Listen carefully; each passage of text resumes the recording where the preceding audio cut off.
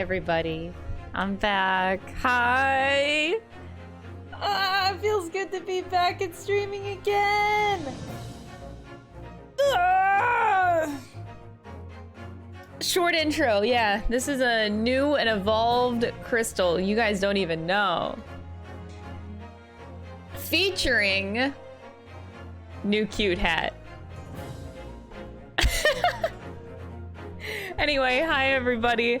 I'm gonna be just chatting for a little bit, and before we start getting into Great Ace Attorney today, cause yeah, you know, I was out and I missed my community a lot, so I just want to chat with you guys and catch up and see how you guys have been. It's been a whole week since my last stream, so it's been weird. Oh, oh fuck. Wait. My alerts are off. Shit. Oh god. Ugh, man. Can't have a perfect return back to stream now, can you? Golden Deer for it. Thank you so much for the Prime Gaming sub. I really appreciate it. Thank you so much. That's really sweet. Yeah, it's always nerve-wracking whenever your primary job... Thank God I have YouTube. Holy shit. Because, like, when your primary job is streaming, it's nerve-wracking whenever you take time away from streaming. Because then you just lose all the subs and then you lose all the income because it relies on you, you know, actually live streaming. Thank God for YouTube, man. Just saying, it's nerve-wracking. Thank you so much, Scarlet Rose, for the tier 2 14-month resub. Holy shit, that's a long time. Thank you so much. I really appreciate it. How are you guys? How have you been for the past week? Tell me about your life. Actually, I'm gonna put Twitch chat right in front of me instead of on the side here. There we go. Twitch chat right in front. Front and center where you guys should be. I feel like I missed a lot though. But thank you. You guys have been really sweet. Yeah, my vacation was honestly really awesome and refreshing. And I got to see my brother, which was the best part. Wait, I feel like we need better music. Hold on. Instead of like, hold on.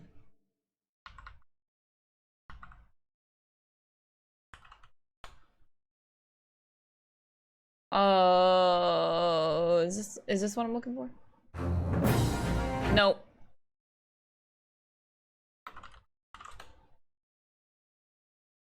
Is this it? Yeah. Here we go. Cosmo's theme song in the background. Here we go. You've been binging my YouTube videos? Oh my god, I'm honored. I hope that you've been enjoying them. But yeah, this is a new hat that I bought. I bought it on a whim. I just was walking in Chinatown, you know, where I buy most of my knockoff shit, and this was on the counter for $8. How do you pass this up? It's $8. And it's the only one in the world. How do you pass this up? You don't. You buy it. You impulse buy it. So I did. I impulse bought it. I saw it and I didn't even question it. I literally did one of those things where, like, you walk down an aisle in a shop and you just see it on your right or your left side. You see it in your peripheral vision. I was like, oh, that's cute. And I picked it up and I didn't even question it. I just picked it up and walked to the cash register. Just swiped it. Didn't even think about it. I didn't even look at the price. Legit, I did not even look at the price. I just picked it up and walked. I thought it was too cute. I don't do that often. Only for hats. Oh god. Erlen, thank you so much for the 12 months. I really appreciate it. Talon, thank you so much for the 4-month resub. That hat is pure love, Chris. Mahogany love. I love this hat so much. It even got like detective vibes to it, you know? Hi, Crystal. Welcome back. Glad you had a good vacation. You guys are so sweet. Lena, thank you for the 4 months. Caramel, thank you so much for the 100 bits. Hope you have an excellent day. Wooden, thank you so much for the 2 months. I hope you have an excellent day too, fam. Thank you. Stokerino, thank you for gifting a sub to the community. Happy to be here at the start of your stream is a first for me, Chris. Happy. You guys are too sweet. Thank you so much, Adrian, for the 11-month resub. I really appreciate it. Thank you so much. That's a whole year, Hope you Erlens. had It an is. amazing vacation. My vacation was really, really nice. I was especially really excited to see my brother. For those of you that don't know. Really admire your tenacity and effort to always entertain us. Aww. Know that your community loves you a lot for being E3. I don't deserve you guys. Thank you so much, Kitty Cat, for the 14 months. And Soma, thank you so much for the 9 months as well. I really appreciate it, guys. Thank you so much. For those of you that don't know, like, the Canadian-US border has been closed for, like, obviously since the beginning of the pandemic. But they just opened it one way. Only US citizens can cross to Canada. Canadians can't cross the US still. But, so they opened up the US border on August 9th. And I told my brother, I was like, hey, Jonathan, if you wanted to come to Montreal with us, you totally could. Because my brother was looking for a vacation, so he was actually able to come up. We were really nervous that he wouldn't be able to, because obviously when traveling abroad right now, it's really, really hard and difficult, but yeah. So in the end, he was able to come. It was really sketchy though, because, well, not sketchy, it was tough because his flight was canceled the night before he was supposed to come. But as a backup plan, he actually just ended up driving. My brother lives in Philadelphia, so driving up to Montreal was a 7-hour drive. So his flight was canceled. He started driving at 3 a.m. and he, his backup plan was to drive. So I was really thankful that I got to see my brother, and it was really nice. Haven't not seen my family or anybody for a very long time since the pandemic, and even before that. So I'm very close with my brother, so it was very nice to see him. Cecil! Thank you so much! Thank you so much for gifting 5 subs to the community. What the heck? Smiley face. Oh, I love you guys too! Oh, this is like a big, warm hug that I'm feeling right now from you guys, so thank you. It's really heartwarming. DSV, thank you so much for the 7 months. I really appreciate it. You guys are really great. Yeah, it's a yikes. I'm gonna tell you more of what's a yikes though. So whenever you cross the border, air or land, you have to be fully vaxxed, and then you also have to present a negative test result. So my brother got his test before coming in, and then also whenever you return to the US, he had to come up with another test result that was negative. What pissed me off so much is because he wasn't a Canadian citizen, he had to get a test and you had to pay for it, which is fine. I mean, you're in a different country, right?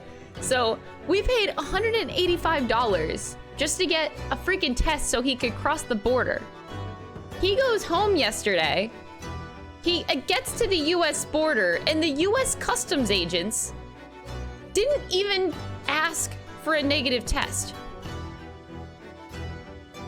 We wasted $185 because it is required. And the agents didn't even check. They did not ask for it. So we wasted nearly $200 on this test. I'm so pissed.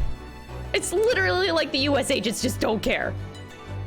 They're like, you know, we already got this Delta variant. What's another one coming in if, like, what?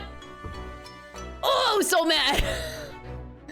Like, what the fuck? America really doesn't care. The Canadian side, they cared. They took his negative paper whenever he initially came in, but going back home, he was like, no, they didn't even check, and they didn't even care. Like, they didn't even ask him any questions related to COVID at customs. Like, you're supposed to, hello? What? So I was a bit pissed that we spent so much money on that, but wait, whatever. A false positive and had to spend another $200 for another one. Holy shit, dude. I'm sure it was only this particular agent, but it is required to, like, travel. You need a negative result, right? So it's like so. 1 year ago, I completed Persona 5 Royal and discovered a content creator called Crystal. Amazing year of streams, Patreon videos, and dances. Yeah, thank you so much, Style, for the 12 months. I appreciate it. Yeah, dang. Oh god, yeah, I heard Australia is like a total I saw closed your YouTube fest. video yesterday. I just wanted to let you know that you're not alone when it comes to both the good and the bad. We love you for both your content and because you're a great person. Aww. I'm glad you guys think so. Thank you for the 100 bits. I really appreciate it. Ace Attorney starts whenever I feel like it. Who knows when. But yeah, besides that, that was the only hiccup with the trip, was just him crossing the border and then us realizing that we wasted money. But besides that, it was really, it was a really, really nice vacation. It was very refreshing. I am tired as hell. We walked, oh my god, I wish I took a log of how much we walked in 5 days. Because holy hell, it had to be well over, I want to say, like, we walked a total of like 20 to 30 kilometers over 5 days. Like, it was a lot. All we did was walk every day. We barely sat down. It was like, it was a mess. Oh god. It was really awesome though, because I feel like the best way to experience Montreal is just to walk in the city and live in it. At least that's where I find the most joy when it comes to Montreal as a city. So it was a lot of walking, but very, very worth it. It was awesome. Yeah, Jazz being very wholesome. Oh my god, I don't deserve that. Thank you so much. And Gino, thank you so much for gifting a sub to the community. I really appreciate that as well. You guys are really sweet. I miss you guys genuinely so much. It felt so weird to not be streaming for a whole week. Yeah. So for those of you that didn't see it, my friend Brian, we met up with him a couple times throughout the week, but we went to the Montreal Botanical Gardens and he decided to do a live stream of that. So yeah, there was a little mini live stream. I don't know why I'm a little bit uncomfortable doing like the IRL live streams off of your mobile phone, but I also don't have the data to do it, so I can't do that as of now. But yeah, it was for those of you that want to see it, I guess I could drop the link in the chat. You could check out the VOD. But yeah, we just toured the Botanical Gardens and it was like a little mini live stream. Twitch.tv/bwongdraws. That's my friend. If anybody wants to check that out. But yeah, that was really fun. We did so much. Like, it's hard to say absolutely everything I did. I think the highlight of my trip was we went to a place called Vargas, and it's not like the most high-end restaurant, but it's definitely a fancy restaurant. And it was so good. I don't think I've ever spent that much money on a dinner before, but I wanted the experience of like going to a dinner and not worrying about budget for once, like just buying whatever the fuck I want. So you know what I did? I bought a $60 steak and I did not care about it. Yay! But no, it was really, really good. The waiter was really sweet as well. It started off a little bit rocky, but I completely get it. Like, you know, whenever you're, whenever you're a youngin' and you have like a party of youngins and you go to a fancier place. I don't know if anybody has this experience, or actually it doesn't even need to be a fancy space. A lot of times when you have a large party, like let's say 5 to 10 people, or let's just say in that range, usually the waiters get like all, because they know that they're like youngins and they're not gonna tip as well, but they're gonna take a lot of time in your restaurant kind of thing. Waiters don't typically start off with the right attitude whenever they're presented with these parties. And so yeah, our waiter was a little bit on the not so nice side at first. But then we rubbed off on him. We rubbed off on him fast. It was actually quite cute. But he saw what we were ordering and like spending a lot of money, and he's like, whoa, these kids. What are these kids doing? he had this revelation, and by the end he was almost in tears because we also gave like a 25% tip. I've been giving a lot of tips to waiters because I know that they've had it hard during COVID, probably more than most jobs. So by the end he was like crying. He started off with like this, I don't want to deal with these kids, but then by the end he's like crying. It was really, really sweet. And he was even like, he was pulling jokes with us. We had a good laugh with the waiter. He opened up a lot. So It was a very, very nice dinner, very memorable. All of my friends, we all got dressed up in nice clothing and took fancy pictures and had a nice dinner. Like, it was very, very nice. I haven't had a fancy dinner in a very long time, so it was quite nice. These kids in their almost 30s, yeah. I think almost everybody in the group is like high 20s, mid 30s range. Kids, we're still kids. I don't know when you become a non-kid. Actually, I don't think I'll be 70 years old and I'll still be a kid, god damn it. Aw, your bill was 60 and you tipped 100. Yeah, I've been doing that as well too. Like, I've been giving minimum 20% tips, but I try to shoot for 25 on every place we've been going to out to eat. It's been nice because all the waitresses and waiters just seem so happy.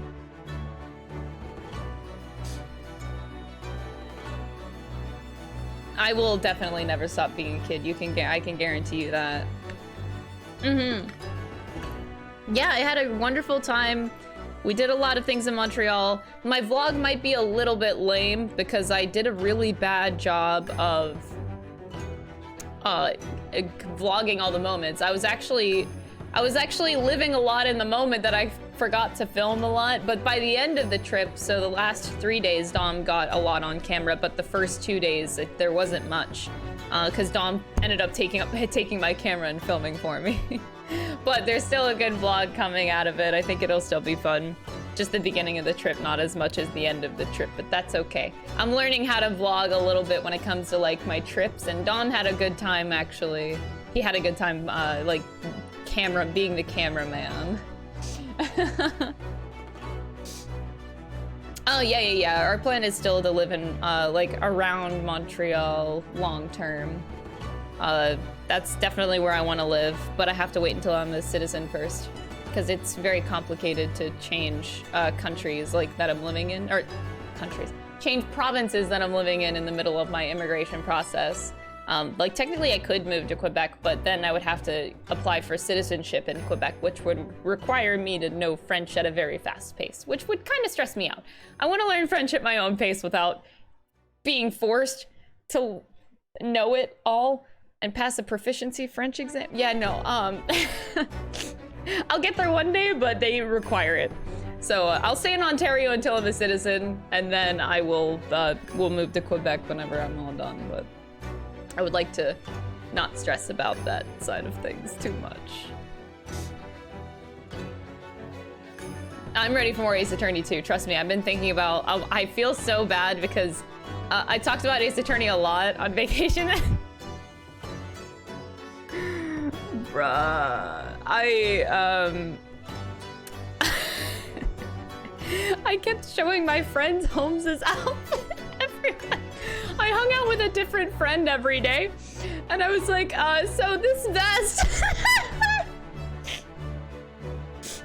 So, Herlock Shelves looks nice. Oh, God. I felt so bad. I would not shut up, dude. I'm obsessed with this game, alright? It's good. And Van Zeek's, yeah, that too. Like, oh god. It's good, it's good. A good game is good. I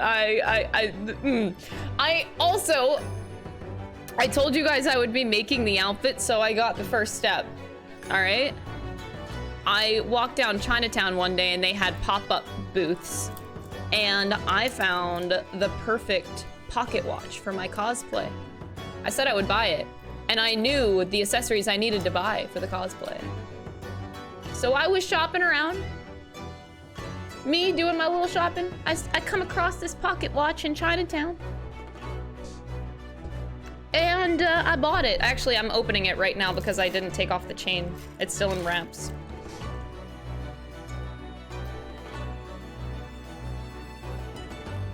So I'll show you guys my pocket watch I bought for the Herlock Sholmes cosplay. Because you're British in the 1900s, like everybody has a fucking pocket watch, dude. It's the time for it. So I had to buy one. And I really like this one, so Try to get it good. Also, the ticking is very loud on this thing. No, okay, you can't. My mic doesn't pick it up. But yeah, so here's the outside. Really pretty. Very pretty pocket watch.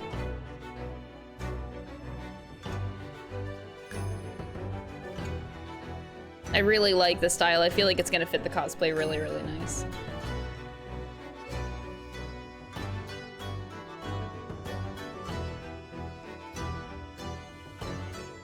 So yeah, it's really, really cool.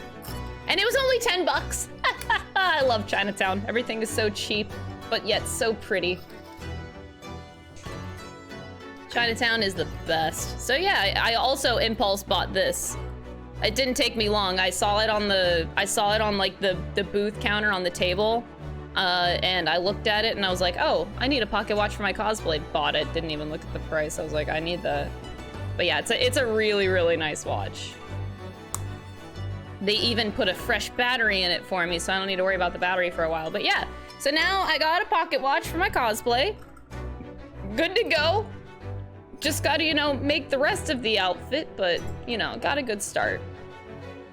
I was excited about that. Getting any cosplay pieces that I can.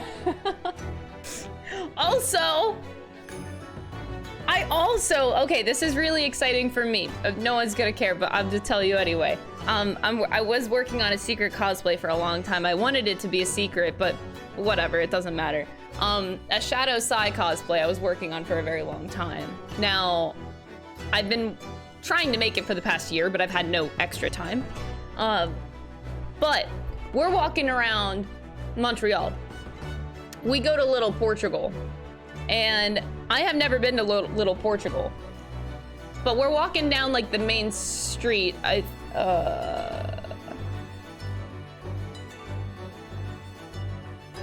think it's Saint Denis.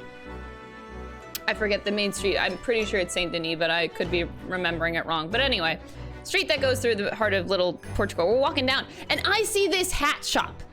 And okay, like I love hats, so I go in this hat shop. It looks epic, and not only that, I found out that it's like an in-house hat shop. So literally in the back of their store, they custom make all these hats, and they're all like one of a kind. It's so cool.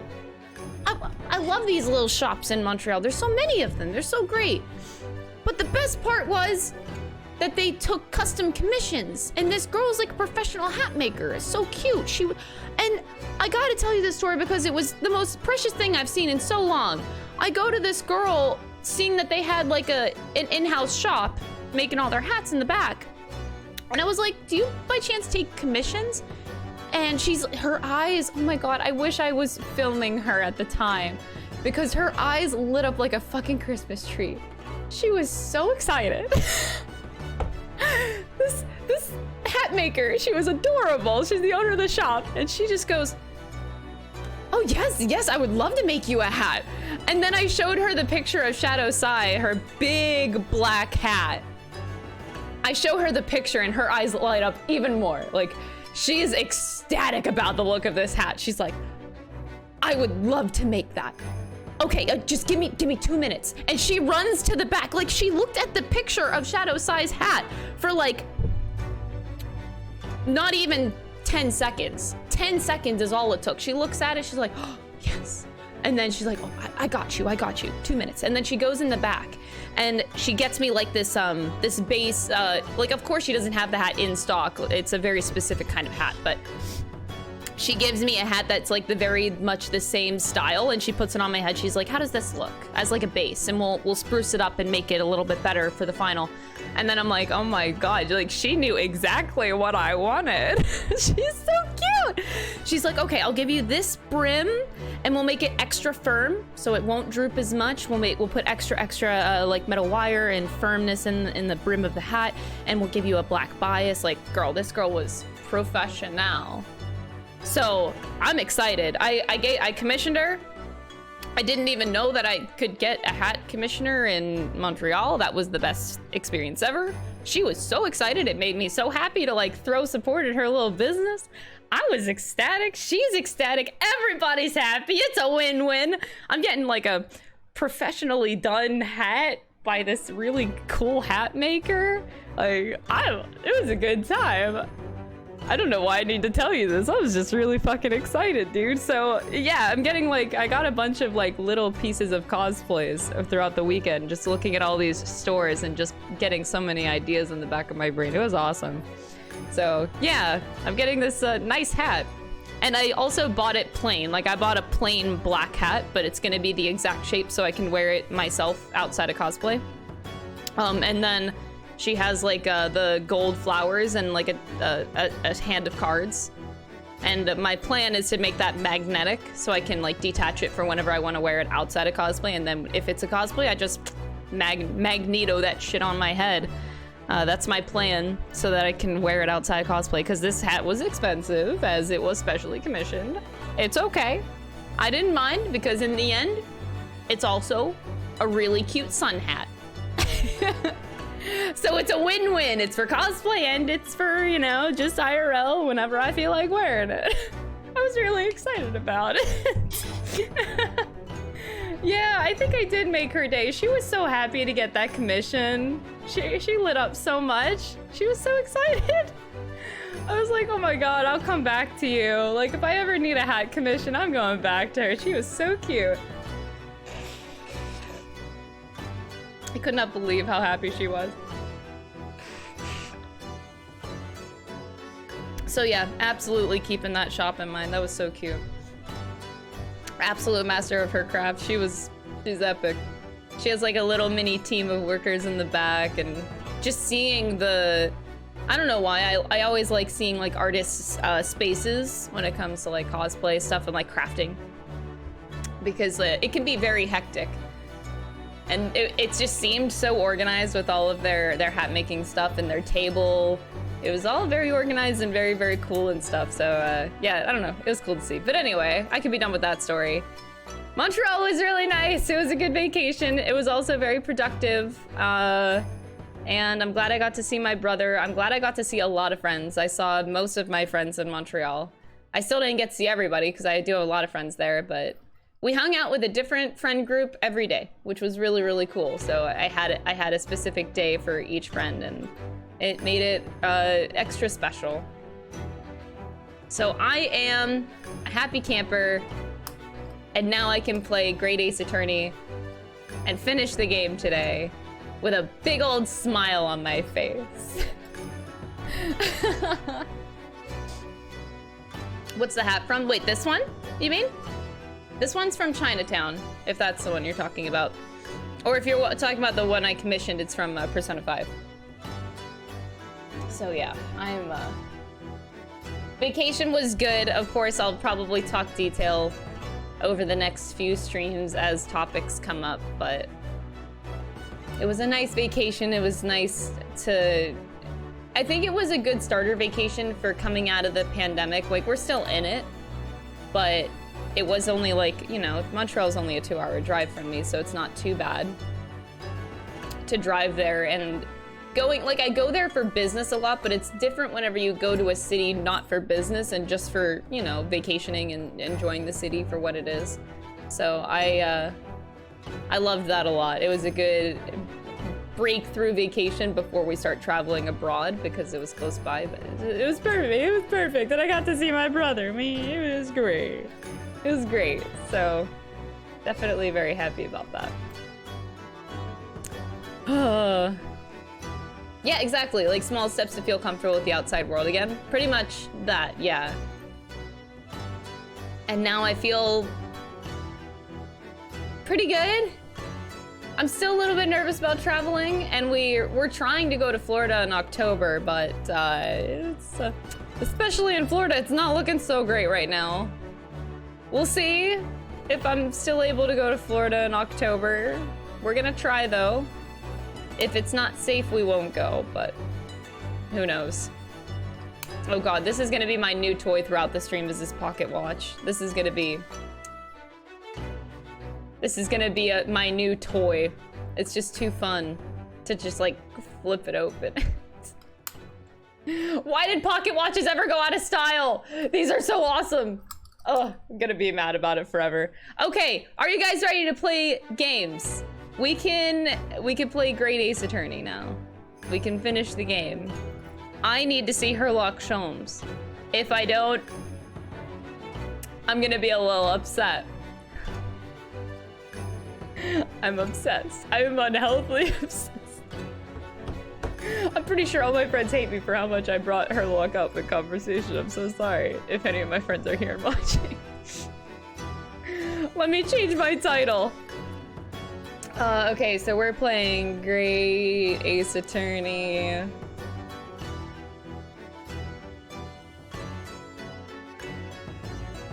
And I'll just put that we're beating the game. Okay. Heck yeah. Poof. So we left the game on quite the cliffhanger. We left the game on quite the cliffhanger last time, guys. Susato, before she left on her voyage back to Japan, because her father fell mysteriously ill, very mysterious. So Susato is on her way back. And before she left, her and Mr. Sholmes made a deal of some sorts. I'm sure that it's good that they're gonna help me in the end, but I'm curious. I still have not really thought of a theory as to what their conversation was about. Something about the manuscript, though, I would imagine. Because Susato knows something about that manuscript. I have a feeling that she's also... I don't know why she doesn't just tell us everything. Susato, please. Just tell us what you know. Is it really so hard? It better be something really epic that you... I don't know, that you don't need to tell us. I don't know. I just want to know, man. So we are starting the trial, I believe, yeah. So Susato is being sent back, and we officially start the trial now. We did all like the preamble. Let me also, oh God, I'm like attached to this pocket watch. I'm so sorry, it's really cute. When I awoke the following morning, Susato-san was already gone. Give me 1 minute. I also forgot to adjust my butt since I was on vacation.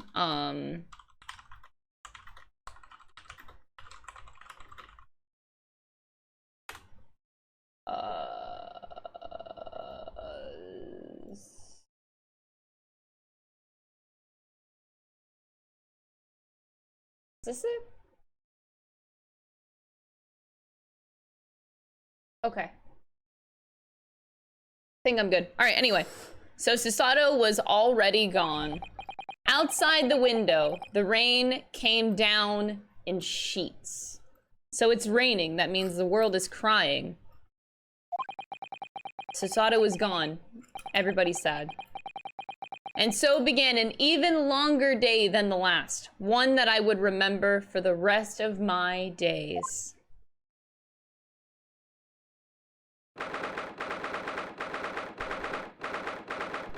Ooh, hi, Lermy. All right, 9:32 a.m. on the 17th of April. Here we go. Good morning, Gina. Oh, I think I have to remember all these accents to the characters I gave. Oh, God. I'm determined to prove your innocence today. I'm sure that we can do it. Where's your friend, then? Sorry? You know, her in the fancy dress. A Susato, or however you say it. I don't know. Miss Susato had to leave early this morning. She was already gone by the time I woke up. You all right with that, are ya? Forget about me if you like. Go and see her off. It's fine. It's not as though Miss Susato and I won't meet again one day. Even so. But you, Gina, you only get one chance. This trial today is all we have. Good morning, you two.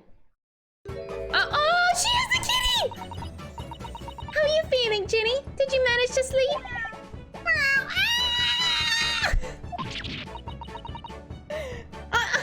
Iris, what are you doing here?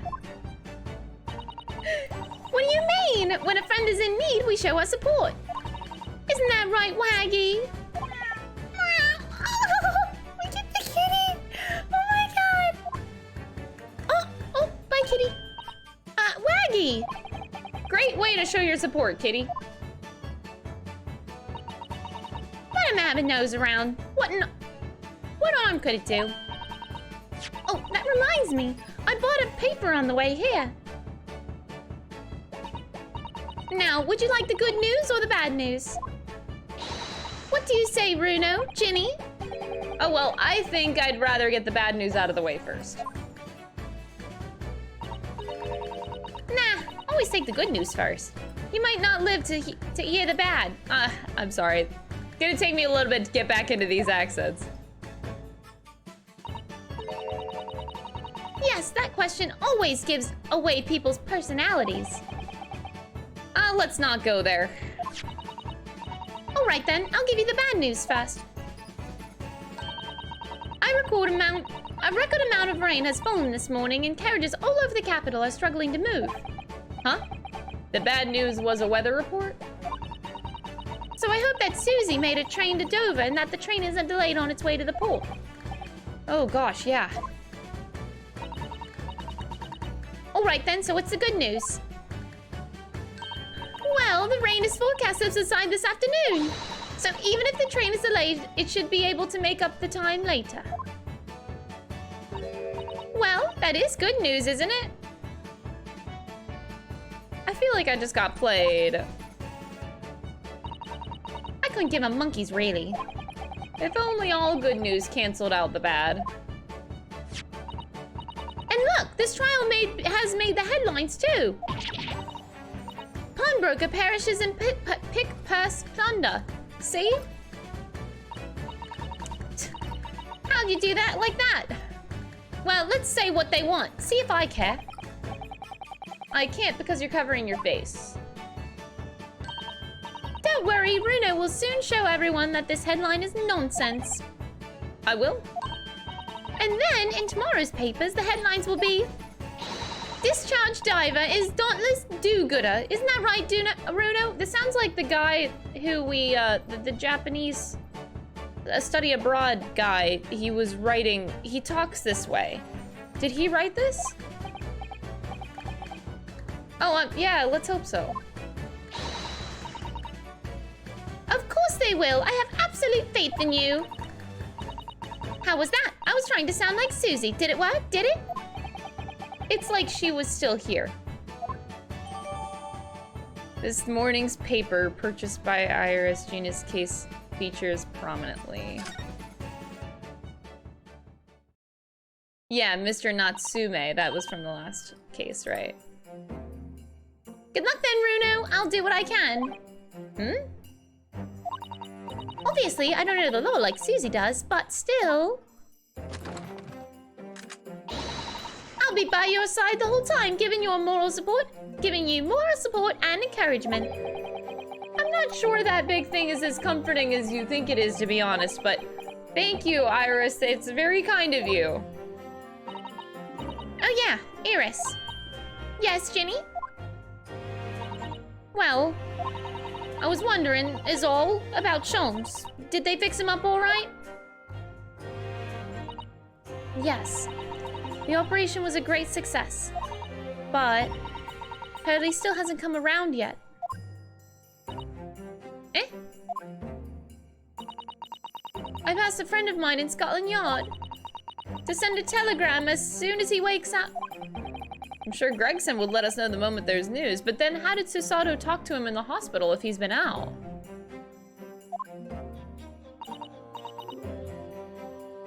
Right. No Susato-san and no Mr. Sholmes. It's all down to me today to prove that Gina is innocent of this crime. Miss Gina Lestrade, counsel for the defense, the trial is about to begin. Please make your way into the courtroom. It's time then. Yes, let's go, Gina. Iris. Lead the way, Bruno. Okay. Poor Gina. She's trying to put on a brave face, but I can tell she's worried. Yeah, she's worried and scared. I have to believe in her from start to finish. That's the weapon that will secure our victory here. If I learned anything from my great friend,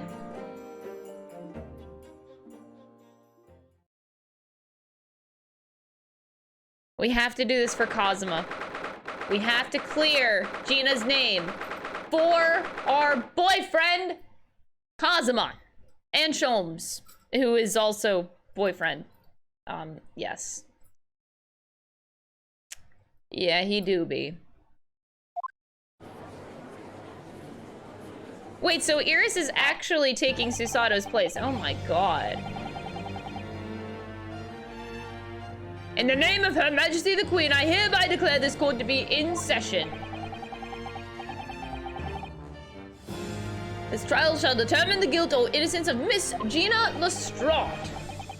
I now call upon the counsels for the prosecution and defense to declare their willingness to proceed. Oh, Van Zeeks, he's back. Let's go. How many glasses we breaking today, bitches? Let's take a poll. Wait. Dina, hi. I love you. Okay. I'm gonna guess that in this trial, it's gonna be a long one, I imagine. This is gonna be a toughie. So we're gonna go through 3 bottles of wine, and my guess is at least 9 glasses. So 3 bottles and 9 glasses is my prediction. Let's go. The prosecution is ready. The defense is ready. 10 glasses, 2 bottles. That sounds legit. Sounds legit. I like these predictions going on. Make your own prediction. It's like a game that you gotta play with Van Zeeks. Lord Van Zeeks? My lord? Remind me, how many years ago was it that you withdrew from the public prosecution service? It was 5 years ago, my lord. Oh, how many legs on the table? I'm gonna go... In each trial, we only had 1 leg. So I'm gonna say 2 legs in this one, because it'll be like a little bit more intense. So what's my prediction? 3 bottles, 9 glasses, and 2 legs. That's my call. And then 2 months ago, you resurfaced somewhat unexpectedly, and here you are again today.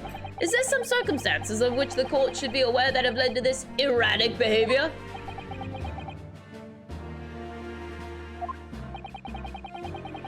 In what one might describe as your former life 5 years past, you dealt exclusively in matters concerning with the highest echelons of society and government. Really? Yet today you choose to try a simple case of burglary and murder. I confess I find it more than a little befuddling, counsel. There are 2 types of person I cannot abide. Firstly, those wealthy scoundrels who hide behind a mask of philanthropy to cheat the public at large. He means Mr. McGilded, who you defended against the Reaper 2 months ago. I like that the camera angle is a lot more down. It was up here for Susato, now we down here. I just about managed to work that out, thank you. Magnus McGilded, if I'd known what a monster he was, I would have never defended him. And secondly, even more loathsome, those willy scoundrels who masquerade as allies only to effect total betrayal in the final hour.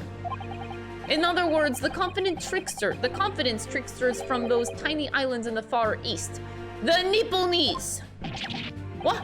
Did he really just say that? He means you now, Bruno. Thank you. Iris, thank you. I actually managed to work that one out too. Thank you, Iris. Got you. Total betrayal. What are you talking about? They're gonna talk about Wilson. Wait, whoa. Iris should not be in this courtroom, I feel. Oh, wait, this could get juicy. If Iris is in the courtroom and we talk about the death of Wilson, and we have known about her dead, and yet we've never stated anything. This is gonna be awful! Oh my god! Are they gonna bring it up?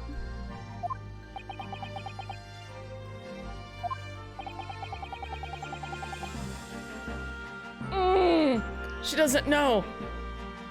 That torrid look of hatred in Lord Van Zeek's eyes. Was that directed solely at me, or was he talking about all Japanese people? An alarmingly scathing explanation, Lord Van Zeek's. Still, the judiciary welcomes the return of the so-called Reaper of the Bailey, feared by all London's malefactors. Your lordship is too kind. Now, jurors, the 6 of you have been selected at random to represent the will of the people in this trial. Oh my god. Whoa! That's the guy from the newspaper. That's the Russian, no, Baron, villain Bolshevik. Isn't that villain Bolshevik? And we got Mr. Garadeb. Oh, Jesus. Oh god, this is not looking good. Are you ready to hear the evidence placed before you and determine the guilt of your innocence of the defendant? Former lieutenant of the British Army here. Don't you know, chaps like me were born ready. Clean crockery, clean cutlery, and a clean conscience. His lordship's motto is very appropriate here, I think. Oh. Everything will be stereoscopic in the future. Absolutely, absolutely everything, and I'm ready for it. Wait, this is the same old man from the last one, but now he's like dressed as a scientist. It's the same man, I'm pretty sure. He just dressed different. What is happening? I don't understand it. I can't have left it in there. It's not possible. What? But could I have? Women indispensable in society. Stop. Female-centric future awaits. Stop.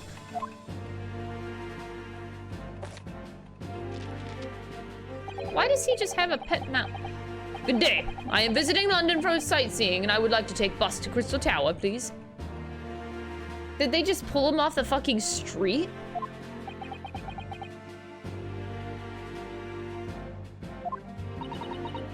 Is something wrong right now?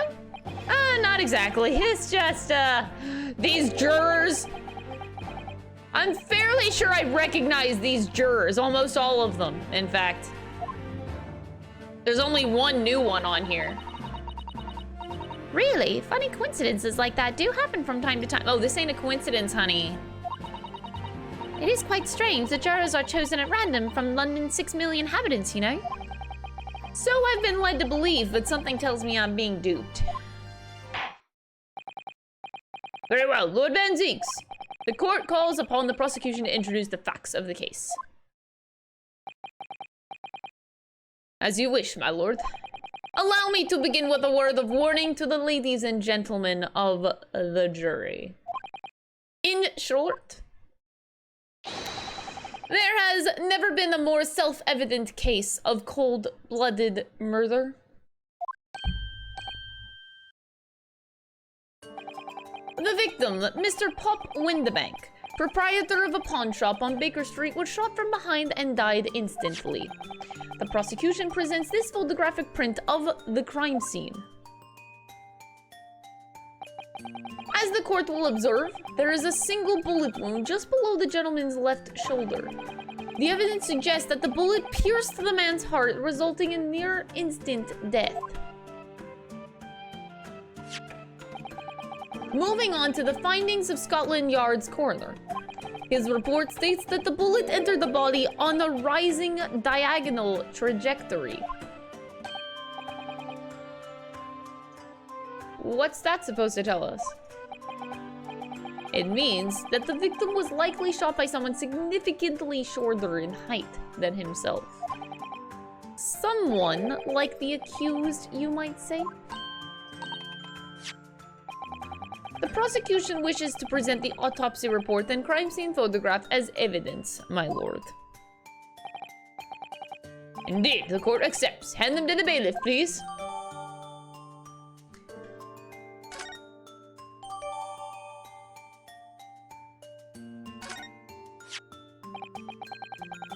I now ask the court to turn its attention to this plan of the establishment where the incident occurred.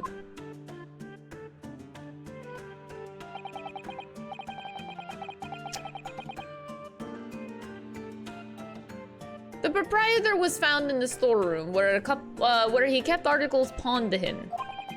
A windowless room with a single point of entry, a door, to the main shop that was found locked. In this sealed chamber, there were only 2 persons present. The victim, Mr. Windibank, and the accused.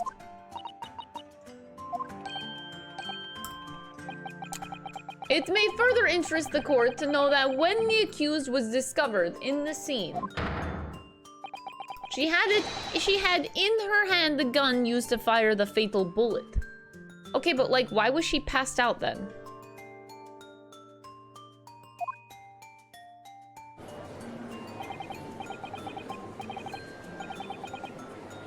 Why wouldn't she shoot and leave? You know? She's one of those filthy tribes that live in the slums in the East End. Oh well, it was only a matter of time before she got blood on her hands then. What are the jurors waiting for? The girl's guilty as hell.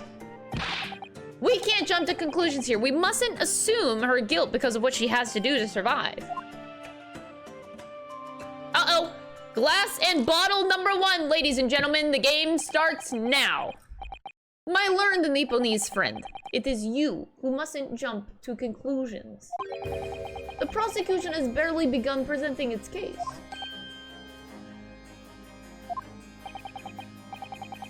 Conveniently, this appalling act of murder did not go unobserved. There were witnesses, because of course there was. After their testimony, this girl's true nature will be exposed. Pitiful, pick-purse, or cold-hearted killer. Here's to establishing the truth.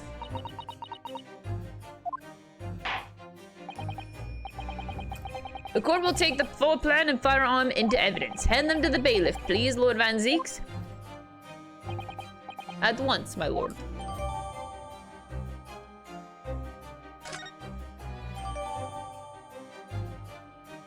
A gun belonging to the victim, Mr. Windibank, that Jade was holding.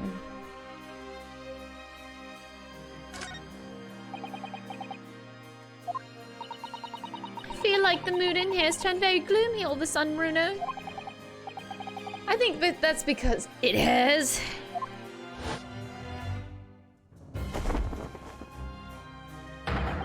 Bro, we just started this case and he ripped off the cape immediately. He wasted no time on that cape. Bring forth the witnesses to the foul murder of Mr. Pop Windibank on 16th of April this year.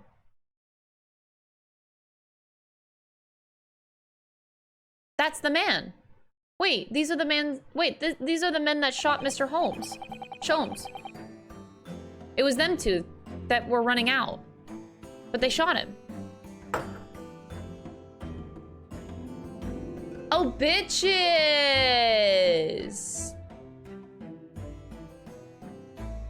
You hurt my man! I ain't about to let that slide.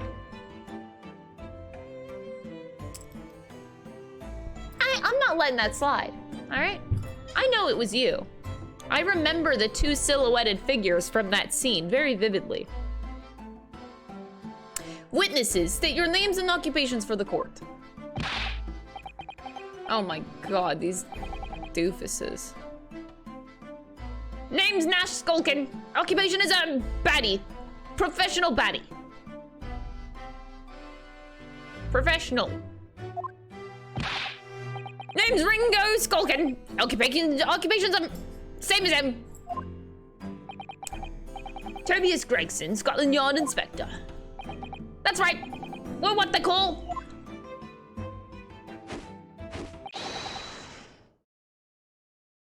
The 3 Skulkin brothers.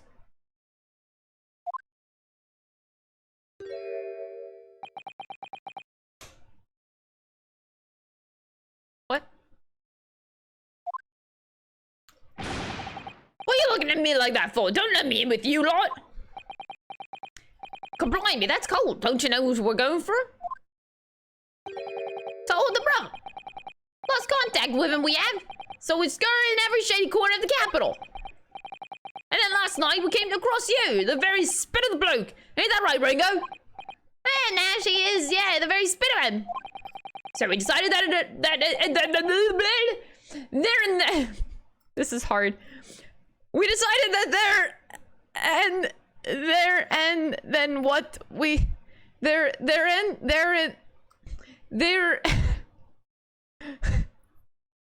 so hard. Then what we was gonna do? We was gonna call. Okay.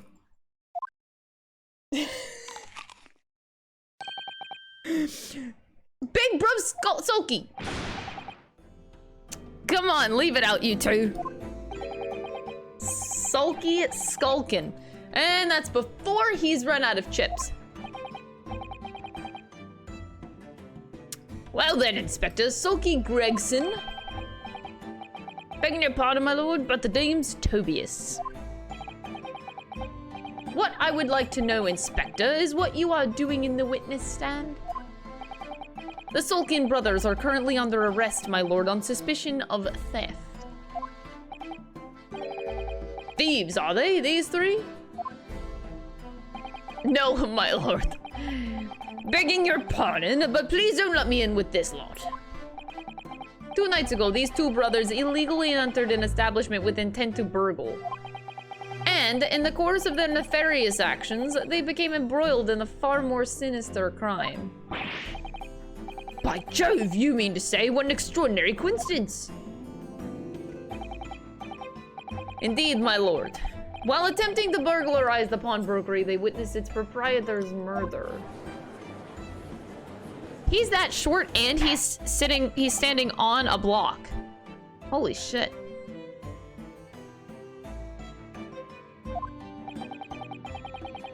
The various trespassers of these brothers is not the subject of today's proceedings, though they will naturally face trial in the very near future.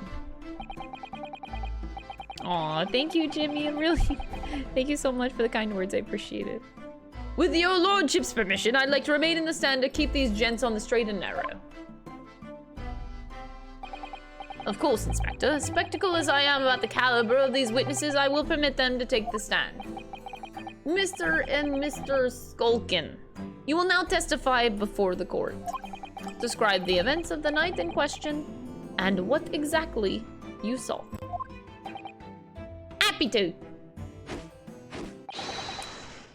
Cause the Skulkin's never skulking.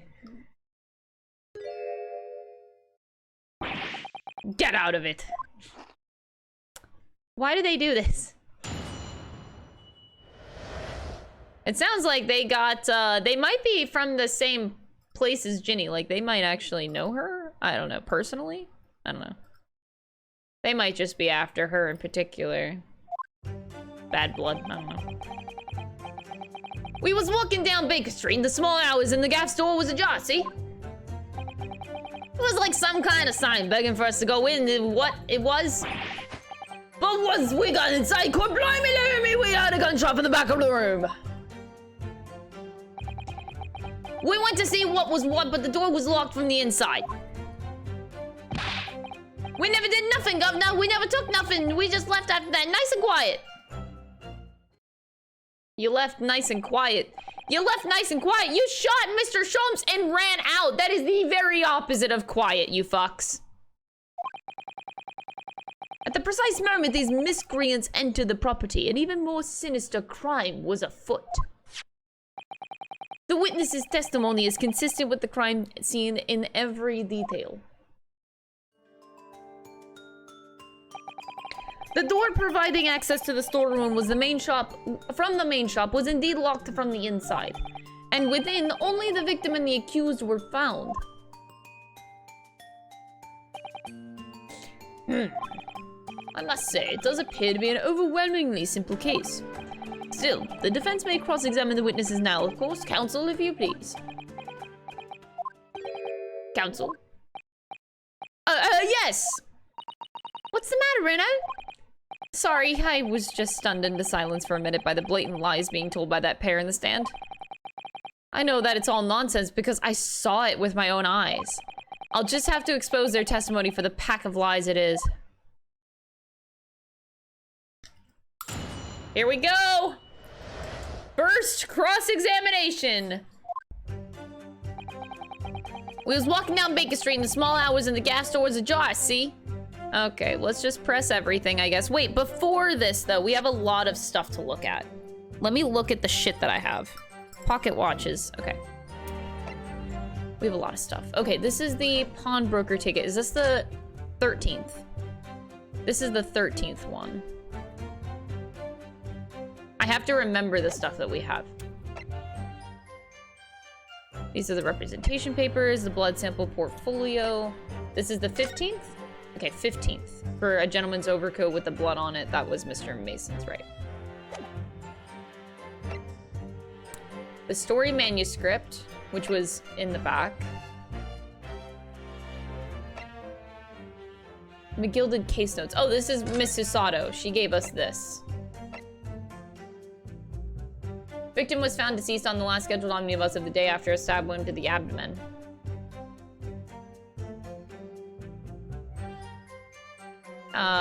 East End of London. Conviction was assured with 3 eyewitnesses. However, a surprise 4th witness is alone acquitted. Yes. Today's paper.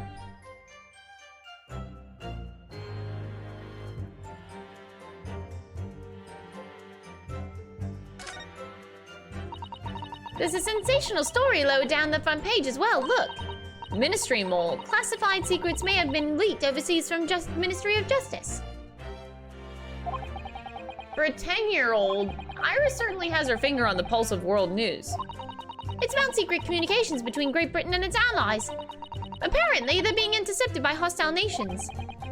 Communications are being intercepted by how? But how would somebody be doing that? That's the question, isn't it? I've come up with 3 different possible methods so far. Are you looking for a new career, Runo?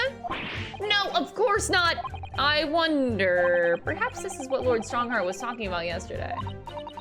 Could be. And it could explain why he has Gregsy running from pillar to post at the moment.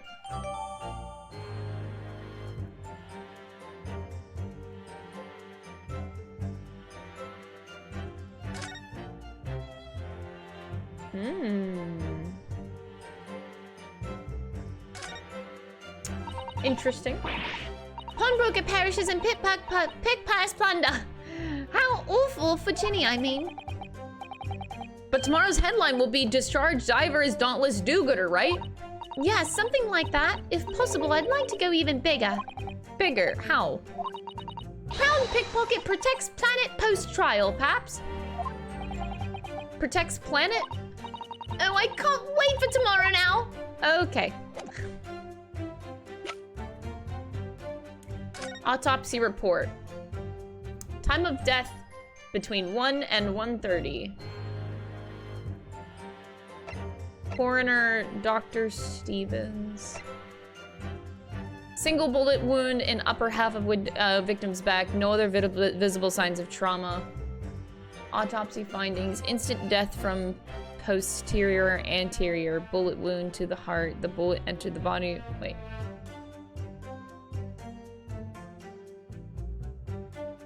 Gently rising diagonal trajectory. Okay. You want to know my theory? You know how we came into the... Do they have pictures? Okay, they do.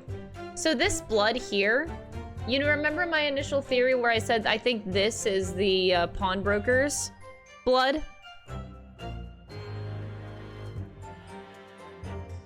I still think it's possible.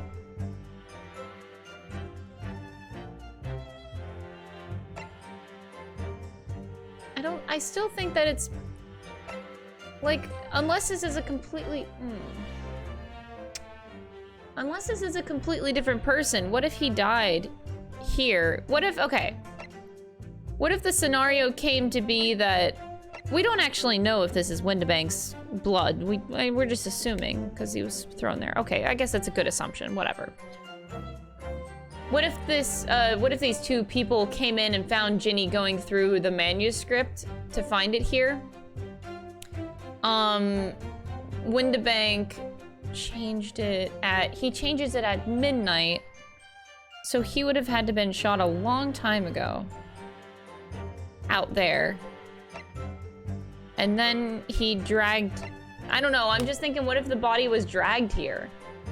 What if he actually died here and was dragged here and that's somebody else's blood? That's a really dumb theory, holy shit. Because these bloods are two different types entirely. And if this happened at 1 o'clock, what the fuck happened at midnight? Ugh, God, I'm so confused. This is confusing.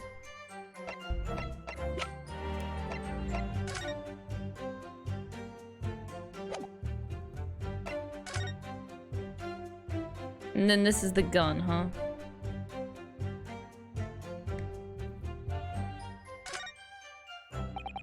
This is Mr. Windibank's gun. The cylinder is completely empty. Mr. Windibank always used to keep this gun to hand his shop counter.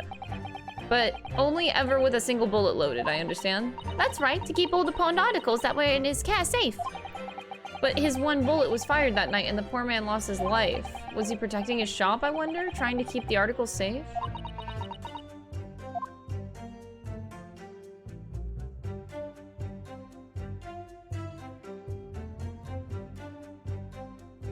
There's nothing really special about the gun, it seems.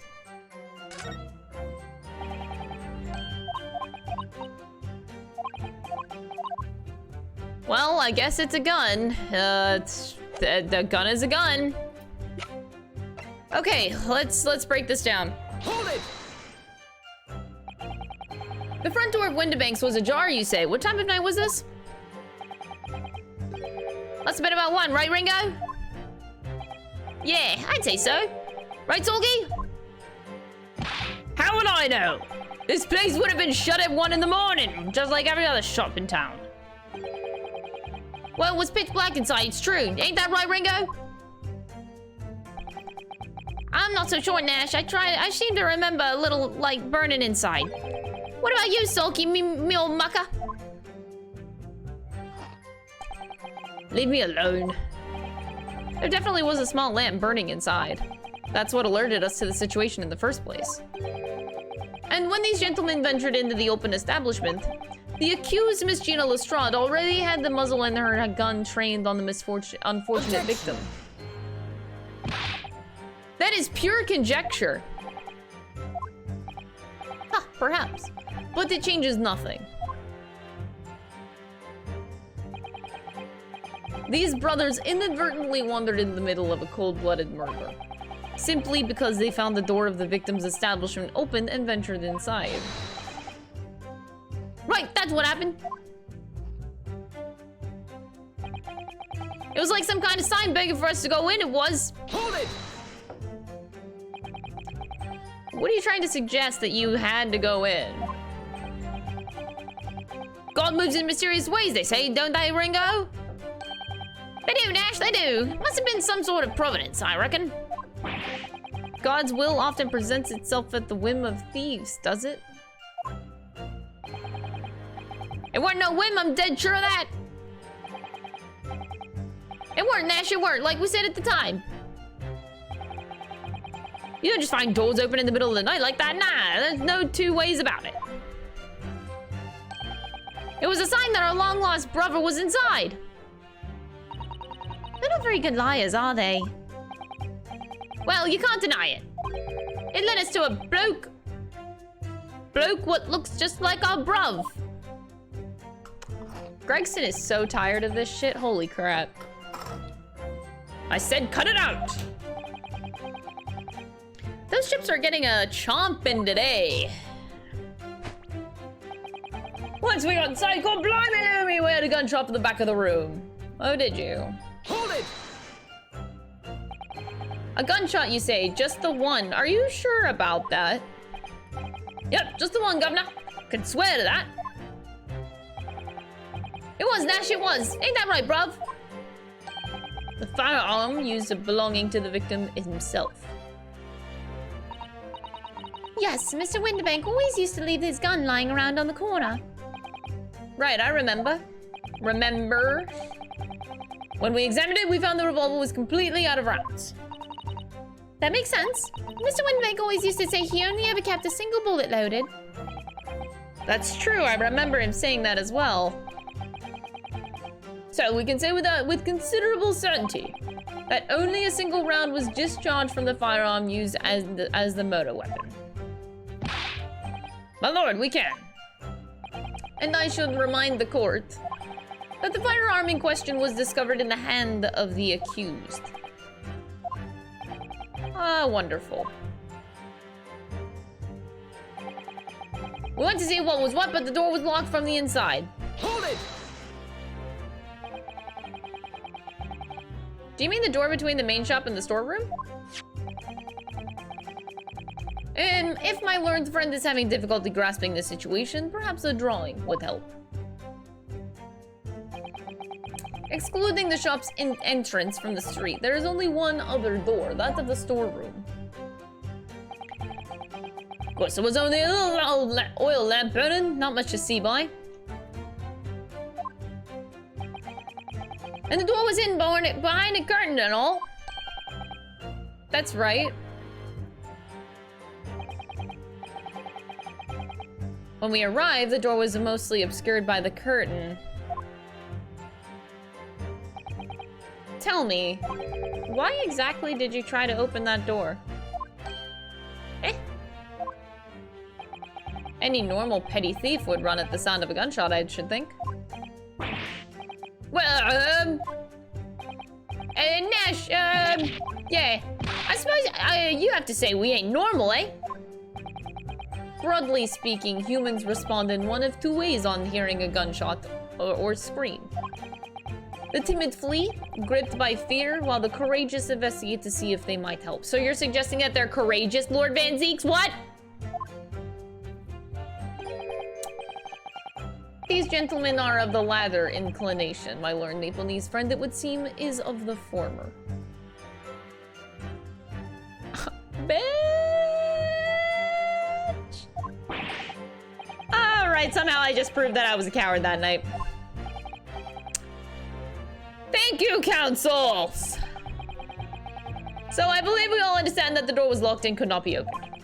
Proceed, witnesses. We never done nothing, Governor. We never took nothing. We never left after that. Nice and quiet. Yeah, okay. You left nice and quiet, huh? You didn't do or take anything? Is that your story? Well, it was bedlam soon as we word it. It was, Nash, it was. Didn't even have time to pull me dukes out of my late Lucy lockets. So with no time to take your hands out of your pockets, you just left nice and quietly, you say? That's right, Governor. Nothing we ain't more than violence. Peace-loving nibblers. We are not bludgers.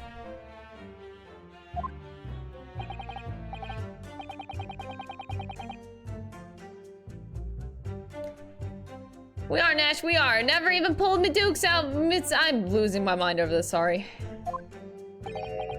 So you'd clearly like us to believe. You clearly like us to believe? Come again?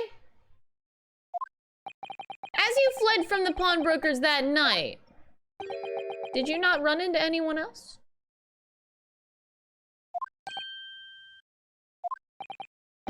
Did you not fire a gun at that person?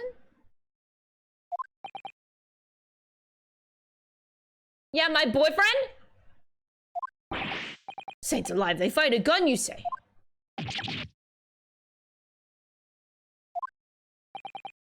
Blimey, Governor! You ain't telling us... Sorry. You ain't telling us it was you in the doorway. It was. Yeah, about that. Didn't you mention that before? You were armed with a gun.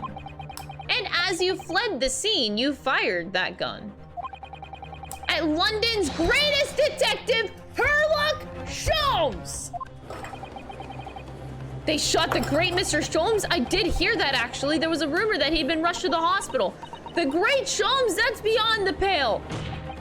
On the night in question, This pair were arrested by the police within minutes of the discovery of the crime. Their suspicious countenance rapidly gave them away. And when searched, a firearm was indeed found in their possession. Furthermore, the barrel shows signs of a shot having been fired from it.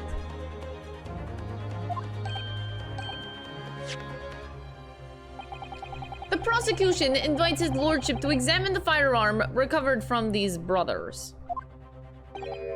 Indeed, remnants of powder around the muzzle. As you say, counsel.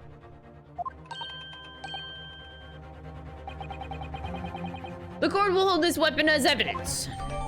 Skulking Brothers' gun has been entered into the court record. Oh! This is still technically number 1. Our count is on how many he destroyed, not ones that disappeared. Now, my learned Nipponese friend. Yes? Here's your successfully presenting the evidence. For yes, there are telltale signs of spent powder on this gun and a single bullet missing from the cylinder. But the prosecution demands evidence that it was fired at the scene of the crime under scrutiny in this trial. Oh, I know exactly what to present here. Oh, I got this. I don't need evidence. Because I was there. Objection. However, the rest of us in this courtroom were not. So you would believe a witness's testimony, but not mine? Wait, where's the logic here? If the defense fails to provide evidence in support of his rash claim, we shall have no choice but to toast your incompetence and move on. Evidence that these two fired that gun before they left Windibanks that night. I got it, chat. It's we present the picture of the calendar with the bullet that's literally stuck in it. The court demands that all claims are affirmed with clear proof. What evidence shows that these witnesses unloaded a firearm in the pawnbrokers? Can we present this? Like, is this the blood samples? Like, I want to present this specific photo. Because the bullet is right there. I'm just gonna do it. It makes sense. Take that! The evidence is in this portfolio. What on earth have you there, counsel? Phoenix, thank you so much for the 11-month resub. I really appreciate it. Thank you. During the course of our investigations, we discovered a number of bloodstains. Not trusting the police to do the job they've trained to do. How arrogantly Nipponese of you. Well, anyway, we analyzed all the blood samples we found and recorded the results in this portfolio. And you claim to have the evidence the court is demanding therein? Yes, my lord. No more dallying then, counsel. Present the pertinent evidence at once. What do you have in your portfolio that proves the witnesses unloaded a firearm at the scene?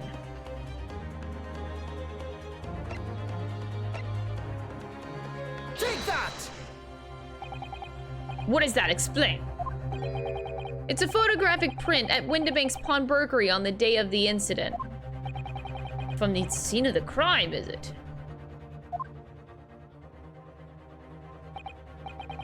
Is that a bullet hole? And if my eyes do not deceive me, it appears the bullet is still lodged there. Yes, as your lordship noticed, the bullet pierced Mr. Windibank's calendar. The date shown being the 16th of April, the very day of the pawnbroker's death. The incident occurred at 1 hour after midnight, but this indicates that a separate shot had been fired sometime after the calendar had been set to the 16th. That's what I'm saying. That's right, and while it isn't irrefutable, the defense believes this is credible evidence that the witnesses did fire a round from their gun in the pawnbrokers that night.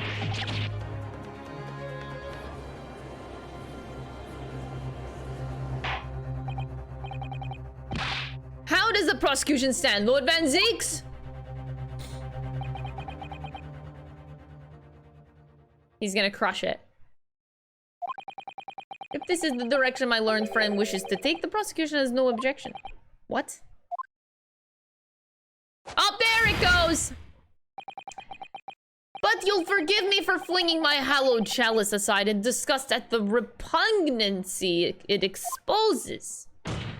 First glass down. Yes, on the night in question, these brothers entered the pawnbrokery illegally. And like the bold baddies they claim to be, opened fire on the new arrivals before fleeing back onto the street. Take it easy, Nick. I'm not gonna land us in the soup. We had a deal. You weren't gonna get into them details. Tell him, Sulky. Set the bloke straight. I have nothing to add. So he knew. Van Zieks knew their testimony would almost certainly expose the extent of their crimes. It would seem now that I owe my learned Nipponese friend a word of gratitude. What do you mean? What I mean is that you have helpfully confirmed an important fact. To what fact do you refer, Lord Van Zieks? As has been established at the point of their arrest, a single shot had been fired from the brothers' gun. However, if that shot found its target in Mr. Sholmes,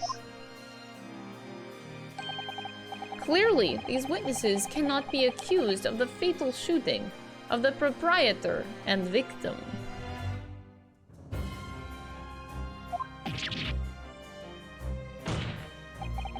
In other words, these two men have no material connection to the murder of Mr. Windibank at all. Ah, so that's it. They're doing... They just do a handshake? Okay. That's it, we don't have nothing to do with it. We didn't, Nash, we didn't. That's what I reckon. Their crimes include unlawful entry, intent to steal, perjury, and let us not forget attempted murder. Quite a catalog, eh, fellas? We're in for it now, bruv.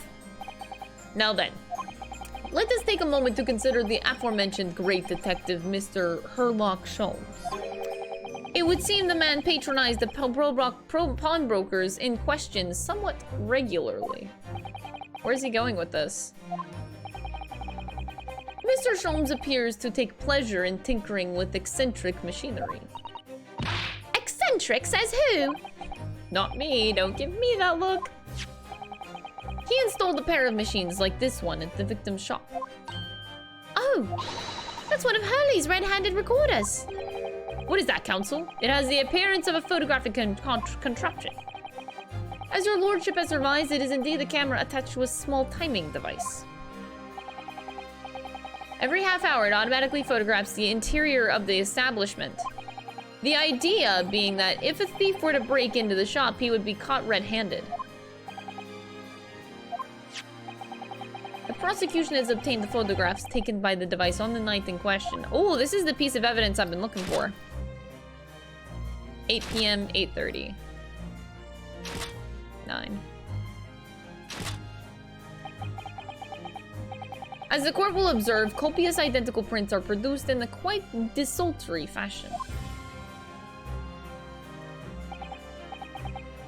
Rather prodigal, I feel.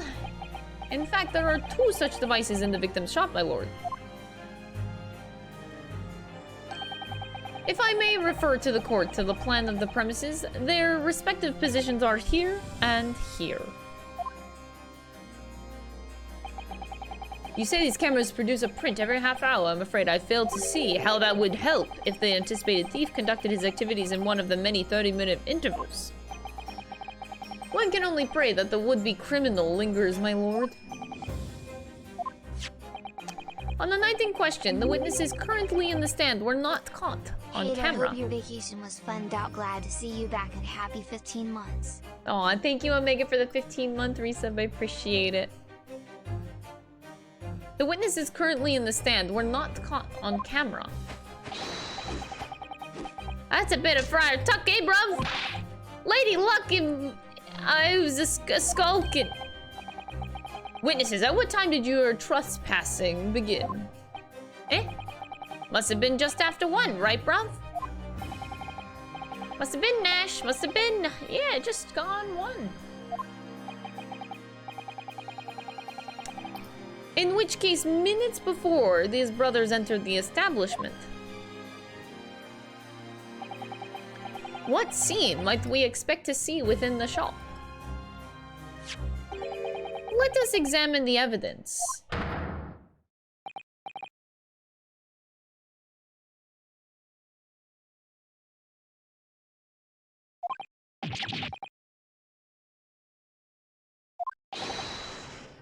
Miss Gina Lestrade.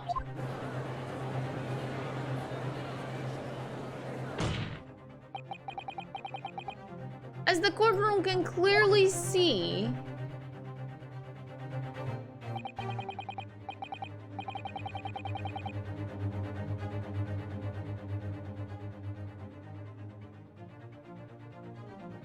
the accused is pictured, gun in hand, facing the victim over the shop counter. No doubt coercing the proprietor to open the door to his storeroom.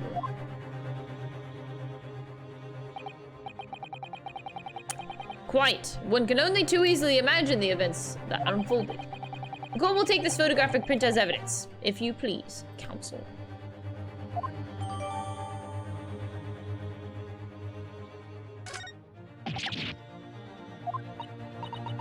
I don't believe it, Jenny. In short, the accused is the only person who could have possibly have killed Mr. Windibank.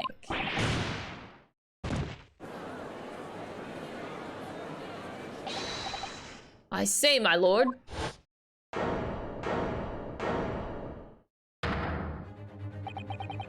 Wonder if I might put in a word at this point. Go ahead, Mr. Foreman. Took a badly bullet to the knee in the Battle of May 1, 1880, don't you know? Decorated it for it and all that, but forced to retire from service, sadly. Of course, a medal can never outshine the exploits of chaps like us on the battlefield. Yes, Mr. Foreman, and... what exactly is your point? Carried on the battlefield after retirement, you see, the battle of daily life, if you like.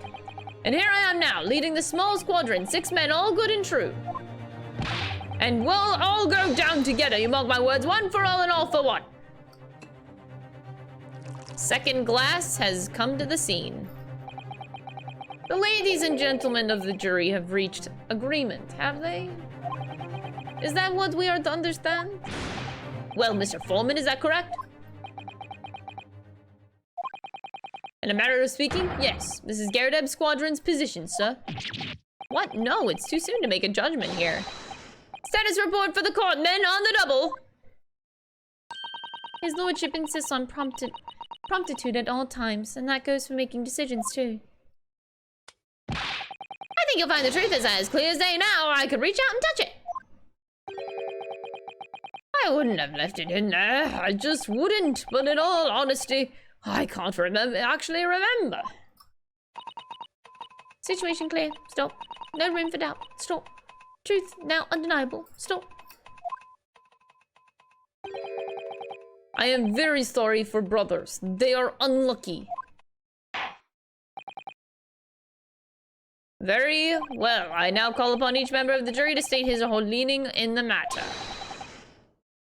Announce your considered verdicts. Guilty. Guilty. Guilty. Guilty. Guilty! Guilty.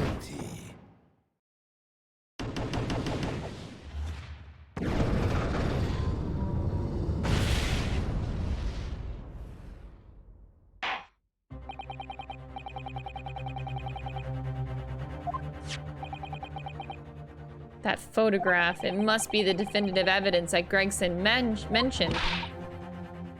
But Ginny didn't shoot him! No, of course not.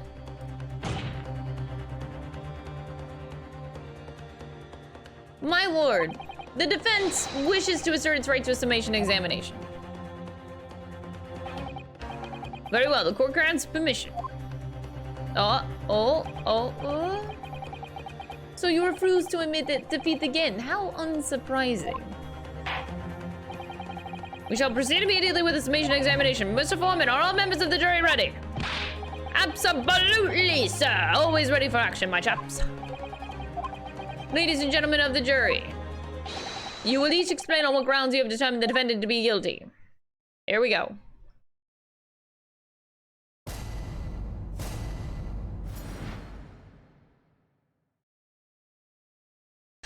The contention. All the evidence clearly points the finger of guilt at this young pickpocketing. Great. As a housemaid, I should like to see all filthy eyesores promptly and rigorously eliminated. I think you'll find that if you look at the photographer and the stereo, the truth will just pop out. If I have left it in there, I should think that there will be repercussions by now. Mind made up. Stop. Global radio transmission. A verdict to follow. Stop. In motherland, we say never judge by clothes. Judge by head. I am convinced brothers are innocent.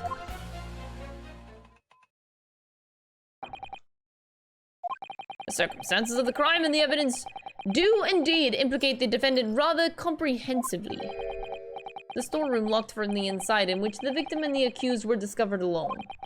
In the accused's hand, the fatal revolver, and the firing of which was heard by these witnesses. Not to mention this print!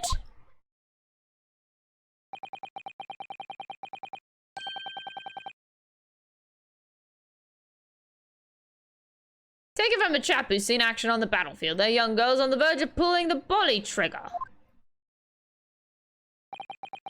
Thanks a lot, Mr. Sholmes.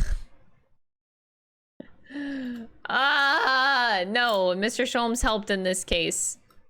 If she shot him from that picture, like, he got shot from behind, not the front. So, like, I don't know. Oh dear, these cameras were supposed to help, not hinder. I'm afraid I think you have an uphill struggle ahead of you.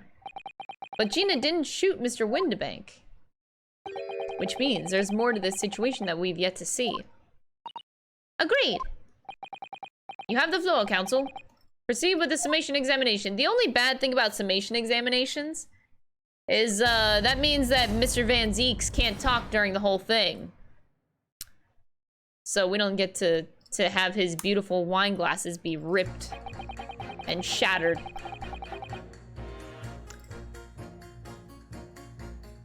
All the evidence clearly points to the finger of guilt of this young pickpocketing.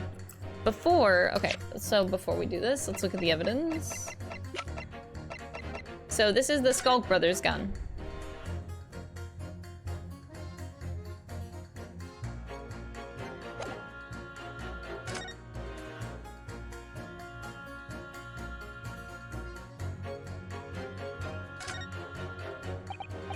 So there's ammunition still loaded in 5 of these revolvers' 6 cylinders. Yes, which tells us that only a single shot had been fired from it. Exactly. The bullet that hit Hurley, in fact, isn't it? Yes, it happened almost as soon as we walked in through Mr. Windibank's door. I'll make those brothers pay. Yeah, they shot my fucking boyfriend. My really attractive boyfriend. With the fucking good-looking vest. I'm a little mad.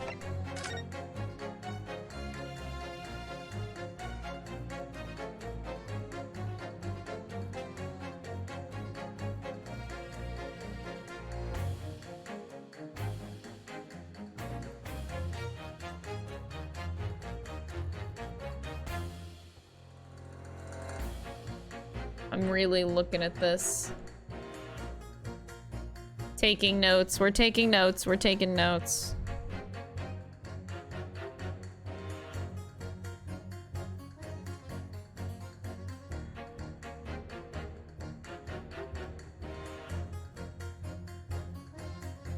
Okay.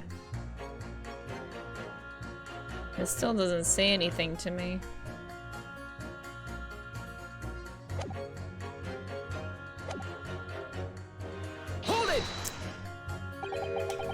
You're Mr. Natsume's landlord, Mr. Garudev, aren't you? We really must stop meeting like this. Ah, you're that lawyer chap. Well, there's a turn-up for the books. Yes, rather in turbulent time we had back then. Some extraordinary events took place at your house, that's for sure. Luckily, Mr. Sholmes and I were able to get to the bottom of it all. I think we did rather a lot for you, didn't we? I mean, obviously. I wouldn't be suggesting that, therefore you should change your leaning to not guilty or anything. Can't be denied, I suppose. The curse of the Gerdub's house was the talk of the town after that business. Lodgers moved out and I couldn't- oh god. I couldn't get a bully soul to take up the tenancies. Thank you so much for the 100 bits. And stop. Haven't had the heart to break the news to Joni yet. Bad enough that the old girl's clapped up. Can't be denied you did do rather a lot, but not for us, that's for dash certain. I suppose not. Of course. There can be no suggestion of that being the reason I'm leaning towards guilty here, obviously. Obviously, but honestly, I really wish he'd pay more attention to the trial and less to juror number 2. Right. As a housemaid, I should like to see all filthy eyesores promptly and rigorously eliminated. Hold it! Polishing the bench, I see. Again. A maid's work is never done. Not a blemish must remain. What exactly do you mean by filthy eyesores? On my way to market for his lordship, I have to pass throughout the East End. The place is full of beggars, pickpassers, and crossmen, the scum of the earth. A little harsh, perhaps. Let me be plain. If it were up to me, all those back slums would be made spick and span or eradicated. At least we have people like the great detective working to achieve these important goals. You're referring to Mr. Herlock Sholmes? That's right. I like to keep abreast of his exploits by reading Ron's magazine in between my duties. He does wonders cleaning up London streets. In my opinion, he should be declared an honorary maid of the capital. Mr. Sholmes. A maid. Don't picture it! It's really quite unforgivable.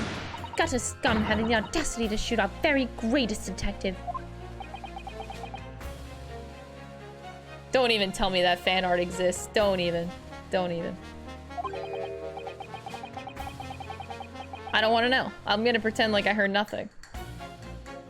Minor detail, it was the 2 brothers in the stand who shot Mr. Sholmes, not the defendant. A minor detail indeed. They're all gutter scum as far as I'm concerned. Well, it just might be an idea to get our facts straight, anyway. Yes, alright. I shall amend my statement. These brothers are the scum of the earth. They should swing for shooting the great detective. I mean, I agree. I think you'll find that if you look at the photograph in stereo, the truth will just pop out. Hold it! Don't, Ryder, it doesn't exist. Don't do me like this. Don't. No. We're good. We're good. We don't need to see Sholmes made up. Just sweeping up London streets. Nope.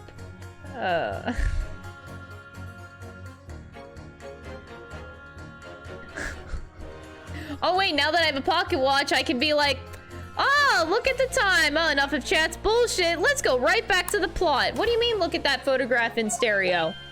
Sorry, what? Don't you know? If you look at the photograph print normally,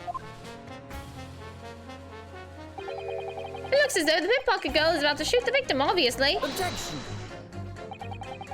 There's no indication that the defendant ever fired the gun. All I'm saying is that if you look at the same print in stereo, it could reveal all sorts of new information. By any chance, are you a fan of stereoscopes? Oh, how did you know? Let's call it a lucky guess. Never got told seeing 2 prints merge into one before your eyes? It's extraordinary. It's captivating. It's a height of modernity. Of course. I think you'll find that the stereotype in here is here to stay. The stereoscope. Stereoscope. Oh my god. Giving us new perspective we can only dream of before it's the greatest invention in the world has ever seen. That's great. If only you could give me a new perspective on this case, I might agree with you. If I have left it in there, I should think that it'll be repercussions for now. Hold it! What exactly have you been muttering about all this time, sir? You keep talking about having left something somewhere or something like that. So sorry. As you can probably tell, I'm a surgeon. A surgeon that totally passed me by. Of course, people conducting surgery in this country aren't supposed to consider to be doctors, oh no. Even though me and my kind are at the forefront of medical science, the real brains in the field. So what is it that you think that you've left behind? Well, that's a little embarrassing, to be honest. You see, I was operating on someone yesterday, standard thing, went in through the abdomen. And when I'd finished the procedure, I couldn't find my scalpel anywhere. What? Did he surely not? Exactly, surely not, you say yourself. Don't you worrying, isn't it? That's what's been troubling me this whole time. But I really have left my scalpel inside the fellow's...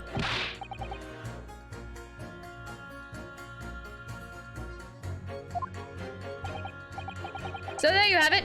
Like I said, a little embarrassing, really.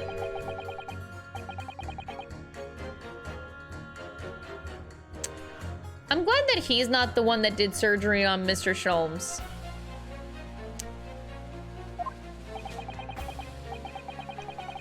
That's exactly my concern, seeing as this case appears to be all but sewn up. I need to focus on trying to remember exactly what I've sewn up elsewhere. No, I'm sure I made everything back as everything was back as it should be. Well, as sure as you could be without being sure. I'm sure you need to be more sure. Just don't go anywhere, Mr. Sholmes, in his operation, please. And we'll all be good. I'll be happy. Just stay far, far away. Mind made up. Stop. Global ratio. Transmission. A verdict to follow. Stop. Hold it! Sorry, radio transmission. What do you mean? Are you from the Far East? Stop. Yes, from the Empire of Japan. All communication with Far Eastern nations used to take place by mail.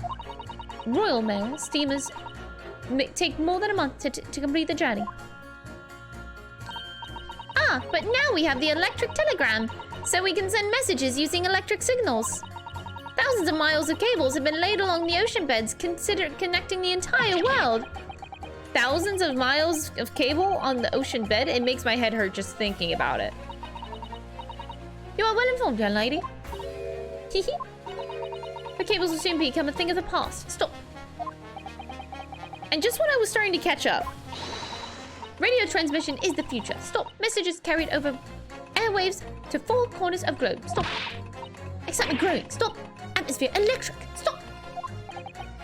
Right. Try not to wear out your fingers. Era of wireless telegraphy. Stop. Driving technological revolution. Stop. And people say inventions like the stereoscope are the height of technology. What utter piffle. I can't understand it. I really can't. They're just silly toys. Oh, that made juror number 3 very upset. Mr. Stereoscope guy took that very personally. Excuse me. Juror number 3. Sorry to interrupt when you're obviously fuming, but... What? Do you perhaps have something to say about juror number 5's last remark? As if I couldn't guess. Oh, you bet I do! Say that again! Go on! I dare you! Goodness. Are you talking to me? I think he just might be, yeah. You think stereoscopes are just toys, do you, huh? Absolutely. I mean, really. A machine to view photographs in 3 different dimensions. Why on earth would you just not use your eyes to look at the world around you? It's all three-dimensional. What a great way to appease the man. No, I'm sorry. Stereoscopes are no practical use at all. You just don't know. Pod. I think you'll find that viewing a photograph through a stereoscope can unlock all sorts of possibilities. I'm obviously going to have to demonstrate. What sort of possibilities? Well, take a crime scene, for example. If you had a pair of photographs from a crime scene that you could view through a telescope, it could reveal hidden clues you'd never even noticed before. Have you got any, Bruno? Any prints we can look at with a stereoscope? Absolutely. I think. Do we? How about this print here? It should do the trick, I think. Like the one we just got, but we only have one. Take that! Juror number 3. Are you saying you can do this with any 2 suitable photographic prints? Of course I can. Very well then, I'd like you to demonstrate. I'd be delighted to. Just give me one more print and I'll amaze you all. Oh. Oh.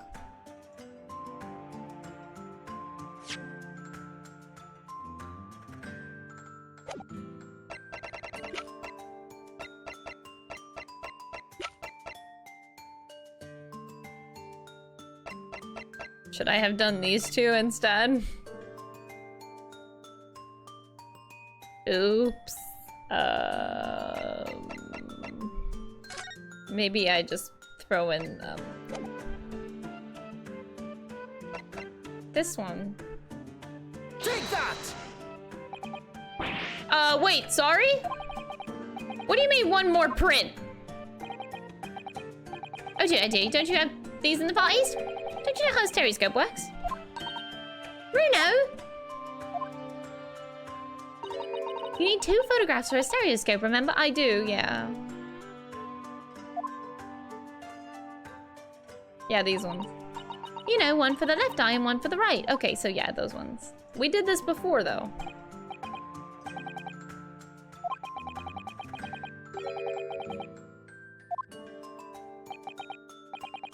No. I think you'll find that the clue is in the name. It's a stereoscope, not a monoscope. Thanks for the friendly explanation. Well, if we obtain another print at some later point in the trial, we can always show it to this young man here. I think you'll find that know-it-all expression is really starting to annoy me. Let's get things back on track, shall we, Counsel?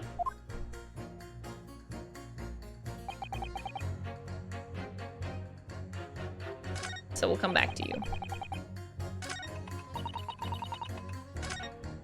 Villain Bolshevik here. In motherland we say never judge by clothes, judge by head. I am convinced brothers are innocent. Hold it! Please tell me you're not Villain Bolshevik?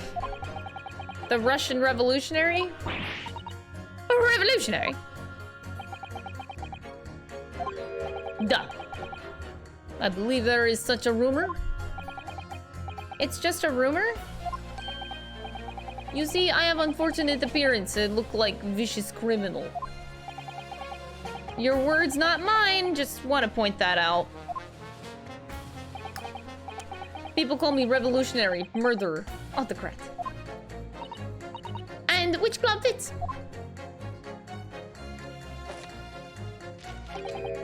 Good day.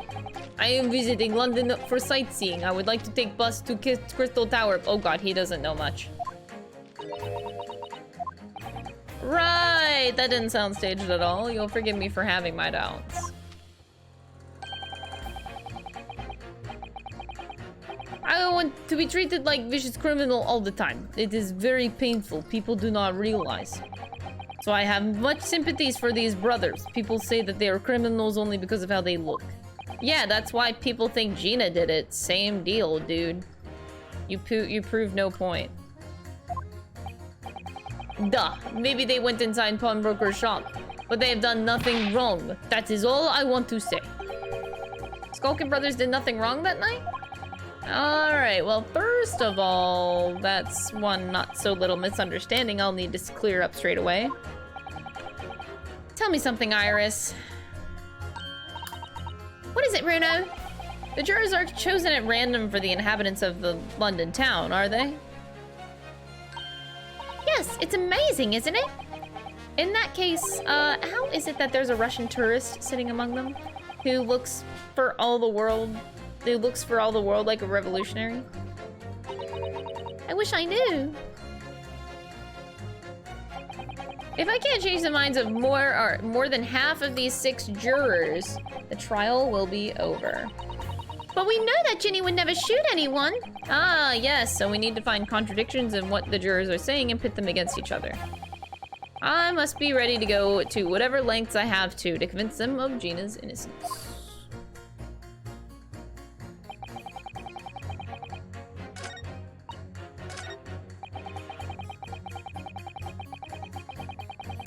So we still don't have that, but this girl did change.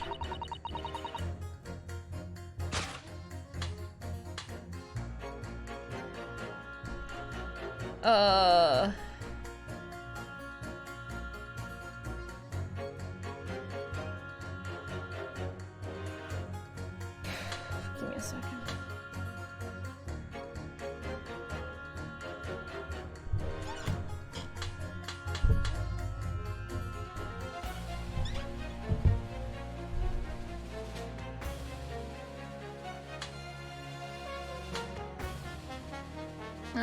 If I've left it there, I should think of reprinting.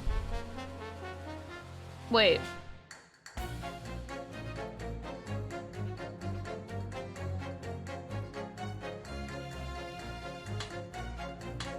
Oh my god. I'm like genuinely worried that this old man... Ugh. You know what? I don't want to think about it. We're not gonna think about it. We're not gonna think about it. It didn't happen. This fucking...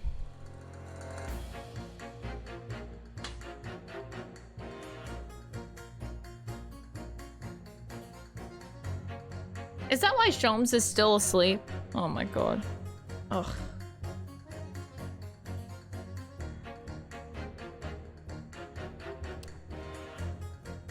I don't even wanna... We're not.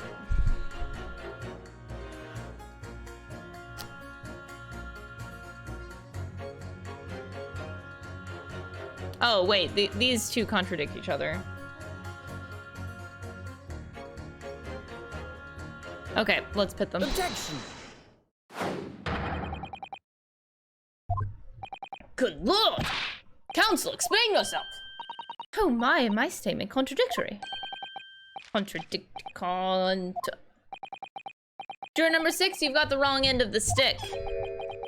I do not have stick, I have mouse. Why, yes, you do have a mouse. As juror number 2 said earlier, when the Skulkin brothers fled the scene on the night in question, they fired a shot from the revolver. Yes, they shot poor Mr. Sholmes in the abdomen, I understand. Surely you're not going to tell the court now that you didn't hear. Abdomen, abdo... Sir? Sorry, my English is still learning. You are telling the court you didn't hear.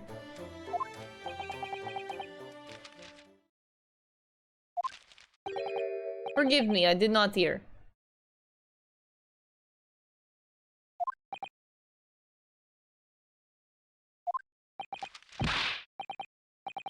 Here is word. Abdomen, parts of person's body containing stomach and other vital organs. If this is what you mean, you should say in plain English. I am Russian, not native speaker. Who thought it was a good idea to let this man be on the jury again? So, you are telling me that these brothers who look like criminals were lying. They said before we never done nothing, but truth is they shot detective. Duh, this is double negative. Yes, that's exactly right. Lying is- oh my god, the mouse! Lying is wrong, especially when lie is said by a person who looks like criminal. Don't hurt the mouse, oh my god. Put the mouse down. Coming from you, that seems surprisingly prejudiced. This means, when they said we never took nothing, maybe it was also big fat lie. Is this true? Well, according to the police report, no stolen goods were found, so... Oh, the mouse! Enough, I trust no one now! It's not the mouse's fault, though, sir. I must see with my own eyes. I must investigate crime scene myself.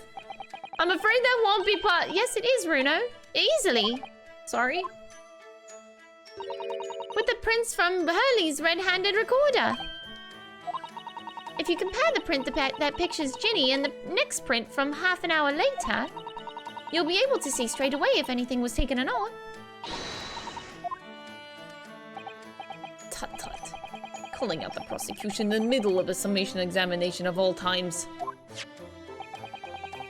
Van Seeks is like, oh, come on, the fucking rules, man. I'm supposed to be quiet right now.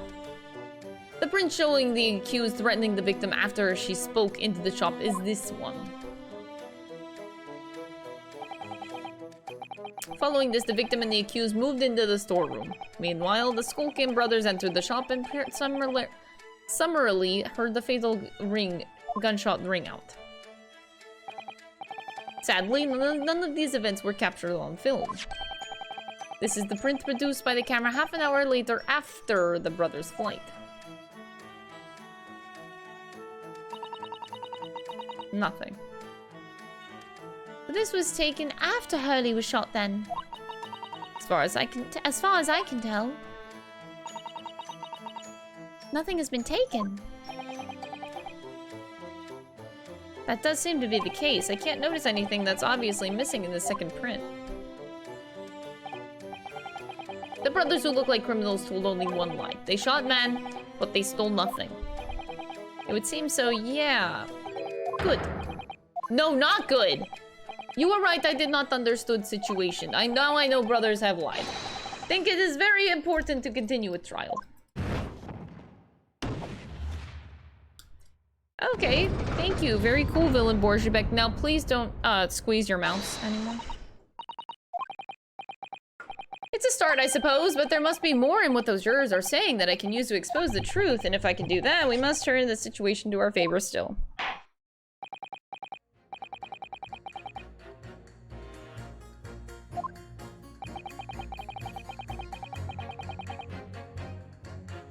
Okay. Now we can use this one in the stereoscope. Okay.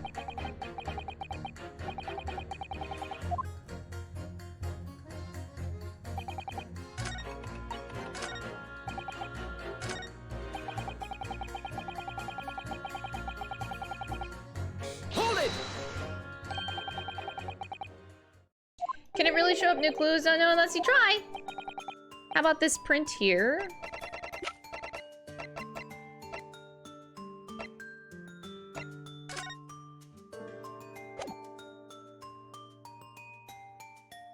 Take that!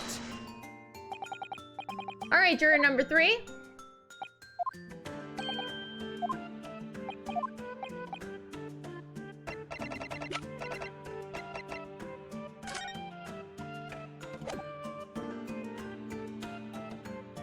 Take that! All right, these two prints were both taken with the same camera in Windibanks on the night in question. Tell me, Mr. Lawyer, do you know how stereographic images work? Do you understand the principle? Well, I think so. I did have a lesson only yesterday. The left and the right eye images need to be the same, only with a slight shift in the positions of some objects. Oh yeah, that's my eyes merging. When your brain merges the two images together inside your head, it notices the shift as if it were depth. Yes, exactly. It's that small shift between certain objects and the two pictures that's really important. What happens if you use two photographs that are exactly the same then? No, obviously that wouldn't work at all. Not for seeing the scene three-dimensionally anyway. Oh, of course now I see. I think the young girl has discovered the secret. I have! Oh no, Iris! Can you uncross your eyes before you tell me? having a look at these pictures from Hurley's camera, Runo. Go on.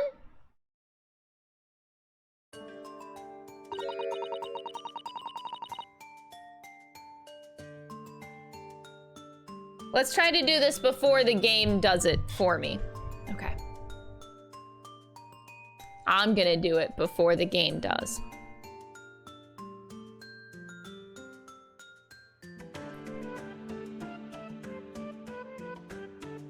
This is really hard.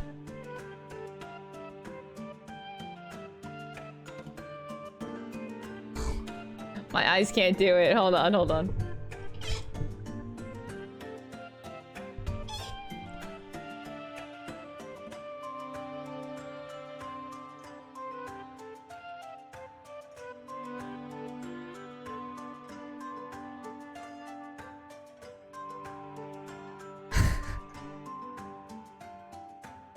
I can't do it.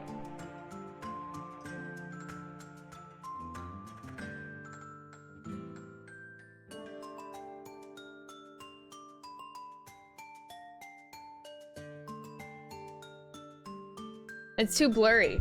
It's too blurry, you can't see anything. I can get an image, but it's so blurry, I don't know how to unblurify it.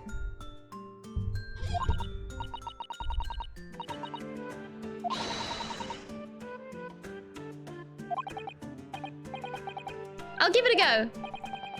So to start with, you have to cross your eyes and then try to make the two pictures overlap exactly. Okay, but I did that, but it's really blurry. How do you make it clear?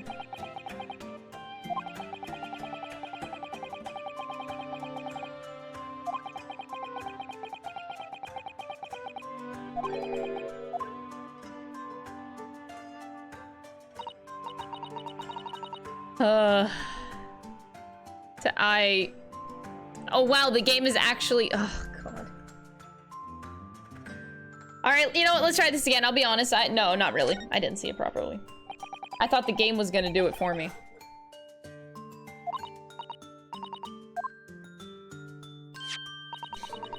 Oh, you actually brought a portable stereoscope. Okay, that works.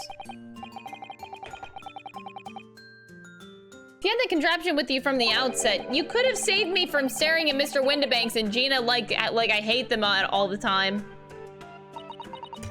And if you remember, I said in reply that it's much more satisfying to be able to see the effect with your own eyes. Anyway, why don't we try using this helpful little aid now? Here goes.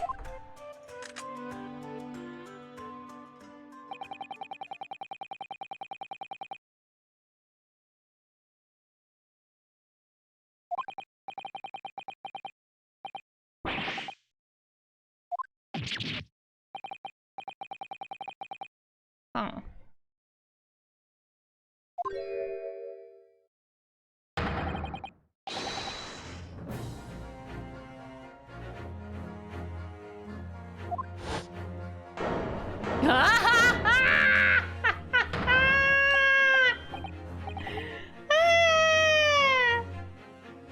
I'm really upset that we missed the opportunity to see Von Zeeks crossing his eyes. I would have liked to see that, but that smartass just had the machine. Okay. I wanted to see that really bad. That's the other amazing power of stereoscopes. Other amazing power? Someone going to explain this black magic? Why the deuce do some of the things on the counter seem to jump out at you like that? I think you'll find that if you consider the basic principle of stereoscope, you'll answer your own question. Basic principles of the stereoscope. As I said before, if you try to look at two identical pictures using the stereoscope, it won't work at all. It's a slight shift in the positions of certain objects that lets you see pictures three-dimensionally. In other words, even though at first glance it seems the objects on the counter haven't moved at all between the two pictures, well, yeah, they move. I got that. Yes, there must have been. Hold fire there, sir. Got a reasonable grasp of this whole cross-eyed business now, I'd say. But why the devil does this shift between two prints exist in the first place? Well, what's the answer, fellow? Come on, you're the cross-eyed master. What, me? I haven't the first idea. You know, Runo, it's quite simple. It is? Just think it through step by step. The first photograph was taken at 1 AM, and then 30 minutes later, the second photograph was taken. But the position of some items on the counter appears to have shifted slightly in the interim. So that means... That means that sometime in the half-hour interval, someone must have tampered with the things on the counter. Zoikers! Someone tampered! New information, stop! Not mentioned in testimony so far, stop! We've had to go through around in circles a little here, it seems. But I'm starting to see what I should be aiming at in this summation examination now. Ladies and gentlemen, the question is now clear. We know the items on the countertop were moved, but by whom? Are you suggesting you might know? Of course. I can tell you right now who is responsible for the almost imperceptible shift in the items on the counter. But how do we know which brother it is?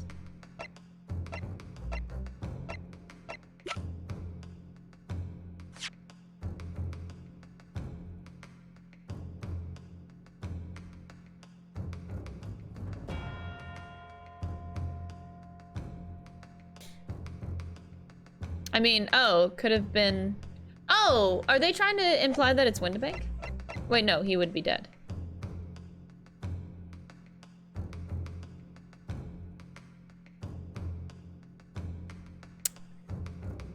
Or Gina.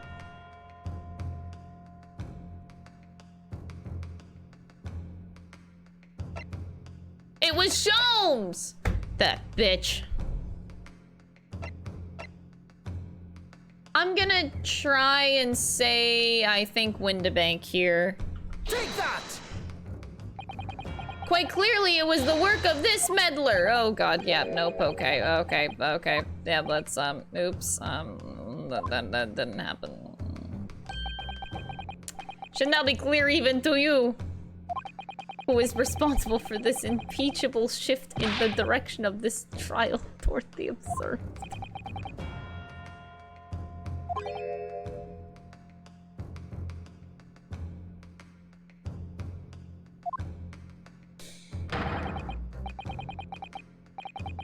Let the real lawyers do the talking.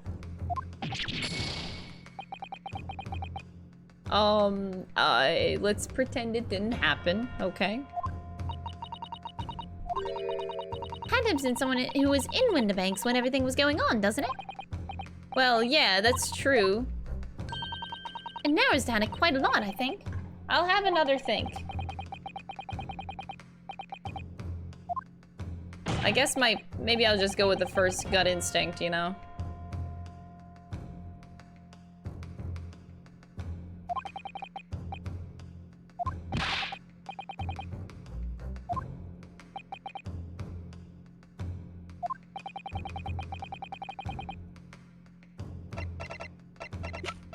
But, again, not... Whoa, these brothers are only 26 and 27. Jesus, everyone is so young in this game.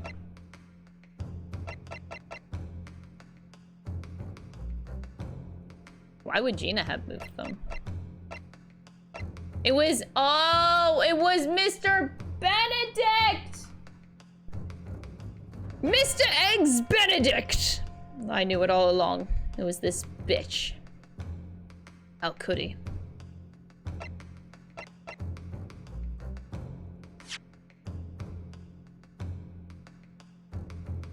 Give me a moment. Oh god. Thank you, Ryder. You're the best. But yeah. I should go with the gut instinct. The gut instinct was to say the brothers. So, which one?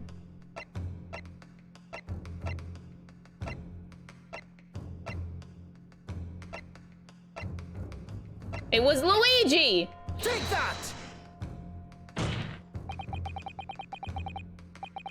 The Skulkin brothers! Oh god, not the mouse! This does not agree with what the brothers said in testimony before. They said they did not have time to pull dukes from Lucy lockets. My phrase book says dukes is meaning hands and Lucy lockets is meaning pockets. But is this another lie? Is this what you are saying?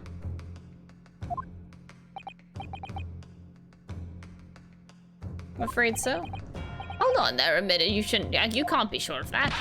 I quite agree, the accused is a common pick purse after all. It's perfectly possible that she went through the things on the desk to see what she might steal. I think that's unlikely. And what, exactly? As you can see from this photographic print, the defendant was pointing a gun at the victim. It would seem, as my learned friend indicated, that she was coercing Mr. Windibank to open the storeroom. In other words, Miss Lestrade's interests lay within the storeroom, not the main shop. Giving her no reason to touch anything on the counter. All which points to one thing. The Skulkin brothers have omitted key facts in their testimony. Victory music, bitches, let's go. But the accused is a pick purse, common gutter trash. Why look at any further for the wrongdoer here? Whoa, sushi loving Asian, thank you for gifting 5 subs to the community. I really appreciate the support, thank you so much. That is very, very kind, thank you.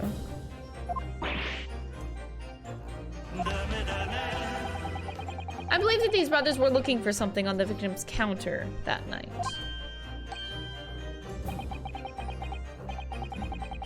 Ladies and gentlemen of the jury, if you would condemn the defendant on the grounds that she's a pickpocket, would it not at least be right and proper to thoroughly scrutinize testimony given against her by 2 thieves? Well said. I, for one, would like to hear more from that shady pair. Oh god, he just... Old man thunk.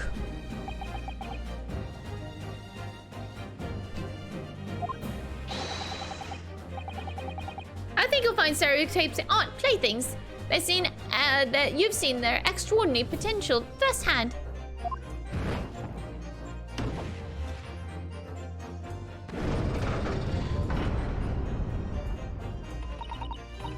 Wholeheartedly agree. Stop. Must purchase after trial. Stop. Will return. Oh, via Regent. Stop.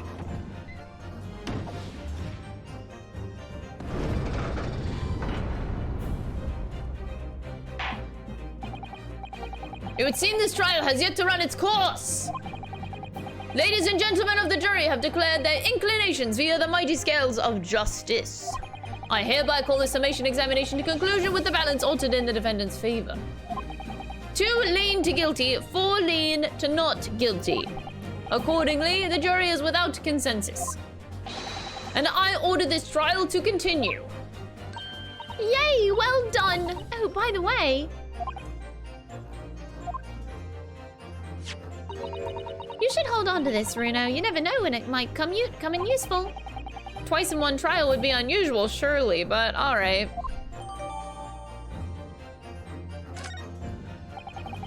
Lord Van Zeeks, you will instruct the witnesses that the court demands additional testimony from them. I'm sure it won't spoil the bouquet to do so, my lord.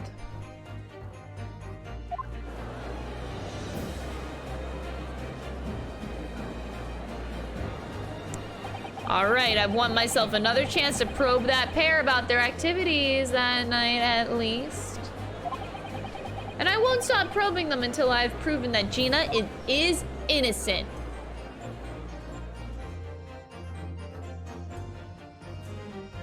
To be continued! Yay!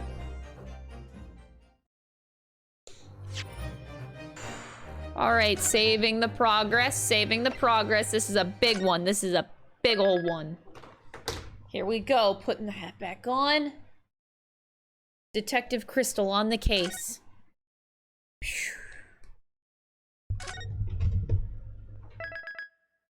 Trial Part 2. Here we go.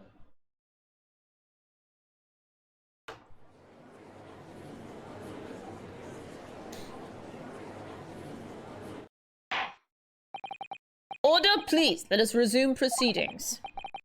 Witnesses, you will now retake the stand. Oh, they're sweating. And Gregson's just there. I presume you heard the defense's counsel's summation examination? Oh, yay, Governor. I did, Gov, I did. Mr. and Mrs. Mr. and Mrs.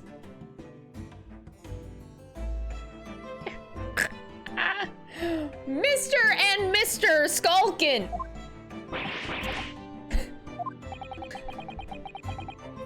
This is gonna be hard work. Earlier in this trial, you gave the following testimony about your actions after you entered Windibanks. It was Bedlam soon, as weren't it? It was, Nash, it was. Doesn't even have time to pull me dukes out my lady Lucy lockets. However, that was a lie. You brothers, on the night in question, you rifled through the items on the victim's counter.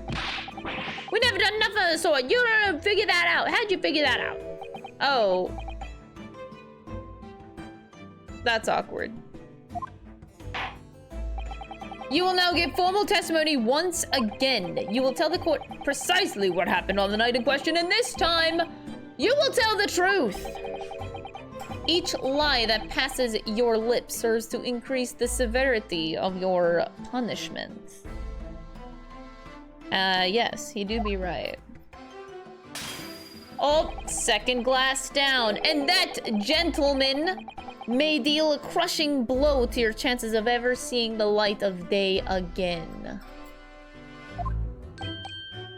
Yup, indeed.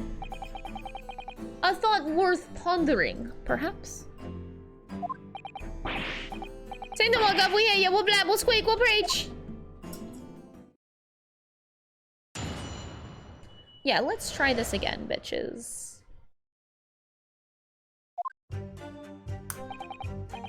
Alright, we did knock a few things over. We weren't rifling for nothing. It was when we heard the gunshots, see? Made us both jump and all that stuff went flying. Gloomy, it didn't have give me a fright. We was thinking the shooter would come out the door and get us next.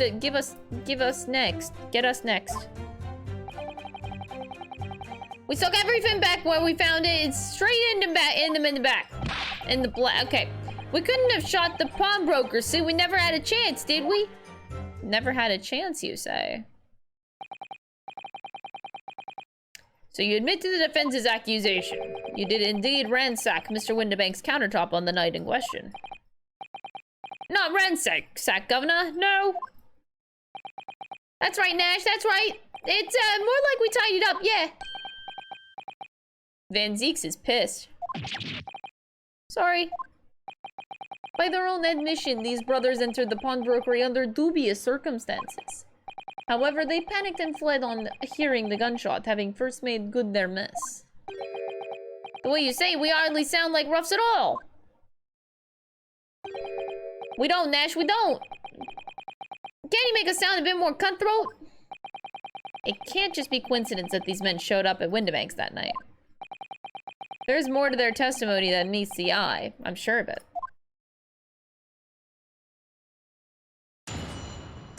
Here we go.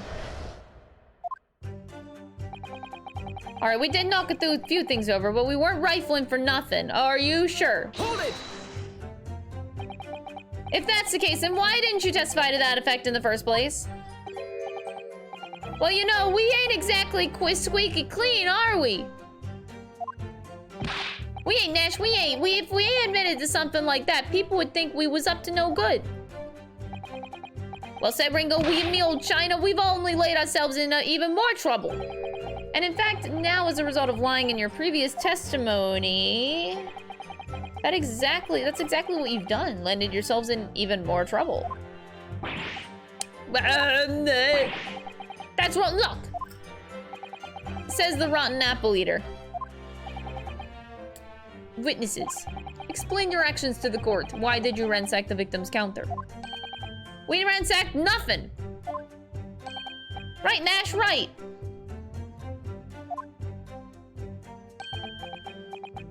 Van Zeeks is gonna kick them a fucking new dick. Like, just kick a new dick in. That's what I mean. With them legs. When we heard the gunshots, he made us both jump and all that stuff went flying. All that stuff.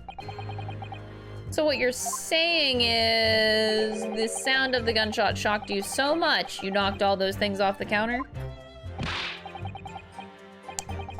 Shocked one of us that much, yeah? This bag of nerves needs to learn to keep a shirt on. Look, it was loud, all right? Oh, blimey, me dead granny would have woken up with that bang. Big brother screamed like a blooming baby and fell over on the counter. He knocked over a load of books, a candlestick, and some skull, whatnot. That got tangled in some marionette, what knocked over a picture frame, what knocked them scales on the floor. You've really mastered working quietly, then. What a racket! Me granny would have been scared back into her grave at a clatter like that. So in short, the gunshot took you by surprise. And then some, and I mean it was quiet as a mouse, and then all of a sudden, bam. Yes, Gregson? Are you okay? Holy shit, aggressively eating that chip. Okay. Yes? Inspector Gregson, do you have something to add? Like I keep saying, I don't appreciate being lumped in with these scoundrels. Something to add about their testimony? You seemed to react just now at what Mr. Skulkin said. Did it make you think of something? It's probably nothing, of course. I wouldn't even bother to mention it, only when the fact is, cases don't get solved if you ignore the little details. How about you just tell us what's on your mind?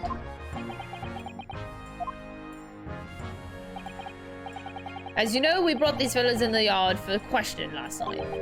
And the statement they gave them then told a slightly different story to what they're saying now.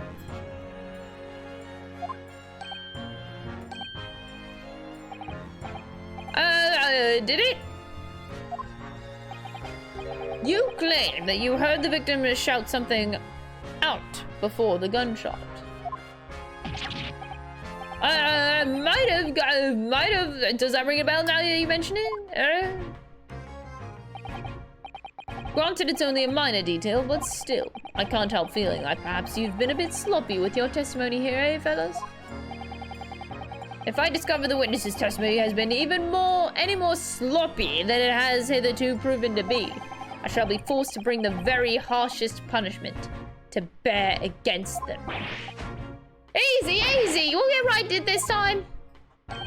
That's it, yep, it's all coming back to me now. Then speak. Supplement your testimonies with whatever details have miraculously returned to your questionable minds, sirs. Right you are, Gov.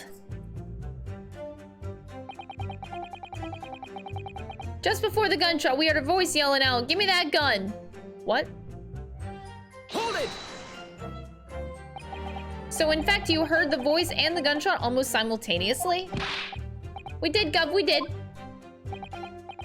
Although I suppose if you're being honest, we heard a kind of wavering voice before the yell and all. If you don't want to get shot, give me that gun! Bam! Oh, they even reenacted it. Actors. These guys are actors. A career in acting tragically missed. Oh, yeah, the game caught my drift. I like it. And where were the voices coming from? Could you tell? Of course we come from the other side of the door behind the counter, it was. From the storeroom where the victim was found dead? The voice you heard, that was that of the victim and Mr. Windibank?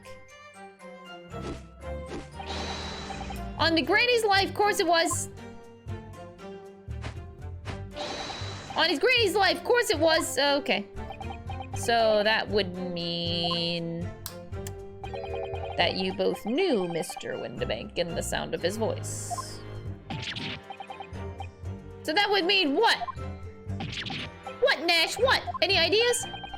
Yes, counsel, indeed it would. Nah, we didn't know the geezer. How am I supposed to deny it when that bloke in all the fancy club is giving us the evil eye? If you value your lives, you will ensure your testimony is accurate and true. On McGrady's life it is. On his Grady's life it must be. It's a good job his granny is dead. To summarize then, immediately after hearing the voice of the victim, you then hear the gunshot, causing you to stumble and upset the items on the counter, scattering them all over the floor. Make it sound like we're clumsy. Don't forget, we tied it up like little good boys. Anyway, the way I see it. Tied it up like little good boys. Okay. The bloke would own the place was holding the gun, so he should have just fired instead of yelling at the girl.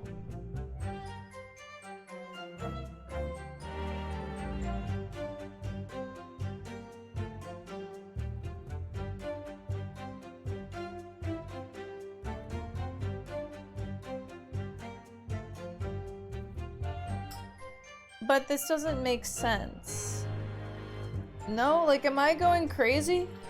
I'll press this.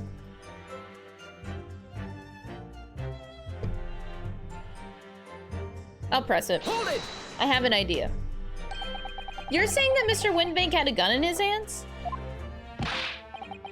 Oh yeah, but that was a sight, eh? Them two waving them guns at each other. Must got pretty heated. I mean, just before he shouted out, we heard the geezer say, "If you don't want to get shot." Didn't really sound like he meant it in mind. More of an empty threat, you could say. Mr. Windibank was known to keep a revolver on his shop counter at all times. People say that to protect the articles in his keeping, he'd readily put a bullet in someone's head if required. That someone being himself, of course. Good grief, extraordinary devotion, indeed, if alarmingly misguided. Well, he certainly sounded like he was ready to pull the trigger the other night. Only the person who was gonna shoot beat him to it. Cooked his goose proper. But he wished he squeezed the trigger instead of wasting time shouting, "Gimme that gun." It was directly after those words that you heard the gunshot? It was more or less at the same time, Gov. Give me that gun!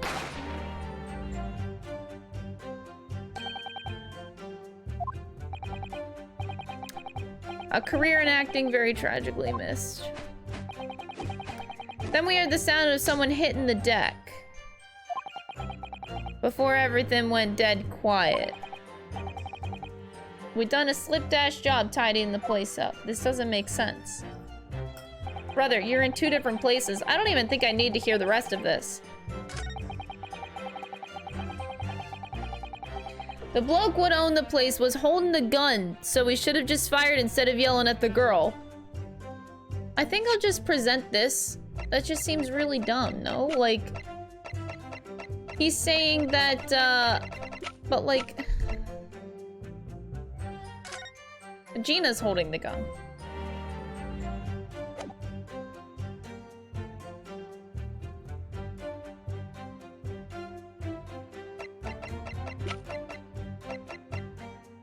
And then there's also,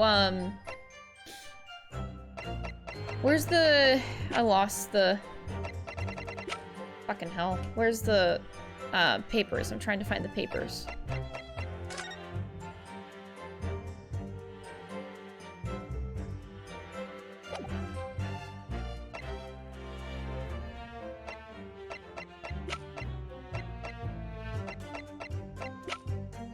Where am I? I lost the report.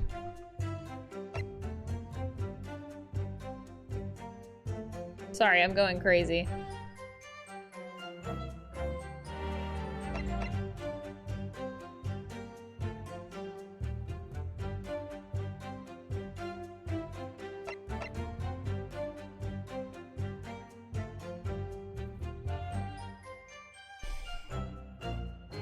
A last revenge. I think that...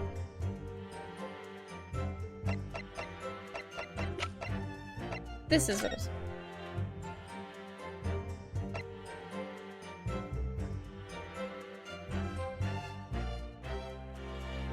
This wouldn't make sense. It's in the back. I feel like we could present two things of evidence here.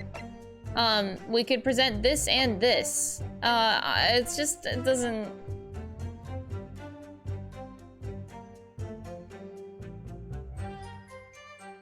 I'm gonna... which one?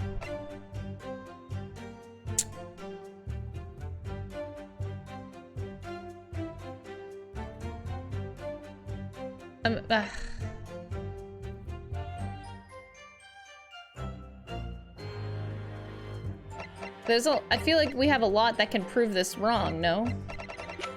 Am I really going crazy here?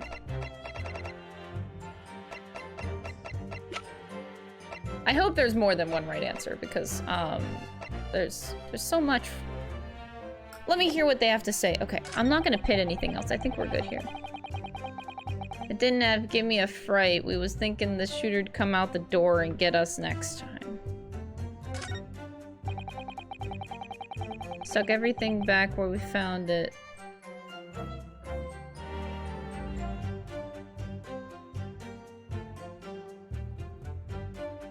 That also could be, we couldn't have shot the pawnbroker. We never even had a chance. Okay, not that.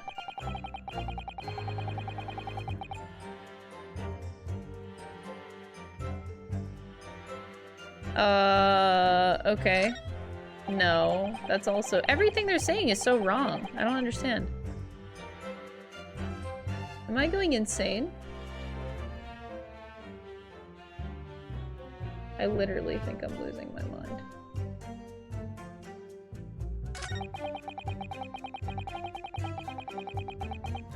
He's saying here that the bloke was holding the gun. He wasn't holding the gun.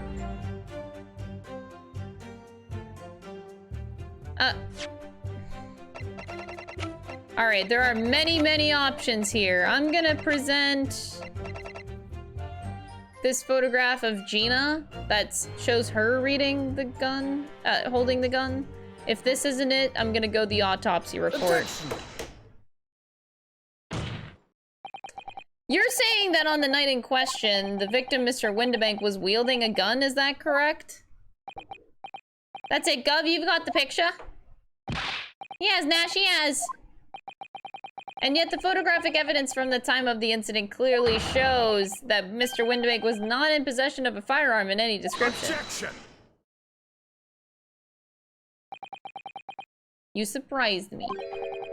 Does the defense really intend to highlight evidence that comprises the position of the accused even more? The defense has failed to establish that the photographic print presented was taken at a suitably shorter time prior to the victim's death. Your chronology is severely lacking. That's right. Too right, Nash, too right. The old geezer could have been able to turn the tables on the girl, eh? Hardly likely. I'm afraid this won't stand as conclusive evidence. Oh shit, we actually, okay. Doesn't work. And heed my earlier warning, witnesses. Oh god. We didn't get a point off for that, though. Okay, they actually didn't take a point off for that. Alright, if they want something more solid, I feel like the report is probably more solid to present. Objection! Oh wait, shit.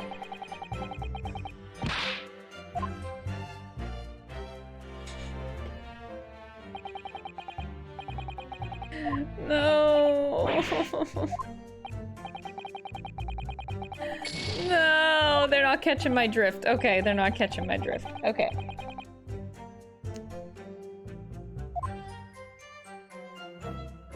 So the photograph.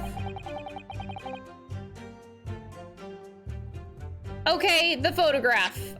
We'll just... This?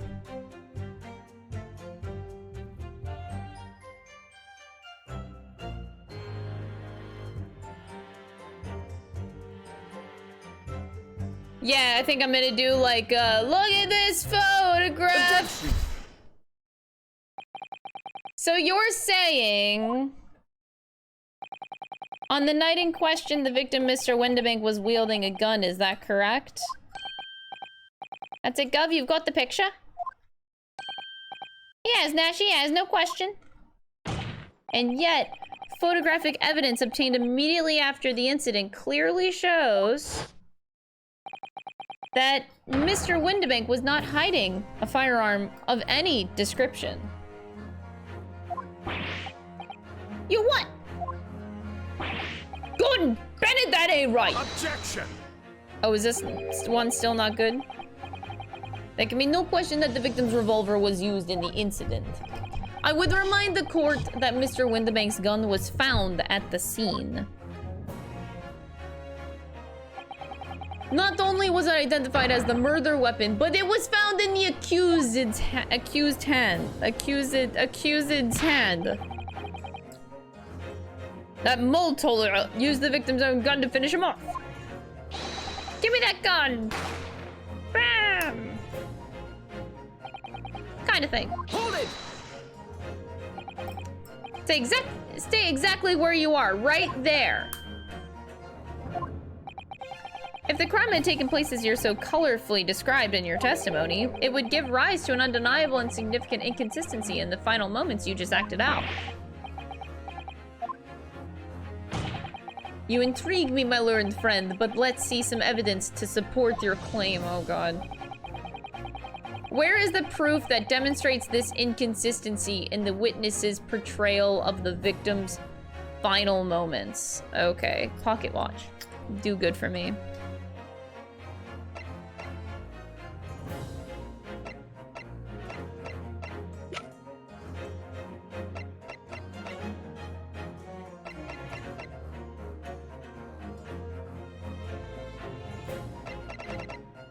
All right.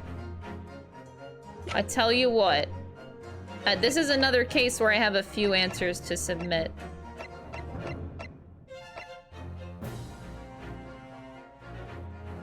I think that it could be either a picture. I don't know if I should present the picture again. But also... maybe the report this time?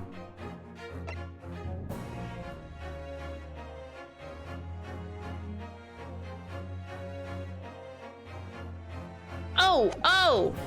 Yes! Oh god, yes! Because they're claiming that it came from the front in this case, but his back was turned. Oh! I think that's what they're trying to tell me here. He was shot from behind, not the front. I'm gonna submit the report. Take that! Please be it. Oh god, the music didn't go off. According to their testimony, the witness claimed to have heard a shot of "Give me that gun," followed by the gunshot. We have two events happening almost simultaneously, or so we're led to believe. Yes, that's right. Now, if that testimony is true, it would mean that at the moment of death, the victim and his attacker would have been facing each other. However, in the autopsy report, it clearly states that the victim died instantly being shot from behind. So, as I stated before, there is an undeniable inconsistency in your testimony, Mr. and Mr. Skulkin. We got him, we did it. It's a God's honest truth!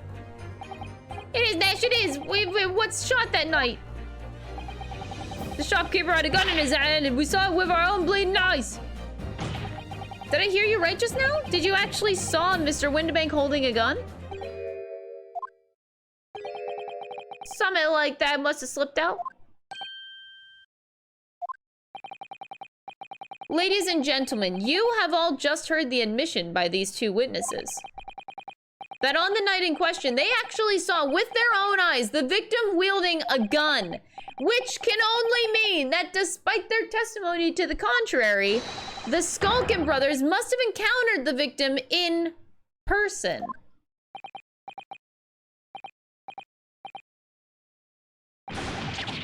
Got 'em, bitches. Fucking got 'em.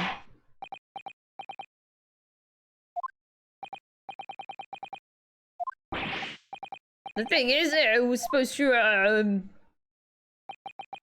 It would seem that my previous warning fell on deaf ears. I made it quite clear that false witness would be the death of you.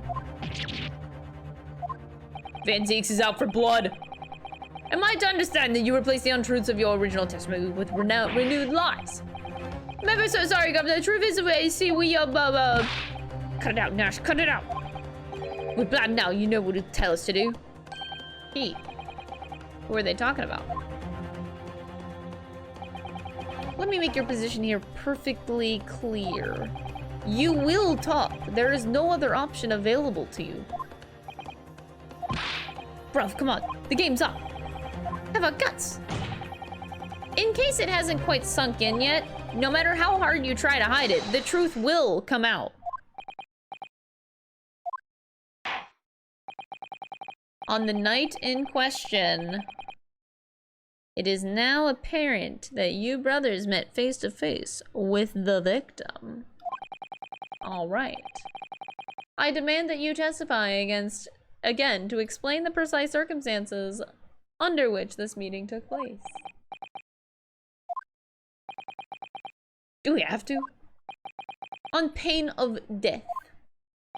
I suggest you make yourselves fully aware that this is our very last chance to tell the truth. We ain't fucking around anymore.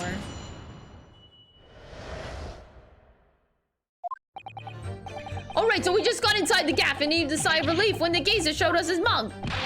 Give me the gun, they bellowed, and then he flew us like I was possessed. I thought we'd had it. For an old geezer, the bloke was strong as an ox. He chucked me over the counter. What? He pulled out, I pulled me gun on him, and then he legged it through the door into the back room. We never had nothing to do with killing him. That's all what happened, I swear. That's a very different... Okay. And so now you're telling us that moments before the victim was killed in the storeroom, you in fact encountered them in the main part of the shop. Yes, sorry. Well, we find ourselves at an interesting juncture. This changes matters considerably. Honest, Governor, this time, Nash, this time we ain't got nothing more to hide. Very well, counsel for the defense, you may proceed with your cross-examination.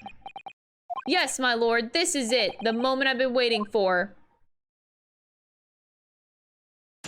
Let's fucking go. Encounter with the victim. Alright, so we just got inside the gap and he heaved a sigh of relief when the geezer showed his mug. Oh, wait, I didn't want to go back. We pressing that shit.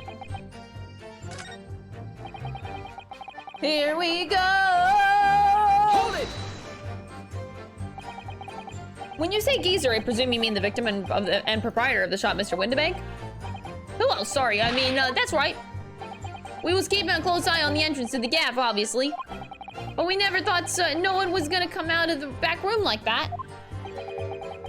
The back room being the pawnbrokery storeroom. Yeah, that must be where he popped up from. Only place he could have been.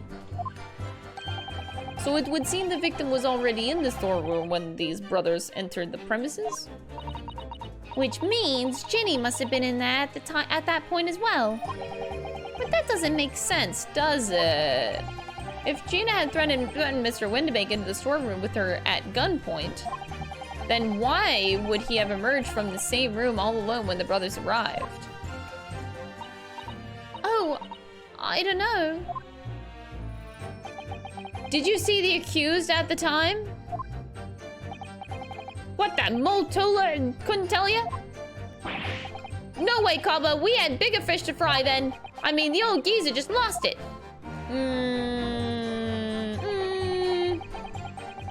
Give me that gun, Bella, and then he flew at us like he was possessed. What the hell? Hold it!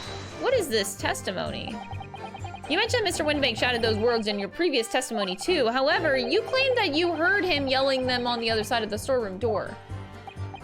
Did we? But the truth is, he was shouting those words at you, wasn't he? Well, yeah. Was the victim Mr. Windabank wielding a gun at the time? Was he ever, blimey, Louie, a great ugly barrel he had, pointed straight at me front his piece. What? So what you're saying is you definitely saw Mr. Windabank with the gun at that time. Is that right? It is, Gov, it is. Spot on. Then all of a sudden he came at us, he did. He was bedlam. I didn't know who was going for who. You were clearly all going for each other. Like Nash said, we thought we had it. I mean... Okay. Sus. Little bit sus. He chucked me over the counter. Wait, you got chucked over the counter? What the hell? I noted that you mentioned the counter in your previous testimony, too. Well, yeah, of course we did. Knocked over a load of books, a candlestick, and some skull whatnot. Then he got tangled in some marionette what knocked over the picture frame what knocked them scales on the floor. So in fact, it wasn't the sound of the gunshot that shocked you and made you knock those things off the counter? Big Bruv was here flying over the counter like a gunshot, I can tell you. Then the old geezer pinned him. He did, Nash, he did. If you hadn't been there, the bloke would have flattened me like a bloomin' pancake in seconds. At the time in question, the alarm was raised at the local police station via a secret cable from the pawnbrokery. There is a button under the counter used to activate it, which was presumably pressed by the victim. That's right, when the brothers fled the scene and back onto the street. They ran straight into the arriving police, didn't they? Well, Mr. Windabank, he did everything he could to protect his shop. Pulled me gun on him and then he legged it through the door into the back room. What? Hold it! How does any of this make sense? Were you intending to shoot Mr. Windabank? No, never. I was just you know. Looking out for me, bruv, weren't I? He was being flattened, don't forget. By a man whose shop was being burgled, yes. And then the man fled into the storeroom where you pointed your gun at him, is that it? Yeah, that's it. He shoved me away, and then ran off through that door and shut himself in. There's something about that last remark. Something that doesn't quite ring true. I wonder why Mr. Windabank ran away into the storeroom. According to what everyone's saying, Ginny was in there waiting for him with a gun. Ah, yes, that's right. Gina allegedly used Mr. Windabank's gun to threaten him and force him to open the storeroom door, in which case, how did the gun end up in Mr. Windabank's hands again? I have no idea, but that is strange, isn't it? This little inconsistency could be significant. I should make a mental note of it. The point is, me and my bruv here, that's right, Nash, that's right. Me and my bruv here, you fucked up, that's what you did. You done fucked up. Hold it! You say you had nothing to do with it? Nothing at all. Nothing, Gov, nothing. This old geezer was shut himself back in the room, didn't he? Locked he was from the inside. We know it was, because we tried to open it. That's it. But it's a decent door, that one, good and strong, wouldn't budge an inch. So in the end, the situation remains unchanged. Inside the storeroom with the pawnbroker, there was only one other person. The sole person who could possibly have shot the victim, the accused, Miss Gina Lestrade. It would have indeed appeared so. What say you to that, counsel? I don't know. Was there anyone else apart from Gina who could possibly have shot Mr. Windabank? Yes. Mr. and Mr. Skulkin. From the moment you admitted that you encountered the victim face to face that night, the course of this trial changed completely. What is your point, my learned friend? The question we must answer is who could have shot Mr. Windabank? And it is the belief of the defense that the defendant is not the only possible answer at all. We got him, chat. We got him. You have my attention. In that case, let us return to this plan of the premises. The victim was killed in the storeroom where it was locked from the inside. Those are the facts, so pray, what other possible answer to the question of who shot the man could there be? Counsel, you must now provide answers to the court in respect of 2 conundrums. 2, my lord, twice as many chances to be right, maybe?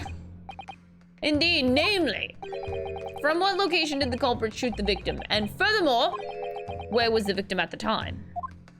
He was opening the door and got shot from behind while entering, and Gina just happened to be in there. Are you all right, Bruno? I'm not entirely sure, but there's one thing I am sure about. If I can prove that there's a credible new alternative to what happened, it would change Gina's prospects hugely. So yeah, I think I have a good idea on what happened then.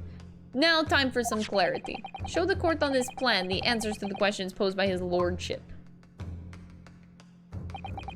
If you believe someone else could have killed the victim, indicate from where that person could have fired the gun. I'm thinking right behind the camera here. Or like, maybe, no, I'm going around here. Take that! The defense believes that the culprit could have shot the victim from this location here. And in answer to the second question? Oh, did I get it right? Okay. Assuming the culprit fired from the location indicated, where was the victim at the time? He was already in, he was opening it. He was opening the door. So his body fell in, that's where he landed. Take that! He fell forward.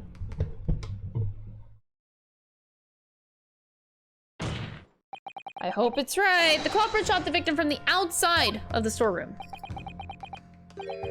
Continue. Mr. Windabank died instantly from a bullet wound in his back. Looking at the stain of blood on the storeroom floor, it doesn't appear that the body was moved after death, which tells us that he was almost certainly shot while he was in the storeroom. However, the crucial point is, where was the shooter when the fatal bullet was fired? So you are adamant that the shot was fired from outside the storeroom? Well, according to the Skulkin brothers' earlier testimony,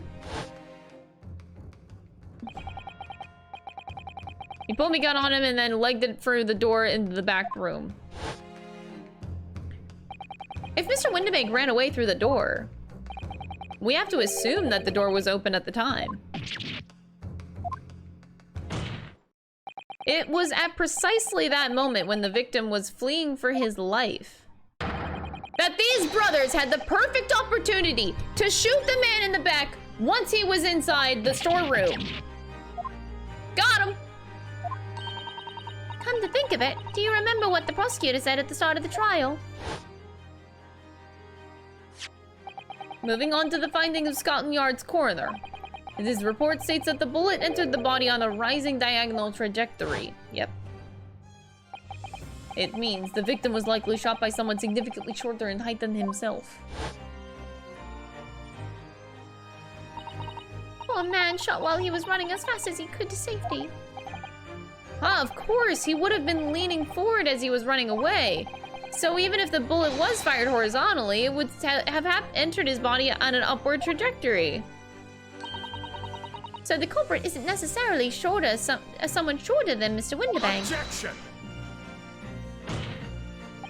I'm sure that my learned friend can't have forgotten that the storeroom door was found closed and locked from the inside. You claim that the victim was shot as he fled into the room. Do you also claim his corpse was dexterous enough to turn the key in the lock? But what if someone else locked the door? Yes, there is someone else who could have locked the storeroom door. Is that so? Very well then, counsel. Present your hypothesis to the court. In the scenario just described, the defense's assertion is the victim was shot from outside the storeroom. God, these are... Okay, in which case, who shot and locked the storeroom door from the inside? Gina. Take that! Obviously, the person who locked the door was the only other person inside the storeroom at the time. The defendant, Miss Gina Lestrade. Oh, God. That's absurd. You're suggesting that the accused deliberately engineered the sealed room. For what possible reason such actions would only serve to tighten the noose around their neck? I'm going to agree, I must say. Well, counsel? Oh, no. That's a tricky one, that, isn't it? Half-baked notions have no place in this courtroom. Remember that, please. But of course Ginny would have locked the door. It almost goes without saying, doesn't it? It does? If I was Ginny in that situation, I know what I would have locked the door as quickly as I could. I mean, those two burglars had just fired a gun in her direction, hadn't they? Oh, did we get it? Oh yes, obviously. Before the two brothers arrived, Miss Lestrade and Mr. Windibank were in the storeroom together. Now, I don't know what went on between them at the time, but at some point, Mr. Windibank must have heard the intruders breaking into a shop and left the storeroom. Intruders, eh? That's us, bruv. If your theory is correct, that would leave the accused alone in the storeroom. It would. And probably only moments later, the victim fled back through the storeroom door, hoping to escape danger. Hit in the back by the bullet, Mr. Windibank fell to the floor where he was just inside the storeroom. And what we have to ask ourselves now is, what would the defendant have done in that moment? I see where you're going with this. Outside the storeroom where a terrifying killer had just murdered Mr. Windibank, as soon as that thought struck Miss Lestrade, she slammed the door shut and locked it in order to save her own life. Hold it! We ain't the ones who done it. We ain't, you gotta believe us. I mean, come on. Oh God, we never shoot no one. Objection. That's blatantly untrue. I know for a fact that you would. Because before my own eyes, you shot Mr. Herlock Sholmes. Damn straight you did. There's only one logical conclusion here, Mr. and Mr. Skulkin. You brothers had every opportunity to have been the true perpetrators of Mr. Windibank's murder.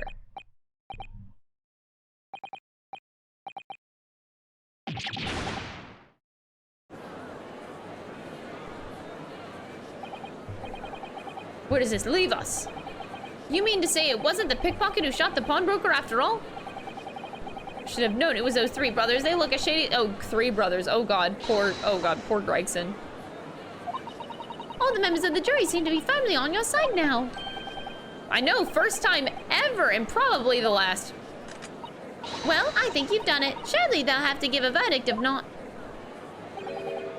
Uh-oh. Oh God. Oh God, Van Zieks is laughing. Oh God, here we go. An admirable effort, my learned friend. What's this now? He's laughing. You find the situation amusing, Lord Van Zieks? I find the defense's argument most persuasive. I dare say, this is glass number 3. Such chicanery is the bread and butter of the street performers in your provincial eastern nation. But such blatantly malicious conjuring tricks amount to nothing more than inexcusable pedophagy here. What? The hypothesis you put forward so ostensibly credibly cannot and will not send. Because you see, it contains a fatal flaw. Do you mean to tell me that you're unaware of your logic's failing? What, the fact that Gina was unconscious? Be an idea to explain this bully conjuring trick of whatever it is the troops on the ground? The fatal flaw is my learned friend's argument is really very simple to understand. Up there goes number 3. Assuming you're not too dim-witted to count bullets. There were 2 different guns, what do you mean? By George, count bullets. Oh dear. He noticed then. Why is this a concern? Counsel. Yes, sir. Oh. Oh, I mean, isn't it very easy to switch guns? No? Tell the court, how many bullets were found at the scene of the crime? 2. 2 bullets. Correct. The first, that which hit the victim in the back, ending his life. And the second, that which struck the detective, Mr. Herlock Sholmes, on his arrival at the scene. The defense presented a picture showing the damage caused by the second bullet early in the proceedings. So that is Herlock's blood on... No, this literally cannot be right. Oh, Max! I love you. Oh, I love you. I'm glad you think my hat's cute. I got it in Chinatown. I loved it. I bought it on impulse. Okay, but this literally cannot be Herlock's blood. This... Unless the game actually was bugged. I know for a fact that I saw this bullet in the wall with the blood already there before Herlock was shot. It was already there before it happened. I am not going crazy. It definitely was there before the shot.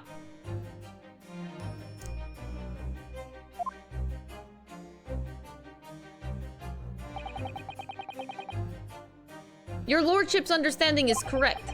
Furthermore, we know that there are 2 firearms involved in the incident. The revolver belonging to the victim, Mr. Windebank, and the Skulkin brothers' revolver. The evidence shows that a single bullet was fired from each gun. Indeed it does, a single bullet from each. Now then, my learned friend. You yourself told the court only moments ago that these 2 brothers shot Mr. Herlock Sholmes right before your eyes. Yes, I did. Oh my goodness, I think you'll find. If the single bullet that was fired from the brother's gun hit Mr. Sholmes, it means Mr. Windebank not shot by the same gun. Stop, only 1 bullet, stop. Exactly. Yes, this Nipponese street performer presented an ostensibly credible argument. However, it was nothing, never anything more than a diversionary trick with no hope of standing up to scrutiny. Shit. We can prove this wrong. We can prove this wrong. Don't worry, don't worry. Nobody panic, nobody panic. We got this in the bag. Oh, okay. Wine bottle number 1. So we're on 1 wine bottle and 2 glasses so far. Wait, 3rd glass. Wait, did the 3rd glass get thrown? Or did I? Shit. I don't remember if the 3rd glass just disappeared or did it get thrown. But that's at least bottle number 1. Pray, forgive the discourtesy of flinging the dregs of this hollow nectar into the public gallery. No legs. Okay. 3 glasses. He did throw the 3rd glass then. Okay. He threw it. I just wanted to make sure. But this court needs to open its eyes. The accused, Miss Gina Lestrade, is no ordinary little girl. Despite her young years, she can regrettably no longer be described as a juvenile. No, the person in the dock is far from a law-abiding citizen. She has a past riddled with criminal conduct. What, and these two witnesses don't? I don't see your point. The truth is, the accused broke into the pawnbrokeries in the night in question with loathsome intent. As we can see beyond doubt in this print, which depicts her threatening the victim with the murder weapon. And I have here in my possession one more piece of evidence that prosecution wishes to present. The disc. I'll be taking that, whatever it is that Mr. Meagle does down to the yard. Thank you very much. No, don't give it to him. It's mine, that is, mine. I'm sorry, miss, but anything belonging to Mr. McGildet has taken into evidence now, as evidence. That music box disc. Mr. McGillet. Sorry. The very day before the hateful murder of Mr. Windebank, the accused attempted to make off with this article, which clearly doesn't belong to her. And with none of the subtlety of the pickpocket, I might add, but by brute force and brazen impudence. Good gracious! Make no mistake, any sympathy for the accused on account of her years is misguided and dangerous. There are no depths to which this girl will not stoop. Not stoop if pushed. No crime she will not commit. The court forgets that fact at its peril. I see. I think it would be prudent to not take this music box disc into evidence, counsel, as a grim testament to the defendant. Oh, okay, hold it. Lord Van Zeeks, I am, Inspector Gregson, what? Yes, Inspector? We had a meeting yesterday at the yard with the prosecution service, and I think it was agreed that the disc wouldn't be used as evidence. What's this about? Why is the inspector acting strangely? That's the first time he said anything to Van Zeeks at all. I am unaware of such meaning. Such meeting. Those were the instructions right from the top. The government bigwigs were insistent. Inspector, I am the prosecutor, and I alone determine how to present my case. Your warning is noted. Thank you.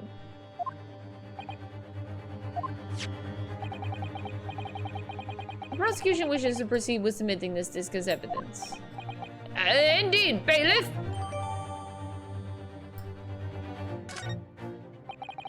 The prosecution has established that the accused's motive, opportunity, and baseness of character. There is nothing more to add.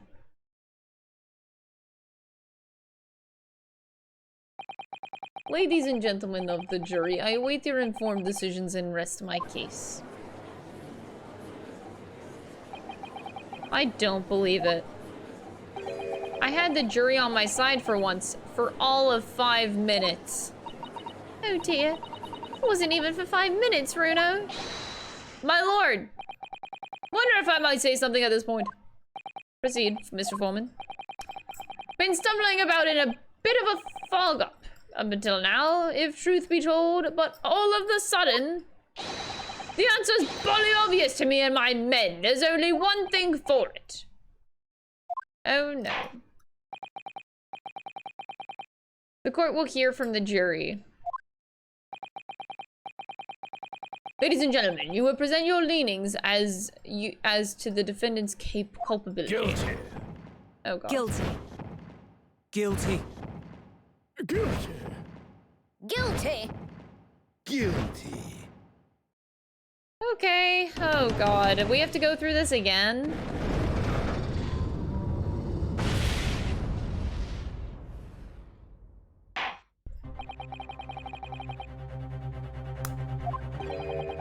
When you've eliminated the impossible, whatever remains must be the truth.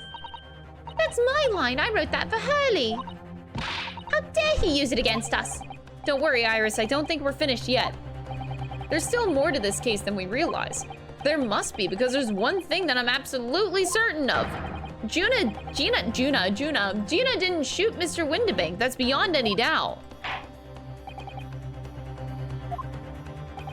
We will proceed with the second summation examination of the day. Mr. Foreman, are you and the other jurors ready? Garrett Squadron is primed and ready for action, sir. Very good. So, ladies and gentlemen of the jury, you will each explain on what grounds you have now determined the defendant to be guilty. Here we go, chat. Although there is one thing I would like to do first. One thing I'm quite curious about now that we have some more stuff.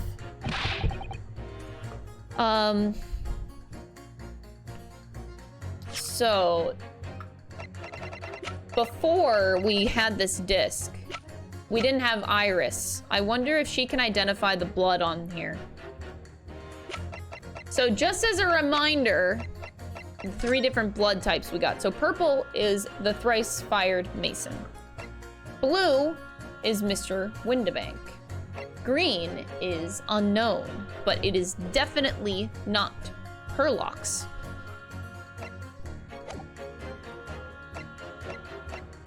So, whose blood is it? Did anything change? Okay, this still says for Mr. McGilded, but can Iris do the color thing on this blood?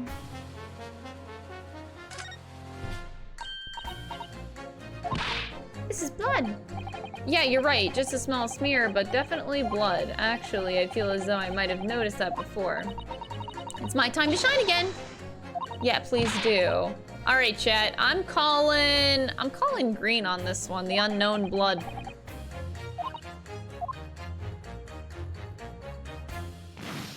Could be purple, but I think it's gonna be green.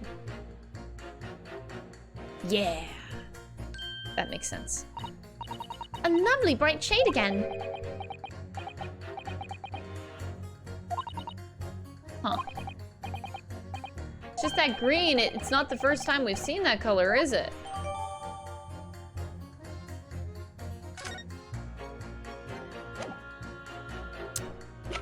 So we don't know who green is, but I'm gonna make a big fat guess on who I think the person's blood is.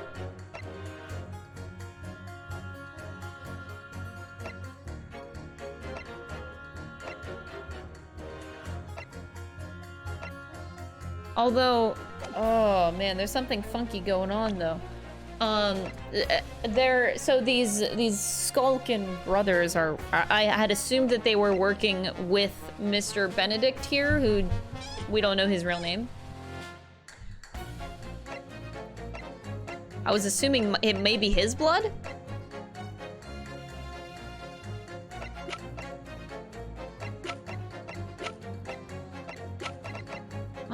That's my current theory. Maybe it's... What if some by wild, like big wild theory, what if it's Stronghearts? Although he's not supposed to be involved in anything, but that also could be why Gregson is like super mighty tighty about this, because obviously he's working right under Strongheart, but also so is Van Zeeks, which is interesting. I don't know how involved Strongheart is in any of this, but there's some government shit going on in the background, which is a little bit sus.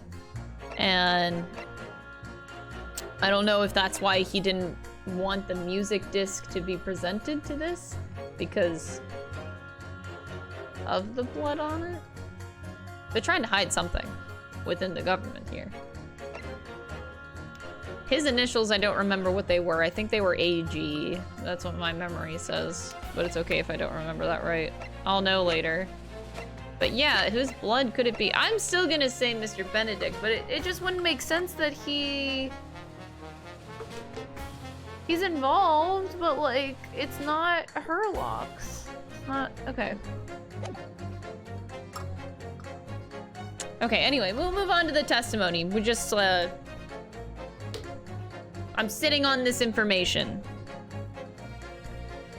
Once a rogue, always a rogue, I say. Different breeds to its law-abiding citizens. As only 2 bullets were found at the scene, I must say the whole case is done and dusted. You don't need a stereoscope to see the future, to see the truth here. Every which way you look at it, it was the pickpocket. Okay. I never imagined that simple operation would cause me such grief. The accused attempted a theft on the previous day. I can see I'm in for a very busy day ahead. I am ballistics expert. I have seen many shootings. There is nothing I do not know about guns. Cool, bro. Seeing that there's little remaining room for doubt. I bowled over the argument, but put forward by the chap in black. Oh, wait, why are we dancing and shit? You guys are funny. When they fell apart like a house of cards, I saw that I'd jolly well been hoodwinked. Well, no more. The whole courtroom is turning against me. It's not fair. That prosecutor's being mean. Just because Ginny's done something she shouldn't have done in the past. That doesn't make her a murderer. All right, so bottle number 2 and wine glass number 4, folks. Allow me to savor this fruity vintage while I savor the spectacle of your fruitless debate on the matter. Here's to the truth coming out eventually. Thank you for dancing, chat. That's enough preamble. Counsel, proceed with the summation examination. Yes, please. Let's go. Yes, my lord.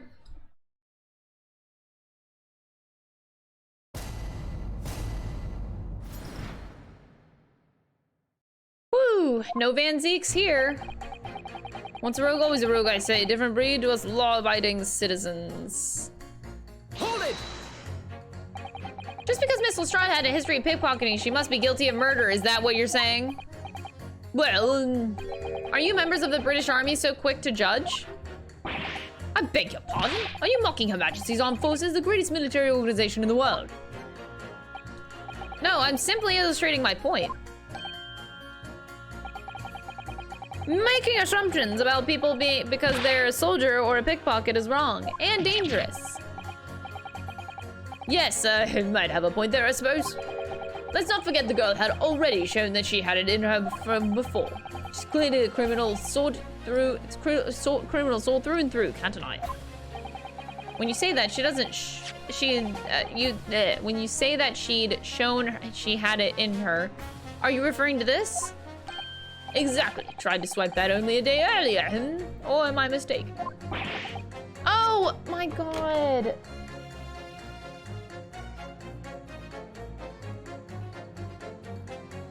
Oh god, am I dumb?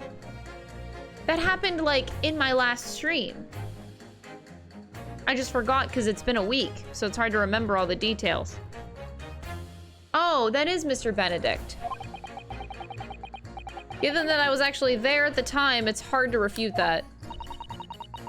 Now it clicked. Oh, okay. I'm glad they said that, because that just, okay. That giant bell has rung in my head. That happened at the scene. Right. So it is his. Okay, so I was right regardless in suspecting that it was Mr. Benedict's. But I still came to the right conclusion, I just forgot. Right, okay. Never actually seen the real thing. I can't wait to have a closer look at it. Oh, yes, of course. No, not the vest! Don't do this to me. Put it. No. Mr. Sholmes did. I was doing good all stream, but he didn't show up.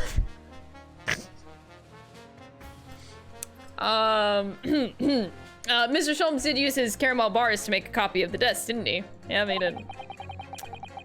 Okay, this is... It's been a week! Okay? I'm under fire again! This is Warzone! Oh, Jesus. Okay. Right. And then ordered every type of music box he could find from across Europe. It's gone. Okay, I'm good. We still don't know what tune it plays though, do we? But I'd love to see how the original compares to Hurley's copy. McGilded's disc. Could it be a clue somehow? Perhaps we should examine it in more detail. I already did. I would say the whole case is done and dusted. 2 bullets were found at the scene. Oh yeah, bitch! It's the number of bullets that has you convinced?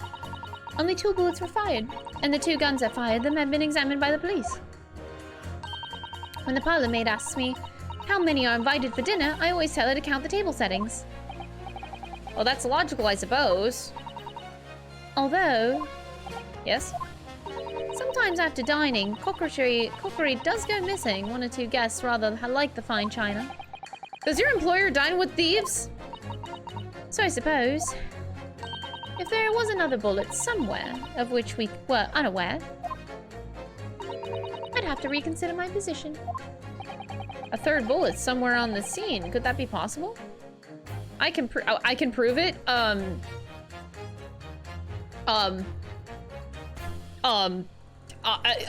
Yes, of course I can prove it.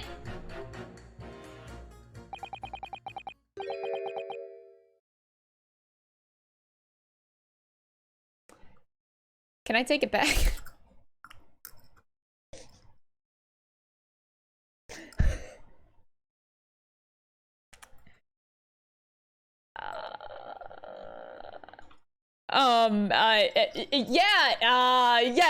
Of course. I got this. Okay, so let me explain here. The 3rd bullet. So it's very simple. You see, there's this gun, and then there's this gun, and there's this shot, and there's this shot, and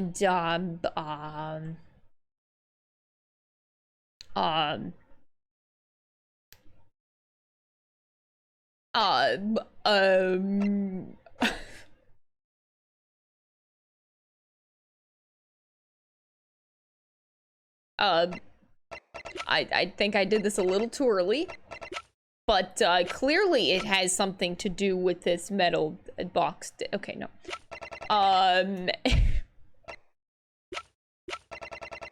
Maybe there's a 1 in here. What if I open this and it's just, there's a bullet on the inside? Look, it's like, oh, look at that. It's totally changed shape just from 1 little button press. So that's what the button's for, Runo. You're just like Hurley. You boys love pressing buttons, don't you? Especially if you don't know what they do. Us boys? Says the 10-year-old girl. Anyway, now you can see that it really is a stereoscope, can't you? Yes, is there a bullet in here? I'm a little desperate. Is there, anything? Is there just 1 hiding in here? Maybe?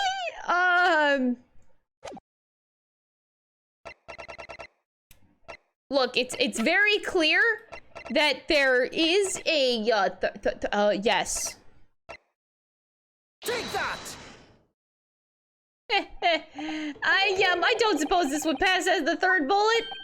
It passes for a bullet as much as you pass for a lawyer, my learned friend. Coming from you, I'm gonna take that as meaning not much. In no way does it resemble a bullet, if that helps your understanding of my last remark. Counsel, at the very least, I would expect the evidence you present to be of the correct form. Right, it's been a very long day. Let's try to actually find this 3rd bullet before we attempt that again. Okay, yeah. You don't need a stereoscope to see the truth here. Every which way you look at it, it was the pickpocket. Okay. Hold it! So if I've understood correctly, you need 2 pictures, a left one and a slightly different one for right eye open. Exactly, then you can see the scene in 3 different dimensions, like this. So if we have 2 bullets, I don't suppose you can see anything useful with them. I think you'll find that no matter how much you squint, the truth of the situation always looks the same here. The only person who could have shot the victim is that girl in the dock. How can you be so sure of that? Think about it. The Skulkin brothers had shot the great detective, didn't they? Yes, that's been mentioned once or twice. Well then, surely it's coming into focus now, isn't it? This is a waste of time. I'm not gonna change this man's time anytime soon. I never imagined that simple operation would cause me such grief. Oh God, what operation? And please, for the love of God, tell me it's not on Mr. Sholmes. Would you please stop muttering about things that have nothing to do with this trial, sir? The defendant's life is on the line here. Well, the thing is... Don't say it. I couldn't really say that it has nothing to do with this trial, to be honest. Bruh. Huh? There's no question that the man was shot, but the bullet has simply vanished from his stomach.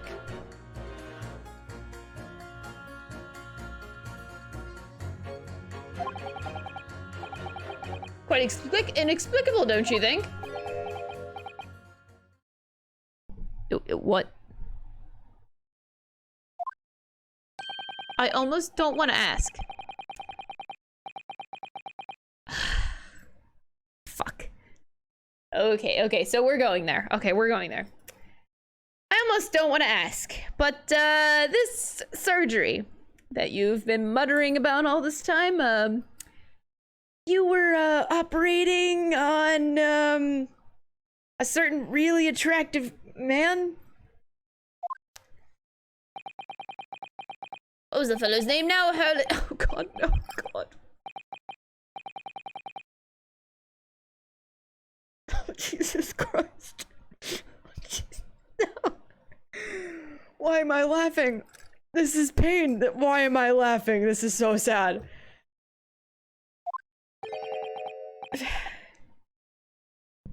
Okay. Okay, this is fucked up. Okay. Yes, good lord! It was that hurt hairlock fellow! And they play his theme song, because of course they do. Okay.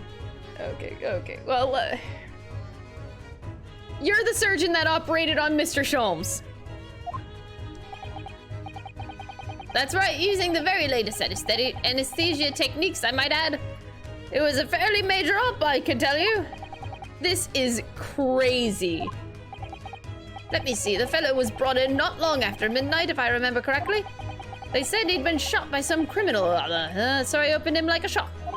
But the funny thing is, I went over his insides with a fine-tooth comb and couldn't find the bullet anywhere. Is that why he wasn't bleeding? Because I was kind of wondering about that. He wasn't actually... Oh, no. In the anime cutscene, he wasn't bleeding, nor was there blood on the floor, but the characters afterwards said that he would die from blood loss. But there was actually no blood to be found. I'm afraid I had to throw up my hands and just stitch the fellow back up. Yeah, but you... Okay. I hate to state the obvious, but... Yes. Surely that's because the bullet is still at the scene of the shooting.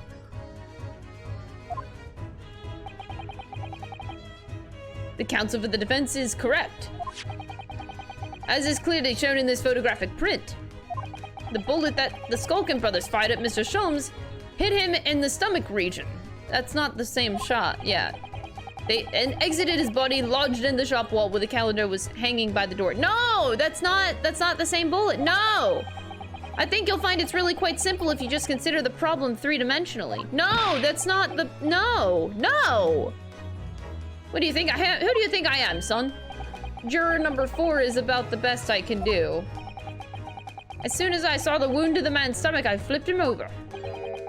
Like a pancake. Are you saying that you checked his back?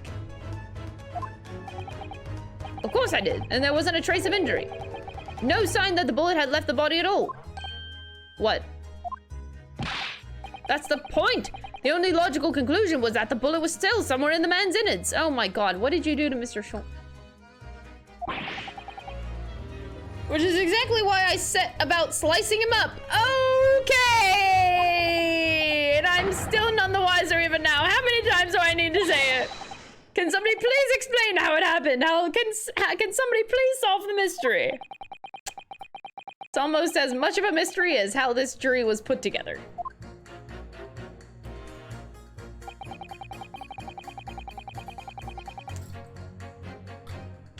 Okay.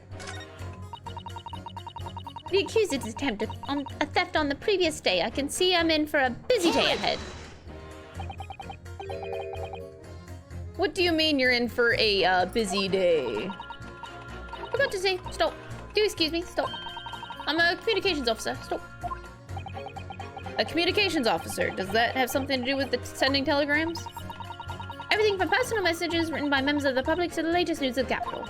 I convert all the messages in Morse code and tap it out to the entire world electronically. To the entire world? Thousands of miles of cable under the sea, stop.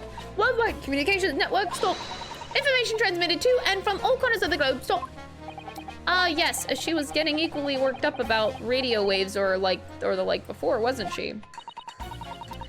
Specialize in communicating information from government departments and newspaper offices. I see. I'm sure I shall have to wire the newspaper reports of today's guilty verdict later. So no sleep for me tonight, I must imagine. Let's just finish the trial first, shall we? Next! I am ballistics expert. I've seen many shootings. There is nothing I do not know about guns. So tell me about guns. I am very dumb when it comes to guns. I thought you were just a tourist. Good day. I am visiting London for sightseeing. I would like to take bus to Crystal Tower, please. Okay. There's no way he's just visiting tourist. So, you're a ballistics expert? Who knew? Who knew? I have much experience with guns. Ah. I have lived through many, how do you say, extreme violent bath of, blood of, extreme violent bloodbaths, perhaps? Oh, not the mouse! Those extreme violent bloodbaths. English is very difficult tongue. Considering the sort of people you associate with, I'm surprised that you still have a tongue. If you have questions about bullets and guns, you ask me. There is nothing I do not know, no mystery I cannot solve. He's very confident in his knowledge of guns, that's for sure. But if possible, please, only in Russian language. He's not very confident in his knowledge of English, though, is he? No, still, we should bear it in mind. He's our man if there's a mystery about guns or bullets. So about Harlock Sholmes, my boyfriend. Van Zieks has managed to convince everyone. When you have eliminated the impossible, he said, but he hasn't. If we're going to fight back, we need more material. And we have to fight back. We have to turn this trial around again. So we're gonna pit the old man next to villain Bolshevik. The mystery of where that bullet... Okay, where's an expert? Okay, so obviously, this is obvious. The expert is villain Bolshevik. Objection! Alrighty. Talk to each other. Ballistics expert! Pitting, P-I-T-T. On the night in question, Mr. Sholmes was shot by one of the Skulkin brothers. But since there was no sign of an exit wound on his back, we must assume that the bullet didn't pass through him. However, no bullet was found lodged in Mr. Sholmes' body either. Furthermore, a bullet was found lodged in the wall of the shop where Mr. Sholmes was shot. But it's not the same thing. Juror number 6. Hello, my name is Villain. Pleased to meet you. There's a very contradiction in the facts that is so clearly troubling, juror number 4. Are you able to explain the mystery? I have seen a very similar situation in Motherland. It was night, there was blizzard. I was running away along mountain road in freezing cold. Golly. The snow was piling high on both sides of the road. It was very narrow and dangerous. My pursuers had hunting rifles, and they were on dog sleds. Mental note, don't ask too many questions. I was shot from behind, and I fell down into the snow. And this situation was very similar to what I hear today from Doctor. They could not find bullet in my body. and no sign of, how do you say, exit wound. Where did the bullet go? Bullet never hit me. If it never hit you, why did you fall down? Bullet hit frozen wall of ice, very close to my side. One small piece, very sharp, broke away from lump of ice and pierced my body. It made deep wound that looks just like bullet wound. Good gracious. Of course, piece of ice quickly melted inside of me. And that is solution to mystery of disappearing bullet. Oh. That doesn't answer the question at all! The shooting happened in a pawnbroker shop. Not some snowy mountain road in another country. Just an idea, but we might not be looking at exactly the same scenario here. Bruno, where exactly was Hurley shot again? Well, according to the report, in his stomach. Sort of around that area, I think. Well, that's precisely where he always wears a little pouch on his belt. Pouch, actually, I might have noticed something like that. Yes, a pouch. It's where he keeps 3 glass vials of very dangerous chemicals that he uses in his investigations. Really? Doctor, where is the pouch Mr. Sholmes was wearing? The fellow had nothing like that on his person when he arrived at the hospital, as far as I can remember. If I may. Lord Van Zeeks? While I realize it is forbidden for the prosecution to interject during a summation examination, I should inform the defense that I have the pouch in question in the antechamber outside the courtroom. Sorry? As I understand it, when the police arrived on scene and found Mr. Sholmes injured, they removed the pouch in order to assess the wound. Thank goodness! I thought I was getting forgetful for a moment! Since then, it has been in my safekeeping along with all other evidence related to the case. I can personally vouch for the fact that it has not been touched since the incident occurred. Very well. While extremely unconventional during a summation examination, I must demand the prosecution presents the item in question with all speed. Thank you, Van Zeeks. Very, very cool.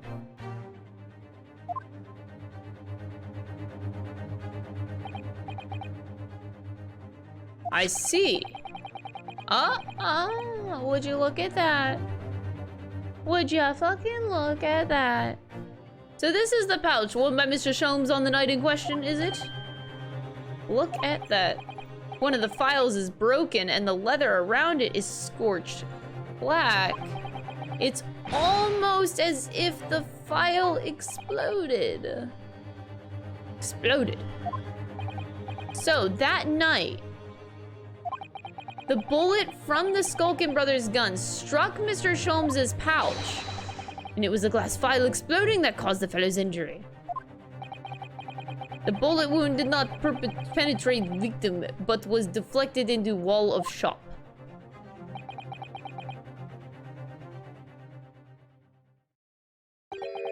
A delightfully complex aroma. It would appear one mystery has been solved at the least.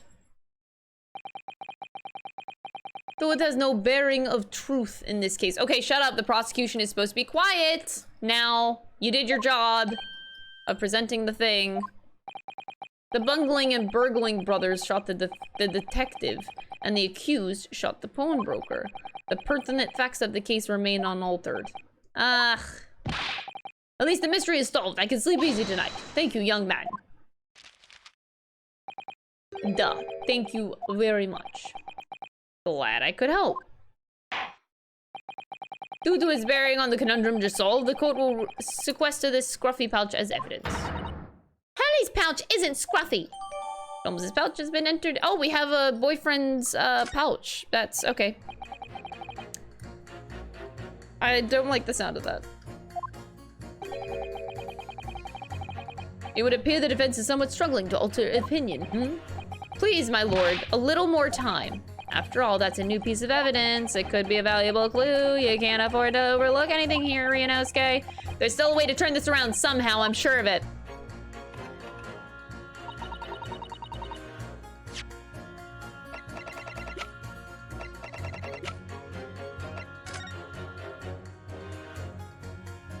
Show me the money.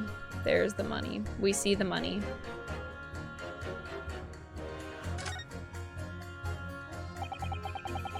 It's really scorched badly just here. Oh, the stripe is broken, look! This must be where the bullet hit then. Let me see. Aha.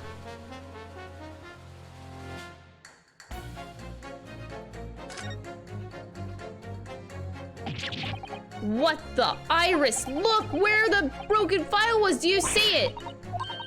The Skulkin brothers' bullet! What a stroke of luck that it hit his pouch. It's an amazing discovery. What this means is there were 3 bullets fired at Windibanks that night. We found exactly what that juror was talking about. It's time to press that juror again, I think.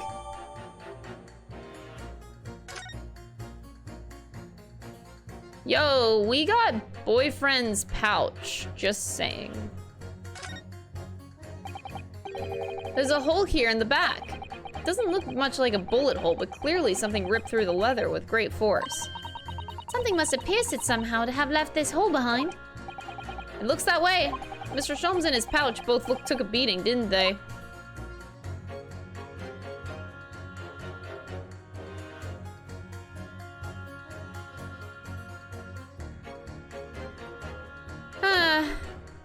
Boyfriend. This is the bullet that was fired from the Skulkin brothers' gun on the night of the incident. So it turns out it never actually entered Hurley's body at all. Thanks to the thick leather of the pouch he was wearing, it saved him. Hurley's always lucky like that. Well, considering what he had to go through in hospital, I wonder how lucky he really was. Oh dear, poor Hurley.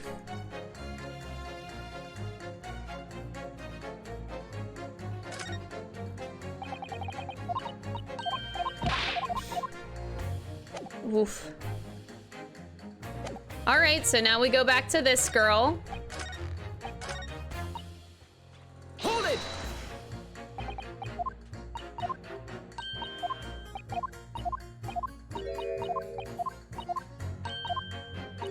Blah, blah, blah, blah, blah. All right, I can prove the 3rd bullet.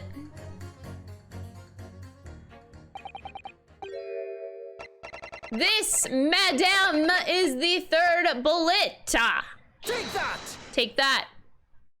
Here it is. We discovered it just now. Yes, on the night in question in Mr. Windibank's pawnbrokery, another bullet was fired. Oh, God.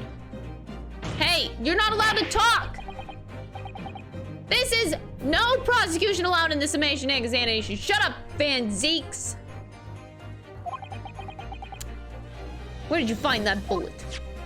It was lodged inside Mr. Sholmes' pouch. What? This pouch was removed from Mr. Sholmes' waist before he was taken to the hospital. And since then, he has been touched by no one.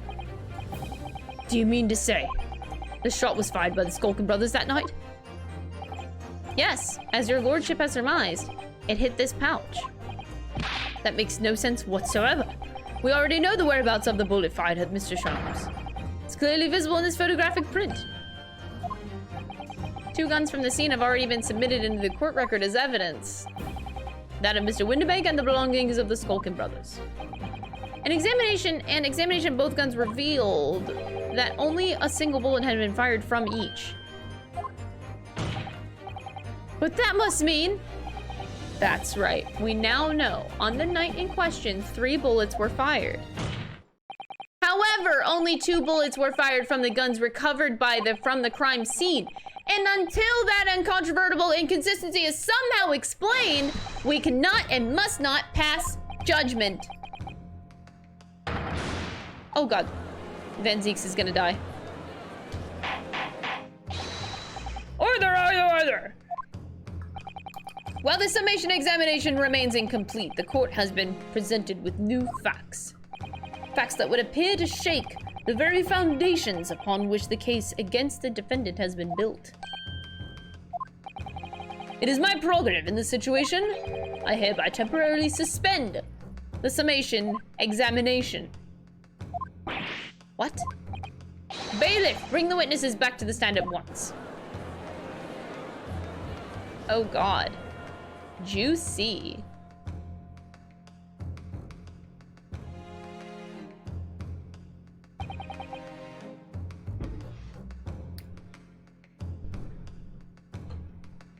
Witnesses. Governor! Were you listening to the proceedings while the defense carried out the summation examination? We was, Governor, we was. Perhaps we can dispense with the tedious preamble. Simply answer this one question. A third bullet had been identified at the scene of the crime. What do you make of that? Make of it, Gov. I don't make nothing of it. Is it one of yours? Good blimey, Gov. Good blimey, not a chance.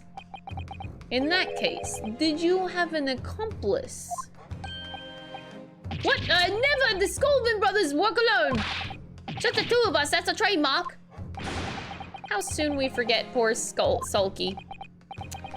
Only 2 of the bullets from the crime scene originated from the firearms we have in evidence. The third bullet was fired from another gun. Where is it? That's a head scratcher. Counsel for the defense. Yes? I'd like to hear your thoughts regarding these new developments. The third bullet and the mysterious missing firearm from whence it came. Thinking back all over the testimony we've heard and all the evidence we've seen, I think I'm starting to form a picture of what really happened that night. My lord, I think it's clear what this third bullet tells us about the Skulkin brothers. Now, I don't know if they were working with Mr. Eggs Benedict, but I think they are. So I'm gonna say... Hey, they had a secret accomplice. At Windimake's pawnbrokery, the brothers must have been working with a third man. The witnesses are clearly doing their best to cover up the existence of this accomplice. But the evidence all points to the fact that there was somebody else present, someone carrying a gun. Objection!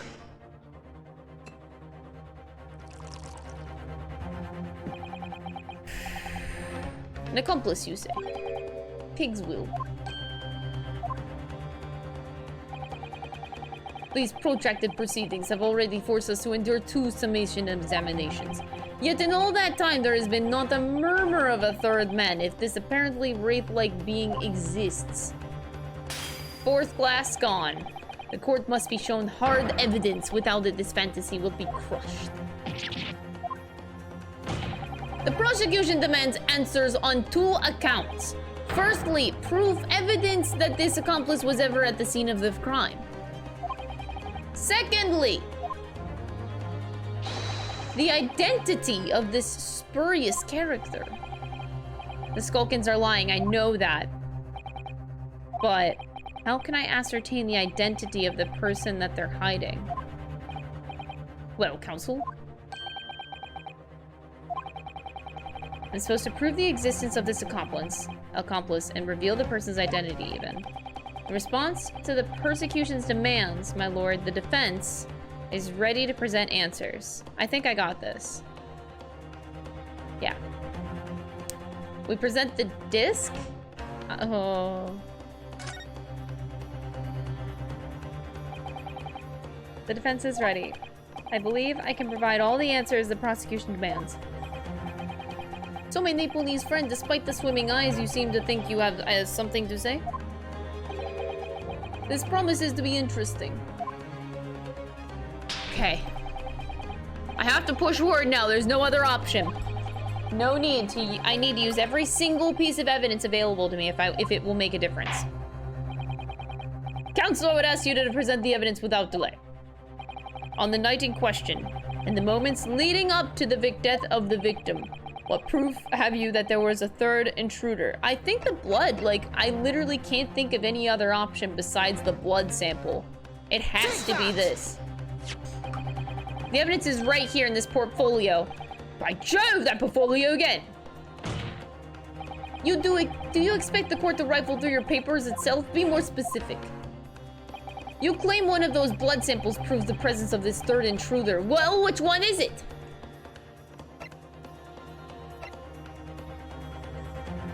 Take that! What am I looking at here? This appears to be some paint or such like around the bullet hole in the middle of the calendar. That's a bloodstain, my lord. A bloodstain. Green blood. Curious even for you. Is the court to understand that the intruder was some unhuman creature?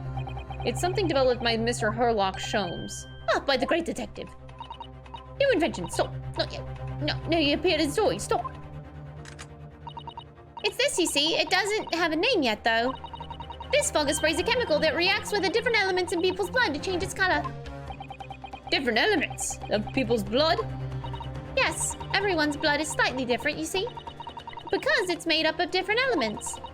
So by seeing what color it changes to, you can tell in a flash whose blood it is. That brings a whole extra dimension to looking at blood. Talk of blood in courtroom. Stop. Very exciting. Stop. Oh god, she's into it. As an example, this one shows the blood of the victim, Mr. Windibank. A striking blue. Yes, so you see the green color of this bloodstain on the calendar shows that somebody else was shot in the main part of the shop. Hold fire there, young man. Could be from someone unrelated incident, couldn't it? No, it's not unrelated. The date showing on the calendar is the date on which Mr. Windibank was killed. Therefore, we can assume that whoever was shot on the same day. Whose blood is it? Well, the Skulkin brothers in the stand don't appear to be suffering from any gunshot injuries. Which means it must be the blood of somebody else. A third intruder, in fact. Objection! Whose identity the court is still wanting to hear. You can't delay this any longer, my learned friend. Who is this alleged third intruder? Mr. Eggs Benedict! Take that!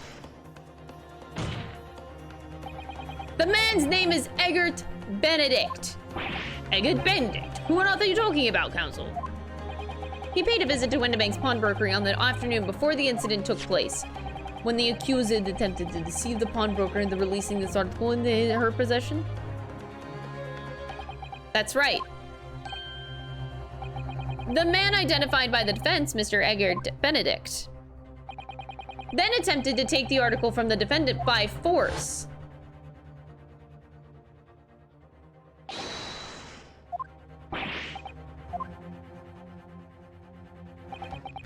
This filthy pocket thief has just redeemed an article from you, no? Yeah, it's, the article in question belongs to me. I demand for it to be returned at once. That's a lie. What are you trying to pull? Give me back my overcoat, you wastrel, and needless to say. Any music box discs, too. Inspector Gregson was there at the time and can attest to what happened. In the end, it was the inspector himself who took the disc. Can you corroborate this account, Inspector? Yes, my lord. That's more or less what happened. In the interest of being thorough, I asked Windibank for a print shown by the fellow. Taken from one of the red-handed recorder governesses. That's him talking to Mr. Windibank that morning. And you claim this man is the brother's accomplice? Well, Mr. and Mr. Skulkin. Never seen the geezer before in my life. All my life, God, all my life, never seen him. Somewhat unsurprisingly, it appears our witnesses disagree with the assertion. I'm sure your lordship recalls my learning from these friends' actual assertion, which was that he could prove the identity of the alleged accomplice. Yes, and I can. Then show us the evidence. Agree, we must see proof that the clean-cut gentleman in the photograph is a filthy criminal you say he is. We're ready. This is the last piece of evidence. I've had a feeling that something has been missing in this trial from the very start. But now I'm gonna drag it kicking and screaming into the courtroom! Are you ready to present your answer to the court then, counsel? Yes, my lord, the defense will present the evidence now. Proof that the man in the picture in this photograph print was in fact the person struck by the third bullet. I was going to present the disc. Should I not? Why am I doubting everything? I'm doing the disc. Yes. Take that! As I mentioned before, on the afternoon of the day in question, the defendant attempted deceitfully, admittedly, to reclaim this disc from Windibanks, which is when the aforementioned Edgar Benedict appeared on the scene, I believe. This man then attempted to purloin the article from the defendant's possession, no? That's correct, my lord. I myself was present at the time. It was following this that a minor incident occurred.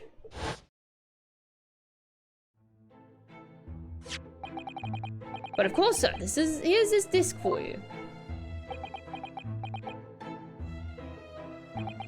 Very well. I shall bid you farewell. Say goodbye to style. Wait a minute, that disc is mine. What do you think you're doing, you little tramp? You've drawn blood, you filthy animal. I almost forgot about that scene. Being a music box disc, it has countless small but sharp metal protrusions over its surface. Those protrusions caused Mr. Benedict's finger to bleed, and the resulting smear of blood is still visible on the disc now. Goodness, a blood stain, is it? My assistant and I have just analyzed the blood stain here in this very courtroom. Using my trusty fogger gun.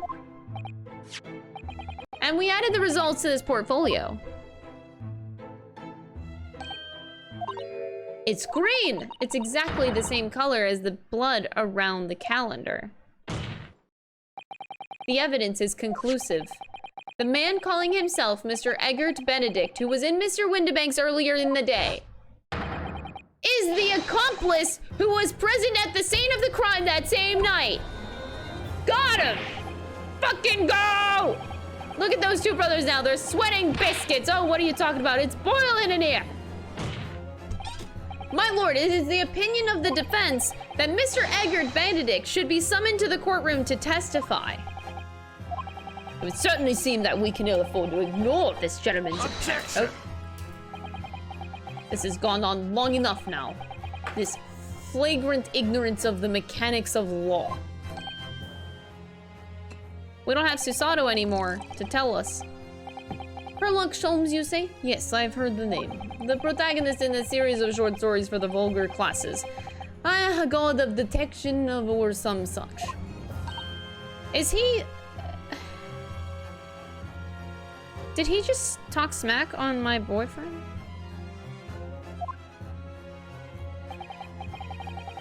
Now you employ chemical substances devised by this fantastical persona in the highest court in the land?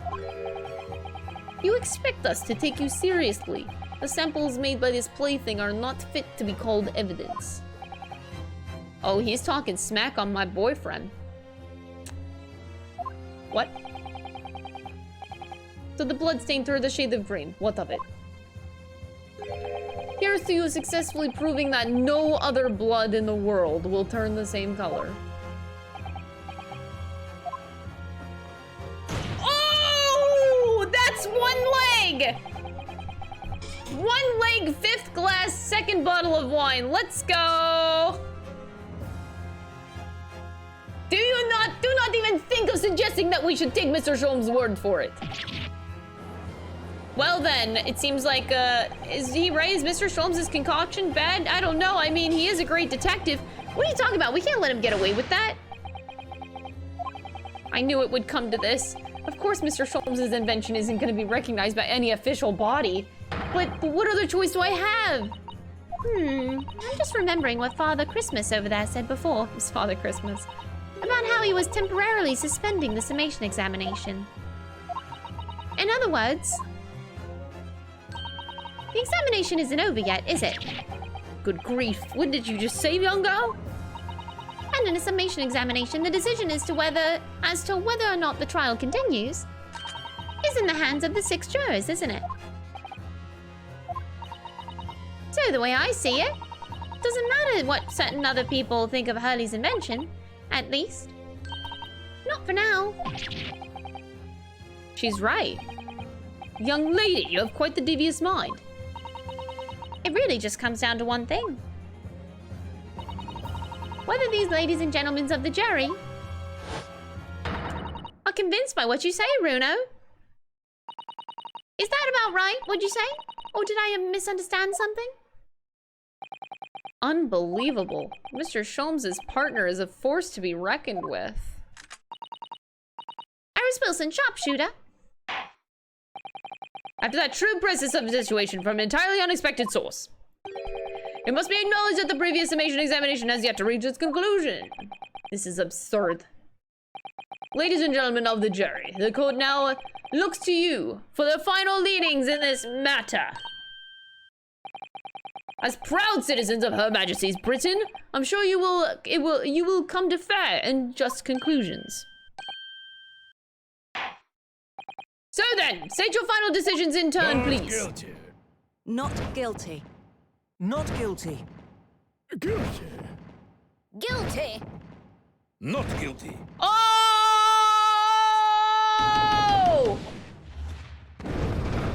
Yo! We are homies with Villain Bolshevik. Let's go. 2 called guilty and 4 not. Such is the outcome of the summation examination. Objection. My lord, with all due respect, this is an outrage. The prosecution refuses to accept this decision.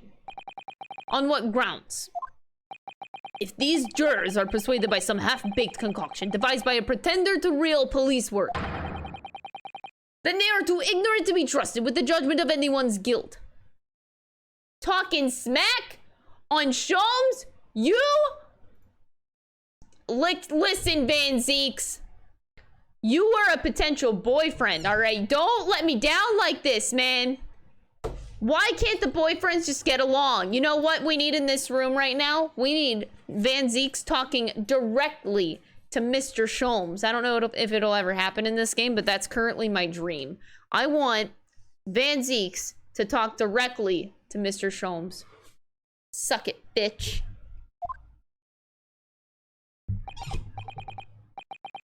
I'm sorry, Lord Van Zeeks, but the outcome of the summation examination cannot be ignored. This trial will continue. Take that, Van Zeeks. All right? Nevertheless, we find ourselves in a rather awkward situation. The defense has very reasonably requested the subpoena of his new witness. But sadly, I fear that will be impossible. What? The name the gentleman gave for himself, Agate Benedict, is quite clearly false. I don't believe it. Just when I'd managed to prove that the man was there that night. Could I say something? Who was that, please? Who spoke? It was me, my lord. Juror number 5? What have you to say, madam? If possible, Inspector. Me, ma'am? I wonder if you might show the photographic print to me again? The one in which the gentleman is shown. Yes, this one, you mean, of Mr. Benedict? Yes. There's no doubt in my mind. Juror number 5, you don't mean to say you know this man? Oh, yes, I know him. What? Good gracious.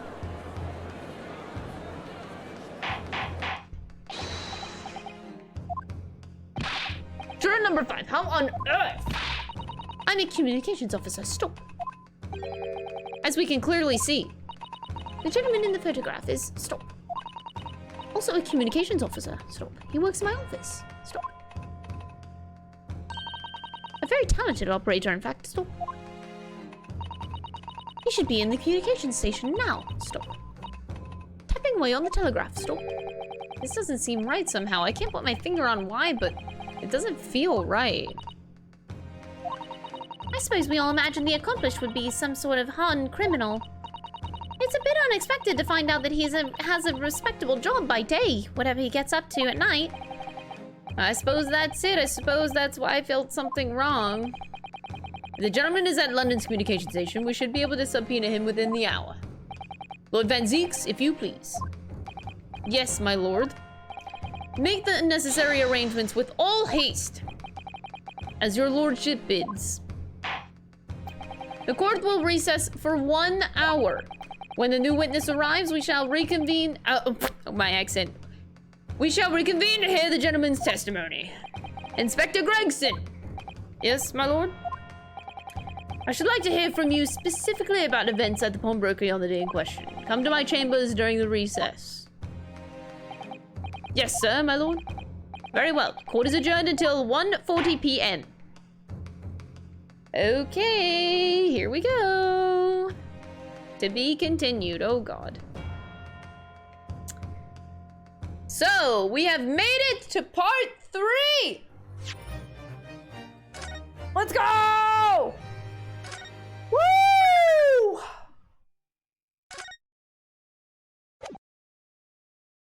Oh, should I take a mini break? Maybe I should get up real quick. I'll get us some music, though, so I don't leave on an awkward note. Ah, Gina! How are you holding up? Okay, you guys can stare at Gina. She's pretty. Alright, I'll be right back. Look at her beautiful outfit. Actually, I low-key want that hat and outfit. Ugh, okay, anyway, I'll be back.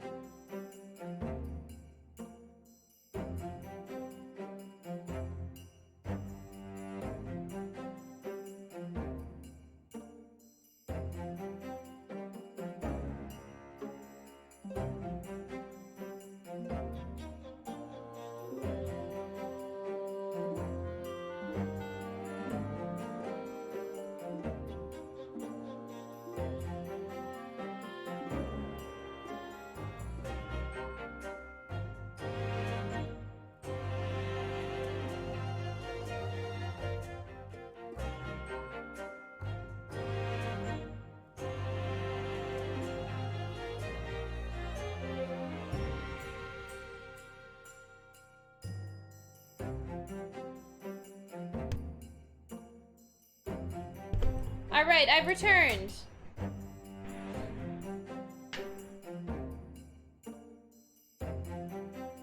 Alright. Are you guys ready for trial number part 3? I said trial number 3, oh god. Alright, this is part 3, where we get Mr. Eggert Benedict's real name. Alright? I'm ready. I also got some chips, because this is gonna be a long stream. So, chips for dinner!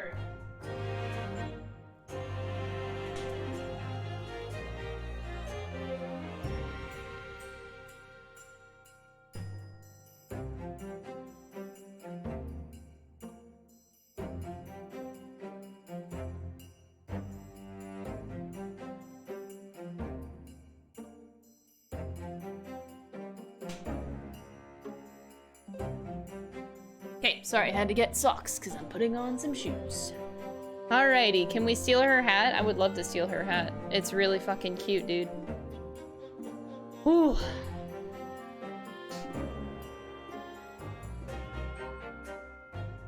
Woo-wee. Now we're getting Mr. Eggert in here.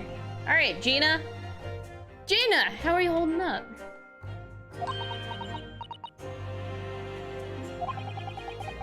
Starting to feel quite warmly towards her frequent cold shoulders now.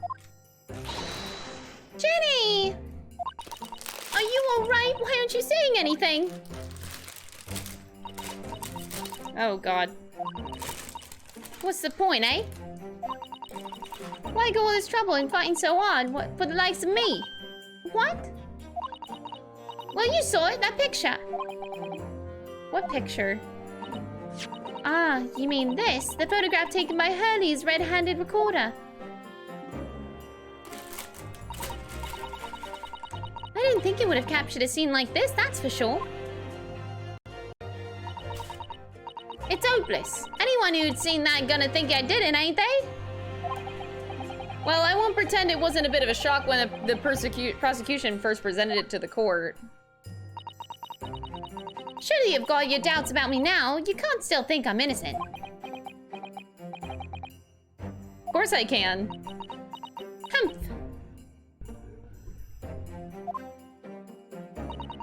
Ginny, why don't you talk to us? Tell us what really happened that night. Eh?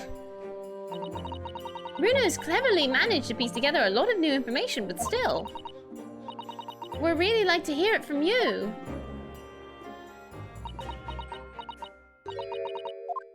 Alright then. It was after we had dinner together at your place, right, Iris? Then we all had a chat up in your office, didn't we? I remember.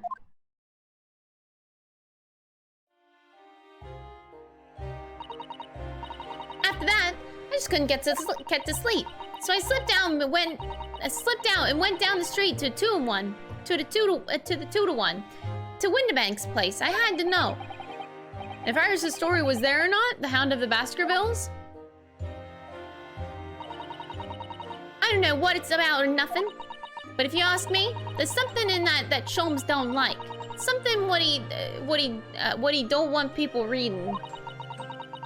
So that's why he lied to Iris about sticking it with lug with Winterbank for safekeeping. At least that's what I thought at the time. Coo! What are you doing?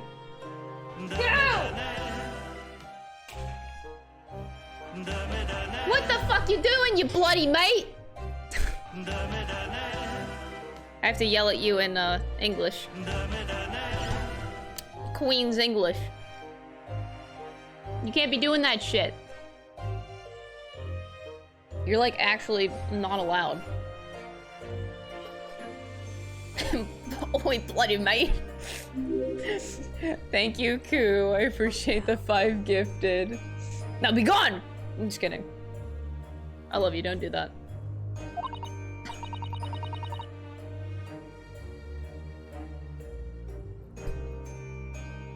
I just had to know if it was there or not. I mean, I had no idea all that was going to kick off, did I? I struck the lock and stuck inside. It was dark as you like in there. So I gave the oil lamp on the counter a bit of wick. And that's when... What do you think you're doing? I nearly died, I did. Next thing I knew,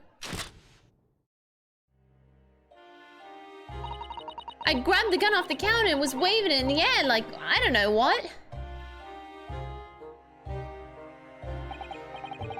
You're the girl who was in here this afternoon. I didn't think pickpockets were in for armed robbery.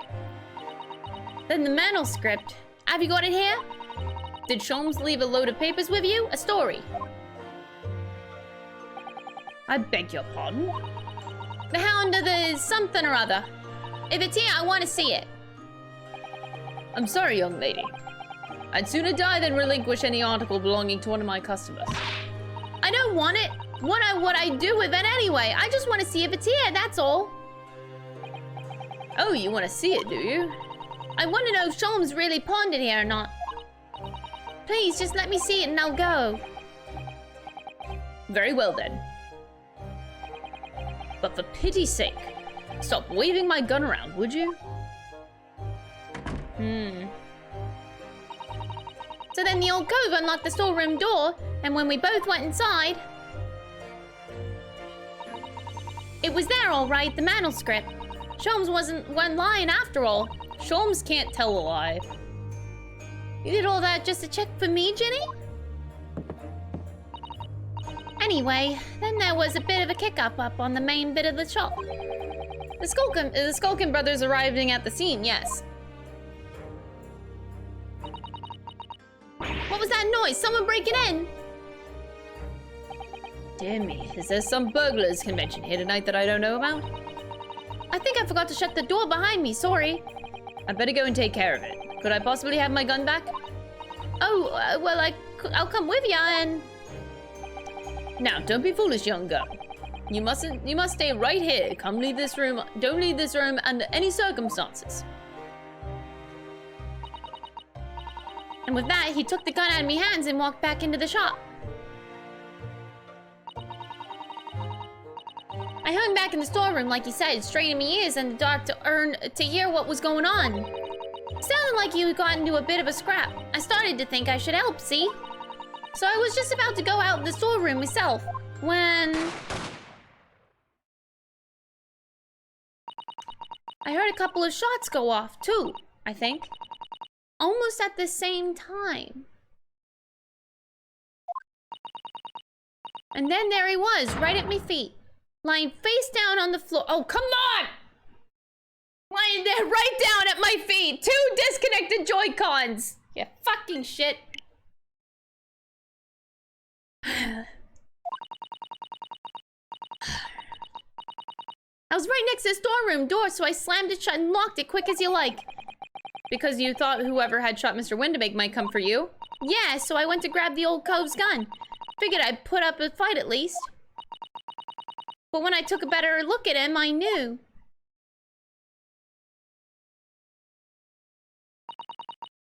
Windebank was a goner.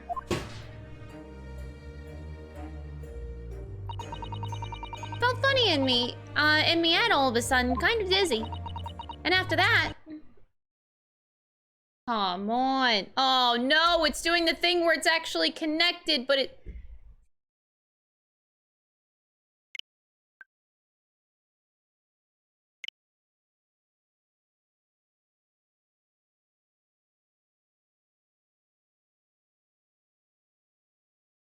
That button should help. Okay, I think we got it. Got it. We got it. We got it. We're good. We're good. Okay. I don't remember nothing. That must be when you passed out, Gina. If I hadn't done what I'd done, the old cove might still be alive. Did you tell the police everything you just told us? Of course I did, but they didn't believe a word, did they? All they said was if I kept telling lies, I'd make things even worse for me. It'll be all right, Ginny, don't worry. Just stay strong a little longer. Bruno's about to put the real culprit through the mill. That cove what was there in the afternoon. That Eggert Benedict. I still remember how he looked at me, like I was nothing. He was there that night. Oh yeah. Oh yeah, he was. We don't know his real name yet, but I'm convinced that he's involved. Thank you for telling us what happened, Gina. I appreciate your honesty. You what? You can leave it all in Runo's capable hands now, Ginny.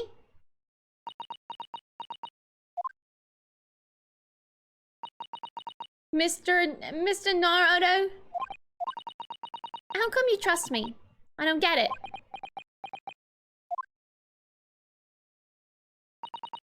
I mean, have you forgotten what happened here before? Come on, it was only 2 months ago. Me and Mr. McGilded, we told you a whole pack of lies. And you got the bog trodden off with him, even though he was the killer. No, I could never forget that. Oh. I did what I thought was best at the time. But the pain of that error of judgment doesn't get any easier to bear. Still, don't forget that I also made you a promise. I told you that I'd be on your side to the bitter end no matter what. But what if I'm lying? You could be working to get another killer off the hook for all you know.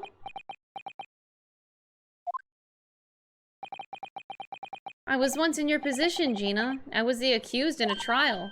You what? Before I left Japan, I was accused of murder. And strange as it might sound, the circumstances of the crime were pretty damning. I was sure that no one would believe it wasn't me who'd done it. Oh, Runo. Oh god, don't tell the details. Oh god.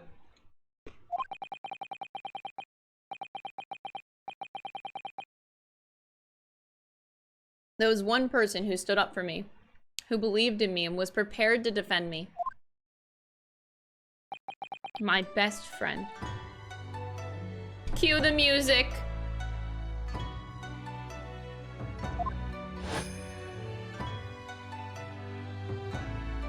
Ryunosuke, no one believes in you more than I do. Leave this to me. All you need to do is put faith in me, and I'll do the rest. I was so happy I cried. But even then, somewhere inside me, I couldn't help thinking, surely he doesn't really believe in me, not completely.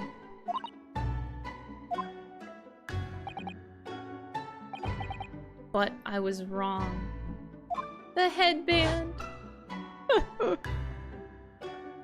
Oh, as soon as my trial began, it was obvious that he had an absolute unwavering belief in me.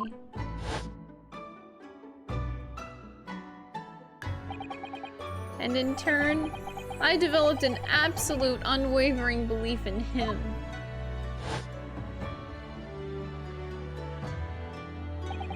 Since then, I came to realize, if you want someone to believe in you, you have to believe in the other person first. What are you saying? I promise you, Gina, that no matter what happens, I'll keep believing in you. So you don't need to worry. I won't let you down.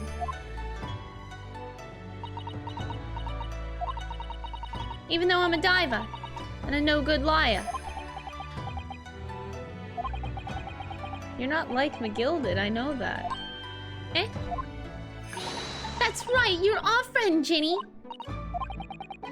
We know you better than you think.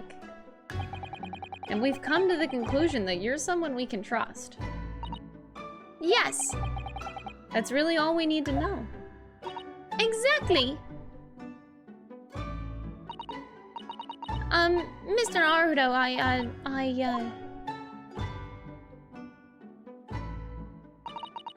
Oh, she's crying.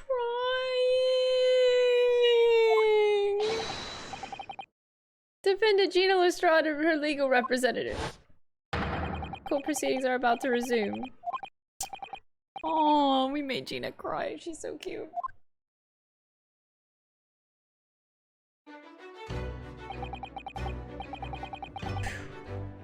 I'd been both a defendant and a defending lawyer in my time, so I knew only too well just how hard it was to put all your faith in another. And I also knew Just how hard it was to bear the burden of another, putting all of their faith in you. This is it at last, the final chapter, the final battle. Wish me luck, Susato-san, and I hope you're watching over me too. Partner. Aw, Susato is a partner. Alright, I dig it.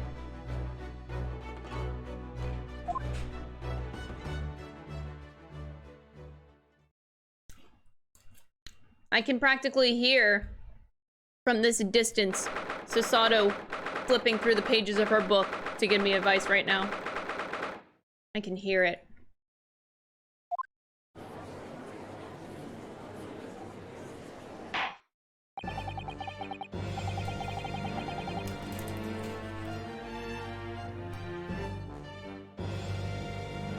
I hereby call this court to order as we resume the trial of Miss Dina Lestrade.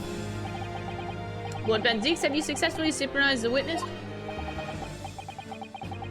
Delivered to the communication station where the man works immediately, my lord. However, the heavy rain has delayed the arrival of his carriage, it would seem.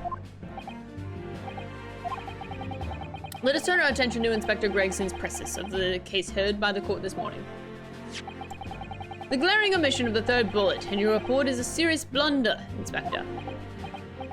I can only apologize, my lord. And although the defense's chemical analysis of the blood at the scene makes a compelling argument, I cannot permit such untried methods to be used as evidence in my courtroom.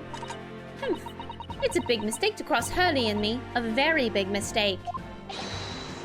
My lord, the subpoenaed witness has just arrived in the building. Thank you, officer. Show him the stand without delay. Mr. Eggard Benedict. I suspect we'll be crossing paths with him again soon, and certainly not like this.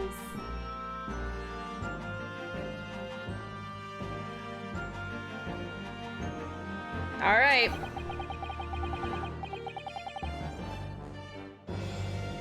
Thank you for complying with this court's subpoena in such short notice, sir. But of course, my lord, as an upstanding member of London society, it is my pleasure to oblige. Kindly state your name and occupation for the record. Ashley Graydon. Oh, it was AG. Ashley Graydon, communications officer. Mr. Graydon and I both work at London Central Communications Station. Now, perhaps somebody would kindly explain what all of this is about.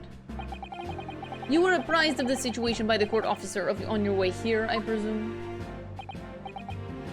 I was. Something to do with the murder that took place at a pawnbroker's on Baker Street.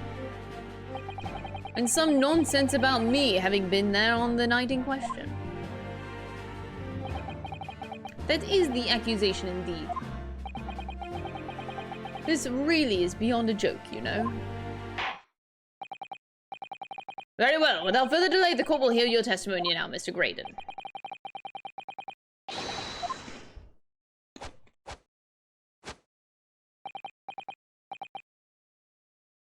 Gladly, my lord.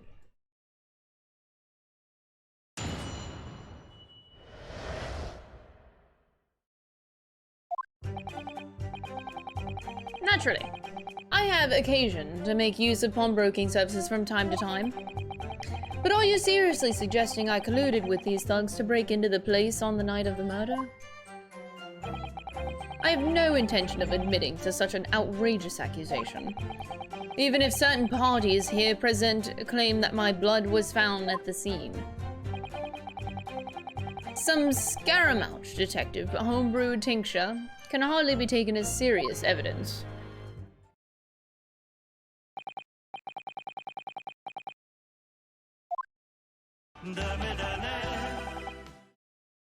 He completely denies it. Yo, Uneven, thank you so much for the Twitch Prime sub. I appreciate it. Thank you so much. I hope you enjoy the emotes. The highest court in the land to be swayed by this self-professed detective's toy. It was the will of the jury, and our great British justice system demands that the jury's will is upheld. Then it would seem we have the misfortune of a most inept assembly of jurors today. By golly. How long am I expected to be detained here? If following the defense's cross-examination, your involvement in this matter has not been established, you will be free to leave immediately. Good, then I shall be away in time for afternoon tea. Peaceful and fulfilling. Silent, thank you so much for the 2-month resub. I really appreciate the support. And it was a very, very nice time off. Thank you. Afternoon tea. Oh my god, this guy. What did he say specifically about that? I shall be away in time for afternoon tea. Some small consolation at least. Does not hold Mr. Gregan any longer than necessary, counsel. Proceed with the cross-examination. So, we meet again, Mr. Eggert Benedict. Or is it Mr. Graydon? My apologies. You are... Wow! Claiming to not even know me? Ryunosuke Naruto, defense lawyer. We have met. If you say so. Ashley Graydon. Enchanté. So.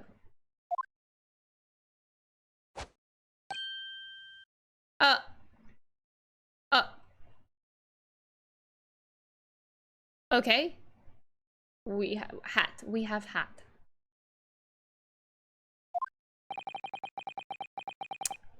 I trust we can conclude this quickly. But I'm not holding your flashy hat while we do.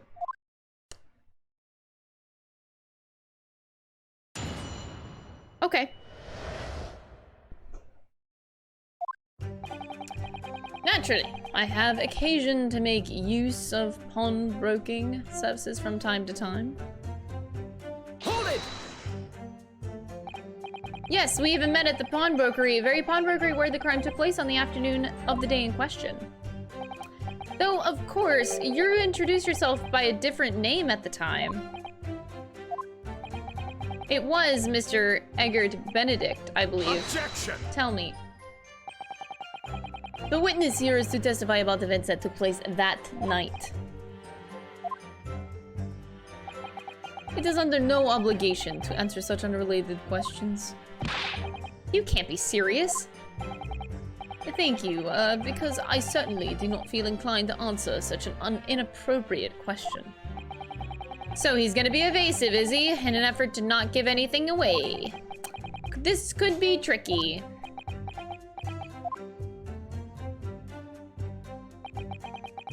Are you seriously suggesting I concluded with these thugs to break into the place on the night of the murder? Hold it! Have you seen these two men before? This pair? No, I don't associate with criminals. Said by a man who introduced himself as Edgar Benedict. I'd like to know who I have to thank for this. Who made this outlandish accusation against me? The young lawyer there in the black. This is a farce! Whose idea was it to permit an outsider to work in a British court anyway? Needless to say. Okay, bitch. I have no intention of admitting to such an outrageous accusation. Hold it! Oh, bitch, you will. Where were you at around 1 in the morning on the night in question, sir? That is past the hour at which I would normally retire. Certainly. I was not in the company of these rapscallions. You're able to prove that? Objection! Listen carefully, my learned Nipponese friend. For you appear to be under a gross misapprehension on this point. What do you mean? The witness maintains he was not at the scene of the crime. He has no obligation to prove his absence. If your accusation is that the witness was present at the scene, the obligation lies with you to prove your assertion.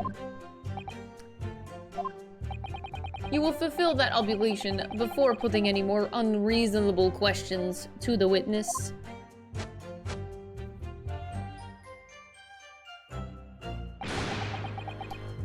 A silent victory wiggle, thanks. Yep. Even if certain parties are present claim that my blood was found at the scene. Oh yeah, we're gonna press this shit. Hold it!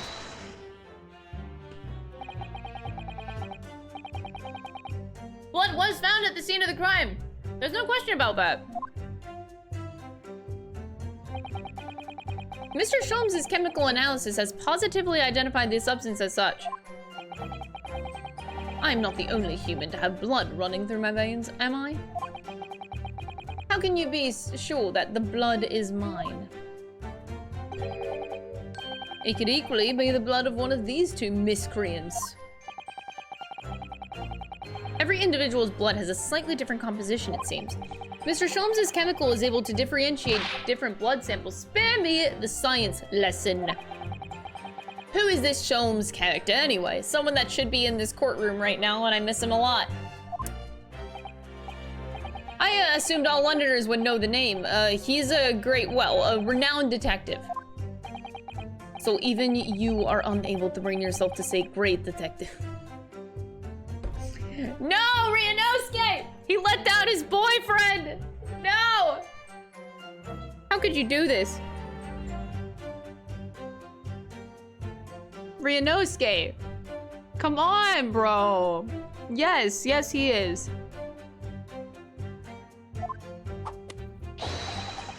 A great detective, you say? Now we're in the realm of fairy tales, are we? What's this? Excuse me. Do you have something to say about that, Mr. Skulkin? Well, me! No, the Mr. Skulkin next to you. I've had it up to here with us. How many times have I got to tell you? I know, you're not big bruv sulky. Mr. Nash saw Skulkin. Eh, cool blimey, governor. You what? Is it not the case that when Mr. Graydon just spoke, a thought went through your mind? Would you care to share that thought with the court? Me thoughts? I have none of them. I must have been him. You what? Mr. Nash Skulkin, answer the question, please. What went through your mind when Mr. Graydon just spoke?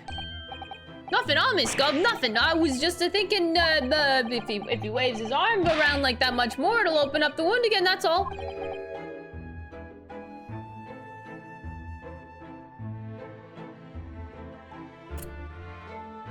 Oh, what wound? Where he took the bullet, of course. It was only 2 days ago, it ain't gonna be healed up yet. So I was, well, you know, I was worrying for him, and then... oh, hell's bells.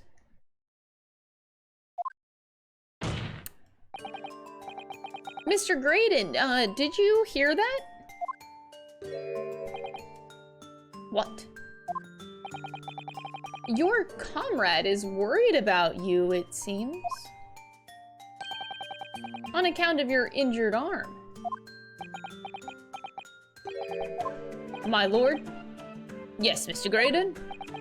I have no idea what these two wretches are talking about. Certainly, I shouldn't be expected to answer anything in relation to their mindless insinuations. We know that someone other than the victim was hit by a bullet at the scene of the crime 2 nights ago. And from the height of the bullet in the wall, that person was likely hit in the upper arm, or thereabouts. Perhaps you'd allow a court official to examine your arm, sir? The left arm that you're currently clasping with your right hand as if in pain? No, I refuse. You have shown no evidence whatsoever that links me to these common thieves. Accordingly, I am not obliged to permit any such invasion of my privacy. As I've already said, I'm completely uninvolved in all of this. I've never had anything to do with the pawnbrokery where this fellow was killed whatsoever. I take offense at the insinuation that I was in any way involved. You claim to have nothing whatsoever to do with Mr. Windibank's pawnbrokery? My lord, the defense would like that last statement to be added to Mr. Graydon's formal testimony.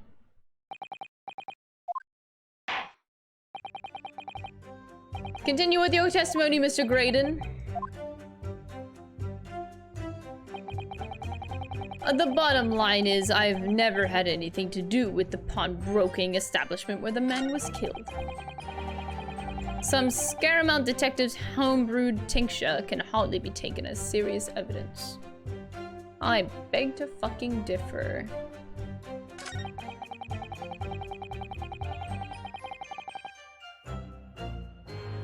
I'm gonna press this. Hold it! Never had anything to do with it? You forget that I was there, Mr. Graydon, on the very afternoon of the incident. Obviously, I am not a complete stranger to the pawnbrokers. I'm currently on the lookout for an armchair to furnish my study. Objection! No, you were there to redeem an article. I have no idea what you're talking about. Oh? Excuse me! You have something to add, Inspector? Come again? Come at me, sunshine. You were there too, in fact, weren't you, Inspector, that afternoon? Yes, I do remember meeting yourself in the pawnbrokers that afternoon. You and your young Japanese assistant and the accused were all present, as I recall. And at the time, this witness, Mr. Graydon, was trying to acquire a particular article. Well, now. I'm afraid I don't remember too clearly. What? But you mustn't. I'm not going to lie and pretend I remember something that I don't. What's going on here? Gracie showed us a picture before, didn't he? You know, from the cameras that Hurley installed in Windibanks. Of course. Indeed, and the gentleman pictured bears a striking resemblance to the witness, I must say. Exactly, which proves that Mr. Graydon was in the shop on the afternoon in question. At no point have I denied that fact. I merely entered the shop to peruse the articles on sale and have a word with the broker. Nothing more. Gregson. This makes no sense. I understand why Mr. Graydon might be trying to cover his tracks. But why would Mr. Gregson be trying to avoid giving testimony about what happened? That's all he's going to say on the matter, is it? What do you think, Bruno? I think he has no intention of telling us anything. He's well aware that the less he says, the less chance he has of giving himself away. Complete opposite of Hurley, then. He seems to think that the more he says, the better. At least I managed to prise a little more information from these witnesses' lips. All thanks to the Skulkin brothers. They were the key to it, after all. So he says he had nothing to do with Windibanks. Well, we know that's not true. Perhaps now would be a good time to have a proper look through the court record. Good idea. You never know what tiny scrap of information could become a valuable weapon.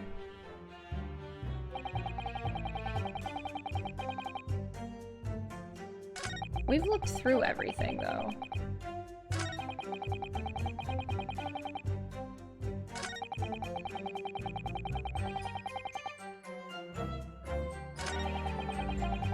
Give me a second.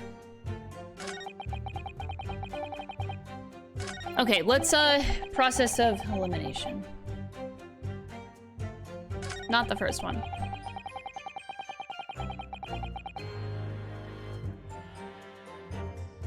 We have no way to prove this.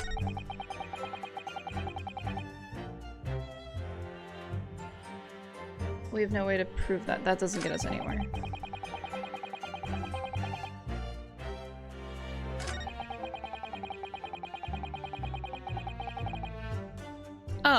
Wait, never mind. I'm overthinking this.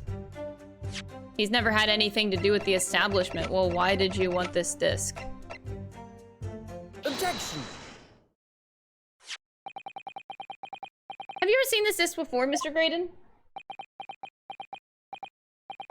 Why? Is it supposed to mean something? Supposed to mean something? This disc was until the day of his murder in pawn in Mr. Windibank's shop. It was redeemed by the defendant, Miss Gina Lestrade, that afternoon. However, somebody mysteriously appeared to try and take it from her. And that somebody was you, of course, wasn't it, Mr. Graydon? As I have reiterated numerous times now, you are mistaken. That was not me. I've never seen that disc before in my life. It may have escaped your notice, but there is a small smear of blood on the disc. Resulting from an abrasion of the thumb, perhaps? That's right. The surface of the disc is covered in hundreds of tiny metal bumps. In the skirmish to acquire the disc, the thumb of the person who tried to take it suffered minor lacerations. So, while the disc bears the remnants of that skirmish in the form of this smear of blood, the thumb of the person in question must bear the remnants also in the form of a scratch.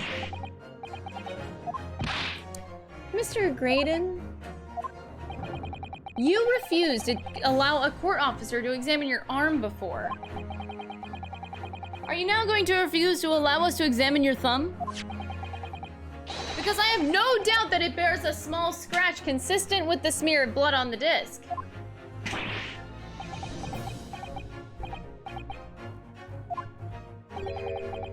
It would seem I underestimated you. What is the meaning of this? So you admit it now? You admit that you have a scratch on your thumb from when you attempted to take the disc from the defendant. Oh shit! Got him, sucker! Well, Mr. Graydon, it would appear that there has been something of a misunderstanding here. I did not attempt to take the disc, as you put it. No, quite the reverse. What are you trying to say? It's really quite simple, you see. The disc was mine from the outset. Is there some crime in taking an item that you own out of pawn? It would seem, Mr. Graydon, that in this piece of evidence, my learned friend has established a link between yourself and the incident. Accordingly, you will tell the court everything you know about this disc now. As you wish. Though I'm quite sure it has nothing whatsoever to do with the pawnbroker's murder.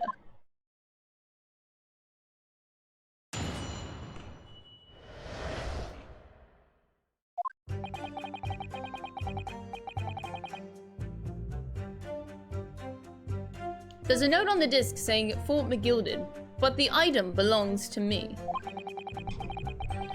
The redemption ticket was stolen from me by the accused, that filthy gutterling, on the day in question. I proceeded at once to the shop in order to explain my situation and redeem my article. In the end, of course, the disc was taken by the police. In other words, I had absolutely no reason to break into the shop later that same night. Sure you did, okay. Did I hear you correctly, sir? McGilded, you say, the famous London philanthropist. Who perished in this very courtroom 2 months ago after being acquitted of a distinctly messy murder? Yes, my lord. The one and the same. Good lord. Are you saying that Mr. McGilded and yourself were acquainted? That's correct.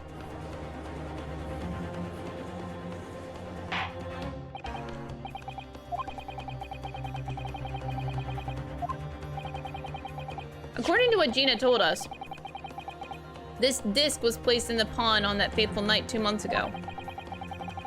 McGilded himself gave instructions to deposit it at Windibank's. It's funny that Mr. Graydon here is claiming the disc belongs to him then, isn't it? In all likelihood, he's lying. So he appeared that afternoon at Windibank's in order to get his hands on McGilded's disc for some reason.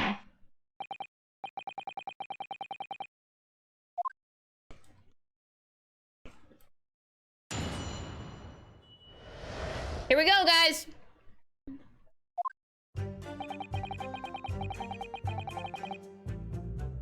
You claim that the item belongs to you. Hold it! Happy to support the Atlas superfan and the best Narukami dancer. Thank you for the 2 months. I appreciate it. I hope you keep enjoying the emotes, Gecko. Would you care to explain how this belongs to you? As you will observe, a communications officer such as myself commands a fine salary. You are certainly exquisitely dressed, sir. So you see, I have little need to make use of the services provided by the pawnbrokery trade. However, I did once find myself in difficulties having misplaced my purse whilst on an errand, which is why I pawned my fine black overcoat to the broker in question. You claim that was your overcoat. Obviously, and in my haste I clean forgot that the music box disc was in its pocket. And yet there is a note on it that reads, "For McGilded." I'm a collector of rare, unusual music box music. I first met Mr. McGilded at a gentleman's club in the city and was interested to discover that he shared my penchant in that area. The disc in question, it's a pre-production sample. I promised to let Mr. McGilded hear it. Wormscut, thank you so much for the Prime Gaming sub. I really appreciate the support. Hope you enjoy the emotes. But then you forgot that it was in the pocket of the overcoat you were forced to pawn. Yes, exactly. Gina didn't mention any of that in her testimony 2 months ago, did she? No, because Mr. McGilded had threatened her to keep her mouth shut. Which means that if we dig too deeply here, it's going to expose Gina's perjury. Oh dear, this is complicated, isn't it? Let's leave it alone for the time being. Redemption ticket was stolen from me by the accused, that filthy gutterling on the day in question. Hold it! So you're saying that Miss Lestrade lifted the ticket from your pocket or bag? That's right. Despite being mindful of danger, when walking in the insalubrious areas her kind frequent, Miss Lestrade did no such thing. Well, of course you would take the stance, but the girl is a regular offender.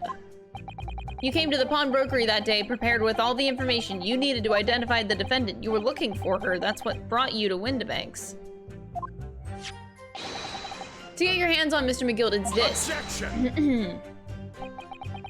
My learned friend is a veritable font of nonsense. Nonsense! I concur with the prosecution. Counsel, you will refrain from conjecturing in this way, is that clear? Yes, my lord. Then I will continue my testimony for what possible use it can be. I proceeded at once to the shop in order to explain my situation and redeem my envelope. Had you ever been to Windibanks before? Only once for the purposes of pawning something. But like many, I enjoy browsing in such establishments. So when you noticed that the pickpocket had taken your ticket, you chased after her, is that correct? Yes, that's right. I didn't notice at first, of course, such as the art of pickpurse. But when I did, I headed to the pawnbrokery at once, in order to reclaim my coat before the thief could. I was merely trying to recover what was rightfully mine in the first place. He can say what he likes because he knows that we have no evidence to contradict him on this. In the end, of course, the disc was taken by the police. Hold it! Yes, it was taken by Inspector Gregson here, wasn't it? That's right, this was the very man. Apparently, the police are collecting anything that has a connection to Mr. McGilded as evidence. Excuse me! Is something wrong, Inspector? What do you mean? The last remark Mr. Graydon made in his testimony seemed to trouble you in some way. No, it didn't. It's nothing. Leave it alone. Let me ask you this, Inspector. Why is Scotland Yard gathering Mr. McGilded's possessions? I can't tell you something like that, Sunshine. What is it, Inspector? Investigative secrets? Exactly, you should all know about that. Magnus McGilded, who died so unexpectedly after his trial 2 months ago, a man renowned throughout the capital for his great contributions to public life. Yet, he had a dark side, too.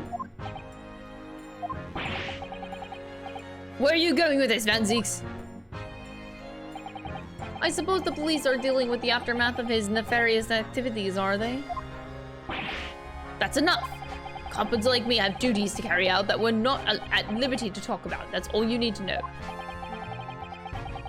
Duties conferred by Lord Strongheart, I presume? The Lord Chief Justice appears to have great faith in you, Inspector.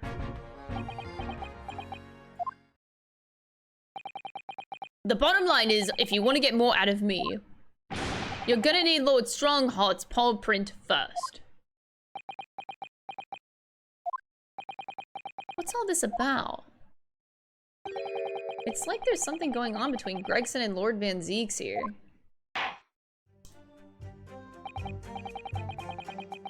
It would appear that the inspector has revealed all he is at liberty to reveal. Mr. Graydon, let us return to your testimony.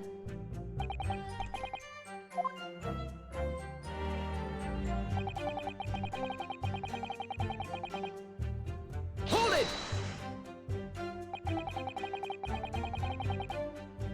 Perhaps you'd seen something of value among the forfeited items? No, not at all.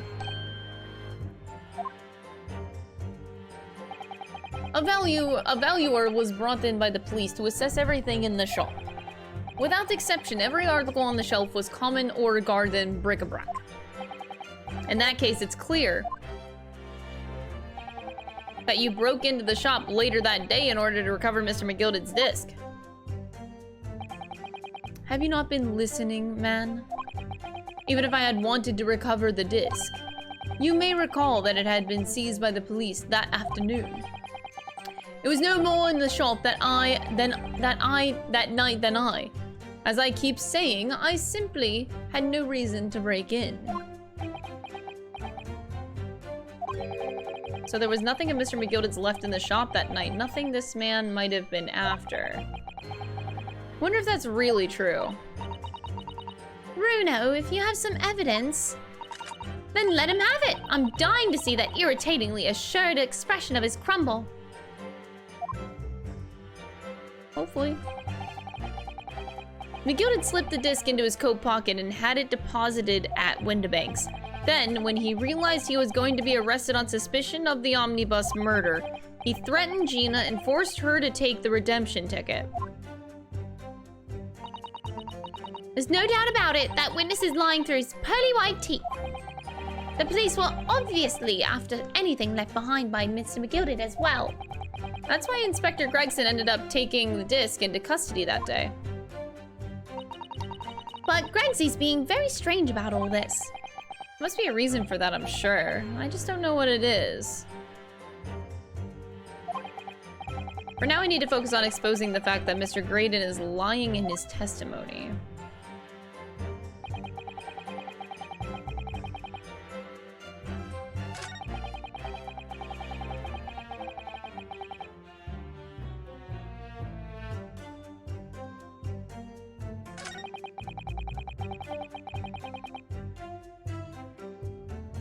He's saying that the item belongs to him. Whoop!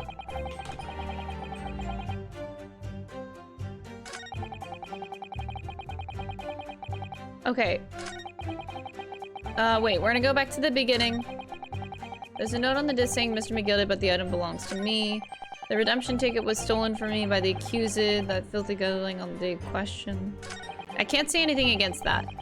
I promised at once to the shop in order to explain my situation and redeem my article.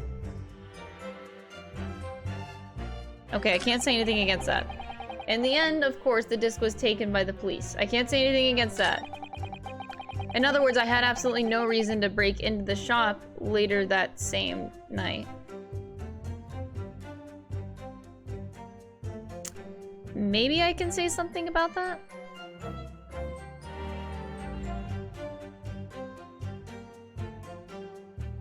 Okay, what's this one again? Okay, so this is 13th of April. There was a small box. We still have this. So this could be a thing. This is still unclaimed. It very well could be this.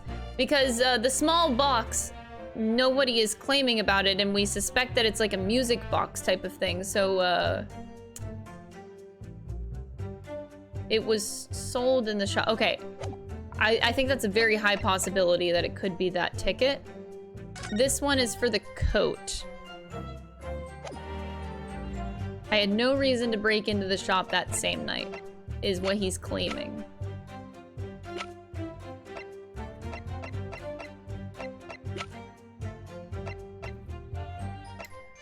Okay. My thoughts are... Wait, it's obviously not the music box disc. He already said it was gone. There is this. This is the only, like, thing... This is really a shot in the dark, though, because it could be completely unrelated. We don't know about this small box. We're just kind of, like, assuming that he might have dealings with it. He mentioned earlier before that this... He deals with music boxes, so maybe that's what the small box was. I'm gonna go for it. Even though it's, like, 3 days past, this is my only idea here. It's probably gonna be wrong, but I'll think of a backup plan. It's a good... I feel like this is a good first guess, though. Objection! The disc was deposited at Windibanks on Magnus McGilda's instructions. You know that, and you went there with the intention of obtaining it for yourself. Conjecture again, and in any case, the disc was taken into custody by the police that afternoon. The witness had no reason to visit the pawnbrokery again that night. Videos and streams. Keep up the good work. Also, I'm confident that you have the potential to find the truth of this case. Go get him. That's really sweet, fam. Thank you so much for the 100 bits, Chaotic. I'm glad you enjoy the content. Objection! Sorry, my learned friend, but that's not true. What?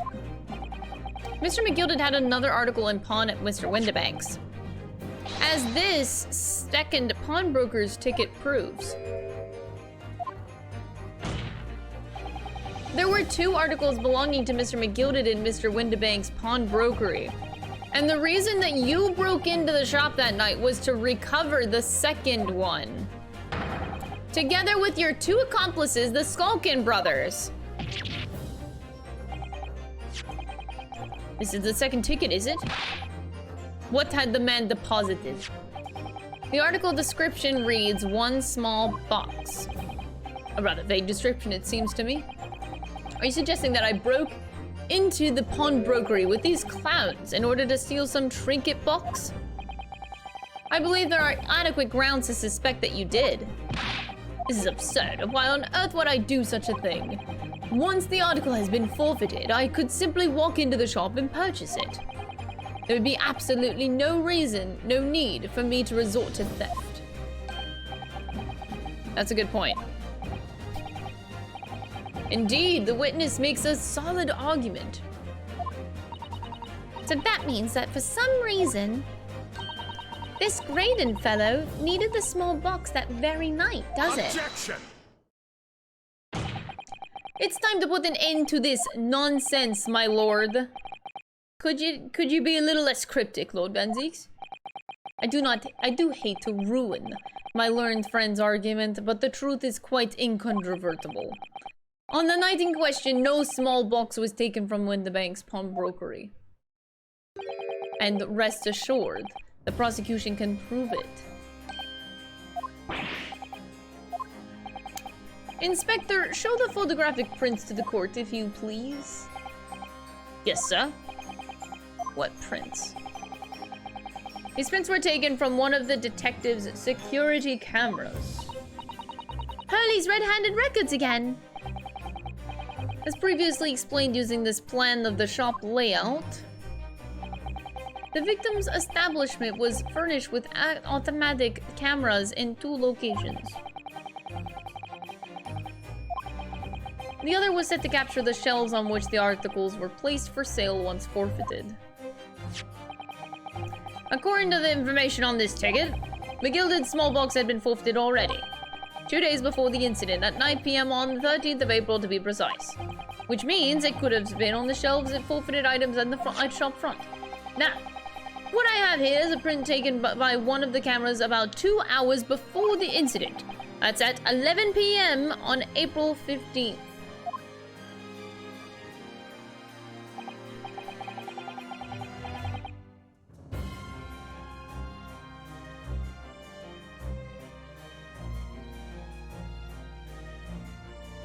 Wait, but that's it, is it not? I'm going crazy.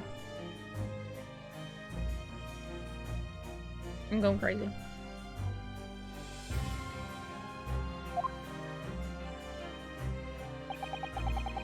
And then here we have another print. Shit. This one was taken about 2 hours after the incident. Maybe they weren't trying to take the box. Maybe they were trying to put the music disc in the box and listen to it there. Could be. They didn't need to actually take it.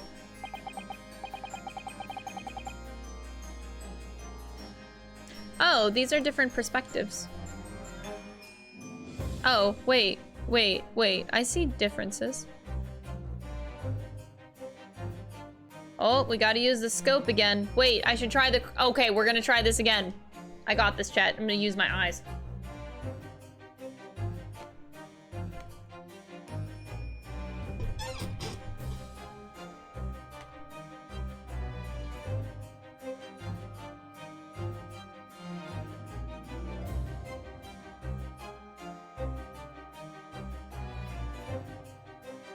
Matt. Okay, hold on.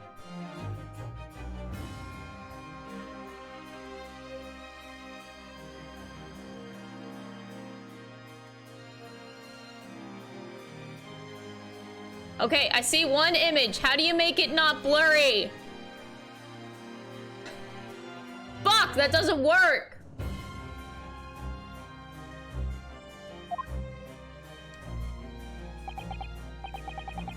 Starting to make my head ache. Yeah, my head's aching too.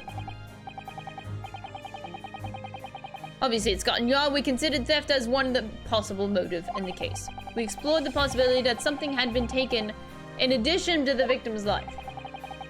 So your men have already compared these 2 prints thoroughly, Inspector?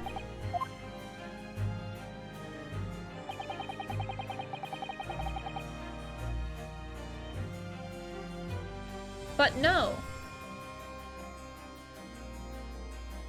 God, there is so much going on in this picture. It's so hard, but like, I see it. Ever so slight, man.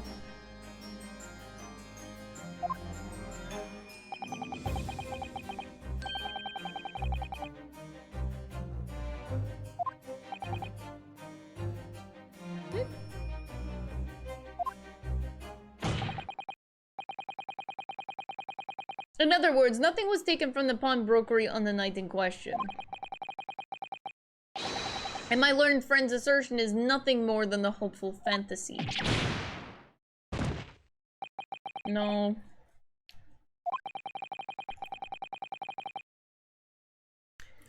If I could have just shown that he'd stolen Mr. McGilded's pawn box. Oh, we got this, we got this. Don't worry, Ryanosuke, don't worry. I've been thinking. I wonder if these 2 photographs really are exactly the same.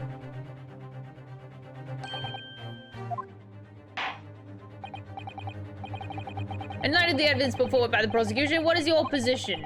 It seems that in fact on the night in question, nothing was stolen from the victim's establishment. Can I just do this now? Like, I don't need to wait for it.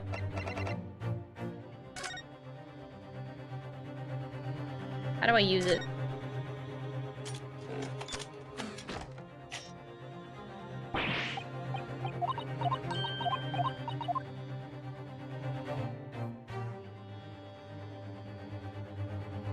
This is a thing. You have to pop 2 prints in here to start with, you see? Then when you look through the eyepiece, you can see the image in 3 dimensions.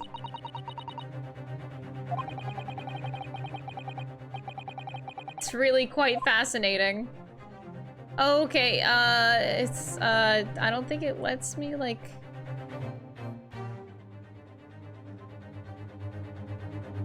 I want to put it in there. Oh! We don't have the images.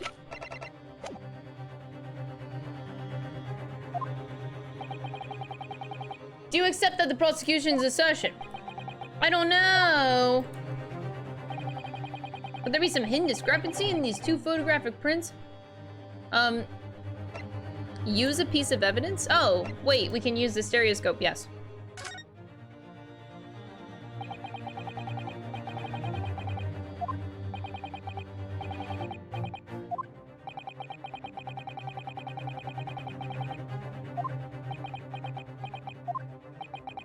I'm not entirely sure I follow. Which piece of evidence do you intend to use to help you identify the discrepancy between the 2 prints? Oh, wait. Present it? Okay. Take that! We're gonna use this device, my lord!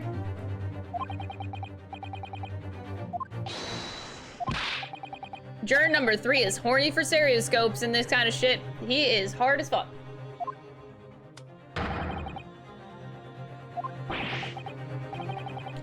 Juror number 3, what a surprise. Let's put the pictures in place and see what this wonderful contraption shows us.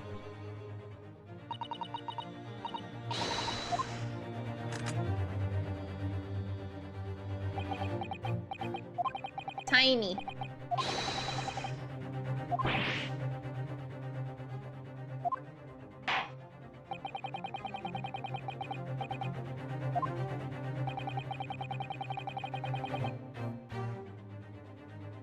Wait, do they really make you select it? Chat, I have no idea.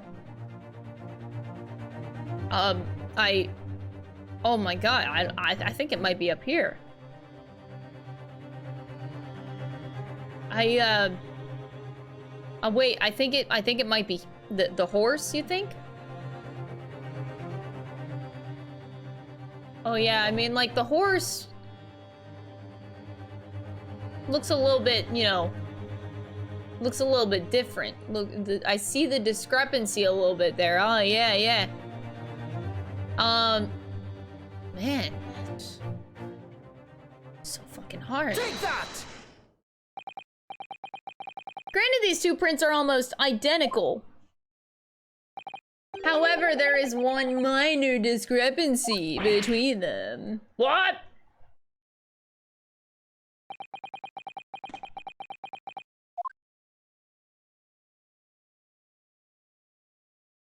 I wonder if I,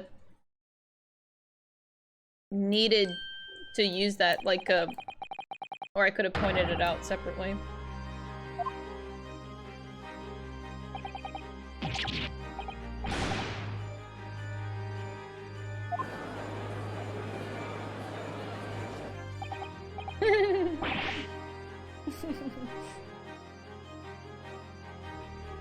Yes. Screenshot this. Beautiful. I'm gonna eat some chips to this screen. This is beautiful.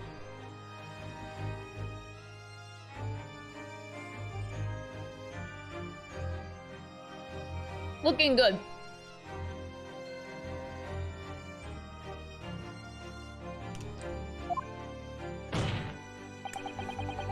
What this tells us is very simple. Mr. McGilded Smallbox was indeed not stolen from Mr. Windibanks on the night in question. However, there can be no doubt. Somebody picked up this particular box and then returned it to its place on the shelves. The small box originally deposited by Mr. McGilded is in fact the very same small box I just identified in those photographic prints. Objection! Mindless guesswork. What if it was? So a box was moved on the shelf. Nothing was stolen.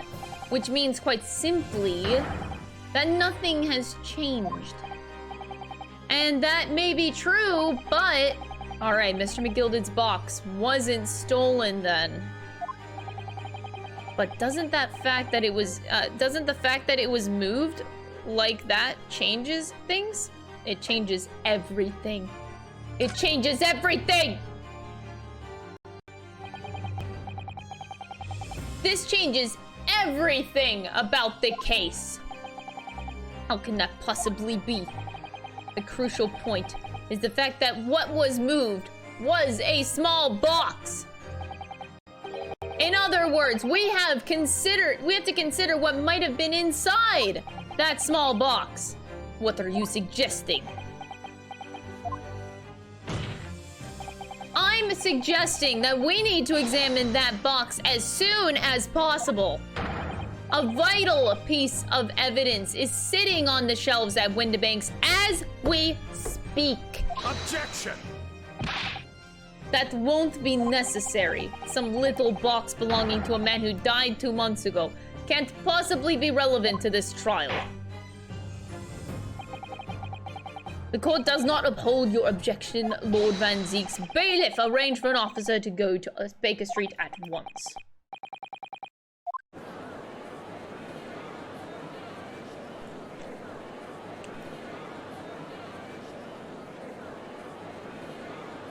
Ah! Oh, sorry. I'll eat some chips while they do these zoom-ins. I am quite hungry.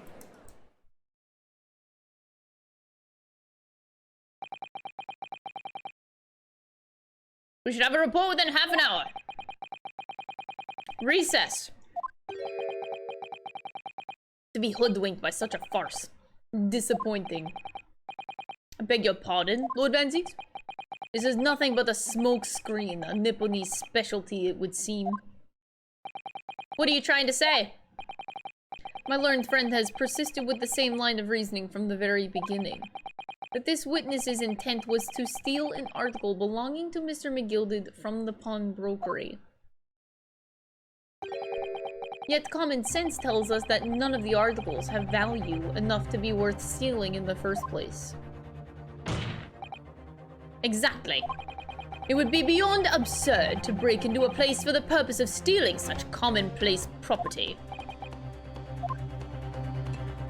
Oh, there's the fifth glass again.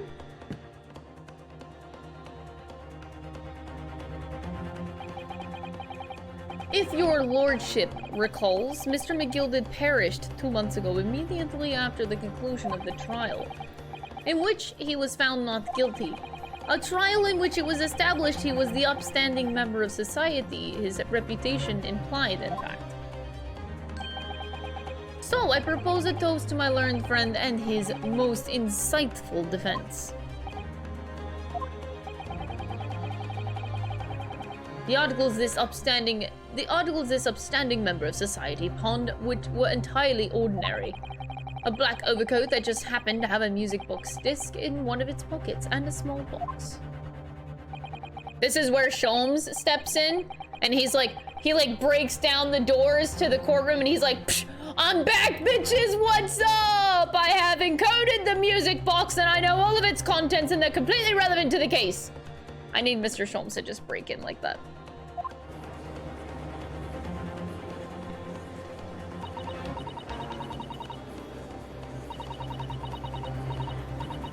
It's not as if it was gold or jewels, was it? Goodness knows, Mr. McGilded, but you can't deposit cash at a pawnbrokery.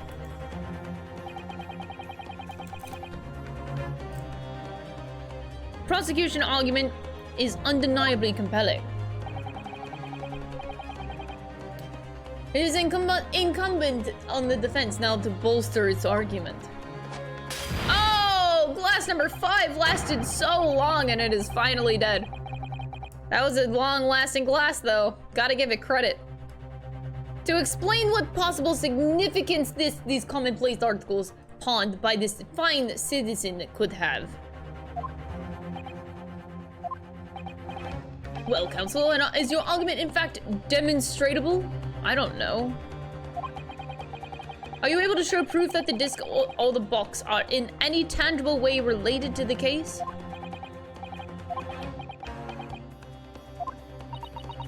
What's the matter, Bruno? We know that they're related, don't we? They're both vital pieces of evidence. Of course, you and I... Oh, right, the ticket with blood on it, Mr. Mason's, yes. If we explain all that to the court at this point, we'll have to acknowledge that Mr. McGilded's acquittal 2 months ago was a mistake. That the defense's argument was flawed, based on false information. And that would mean admitting that Gina committed perjury. Ginny. Could it be that Van Zeeks knows? Is that why he's doing this now? Because he anticipated everything? But maybe. This could be a great opportunity for us. What do you mean, Iris? Well, what is it that you always say, Bruno? Sooner or later, the truth comes out every time. The exact significance of the things that Mr. McGilded deposited with Mr. Windibank is something that only Gina can explain to the court. But if I put her on the stand to testify about that, it could critically damage our chances of winning this case.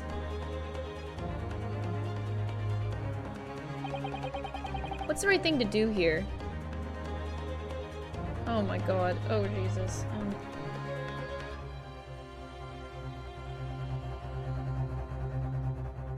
We literally need Gina to testify. We can't leave it. She has to.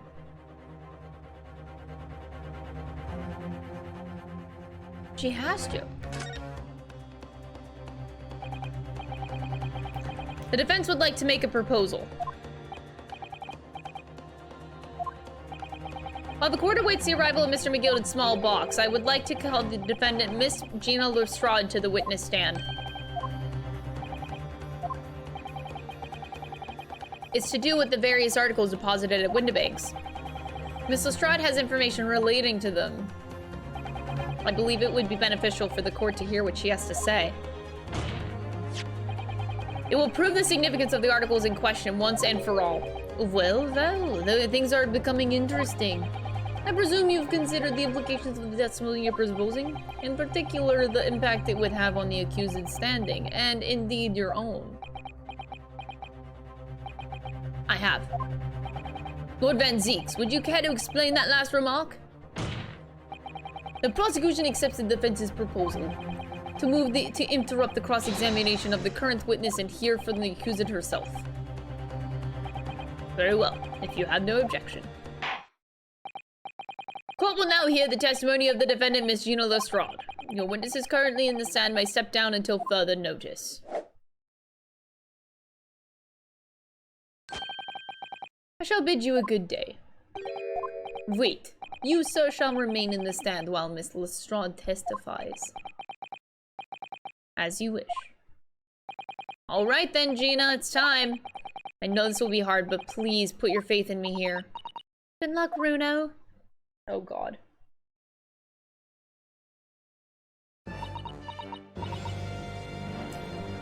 Hold on!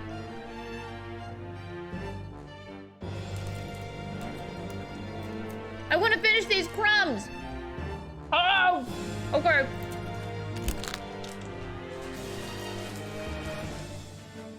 Sorry, I had to. It was completely important.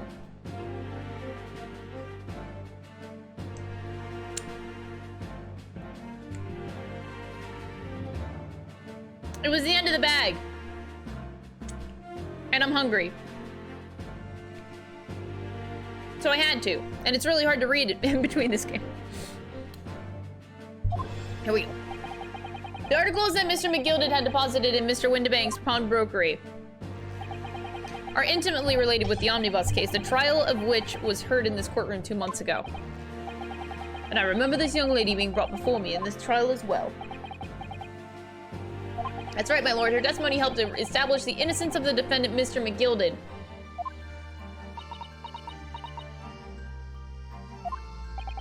The omnibus case was intriguing, to say the least. And now here we are again, the same players in that trial facing each other once more. A twist of fate, perhaps, my Nipponese friend?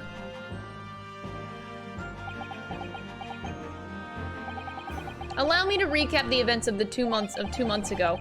An old brickmaker was stabbed to death in an omnibus running along London's winter streets. Apart from the victim, there was only one other person in the carriage, Mr. McGilded. Naturally, he was the prime suspect for the murder. But as the trial progressed, another possibility emerged. That the murder in fact took place above the defendant's head on the roof deck, with the body being dropped through the skylight into the carriage below. It was Miss Lestrade whose testimony brought that possibility to light. At the time of the incident, Miss Lestrade was concealed under a seat in the carriage, hoping to pick the pockets of unsuspecting passengers. Immediately after the trial, having been acquitted of the murder,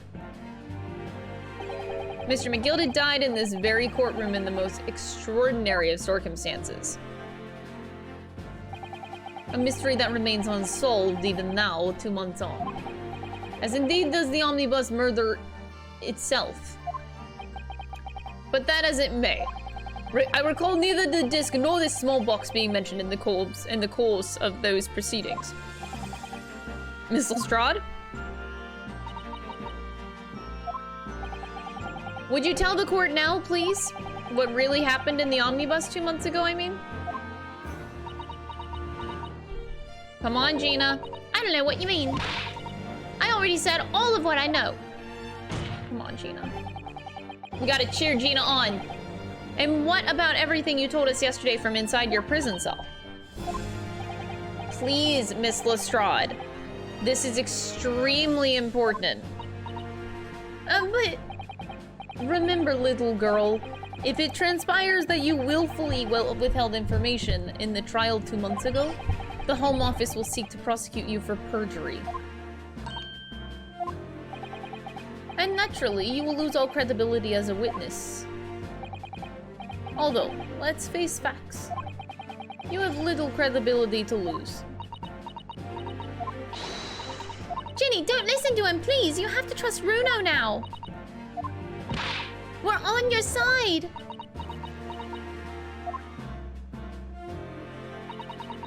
All right, then.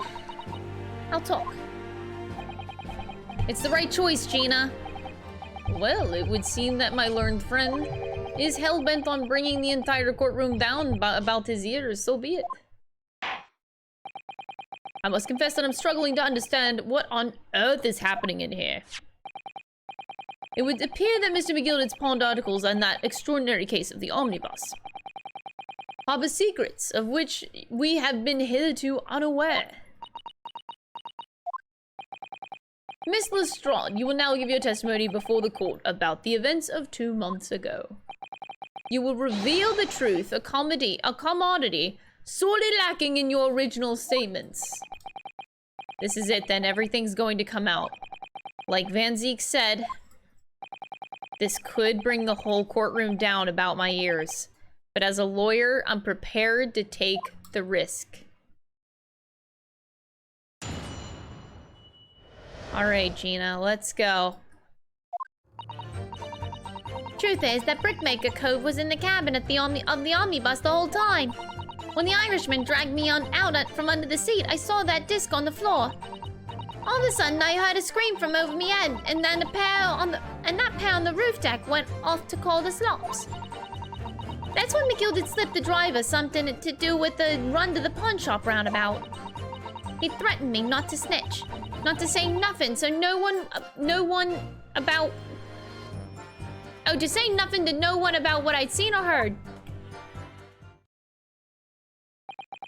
Good grief, this is outrageous. You've just told the court. What you've just told the court bears almost no resemblance to your testimony 2 months ago. As you say, my lord. There's every chance I may have educated an error in Mr. McGilded's trial. Sounds very much to me as if the man deliberately deceived this court in an effort to cover up the most wicked of schemes. Without doubt, your lordship is correct. The actions of the accused in that trial of the witness and of my learned friend are entirely inexcusable. I don't believe that whole trial was a farce. It was all lies. That McGilded fellow was rotten to the core, just like that pickpocketer. Don't forget that lawyer from the east. They were all in it together. You're wrong, the lot of you. Mr. Nardo, the lawyer there, didn't know nothing about it. Humbug. I don't think so. Are we really expected to believe that? It really stitched up everyone, didn't he? What an operation to get the man off scot-free. Unforgivable. Stop. The lies have to stop. Stop.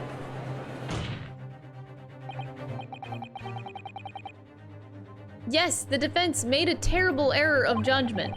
I intend to take full responsibility to suffer whatever consequences are deemed appropriate. However, it's imperative that the court allows the witness to elaborate on her testimony, because the true significance of McGilded's Pond articles must be brought to light. Very well, my learned student friend.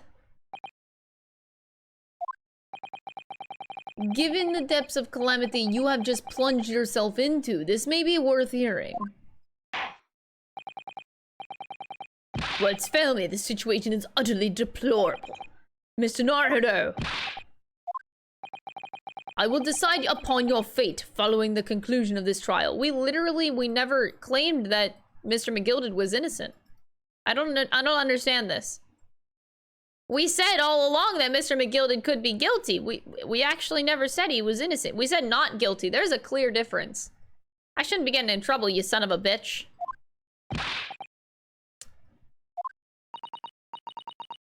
Mr. Naruto. Counsel, proceed with the cross-examination. Oops. Truth is that Brickmaker Cove was in the cabin of the omnibus the whole time. Oh, I'm supposed to be pressing, but I'm playing with my stupid fucking pocket watch. Hold it! And you were hiding in the cabin at the time as well, weren't you, Miss Lestrade? Whoop. Playing too much with this, it's just fun. If I remember rightly, in the storage compartment underneath one of the seats.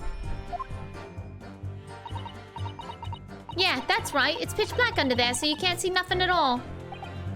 In your testimony 2 months ago, I feel certain that you claimed Mr. McGilded was the sole passenger, did you not? False testimony, my lord. That's what he told me I had to say.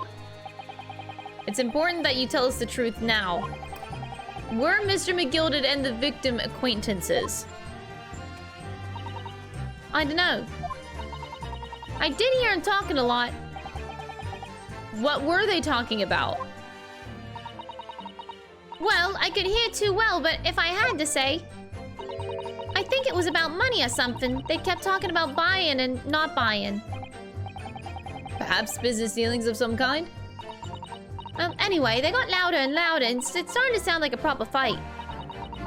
I was pretty scared by then. I hardly dared to breathe, and then all of a sudden, I heard a noise like someone keeling on over the floor. It was blooming loud and all. And I believe you let out an involuntary scream? That's what gave me away. Yes. When the Irishman dragged me out from under the seat, I saw that disc on the floor. Hold it! Was the disc you saw this disc?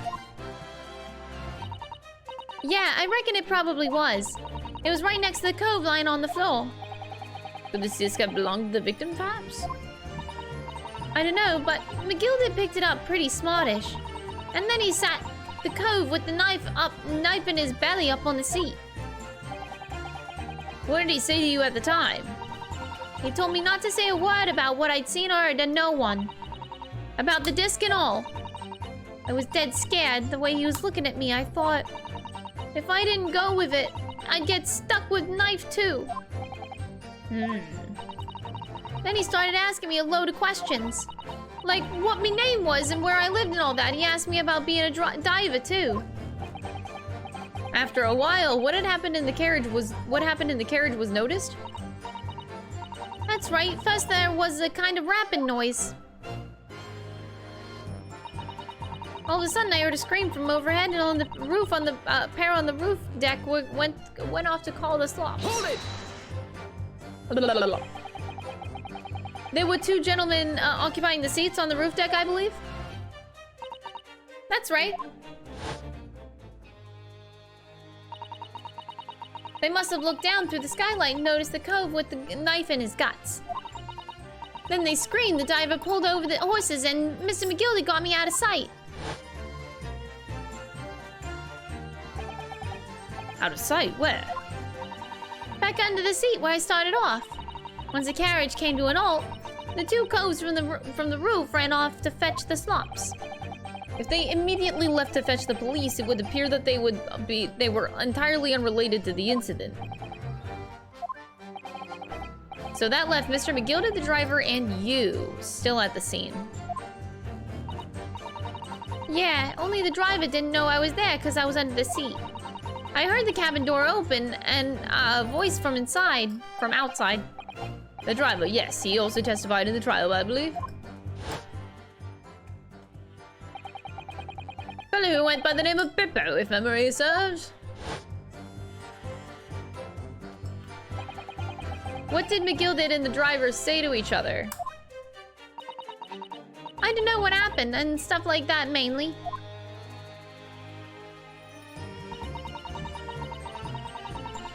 That's when McGilded slipped the driver something to do a run to the pawn shop roundabout. Hold it! That pawn shop obviously being Windibanks on Baker Street. Just a moment, counsel. Do you mean to tell me the driver gave false testimony in that trial as well? Perhaps the excursion to the pawnbrokery slipped his mind because he was in the stand. Lord Van Zeeks. McGilded took off his coat and gave it to the driver. He folded it up all careful-like before handing it over.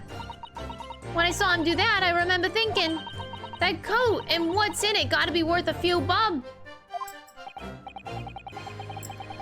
Gina was sure the disc must be worth more than Mr. Windibank was suggesting, wasn't she? I remember her quibbing with him over the price that afternoon at the pawnbrokery. The driver looked pretty happy when Mr. McGilded flashed some brass in his face. He went running off at a lick. Then the bog trotter called to me and told me to come out from the drag's cabin.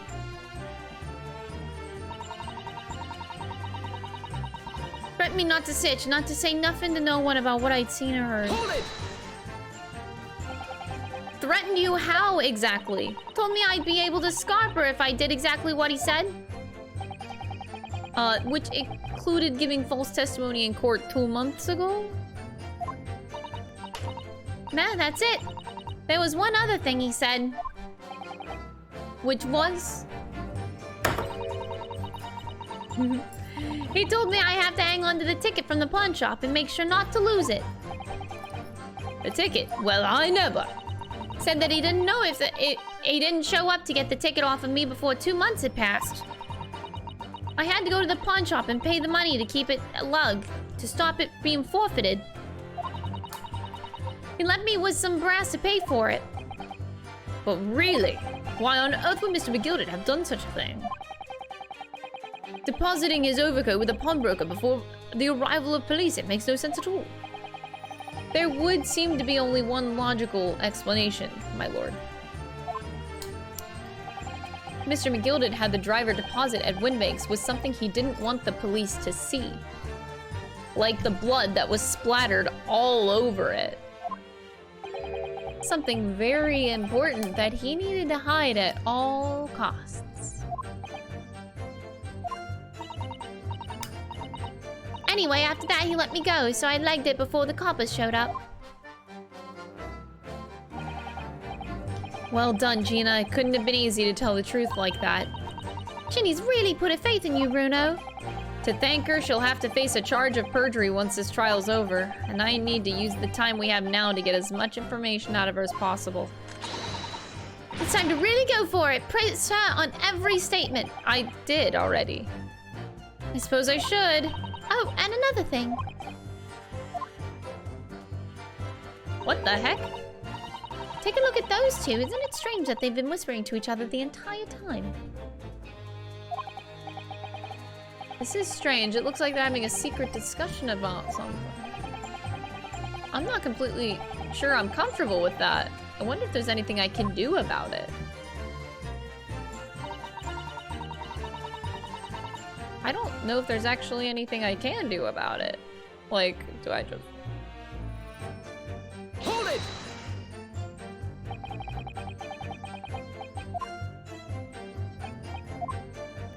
You were hiding in the storage compartment? Yeah, that's right. It's pitch black.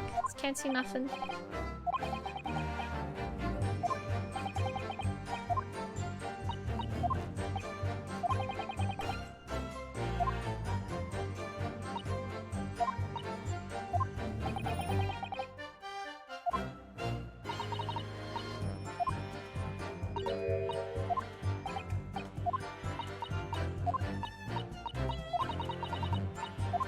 I have to get them to talk. So I'm gonna keep... Hold it! I'm just gonna keep pressing until I see them do something.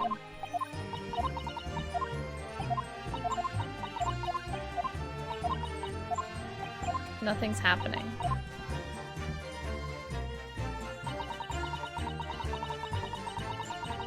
I know, they do be talking some shit. The weird thing is like, I have faith in Gregson, you know? Like, I don't know what's going on. Like, I want to trust him. But he keeps proving to me that he can't be trusted.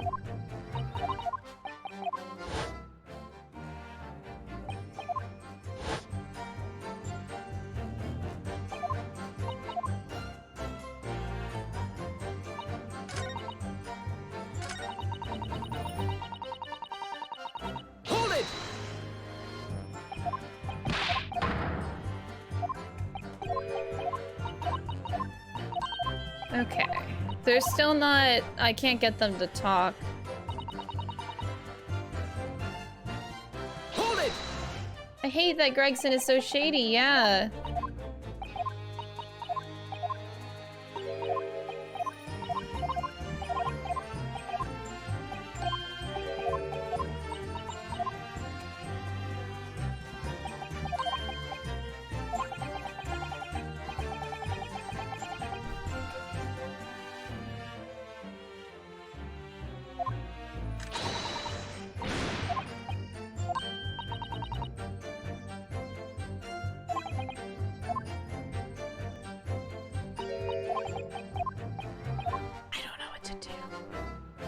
Pressing everything.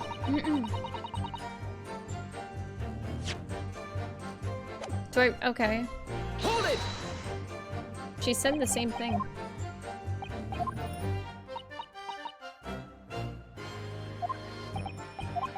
They're not doing anything!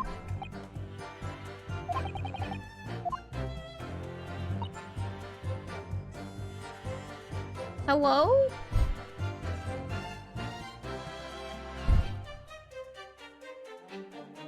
Hello?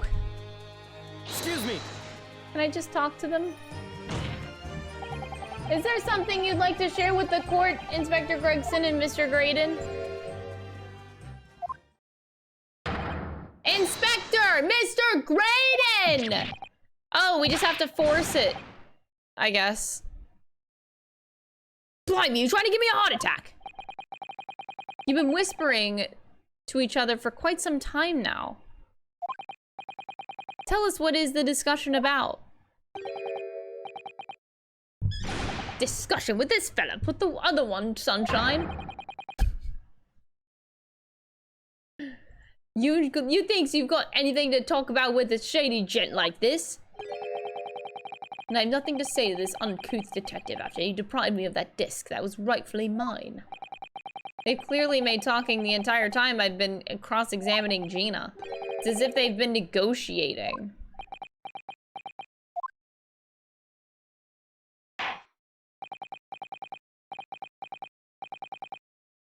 Thank you, Miss Lestrade. Thank you, counsel. I've heard enough. I believe we now have reasonable understanding of what actually transpired on the omnibus. It would appear on the night 2 months ago, a negotiation was taking place on the omnibus. A negotiation concerning this disc, however, matters did not run smoothly. When the parties involved began to quarrel over price, McGilded took what he wanted by force, at the expense of the other man's life. Which proves my point, the disc is clearly extremely valuable in some way.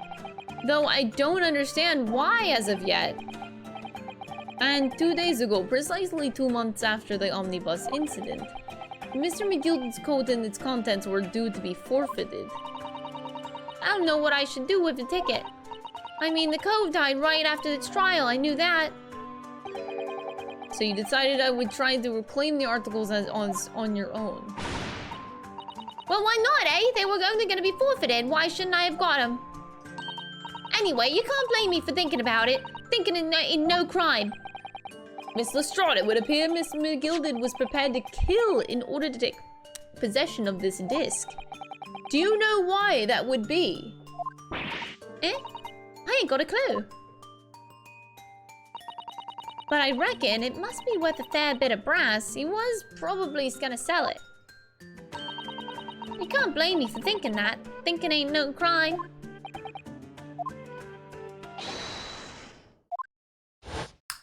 My lord, the evidence your lordship requested has been located and is ready for the court's inspection, sir.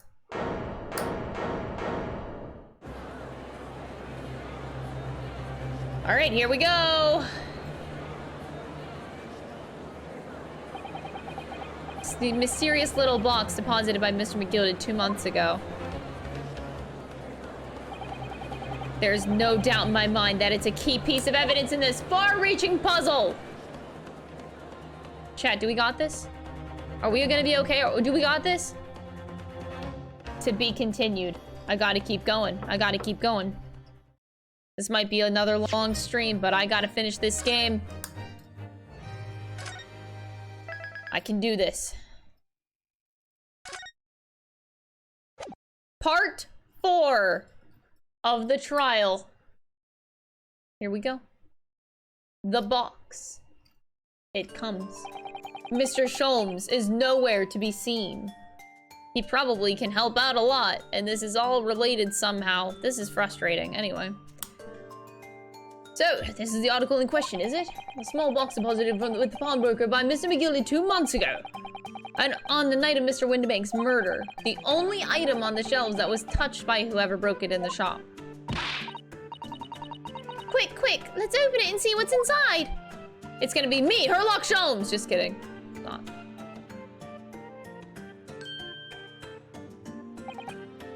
Gracious, it's no ordinary box, it seems. Although, in truth, I had an inkling that it might be the case. It would appear that the box houses a miniature music box movement. Is it too much to expect? I think it would be reasonable to assume that this is a device for the playback of this disc, my lord.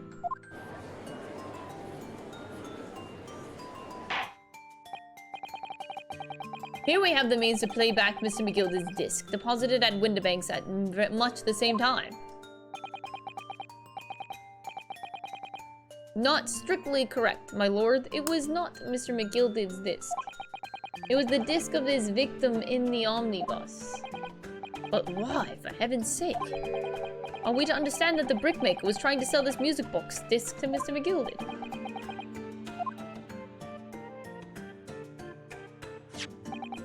I believe the answer will become clear if we listen to the music on the disc, my lord. Let the court Now listen to this disc. At last. Hold it! Wait, my lord! Oh, what is the meaning of this, Inspector? The music box and the disc are, they're unrelated to the case. Oh God, what is he trying to protect Gregson? What's going on? I don't understand you. You're supposed to be like a good guy. What's happening? Like, is Lord Strongheart blackmailing you or some shit? What's going on? Maybe he was in cahoots with whatever Watson was going on, and then Strongheart didn't approve of what he was doing and then like threatened blackmail on Gregson.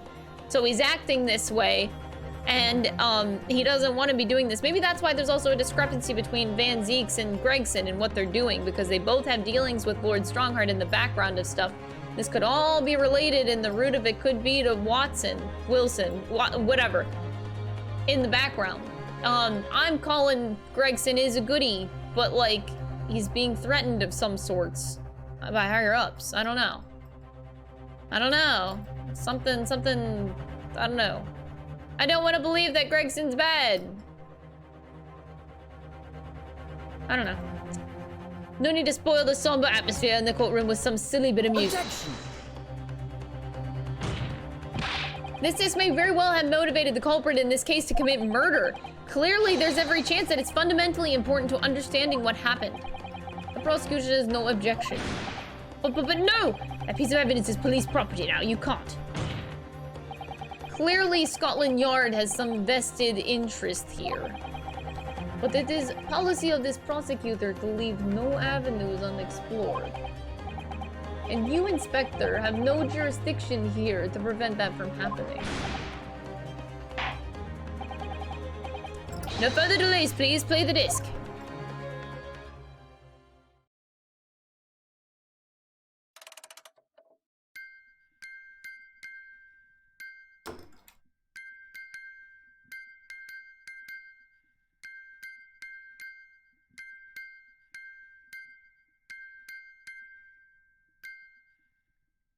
Isn't this Morse code?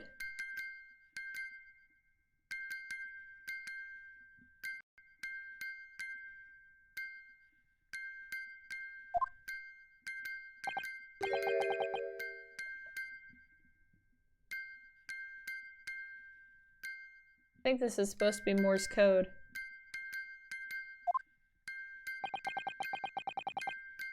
Certainly not what I would call music. No.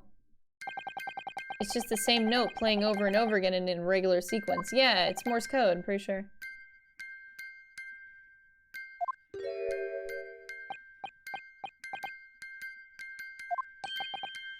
Mr. Graydon. Really is priceless. After all that, the music box is broken. Broken? It can't be, can it? No. Well, obviously. In fact, I wouldn't be surprised. If the officer sent to fetch it didn't drop it in any way back to the courtroom. With much regret. I feel the court must accept that this music box offers little in the ways of clues.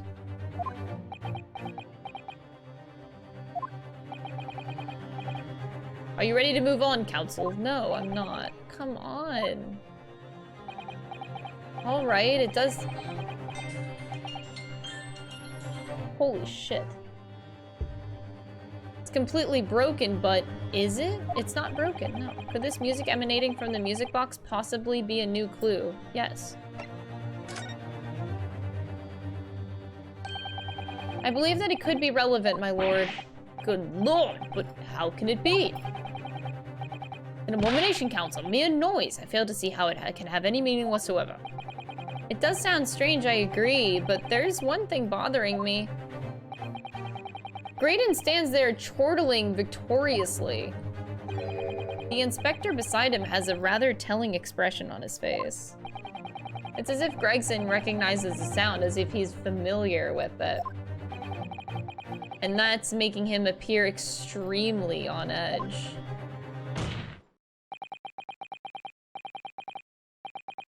If that's the stance of the defense, my Nipponese friend, answer me this.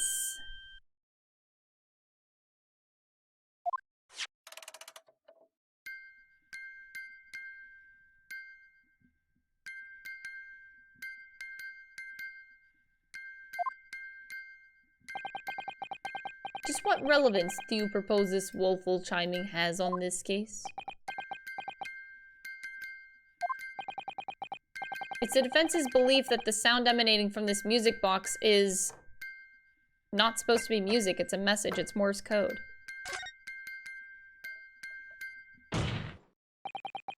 Just because this is a music box, it doesn't necessarily mean the sounds we're hearing are music. Look at that. The smile vanished from Graydon's lips as soon as I said it. I'm on the right lines here. I must be. Making deductions based on how people react to what you say. You're acting just like Hurley, Runo. Objection! The sounds we're hearing aren't necessarily music. Well, now that you've told us what they are not. I'm sure the court would like to hear what they are. Do enlighten us, my Nipponese friend.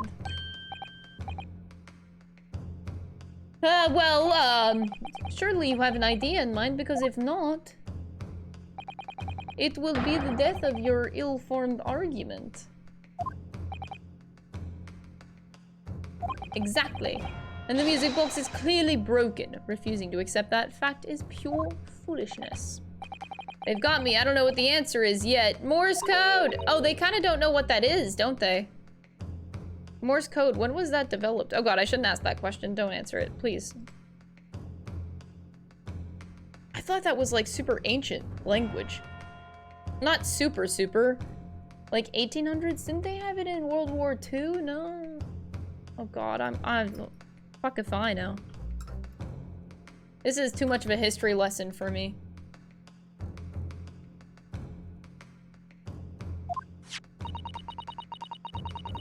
Oh wait, that was way after. Yeah, they had it in the World Wars for sure. This is 1900s, 1800s. They would have... Oh, maybe... You know what? Because like, yeah, 1900s had it for sure. World War I and II. And this is before those happened. So... yeah, I guess it might have been around new at this time. That's possible. I'm fairly certain that it's not broken at all. The way it's been made, it can only produce a single note anyway. Thank you, Iris.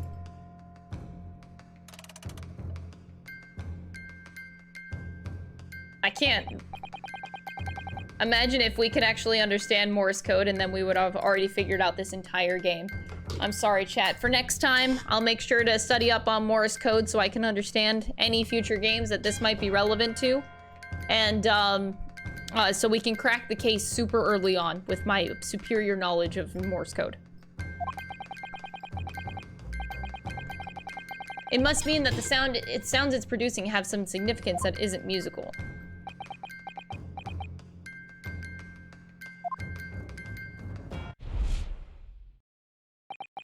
Ah. Could it be? Is that what those sounds are? Something just struck me, Runo. I feel like recently, in the past few hours even, I've heard another sound very much like this one that Music Box makes. Are we talking about juror number 5? I was just thinking exactly the same thing. Going to have to press the defense for an answer. If your assertion is that the sound produced by this music box is not in fact music at all, then what the devil is it, counsel? All the evidence we've seen so far, all the testimonies we've heard, it's all pointing to one single answer now. It is? The prosecution demands that my learned Nipponese friend presents proof now. Tangible proof of this latest wild speculation. Okay, alright then. This could be the best chance I'm going to get to fight back in this trial, guys. This is it. If I'm right, it's gonna join all the dots together. Do I actually have to present evidence here? The evidence that explains the true nature. Oh God. Okay. Okay, I think I got it. Let's look through all the options and square off. Not the ticket, not the representation papers, not the blood samples, not this ticket, not this, I'm not gonna write off the manuscript, but it's very unlikely the manuscript. The case notes. No. I think it's the paper. Contains an article about government secrets being leaked to foreign agencies. That's, I mean, that would make so much sense, wouldn't it? If it's written in a disc. That's the leak, right?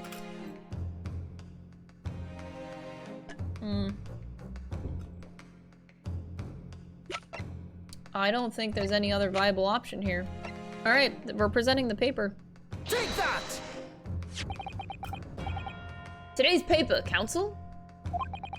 The headline is Pawnbrokers Perishes in I fucking hate alliteration. Pick, purse, plunder. Hardly supportive of your cause. No, my lord. I was hoping you'd look at a little further down the page. Further down.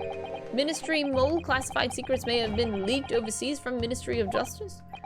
Well, it's a very serious matter being investigated at the highest level, I understand. I have heard that international transmissions along supposedly secure lines are somehow being intercepted and leaked to various other countries. And presumably those transmissions are in the form of wired telegrams. Of course. Juror number 5, your input, please. Stop. Misa, whatever is the matter? You told the court before that you worked at the same communication station as Mr. Graydon, didn't you? That's correct. And the particular station where you work? He was with government communications and newspaper reports? Oh yes, we're not your run-of-the-mill communication station at all. Where our work is extremely important. Tell me, is this not a very familiar sound?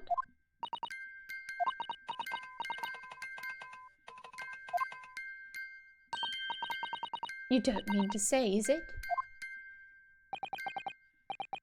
That's right, madam. Bears more than a passing resemblance to the sound made by your telegraph machine as you tap it.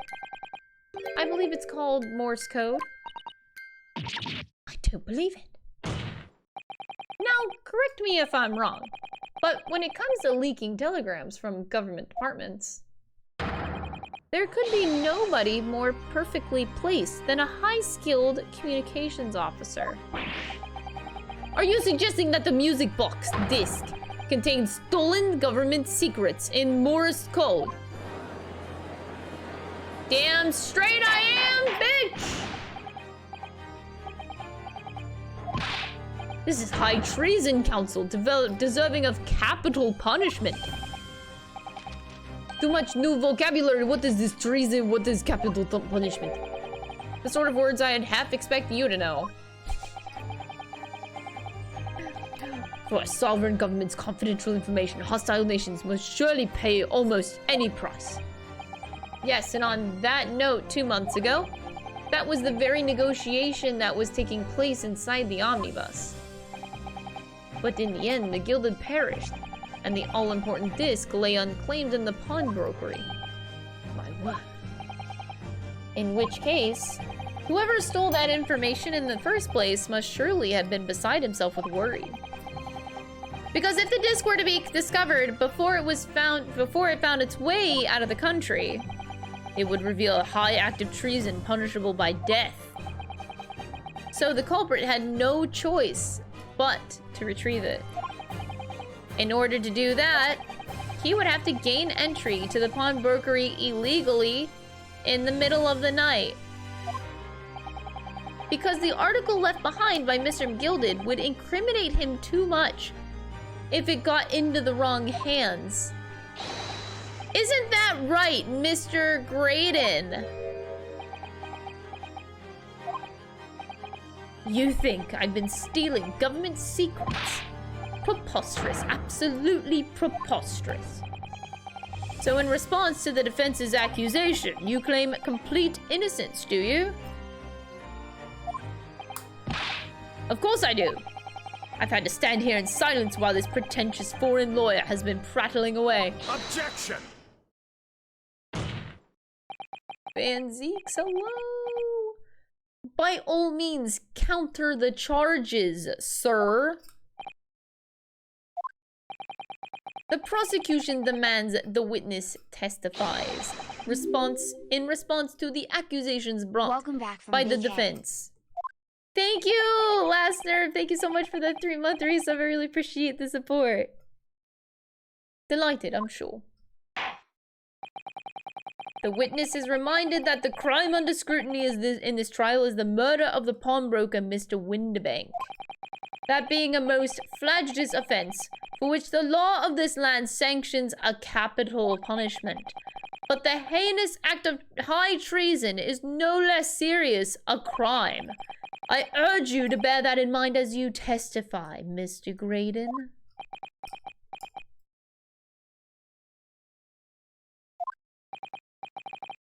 So then, let us proceed. What?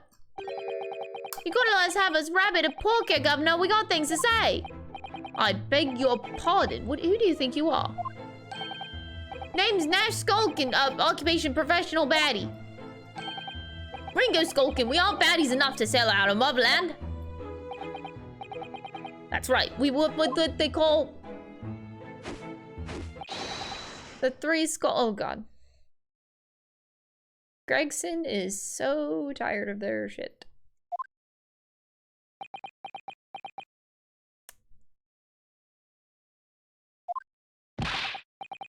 Bad timing, fellas. Very bad timing.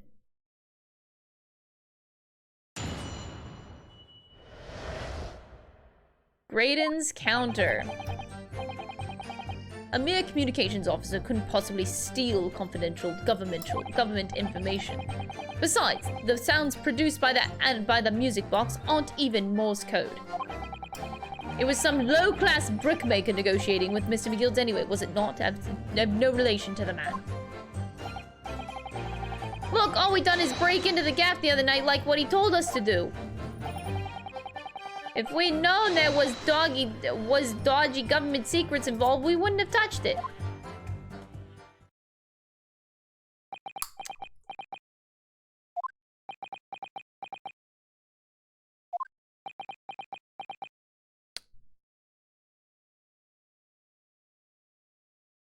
Okay. Mr. and Mr. Skulkin. One Mr. Ado, Governor, what's up? Do I take it that you now admit to the crime? That on the night in question, you did indeed gain entry to the premises illegally?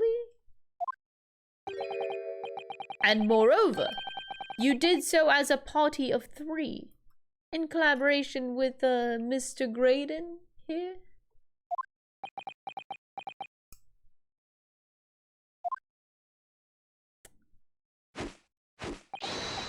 We did, Gov, we did!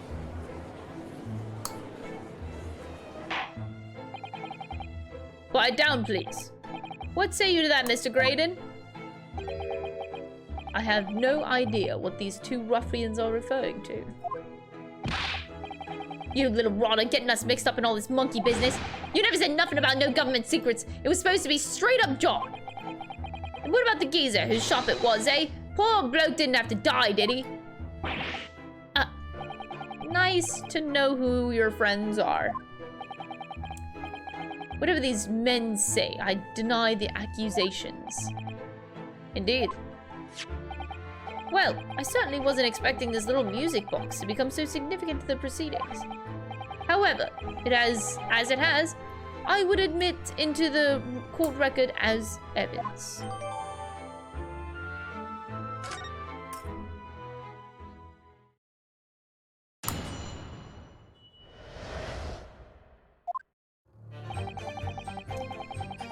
All right, Chad, here we go.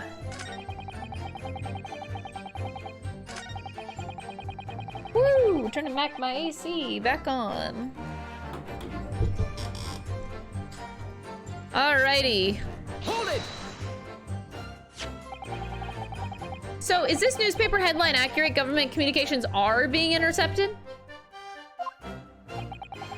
How could I possibly know? What do you mean by that? Any important government communications are handled by high-level officers, by specialists.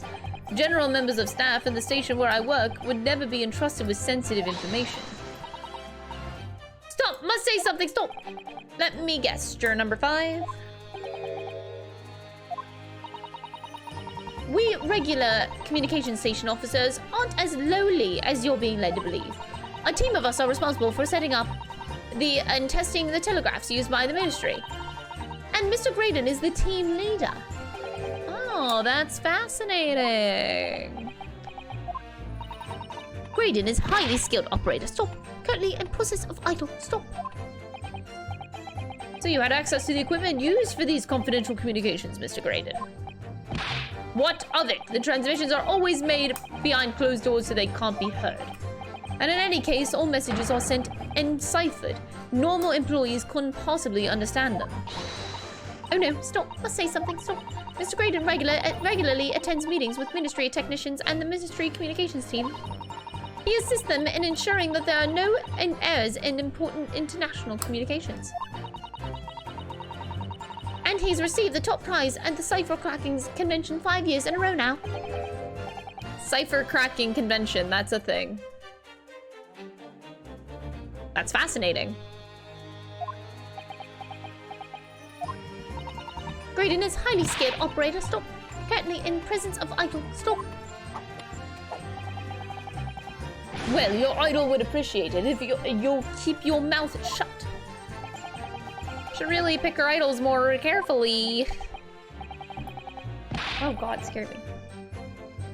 I tell you, this Loin's accusations are completely unfounded.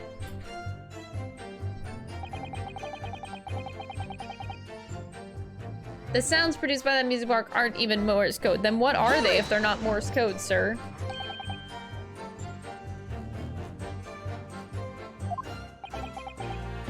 To anyone with a brain, that would be blatantly apparent on listening to that music box for even a few seconds. Of course, of course. Surely it can't be that my learned friend is unfamiliar with Morse code. Ouch, she looks genuinely shocked by my ignorance.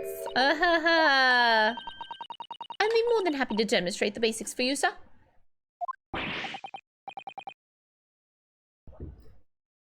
A lesson here in court? Morse code is a continuous series of 2 distinct tones. Tones, you say? Yes, a short dot and a long dash.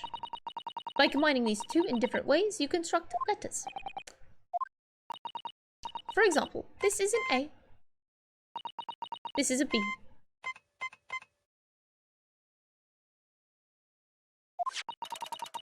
But when you listen to the sound produced by this music box, you only hear 1 tone, don't you? But it sounds so similar, the rhythm of it is the same in everything.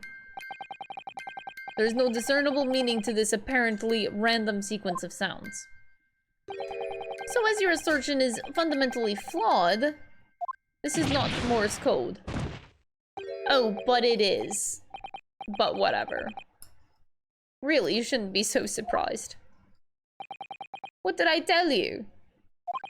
That music box is nothing but a worthless piece of scrap. Perhaps you might consider studying your subject matter before casting aspersions in the future. Oh, but chat. Weren't there supposedly 2 music discs? No? Weren't there 2? Not just 1? Just spitting that out there. Whenever whenever the Mr. Graydon first came into the pawnbroker shop, did he not ask for the other disc? Was that one of the questions that he came in there asking? Oh, I think I remember that correctly, which would have maybe the other tone in it. And you put the two together like you would a stereoscope, and boom, you got a completed message.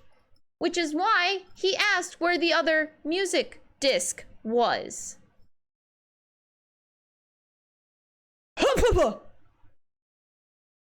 Got him, bitch. You thought I forgot? Bitch, you came in asking for that other disc. You knew there were two.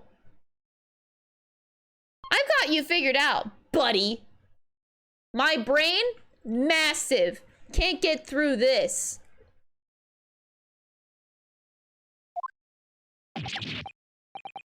Stop. Nothing to say but stop. Oh, it's so frustrating, isn't it?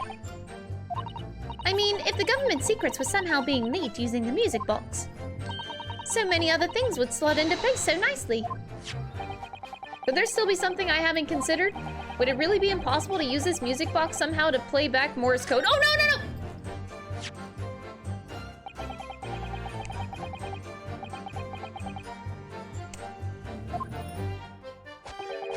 For the time being. Such optimism. Too debonair to admit defeat, are we? Those gesticulations are really starting to grate. It can't be Morse code unless it has two distinct tones. Perhaps I should examine that music box a little bit more in detail. Oh, don't mind if I do. Let me do that. Can you put two discs in at the same time and play them at exactly the same time?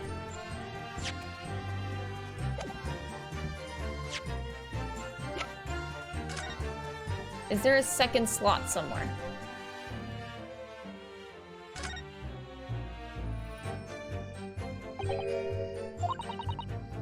What is it, Runa? I've just noticed something about this music box. It looks like the bottom of it opens up as well.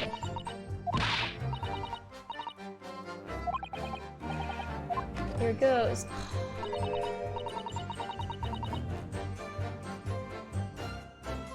Got 'em, bitches. Does that mean you can set another disc to play back on this side? I think so. And it looks like the two movements are linked together. So if you had two discs, they would both play back at the same time.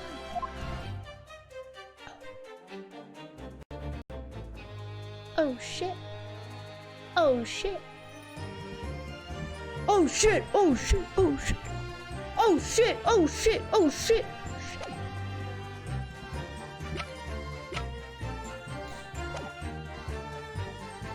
Anyway, we have to go back. I fucked up, sorry. Hold it!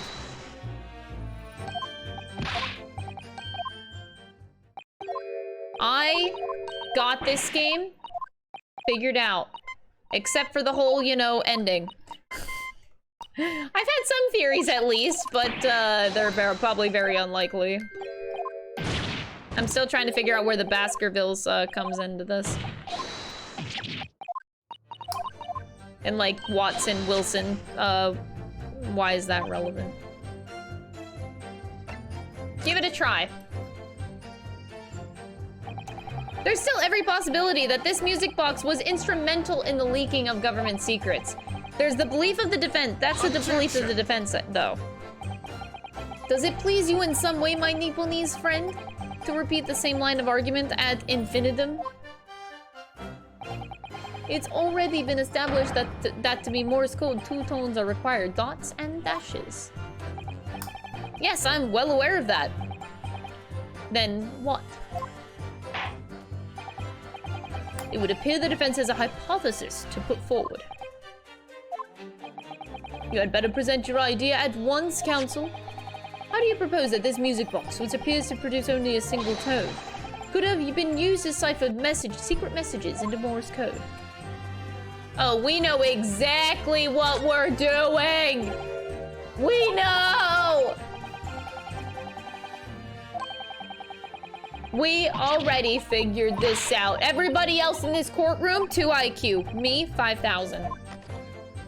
I am Sherlock Holmes. That is my name. Someone's got to do the job while Sholmes is in the hospital, sleeping away with a thing in his stomach.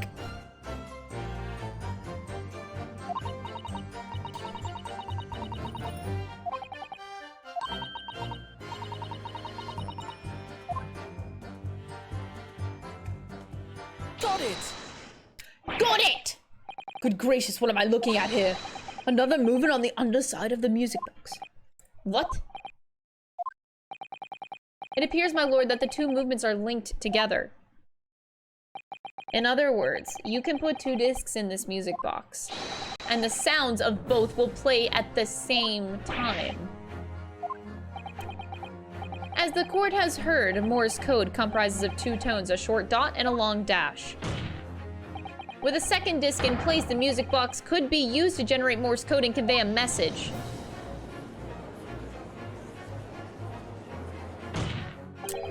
This is beyond a joke.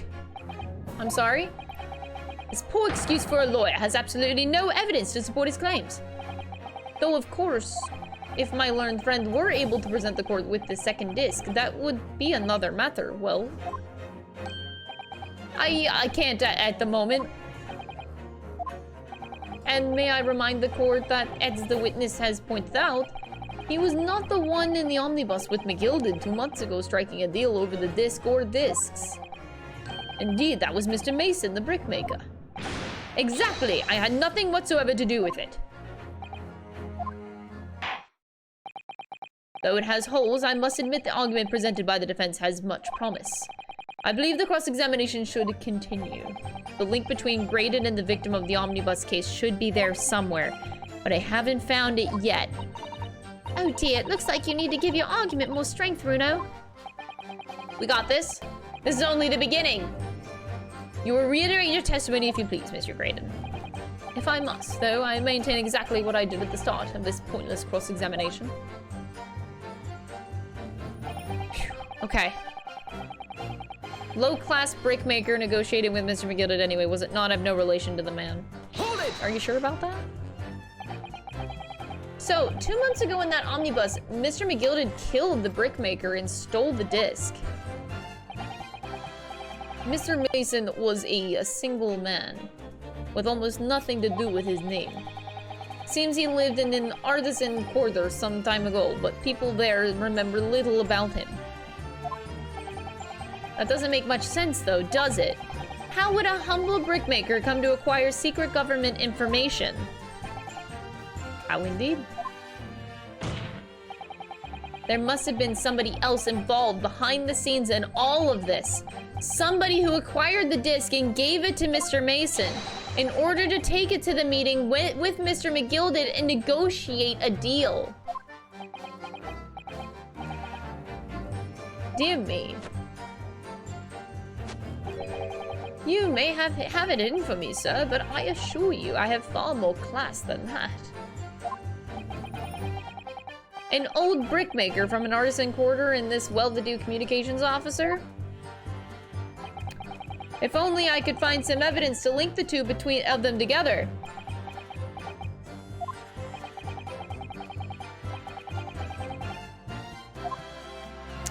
We will. All we done is break into the gaff that other night, like what he told us to do. Yeah, he told you to do that. Hold it!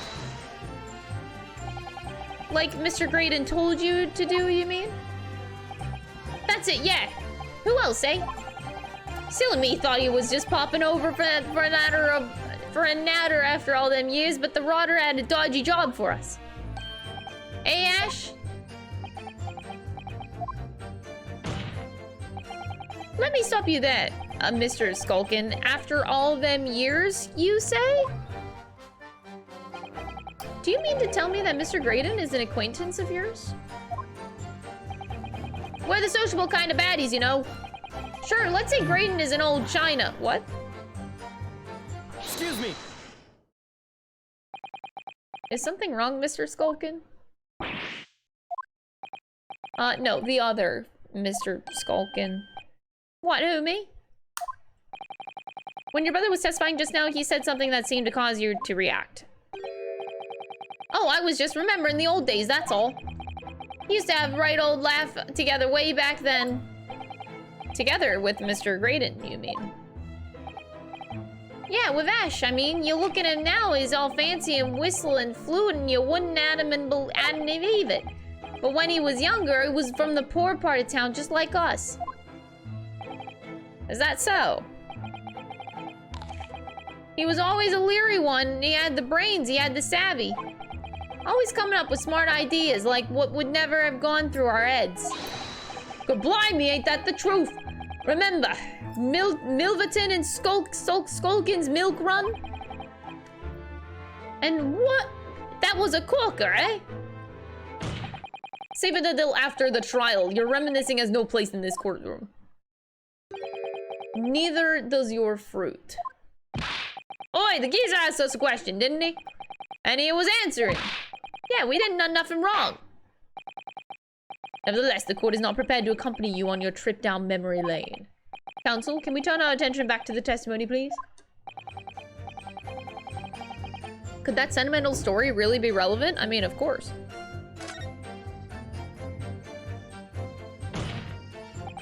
My lord. Yes, counsel? The brother's last sentimental statement could have vital information relating to this case. Very well, counsel. I will permit the brothers to supplement their testimony with that detail. Briefly, I hasten to add. Say no more, Skulkin's never skulkin'. Alright, yeah, okay. Milverton and Skulkin's milk run, gore them were the days. Yep, tell us about that.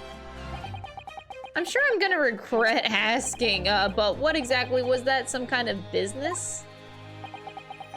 This little scheme we had going on when we was youngsters, a bit of fun, really. Delivering fresh milk to the locals, that's what it was all about. That sounds alarmingly legitimate. There must be a catch. I suppose we're here. I should ask them to elaborate, but on... Oh, God. Okay, the business model. So, how did your little business work exactly? Every morning down the way, the milkman would come with his cart to deliver milk, see? And he stuck your empties outside your front door. It would leave you full again, right? So we swooped in on the action, get people to sign up with us. He promised to deliver milk at half the price and the other geezers doing it. People couldn't wait to sign on the dotted line. We were raking it in, we were. So did you live on dairy farm or something? Go on, bet it all. You're off your rocker. We had nothing. We were too poor to have a farm. Right. Nah, what we had going on was simple. Once you had the idea, we'd just switch them over, see? Our customers' empties with the full ones from anyone who wasn't on our books.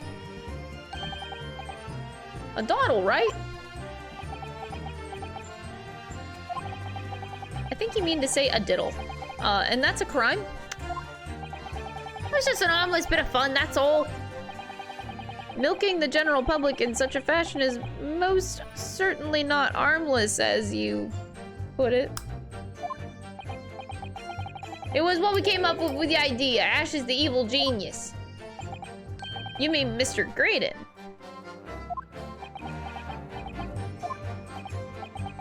Yeah, Ash always had it edited in a book when he was growing up.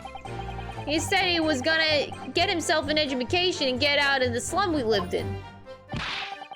Well, we all ragged him about that, didn't we? Told him it was safe in the end to even think about it. Look at him now. He's gone and becoming a blinking communication officer, ain't he? Communications officer, Mr. Skulkin. Sholmes and Wilson's milk run. No, Iris, don't even think about it.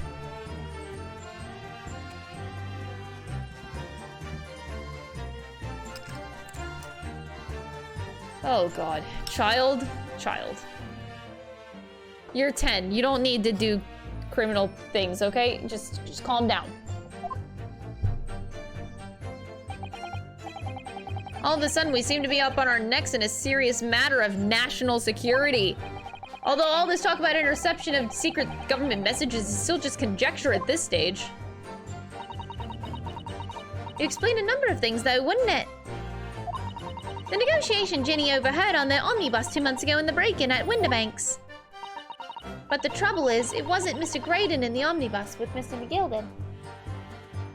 Indeed, no. That was Mr. Mason the brickmaker who was horribly murdered. If only there was some link between the two men somehow. Mr. Graydon's testimony seems to be as watertight as ever. Key to making a headway with the cross-examination here could be those two brothers. Yeah.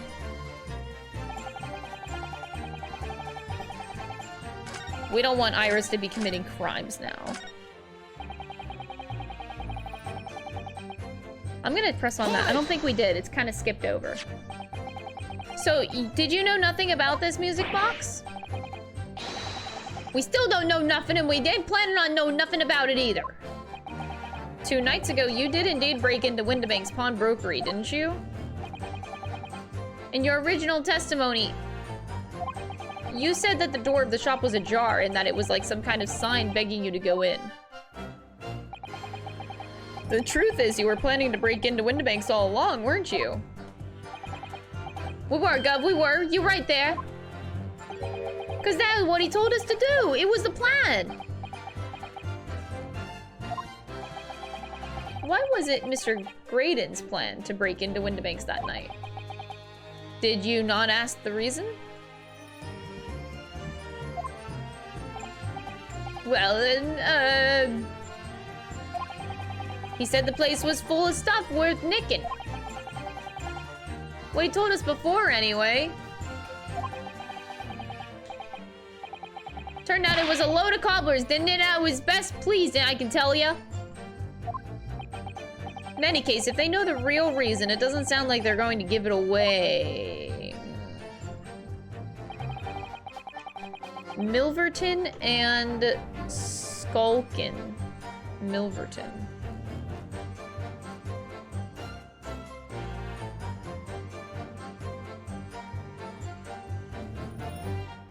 All right, here is another theory. It's not so much of a whole theory as it is like just a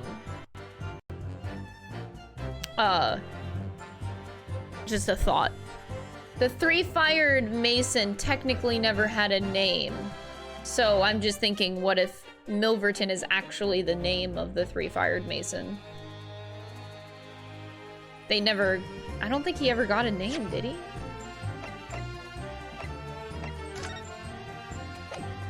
We have no idea who he is. Just kind of like a thought. So let's press. Hold it!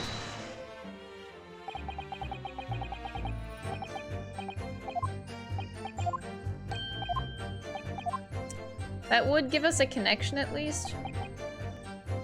So, the business name. We did the model before, but let's do the name. It was just yourselves and Mr. Graydon involved? Yeah, that's it. Milverton and Skulkin's Milk Run, was it? Yeah, that's it. And where did the Milverton part come from? Oh, right. I thought a clever clogs like you have worked out that one. That is... Enough of this. How much longer are we expected to listen to this drivel? Let me guess, you don't accept anything these two witnesses are saying? Tell me, why is it that it was only at the mention of the name Milverton that you decided to interject?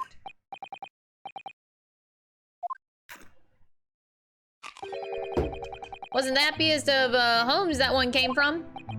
Old man was struggling for money so much it was his wife walked out on him. She took the name Graydon. Oh.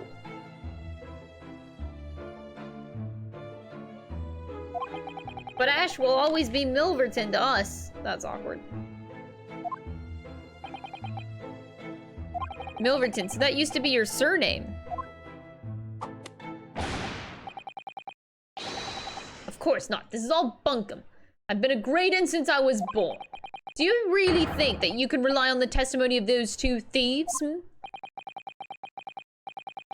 You're a communications officer attached to the civil service. As such, your personal details will have been thoroughly checked at the time of your appointment. It would be a very simple matter indeed to subpoena those records, Mr. Graydon. That was hot, Van Zeeks. Nice. It would appear that Mr. Skulkin testimony have been reliable for once. You were born Ashley Milverton, then. Is that correct? Ah, so last name of M. Oh. Well, that says a few things. There was a, you know, an M initial on the dagger used to kill Three-Fired Mason. We were assuming it was Mr. McGilded, but, like, also could now be Milverton. It was a single M. It was, that information could change things and could turn out to be extremely important.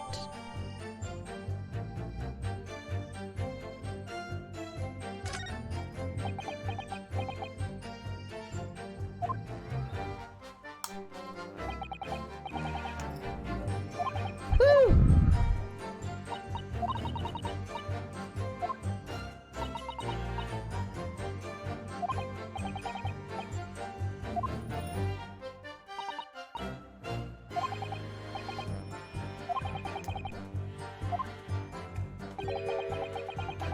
Those two brothers, okay. Do they still want me to press them for information?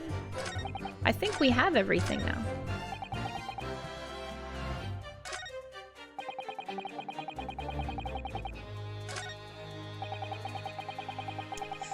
Okay, let's... Okay.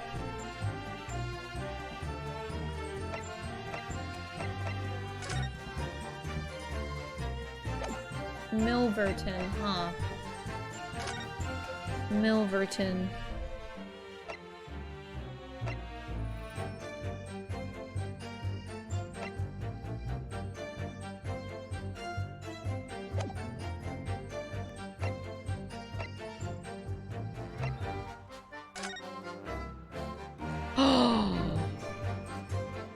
Susato, you're a genius. There it is.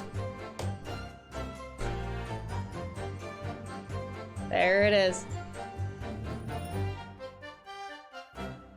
Ah, I thought that was familiar. Huh.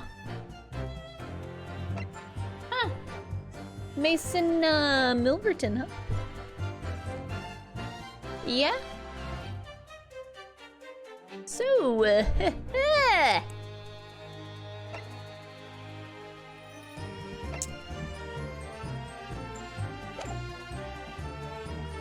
Mason Milverton.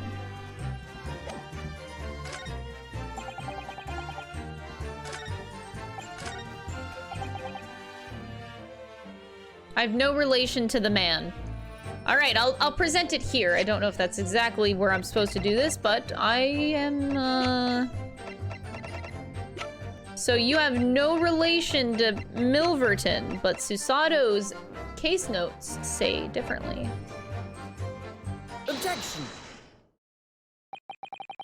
Mr. Ashley Milverton, tell me, why did you try to hide your former name from the court? Because I haven't gone by that name for years. It means nothing to me. I don't think that's the real explanation at all. The truth is, you had a reason to hide that name. Explain yourself, please, counsel. I have here in the notes from the omnibus case, my lord. And as we all know, the victim, the man who we now understand have been negotiating with Mr. McGilded. Mr. Mason the brickmaker, that's right. Only Mason wasn't his surname at all. It was his given name. His full name was Mason Milverton. Do you mean to say, saints alive, Mr. Ashley Milverton, is it not the case that the brickmaker, Mr. Mason Milverton, was your father? I don't. As I believe I mentioned earlier, your family history will have been thoroughly checked when you join the civil service. And it really would take no time at all for the court to subpoena those records. The truth is that you've been illegally acquiring highly confidential information and selling it on to Mr. McGilded in collaboration with your father.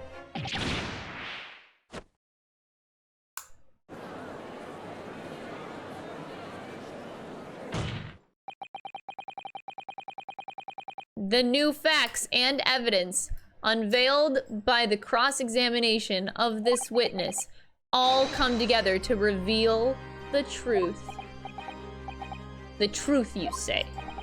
That you collaborated with your father, Mr. Mason Milverton, in illegal dealings with Magnus McGilded.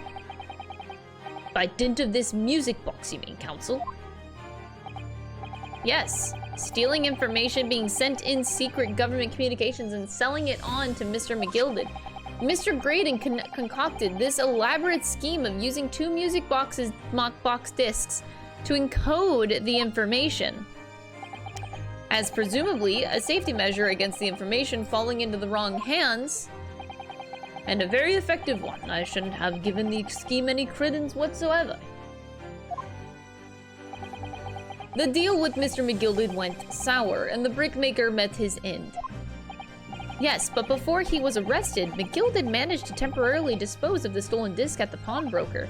Then, having learned of the situation, you appeared at Windibank's 2 days ago, in an attempt to recover the 2 articles McGilded had placed in pawn there. But that attempt failed. One of the discs was seized by the police, and the other was never found. So that same night, you enlisted the help of the Skulkin brothers and broke into the pawnbrokery. This time determined to recover the second disc. Are you suggesting that the second disc was inside the music box? We never knew something about that. On the night that Mr. Windibank was killed,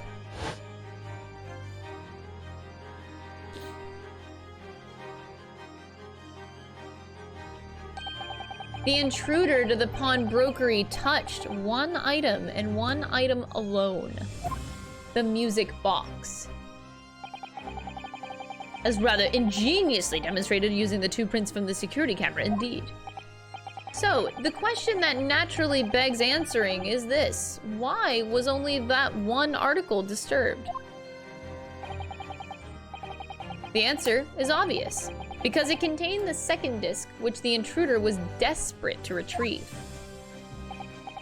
Since, if it were to fall into the hands of the police, it would be proof of high treason. Well, Mr. Graydon, do you deny that all of this actually began on that fateful night 2 months ago?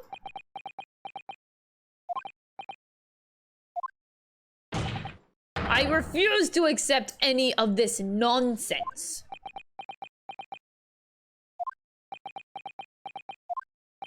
Sir, there appears to be blood seeping through the sleeve of your jacket. What? 2 nights ago, we know that 3 shots were fired at the scene of the crime in Windibank's pawnbrokery. 1 took the life of the pawnbroker himself. 1 struck the pouch around Mr. Sholmes's waist. And the final bullet struck the calendar on the wall of the shop, having pierced the arm of one of the intruders. Mr. Graydon, that wound on your arm that you seem to be trying to hide is a bullet wound, isn't it? Got you now, me old China. Time to call it quits, Croak, I reckon.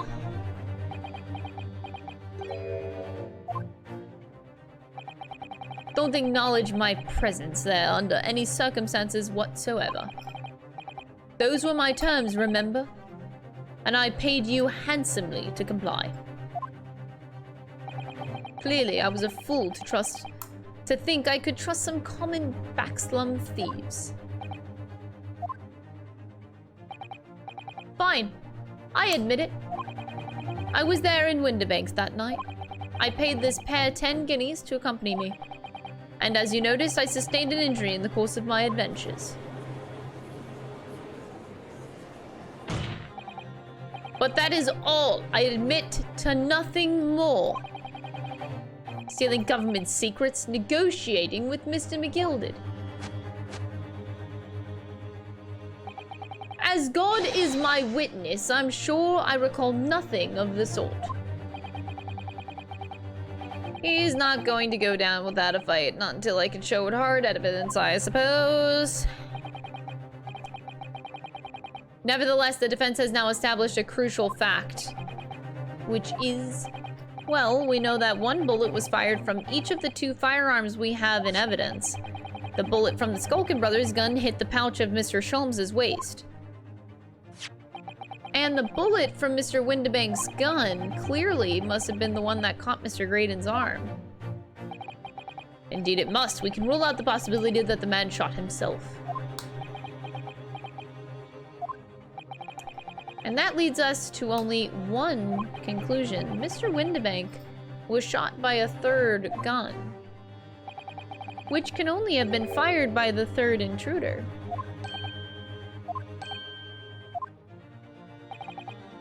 That's right, Mr. Graydon.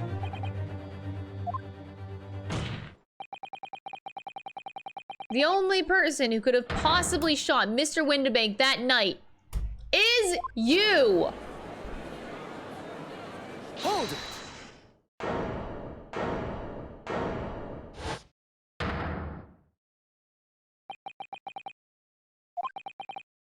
You little upstart.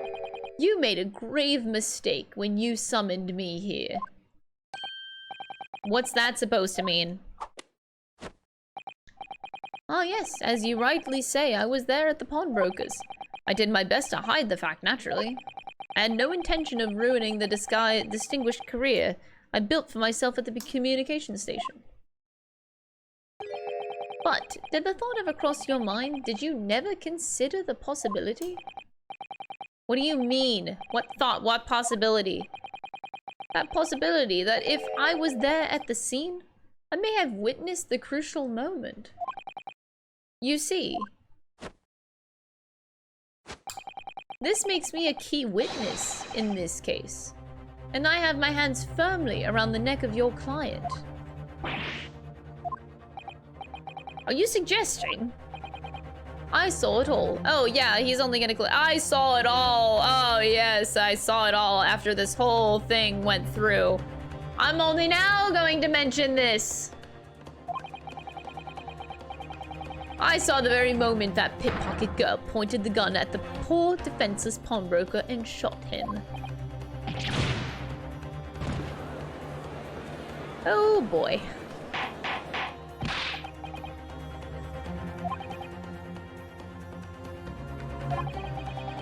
It would seem we are finally entering the last act of this theatrical trial. Mr. Graydon. Yes? I trust you are fully aware of the implications here. If it is shown that your claim is false, you will have incriminated yourself as the killer.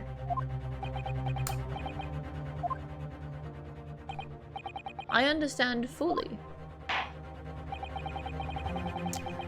But I must ask you to give your formal testimony once more. You will explain to the court precisely what you saw. The victim, at the moment the defendant allegedly shot the victim. This can't be it, though. There's still a lot of uncovered shit. Nothing would give me greater pleasure. Whew. This is a beefy case. While those ruffians were jostling with the broker, I was still near the entrance to the shop. When Winterbank threw Nash over the counter, I felt a sharp pain in my arm. I pursued the man when he shut himself in the storeroom. I could see through the peephole in the door, though. The accused in the black coat shot the man in the back as he was trying to flee to safety. I saw the blood spatter all over the wretched girl. Then she tossed the gun out of the peephole, so I picked it up and made my escape. What? There are so many things wrong.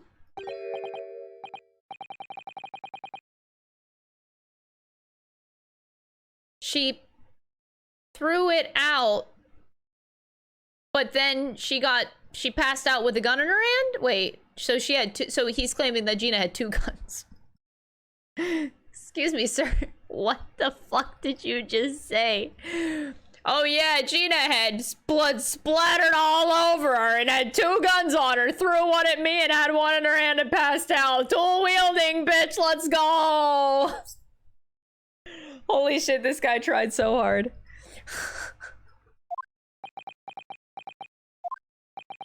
You claim, sir, under oath, to have clearly seen the defendant pulling the trigger. What is happening?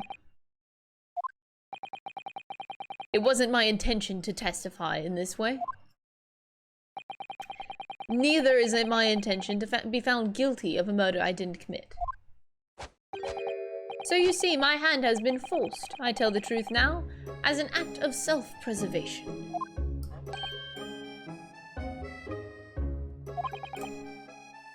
The truth. Until now, the prosecution was completely unaware of these details. Yes, as well, sorry about that. Having shot me in the arm, the pawnbroker was then shot in the back by the accused. As I said, she was showered in his blood. What? You say the blood spattered all over the accused's coat. Are you sure on that point? Oh yes, quite sure. All over the black overcoat that pocket girl was wearing at the time. Really? If her coat could somehow be shown to harbor vestiges of blood, oh god, there is blood all over the coat, but it's the 3 fired masons. But she wasn't wearing the coat in the storeroom. If I recall, she wasn't wearing it.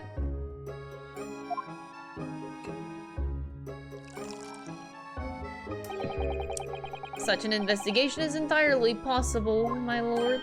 What? Only very recently, a German scientist has discovered a technique to identify human blood. So, here's to true science, not some amateurish detective dubious foray into the world of chemistry.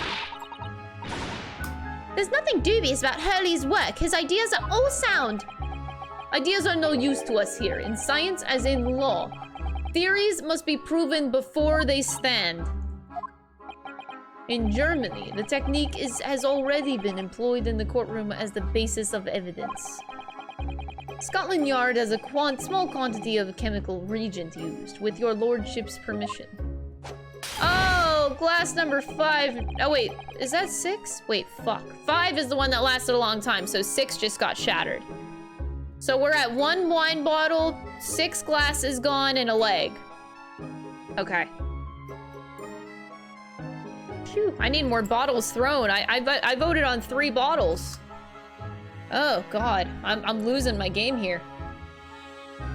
Phew, we could shatter all vestiges of doubt within minutes. This doesn't look good, Bruno. Why not?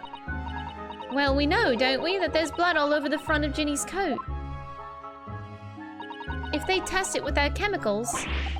Oh help, you're right. I was forgetting what happened yesterday.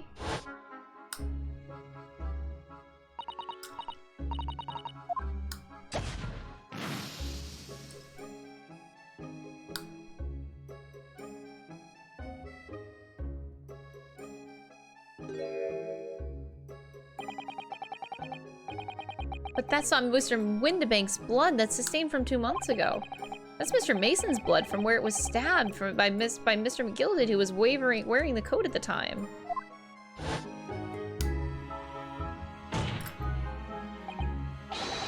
My lord, the defense objects to the test proposed by the prosecution.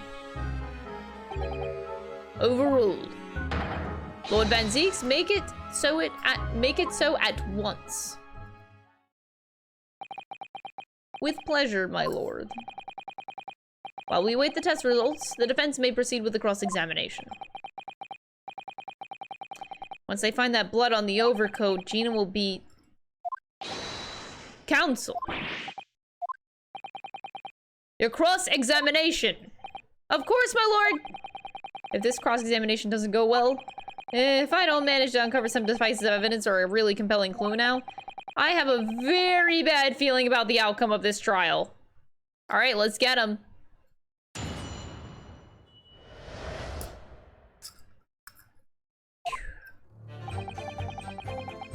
While these ruffians were jostling with the broker, I was still near the entrance of the shop. This is true. I don't feel like I need to press it. We'll come back to it if I need. When Windibank threw an ash over the counter, I felt a sharp pain in my arm. Yes. I pursued the man, but he shut himself in the storeroom. I could see him through the peephole, though. Hold it! You mean you chased after him? I don't recall the reason why, but I ran after him to the back of the shop. And what about this peephole in the door you mentioned? Unsurprisingly, the storeroom's door is a solid job made of stout wood. There's a small opening in it about head height that lets you see what's in there from the outside. Actually, I should know that already, should I? I looked through it myself that night.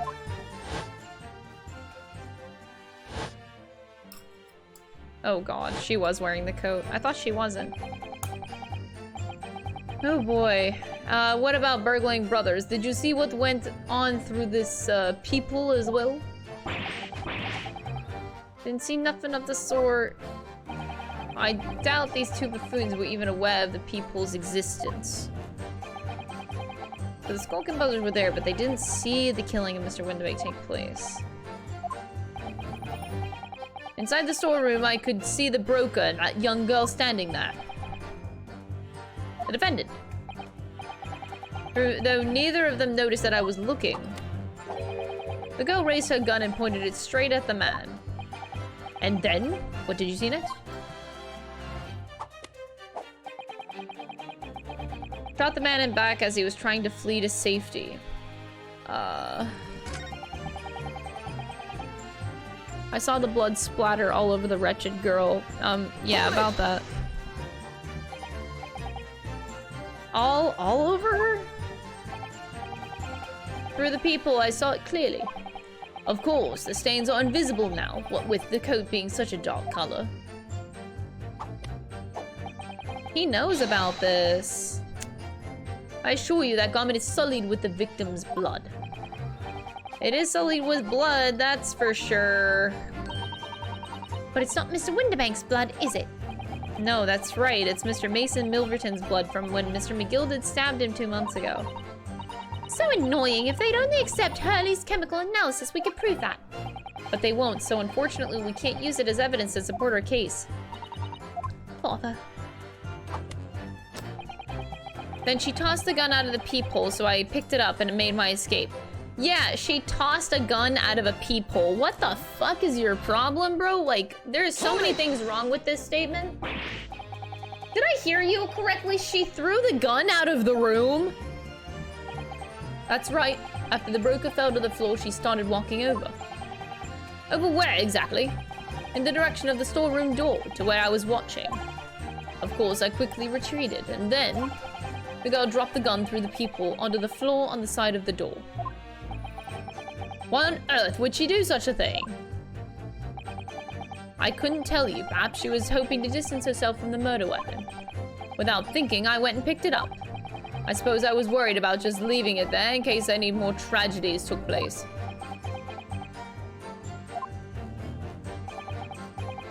So it was you, in fact, who took the third gun from the scene of the crime. It was yours truly. I left the clear up to my lackeys and left. Clear up? Clear up? Bleh. Made a bit of a mess around the counter, so Mr. Whistle and Fluda told us to tidy up. Things are blooming mum sometimes. When I was paying you enough, by God. Tell me, Mr. Graydon, when you left the pawnbrokery that night, was it by any chance with the second disc in your jacket pocket? You little toe rag!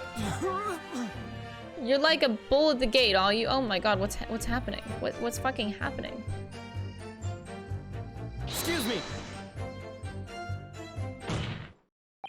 Gentlemen!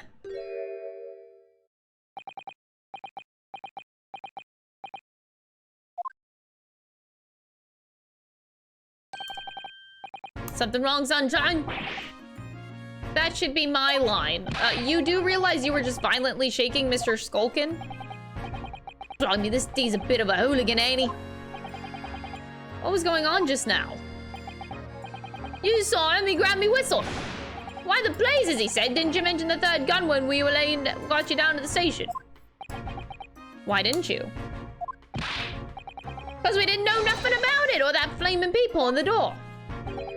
Oh, sorry about that. I can be prone to losing my rag sometimes. Not hurt, are you? God blimey, see the way he looking at me? I'm telling you, this D gives me the willies. That was strange. The inspector doesn't normally get quite as worked up as that. He wouldn't normally grab somebody. No, that wasn't like Gregsy at all. He's normally all sweetness and light, no matter what I say to him. Ah, well, I think you may be a special case, Iris. Well, anyway, this was definitely out of character.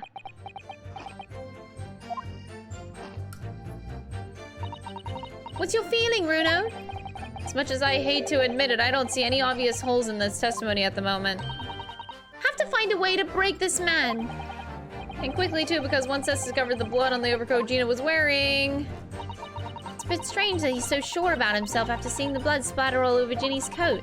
Doesn't strike me as the sort of thing you'd claim if you hadn't genuinely seen it happen. But we know that Gina didn't shoot Mr. Windibank, so what's going on? All I know is that it's very unfair. Why should some German scientist test be acceptable as evidence when mine and Hurley's wasn't? Detectives can use test tubes too. Never mind that. I have to find a really stark inconsistency in this testimony somewhere, and I have to find it before the prosecution discovers the bloodstain on Gina's coat.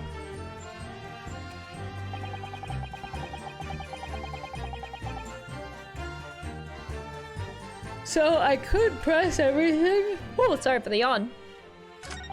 I think I will start pressing everything, I guess. Hold it! Mr. Windibank emerged from the storeroom, I believe. Ringo and Nash was scouring the counter when he suddenly appeared and flew at them. He already had a revolver in his hand. Fortunately, I wasn't too close. Never been so scared in all my life. Yeah, we're just your regular mild-mannered burglars, that's all. We don't like violence. Says the pair who carry a gun. What do you mean when you say you were near the entrance to the shop? I was in the doorway, running my eyes over the shelves of forfeited items. Looking for the music box, of course. The broker went for Nash in the first place. Then Ringo joined in, making it 2 against 1, so I assumed they couldn't handle the situation. But I was wrong. Trying to help me little bruv, but the old geezer chucked me over the bloomin' counter. So I pulled out my gun on the fella, and that soon made him scarper. The pair of you setting upon the poor defenseless pawnbroker together, shame on you. Sorry, Gov. When Windibank threw Nash over the counter, I felt a sharp pain in my arm. Hold it! You mean that's the moment that you were shot? Though I didn't immediately realize what had happened, of course. Things crashed on the floor from the counter as the three men were brawling. It was at exactly that moment that it happened, so I didn't hear the gunshot. And the bullet went on to strike the calendar and the wall behind you? And it would, so it would appear. When I looked at my arm, I saw it was bleeding badly, so I wrapped my handkerchief around it. Seeing as I couldn't explain what had happened to a doctor, I had no choice but to wait for it to heal. I didn't imagine it would be still bleeding 2 days later. Did Mr. Vindebank intend to shoot you, do you think? Well, now I don't imagine he even noticed I was there, to be honest. Perhaps the gun went off accidentally. Anyway, it didn't quite strike home. When I pulled my gun on him, he tried to shove me out of the way. And then he scarpered through that door out back. At what point? What did you do? Pursued the man, but he shut himself in the storeroom, and I could see through the people in the door, though. We already pressed this point.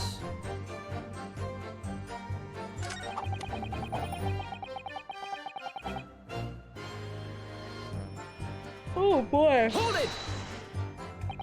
Yes, when the crime was discovered, the defendant was found with a gun in her hand, but that was Mr. Windebank's gun, from which only a single bullet had been fired. And as we've already established, Mr. Graydon, that bullet was fired at you. Ah, but no, the broker's gun that the pickpocket girl had when I saw her. Yes, the bullet from Mr. Windebank's gun grazed my arm, and yes, the Skulkin's gun grounded the detective. But this was another gun entirely, a third gun. Whoop. Ah! Sorry, I'm trying to kill a thing. I don't think I killed it, but now I'm sad. The broker's gun was not the murder weapon, so clearly this had to be a third firearm involved. In other words, this accused must have had her own gun with her at the time. Objection! No other gun was found at the scene. Calm yourself, counsel. Sorry? You must consider the events in order. At first, I saw the broker and the girl glaring at each other, but then all of a sudden, the broker turned to run. And it was at that moment that the little gutter rat shot him in the back. Chilling image, I must say.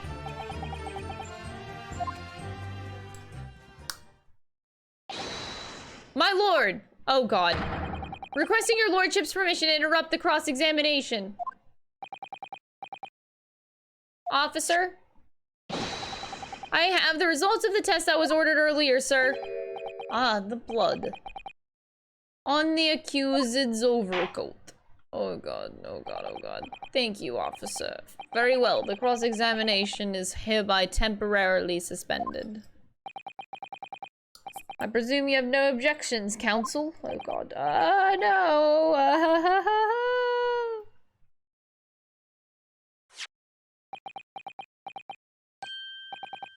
There you have it. The report, please, Inspector. Traces of human blood were found on the overcoat of the defendant, Miss Gina Lestrade. From the extent of the stains, it would appear that they were the result of splattering following a gunshot wound. A gunshot wound, but no, this was from a knife stabbing. End of report.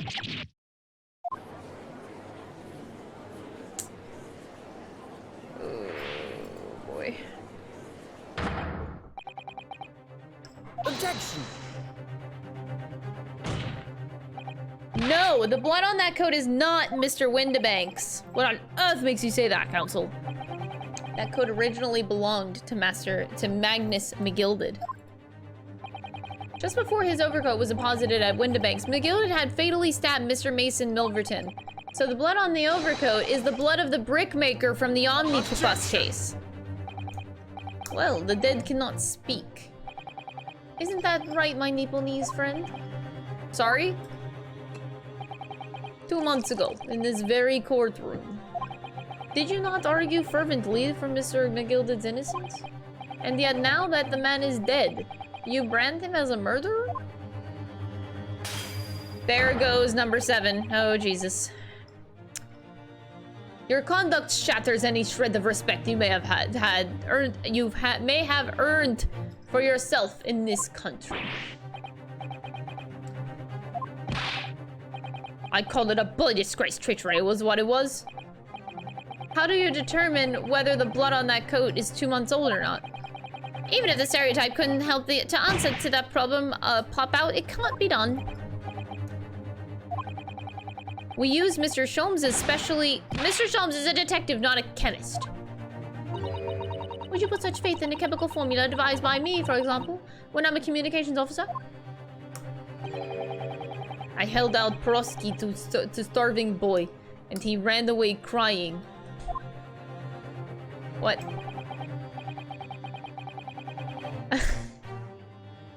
Oh my. Sherlock Sholmes is barely more than a figment of the public imagination. What? His name carries no weight in this courtroom. No weight at all. Oh, we're... God, you're making it really hard to keep you around as a boyfriend. I'm sorry. How could you say that?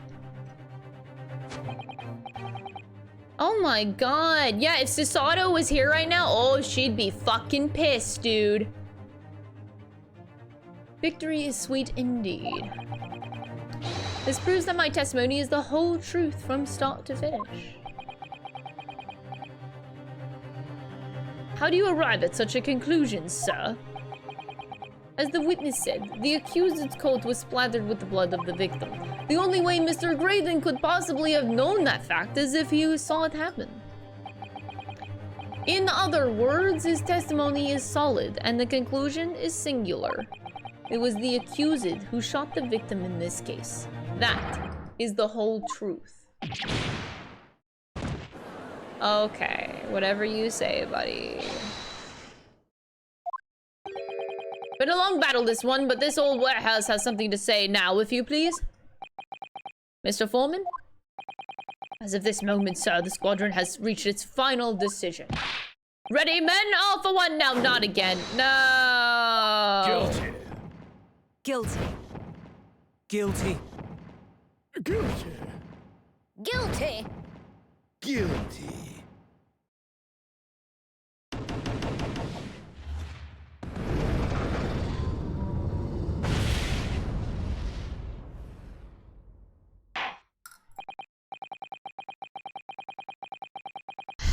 Unanimous verdict.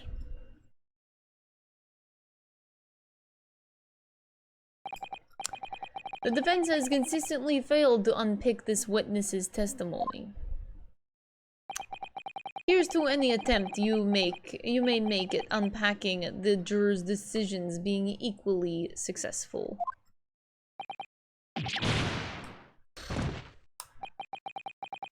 I don't believe it, after I've come so far. How is it all unraveling on me so fast?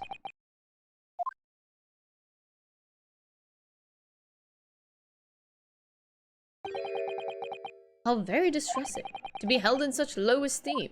Please tell me this is Sholmes. Please. I miss the bitch, come on. Wouldn't you agree, Mr. Naruto? Officer, please. Oh my god. You've delivered the official the report now. That would be all, thank you. It occurs to me with some irregularity, Mr. Naruto. Scientific truths are determined not by science, but by none other than the human mind.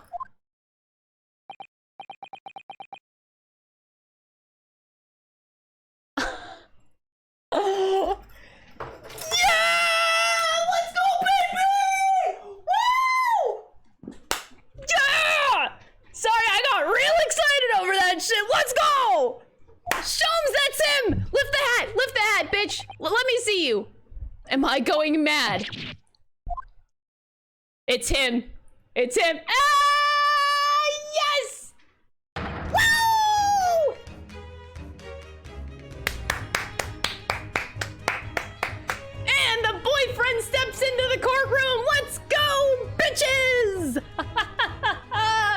Ah, this is the best game in the world.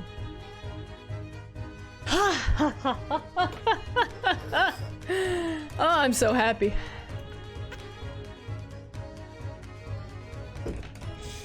Ah, my boyfriend, Mr. Sholmes.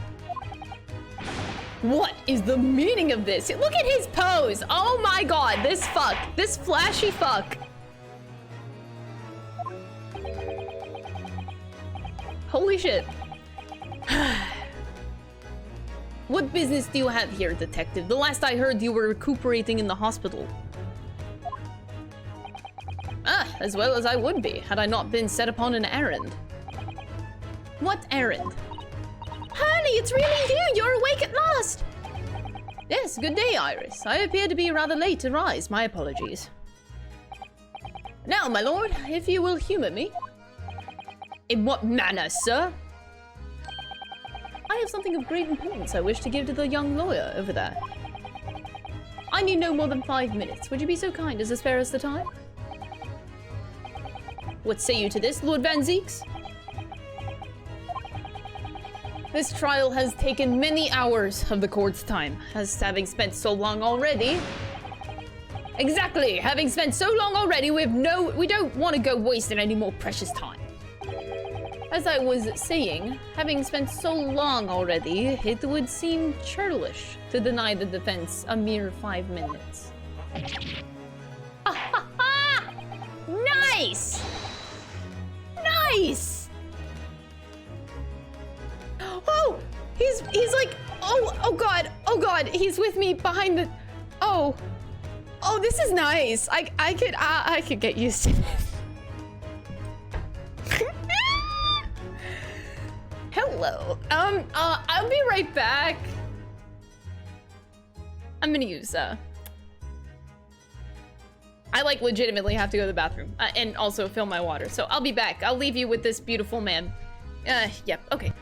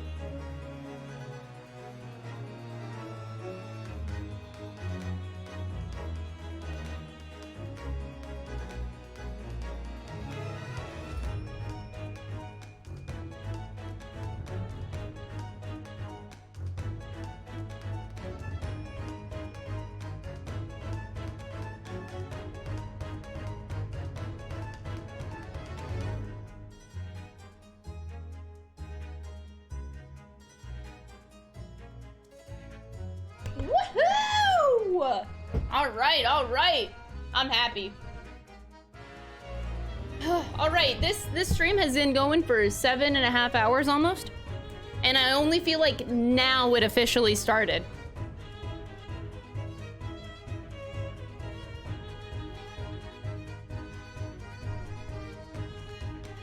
The stream has officially started, folks. Welcome. We're going another 7.5 hours now that Shelms is here.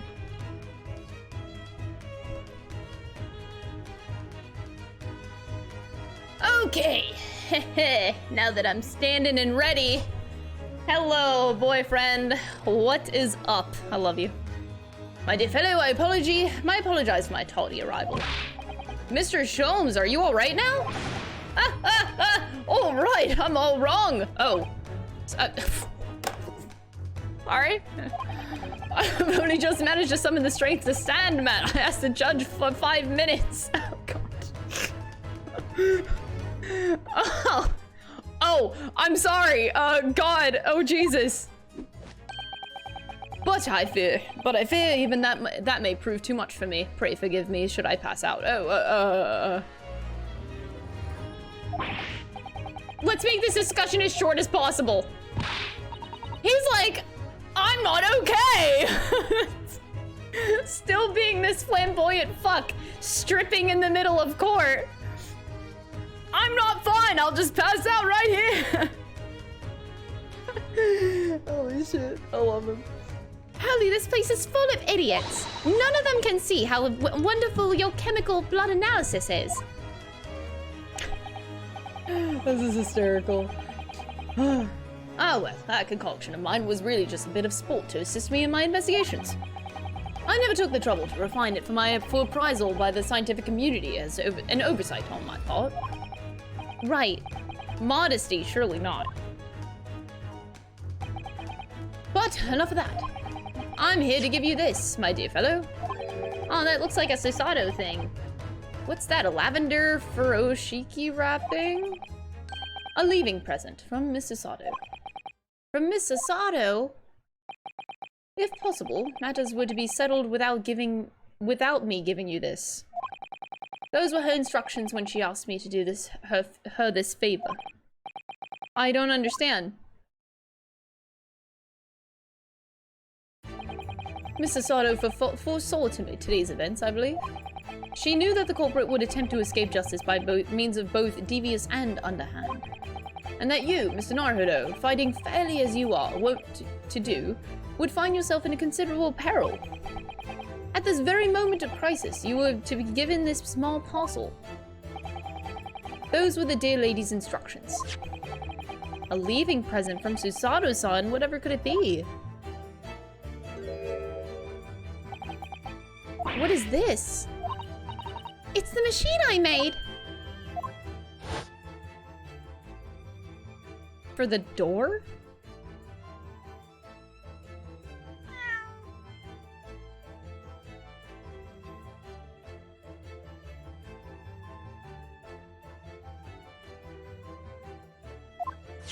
Are you... Oh, wow. Oh God.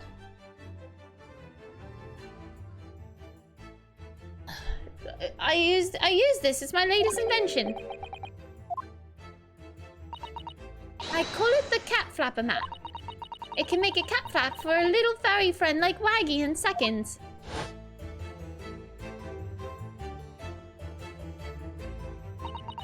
What's Susie up to? Mrs. Sato muttered the following words before she left. I'm a failure. I don't deserve to be a judicial assistant. Didn't she say something like that? Oh God. That was a long time ago, man. You really are the best judicial assistant in the world. Well, that's extremely flattering. But I'm sorry to say,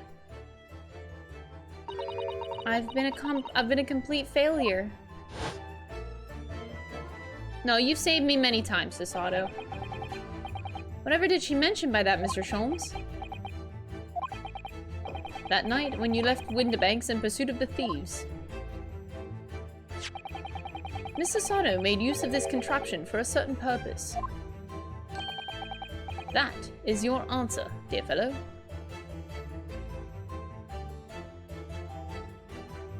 Wait.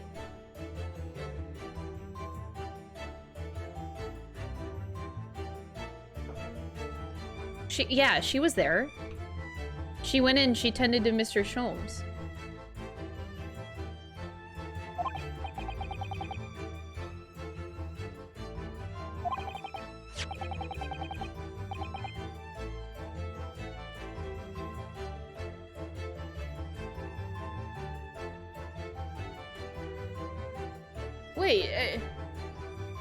Wait, this is implying... Oh, God. Wait, but this was before... No. Okay, no. What? So Sada-san uses cat flap-a-mat thing that night, but why?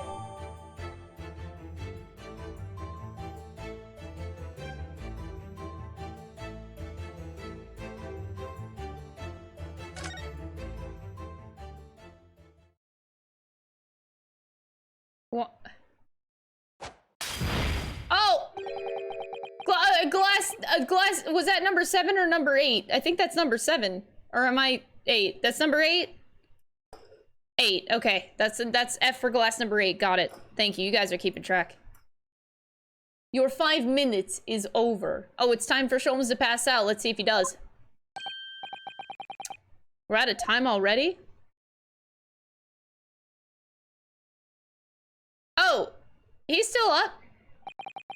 I'm grateful to you for affording us that brief recess, Mr. Reaper. No need, I need no thanks, detective. After all, the die is cast. Is it really? The jurors are unanimous in their leanings. No doubt my learned friend will consider a summation examination. But any attempt to alter the verdict now would be utterly futile. I wonder. Mr. Naruto! Yes? The rest is down to you, dear fellow. What is your plan? Why are we talking so casually in a courtroom? Why is this... The rest is down to me. I need to be careful here. If I make the wrong move, the trial will end very badly. My lord, the defense requests... Hold on. I request time to think.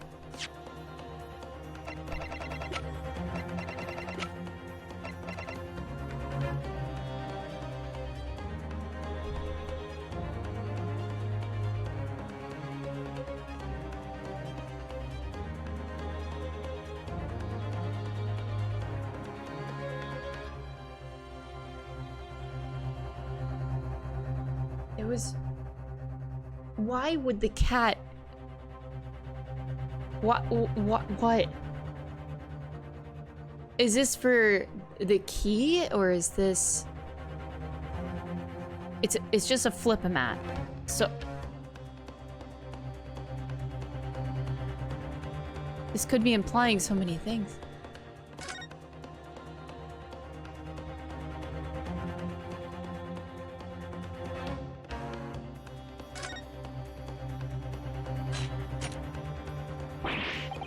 Those vicious teeth look like they could rip through almost anything. They're good, aren't they? They're made of a special alloy I developed. The cutter rotates 10 times per second, so it can cut... It can get through any kind of door in no time at all. What are the... Oh my god. What are the 2 parts at the top there? Those are for attaching hinges to the section of door that gets cut out. Right, of course. Nothing can match this machine for power. It can make mincemeat of even the toughest of doors. It sounds so charming and friendly when you say it's for what it's for, but I feel like it's the reality of the cat flap-a-mat is that it's a grim weapon of door destruction. Why, he's so adorable. There's nothing I wouldn't do for him. We're developing deadly weapons. For your cat.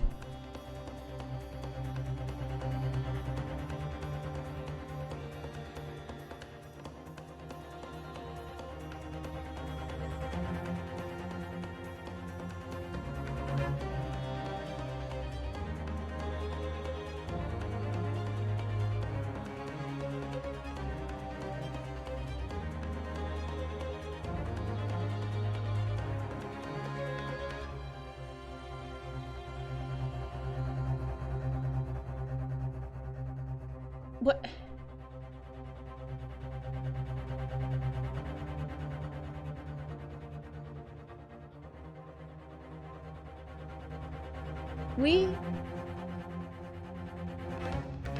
When?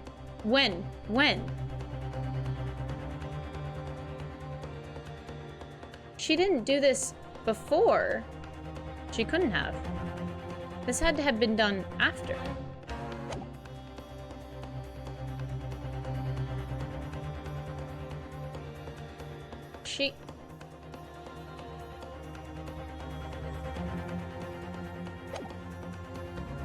I think we need a cross-examination.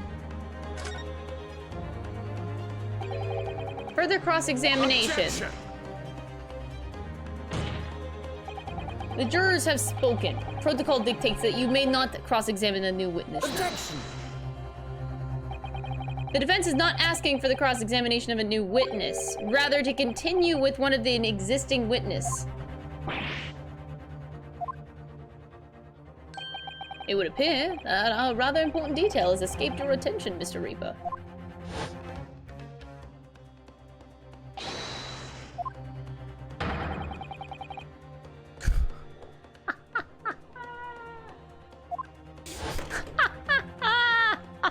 God! Oh, we interrupted. Oh my God!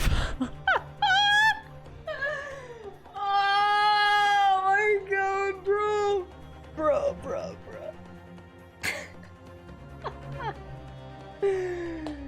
Oh my God. I don't need more reasons to love this man. I really don't. Oh Jesus. That's so good. Okay, Sholmes should be like illegal. Oh my God, I love him so much. Woo. Okay, well. I hate him. I hate him so much.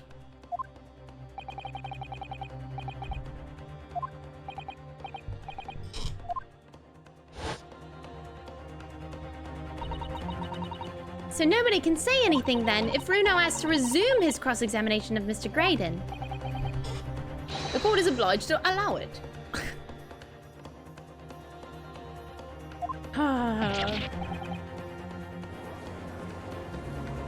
Boyfriends are fighting.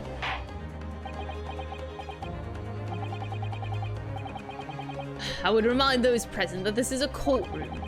My courtroom.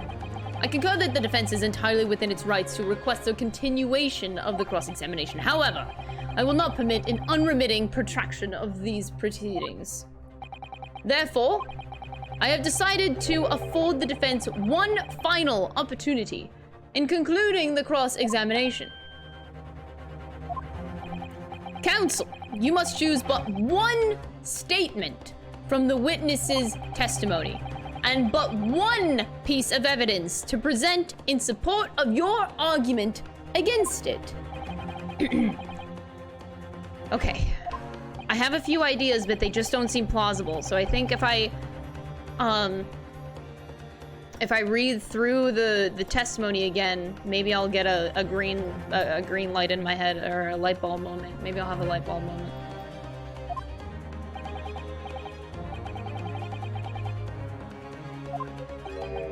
My lord.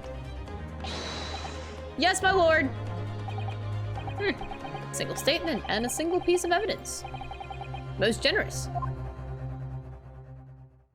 Well then, Mr. Naruto, it's high time I fell in a dead faint. I leave this in your capable hands.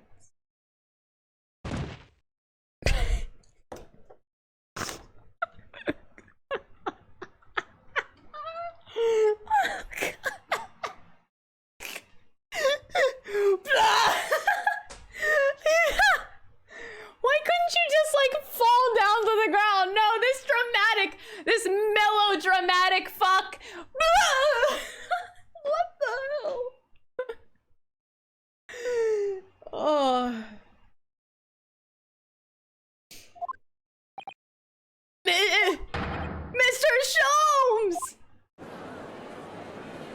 He's gone. And he's gone. Okay.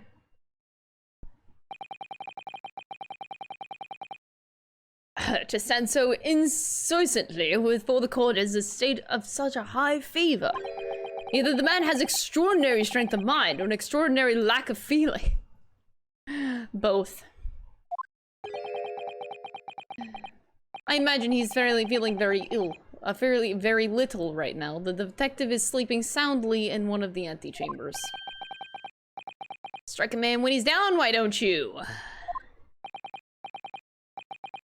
Well then, counselor, you're fully prepared. Damn, boyfriend really came in hot. One statement, one final piece of evidence. Oh, lordy. I won't let Mr. Sholmes down, or Iris. And I won't waste this final chance that Susada-san has given me. This is going to decide the entire outcome of the trial. No pressure, Crystal, no pressure. Very well then, under the terms I've outlined, you may resume the cross-examination. Okay. One of these 6 statements.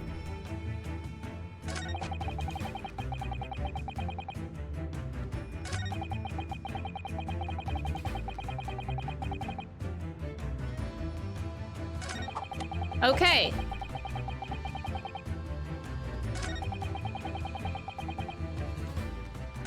That's it, dude. That's gotta be it. I pursued the man, but he shut himself in the storeroom and I can see through the people in the door.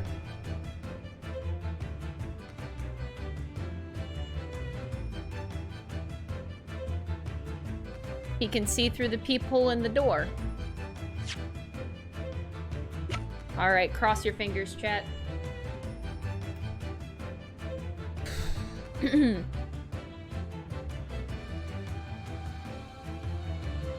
Objection!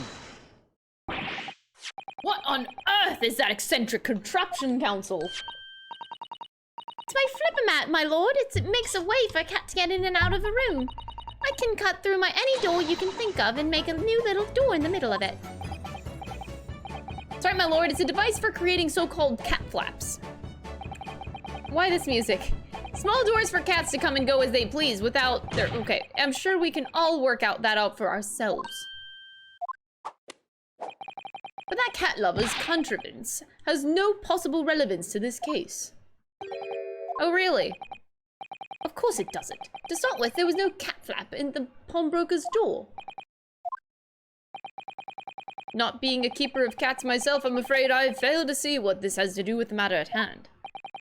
Perhaps it would help if I described its function another way then. It's a flapper. This contraption, oh, yes. Oh, there we go, there's the light bulb moment. Is able to create a peephole in any door you can imagine in practically no time at all. I beg your pardon, a peephole, you say? 2 nights ago, we arrived at the scene only minutes after the murder of Mr. Windibank had taken place.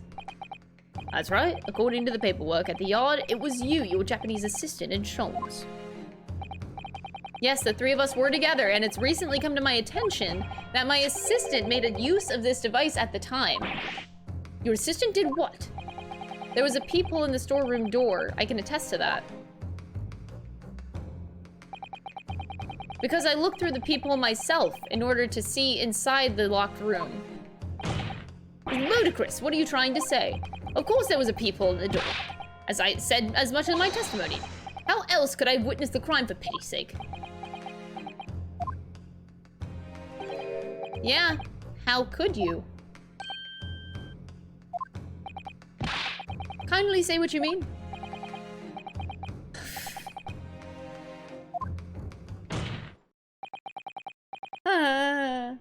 What I mean is this. My assistant made the peephole in the storeroom door, and until such time as she did, the door had no hole to look through!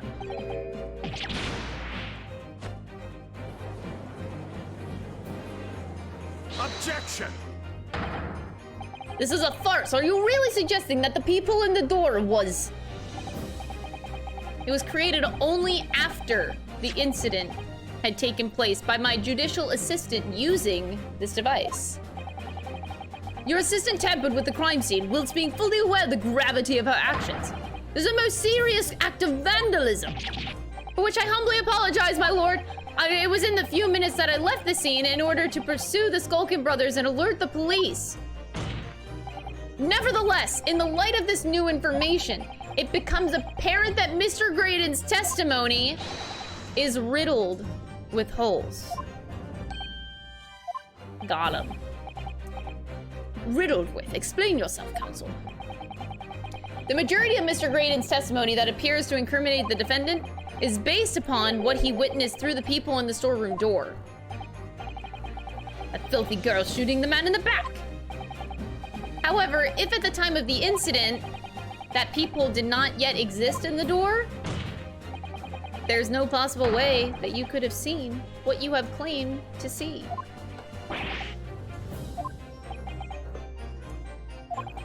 In short, your entire testimony is a pack of lies. And Mr. Sholmes is just passed out there somewhere. Is there any credence in this revelation? Objection! None whatsoever, as my learned friend must surely realize. Exactly, this is just some cheap trick designed to discredit me. I'm afraid not, sir. Of course it is. You seriously expect people to believe that plaything can cut through a solid wooden door? Oh yes, I designed it to be very powerful. It can cut through even the toughest of doors. That's absurd. I don't believe it for a second. Aha! I had a feeling you'd say that. Waggy, cooey, time for dinner!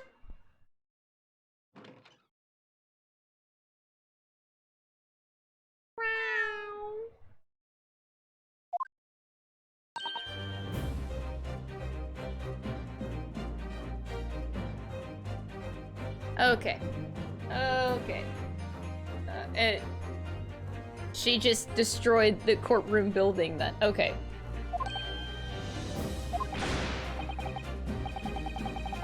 Young lady, this is the Old Bailey! One does not make cat flaps in the oak paneling at the Old Bailey! I'm not done yet, don't worry. This doesn't mean that the people in the soul room door at Windibanks was made by your machine. And there's no way you can prove that it was. No, but it's easy. What?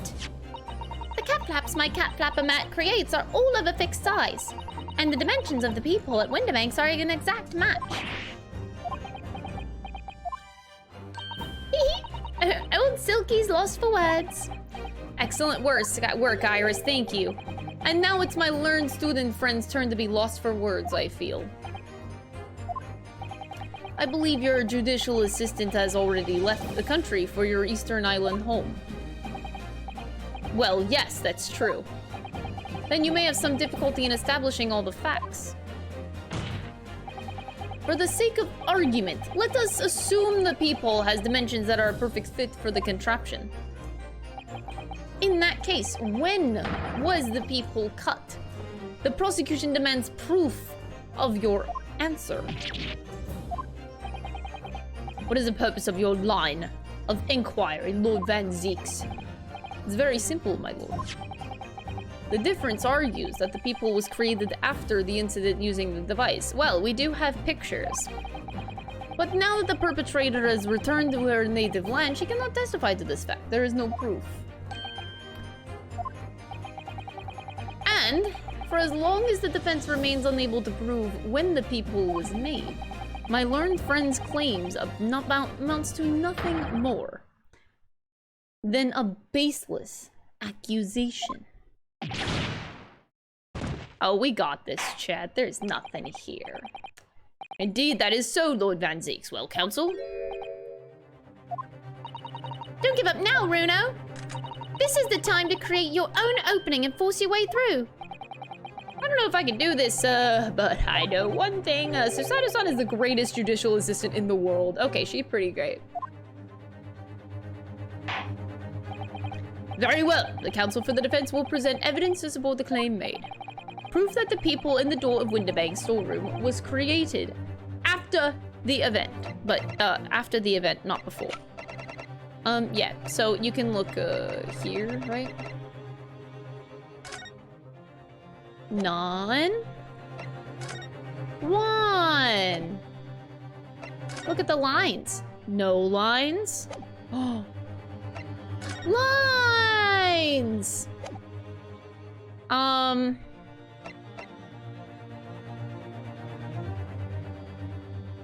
guess the post one. They're asking for the one not before. Take that! Take that! Bitch!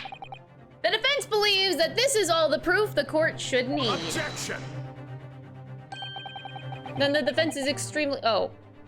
Other one. Oh, wait. I got... take that back. It's the other one. Hold on, pause, reverse. Pause, reverse.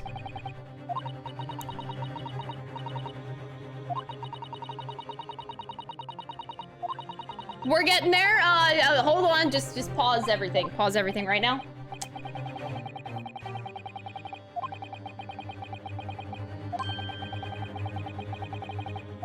It's fine. Don't worry, guys. Don't worry. We're pausing.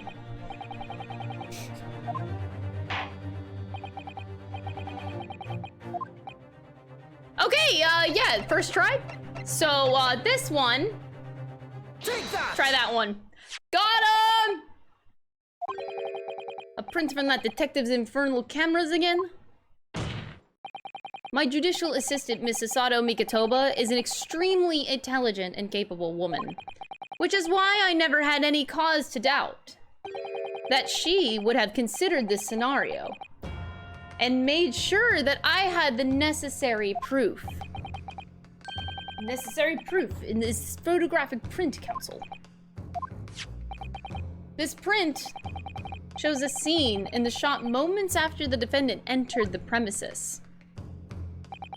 Agreed. And it also shows the accused mercilessly wheeling a gun in the direction of the defenseless broker. More to the point, it pictures the storeroom door in the background. Let me see that print again.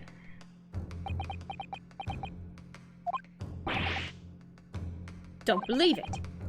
This really is quite remarkable. This door to the storeroom is completely devoid of a people of any description. Mr. Graydon, you couldn't possibly have witnessed the crime as you claim to have done. Because at the time it happened, there was no people in the door.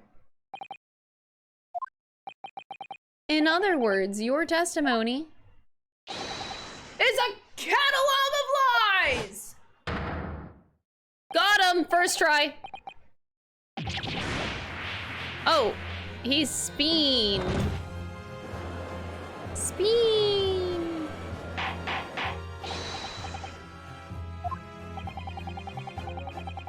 I'm satisfied that the defense has substantiated its claim beyond all reasonable doubt. This witness's testimony was entirely fallacious. That's not the only thing we now know beyond all reasonable doubt. My learned friend's assistant guilt can no longer be denied. The woman tampered with a crime scene. Yeah, that's why it was a last resort, huh? More importantly, good lord, there's more! The defense may have established a reprehensible instance of perjury.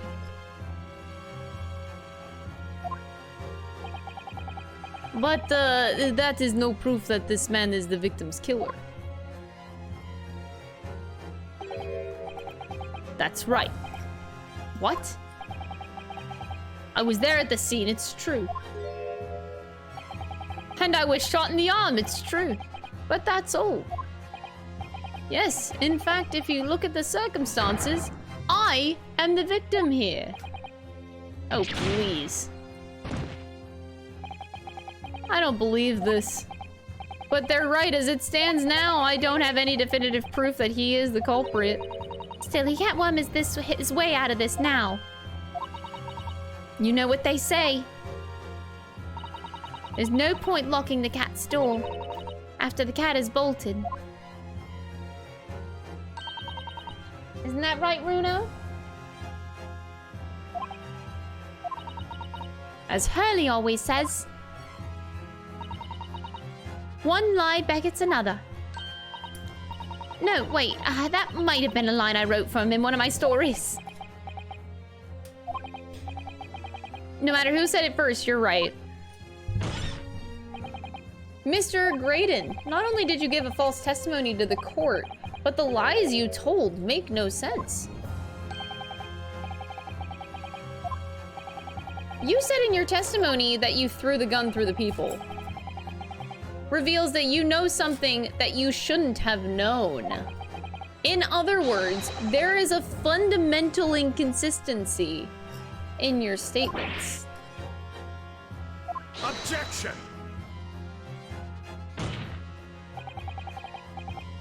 This is provocative talk, counsel.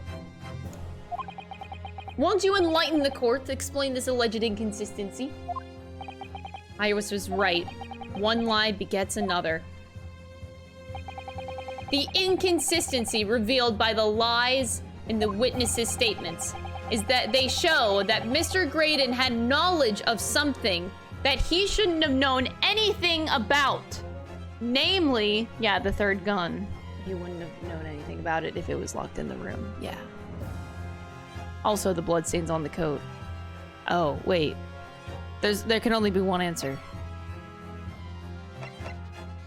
Yeah, how would he know about the bloodstains on the coat? Oh yeah, it's that. The bloodstains that were present on Miss Lestrade's coat. The victim's blood spattered all over her when she shot him. How could you possibly have known that? Obviously, because I saw her do it through the people in the...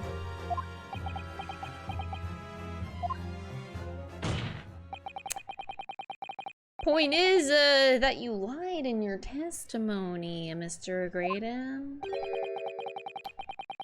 It's the nature of the lie you concocted that is so revealing. You're not making any sense. Let me ask you a simple question. How is it, Mr. Graydon, that you knew of the existence of the people in the storeroom door? Obviously,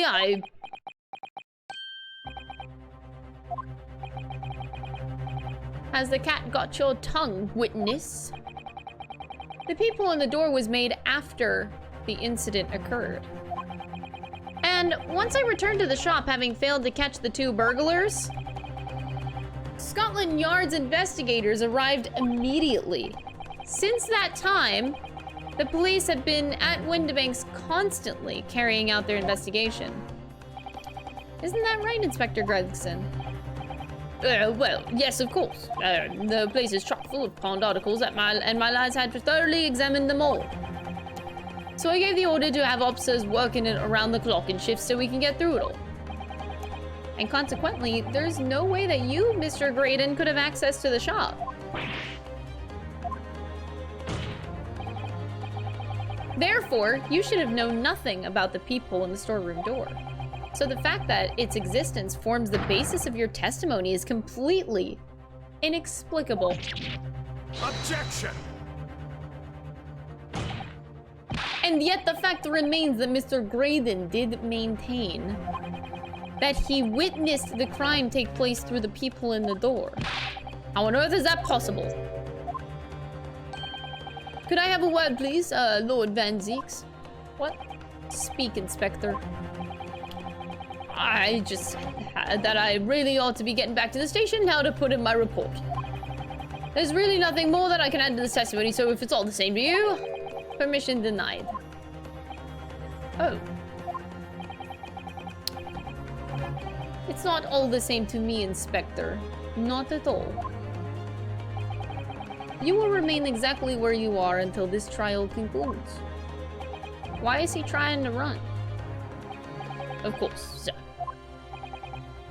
Mr. Graydon, You shouldn't have known about the existence of that people. Which can only mean that you must have been informed about it by somebody else. So that's why Mr. Greg wants to leave.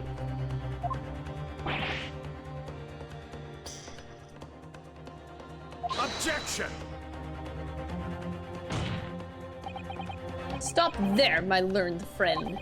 You realize, I trust, that the words you just uttered have extremely serious implications.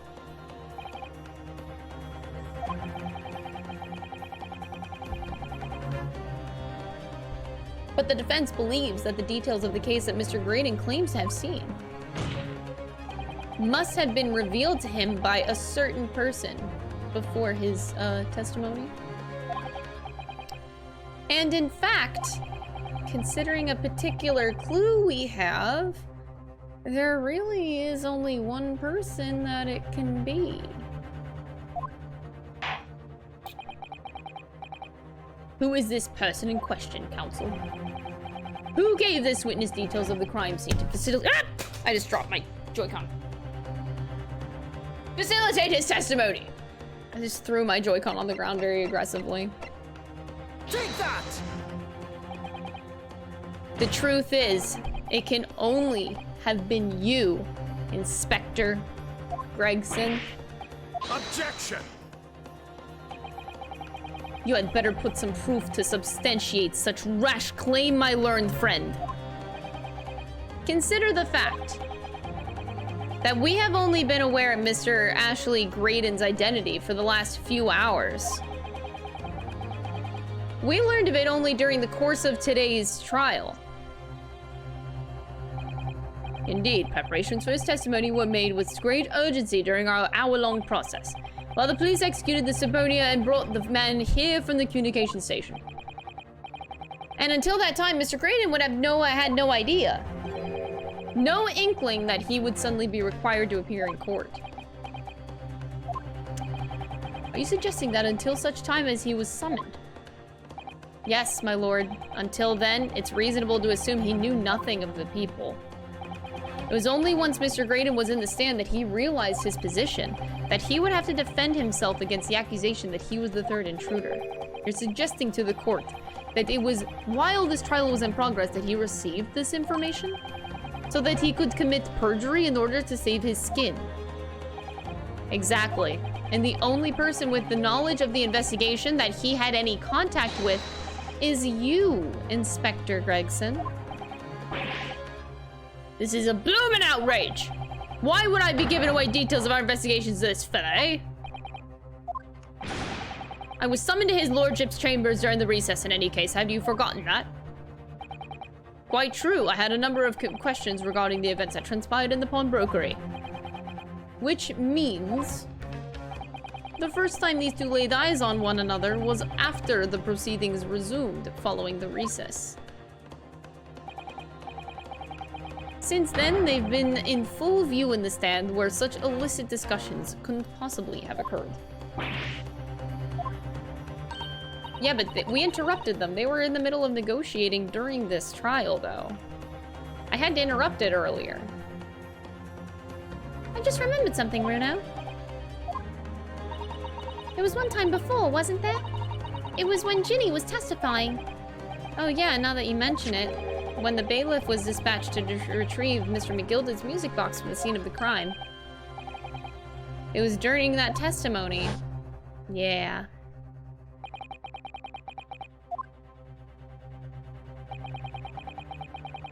Mr. Graydon and the Inspector seem to be having some kind of secret discussion. It would have been possible for you to give Mr. Graydon the information he needed then. You little toe rag, you're making all this up. I'm a respectable Scotland Yard inspector, for crying out loud. Why would I do something like that? Why would I be giving away confidential details to the likes of this bloke? Admittedly, you wouldn't have had any reason to do something like that for no gain.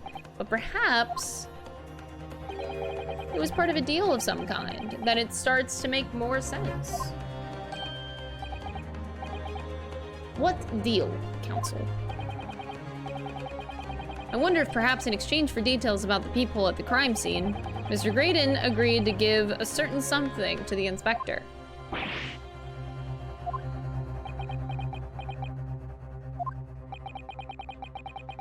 I'm sure I need not remind the inspector that, if found to be true, striking a deal of any kind with a witness would be considered a gross case of malfeasance.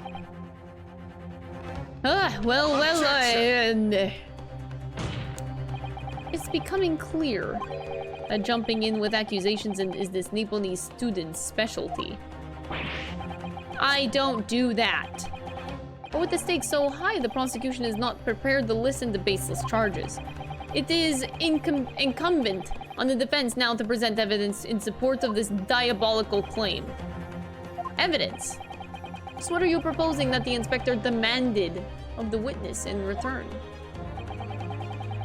Probably the music disc.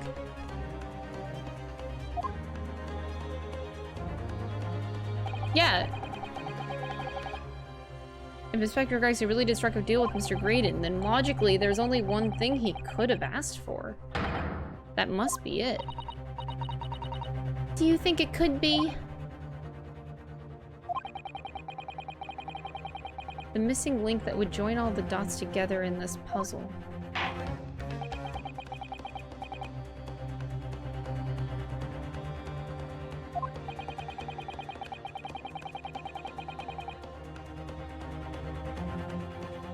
Oh. Wait, no. I think it's more than that. I mean, like, this is like the first music box disc.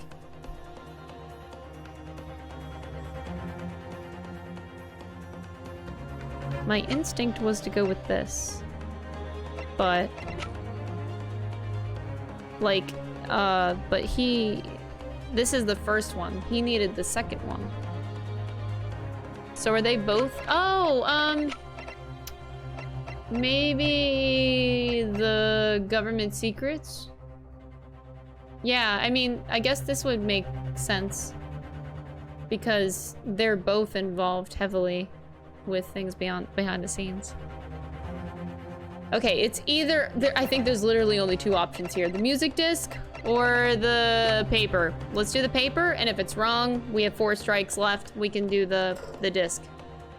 Take that! This shows exactly what the deal between these two men was all about. Well, Inspector, what do you have to say for yourself? Aggressive eating. Dear me, it would appear this answer has in no way satiated your appetite. Some of that bite should be directed at my learned friend, I feel. Oh, God. Very surprised at Gregsy. There must have been a compelling reason for her to give away case secrets like that.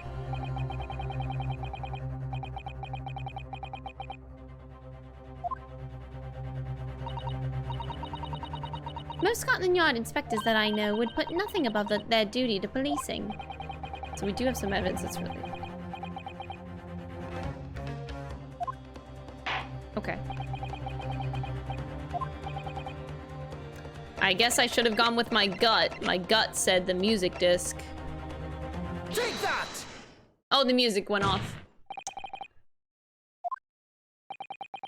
Besides this murder, it is not true that you've been working on another very important case. What are you getting at now, Sunshine? Is it possible that this other top secret case is what's alluded to in this paper article here?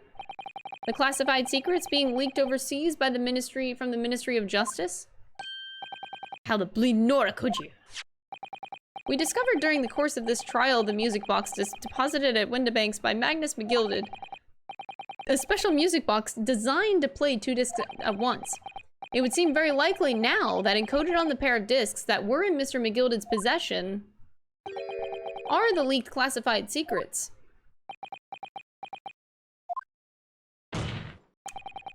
So I put it to you, Inspector, that in order to recover the discs, the second of the discs containing those secrets, you covertly made a deal with Mr. Graydon in which you exchanged the disc for details of the case.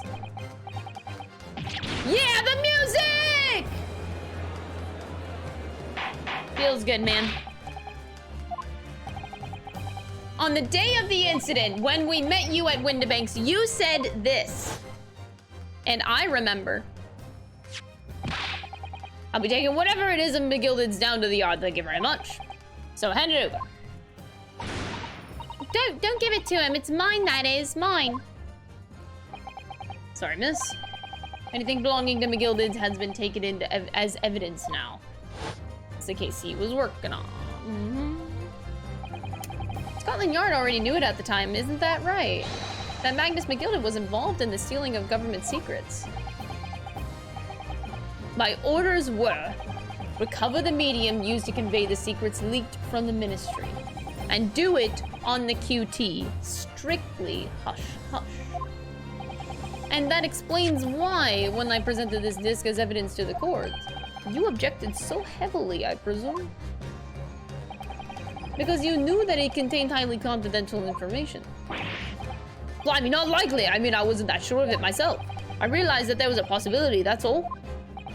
Inspector, surely. You're not saying that in order to acquire the second of these music box discs, you did indeed reveal confidential details of the crime scene to the witness. To aid and abet this man in giving false testimony?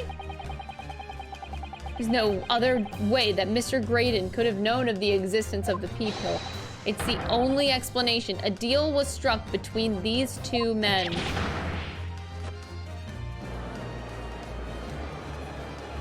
Objection! If, and I stress, if this sobering assertion turns out to be founded in truth, it would mean that the second disc is, as we speak, here, in this very courtroom. Wait, what, in this room? How could you possibly make a claim like that? Because Inspector Gregson is a Scotland Yard detective. What's that supposed to mean, eh? As a seasoned policeman, the inspector will have approached this alleged deal with caution. Certainly, he would not have accepted the gentleman's agreement in this matter. No, he would have insisted on having the article agreed upon in the palm of his hand. Shit! Come on. This is getting so juicy. This is not the time. Thank you.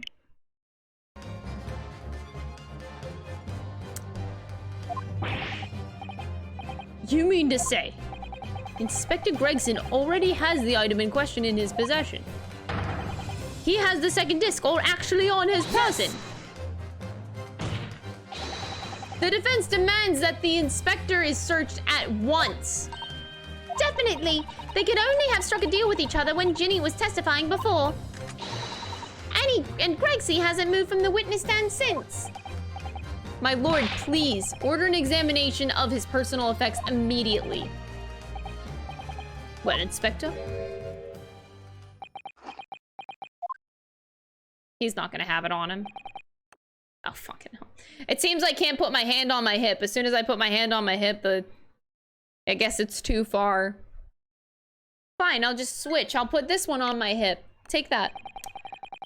This young lad wants to tone down his imagination. He's insulted me and my profession quite enough. However, if it'll put this matter to bed and dispel any doubts of about my involvement, then I'll happily submit to a body search. He's going to agree to it. I presume you're aware of the precipice on which you now teeter, my learned student friend. You've made the most serious allegation against Scotland Yard here. If, following the search of the inspector's personal effects, no disc is found, you will be deemed unfit for court service. This trial will end. And my country's government will formally demand of yours that you are severely reprimanded. Sounds serious. Indeed, to have a visiting student make such defamatory remarks about our country's most senior police force is not something Her Majesty's government will be able to overlook. You're just threatening Runo because you're scared. The accusation is beyond serious. You must be prepared for grave consequences. It's true. I can't imagine Gregson would have accepted a gentleman's agreement for something so critical. The disc must have physically changed hands, which means the inspector should have it. But somehow, something feels quite right, doesn't feel quite right here. Very well, Counsel. I know that you know the implications, so let me ask you one final time. Yes, my lord. Do you still persist in formally requesting a search of the inspector's personal effects? Search someone else.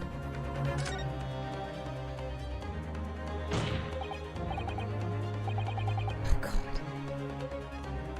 Okay.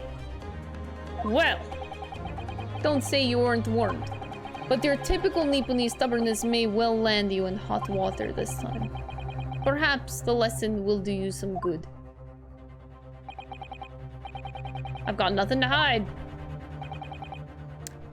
Very well then.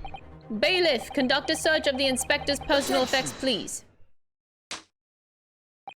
The defense demands a search, but not of Inspector Gregson. What? Now what's all this?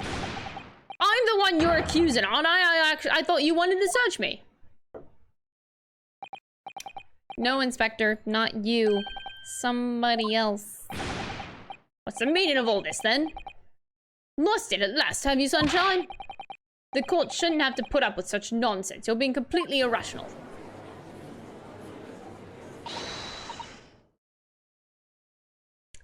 Be quiet, all of you.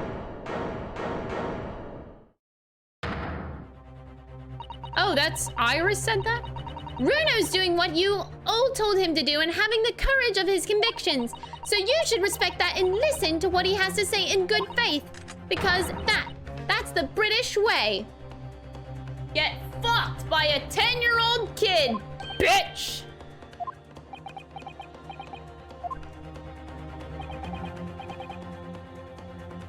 Well said, young lady. Indeed, this court is in awe of the defense's counsel conviction and eagerly awaits your next words. Don't be hasty, my lord. If I'm not mistaken about the things I've seen in court today, I'm fairly sure that I know who has the disc at this moment. There's only one person that it can be. Actually, I'm thinking of two people, but I'm gonna go with Graydon, but yeah. Take that! He also was fighting with the guy next to him a little bit before, so I was like, maybe it could be that guy that he traded it then. Cause they were doing a tug of war before, right?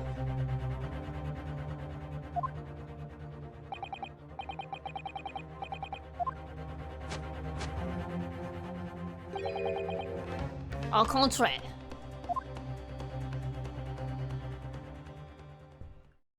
They were doing a tug of war before. It could have been.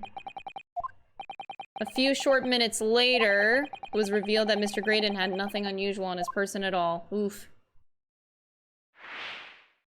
The speed. There goes one. Okay, so it's the guy he had a tug of war with. Mr. Nash. Take that! There's the music cut off. My lord, Mr. Nash skulking. Well, I never.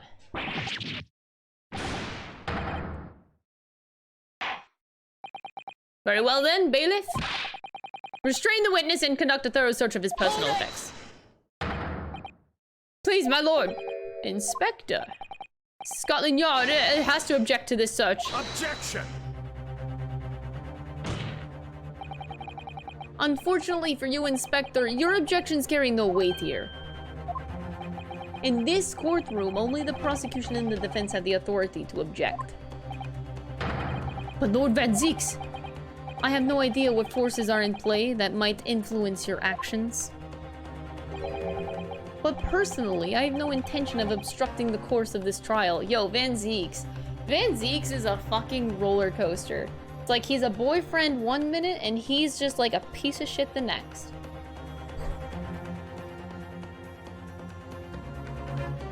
It's exhausting. I'm exhausted also because I'm very hungry.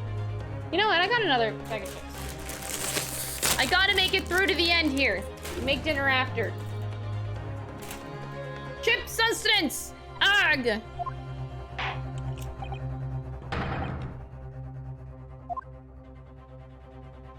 Get him!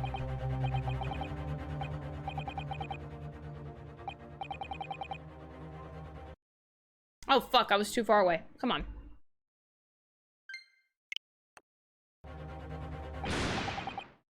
Cut it out!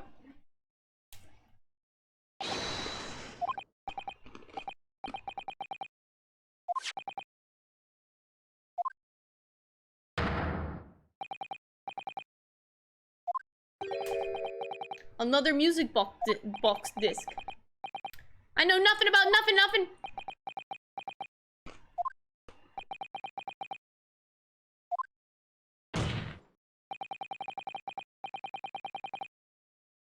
That is the second music box disc left behind by Magnus McGilden. Is it not, Inspector Gregson?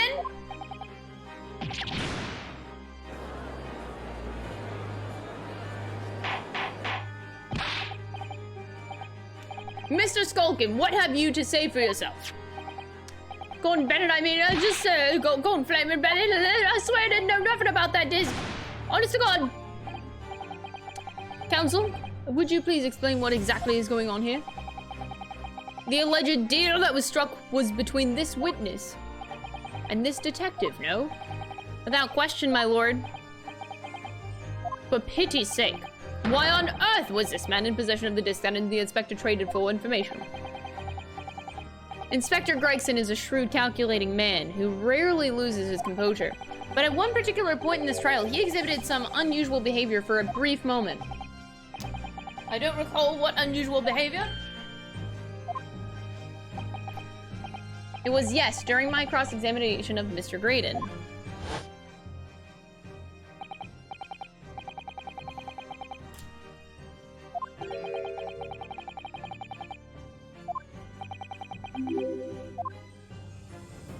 Objection. LOL, here's to all the fun.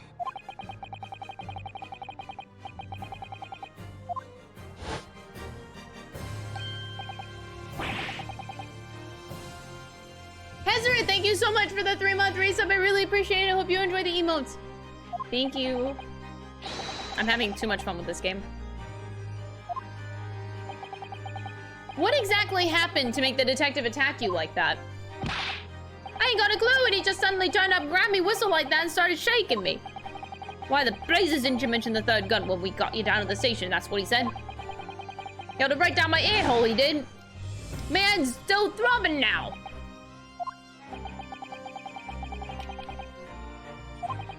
It's extremely out of character, but looking back now, it must have been then that he did it. That was the opportunity Inspector Gregson created for himself in order to hide the disc. Bless my wig, he hid it. I failed to comprehend the motive here. If the detective had inquired that he was after, why on earth would he then proceed to hide it in another man's pocket? This is the court of law. He could have submitted it to the item as evidence. It would appear, my lord, that the inspector was not at liberty to do that.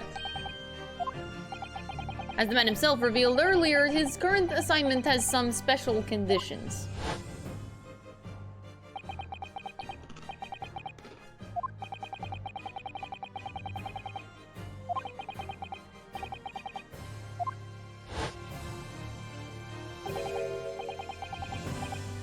Top secret assignment, is it? As far as we're aware, the information stolen comes from confidential government communications. It would seem that if that information were to be revealed in court as evidence, it would be problematic. Does that sum up the situation, Inspector? I'm operating under direct orders from the Ministry. I'm afraid I'm not at liberty to answer that question. So realizing that there was a chance that you may be searched here in court, you took steps to hide the disc where acquired from your witness.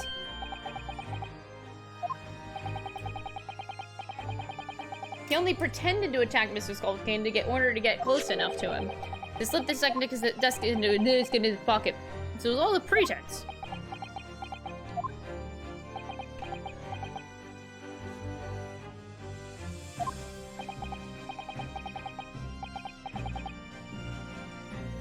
Inspector Gregson, and you, Mr. Graydon. Are you prepared to admit to the accusation made against you of this alleged deal?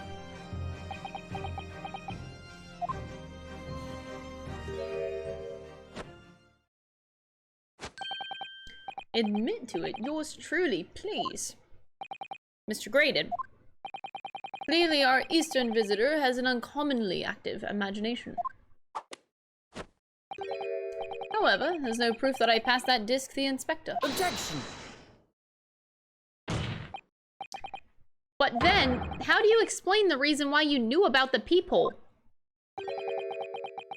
I'm under no obligation to explain.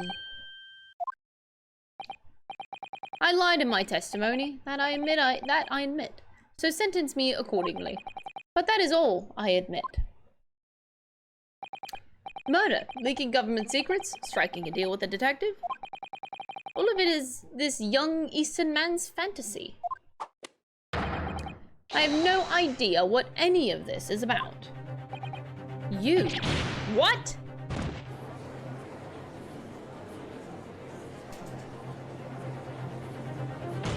Oh boy, he's really going hard here. And what about you then, Inspector Gregson? Do you admit to making a deal with Mr. Graydon in order to acquire the disc? Ladies and gents of the jury, as a Scotland Yard inspector, I would declare this and nothing more. I am acting in the best interests of my country. Whatever I've done, it's been in the name of justice. So, as members of the jury, of the public of this fine country, I'd like to think that justice will be guiding light when you're making your decisions.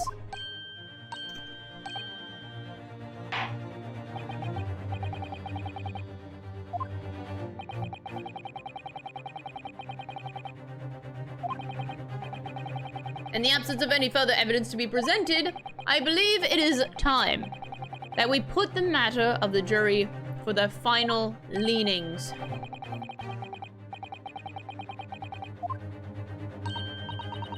He's a dependable man, I'm quite sure. In service, one becomes a good judge of character.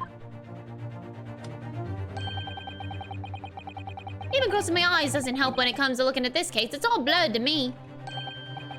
As a fellow professional, I'd like to put my faith in the detective, really. Graydon is a highly skilled operator. Stop. Currently in presence of idol. Stop. Detective has very much trust in eyes. More than this, I cannot say. Don't believe this. These 6 jurors are... They're going to believe Gregson? If they declare their decision now... Is Ginny going to be found guilty? If I don't manage to produce some definitive evidence right now, then we're gonna lose! Either some proof that Graydon killed Mr. Windibank or stole those government secrets. Or some evidence to force Gregson into admitting that he struck a deal with the witness. Counsel, I think it's time I imposed on the jurors to declare their final decisions no. That is, unless you have some compelling evidence.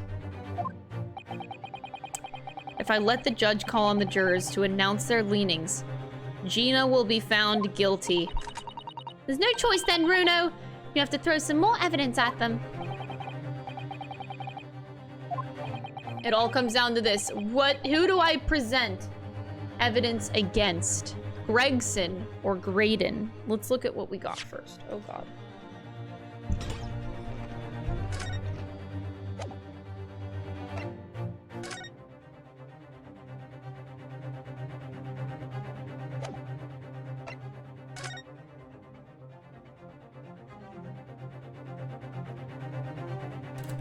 Give me a second to overlook everything.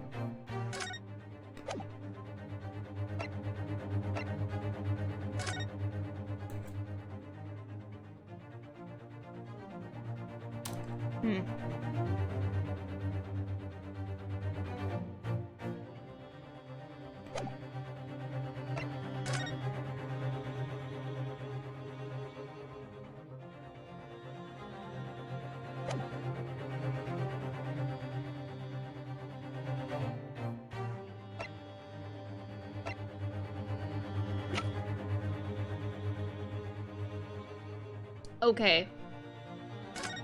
So, I think, could we prove that he killed Windibank?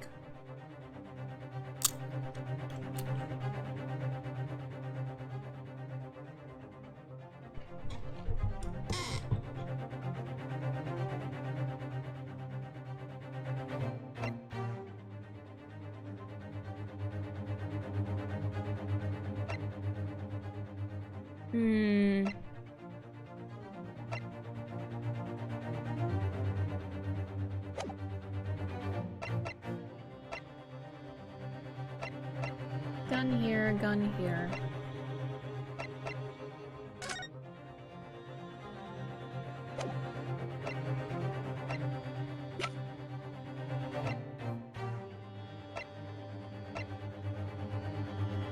I really wish we could put that second disc in here and listen to it. Okay. Brain. Okay, Brain has a few ideas. Brain has a few ideas, okay? So I think we should try to...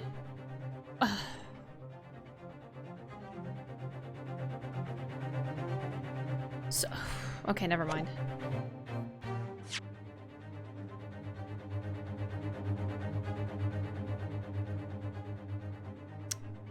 Either some proof that Graydon killed Mr. Windibank or stole those government secrets, or some evidence to force Gregson into admitting that he struck a deal with the witness.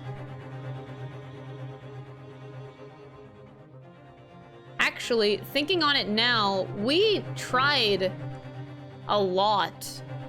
The whole beginning of this trial was trying to prove that Graydon killed Mr. Windibank. We haven't gotten anything new since then, so there's no way. I think that's a dead end. We tried going down that road for a very long time. So let's go with we're gonna try to like force Gregson into admitting that he struck a deal with the witness. I feel like that's more viable than trying to get Graydon. Okay. So we're trying to prove that Gregson wanted to strike a deal.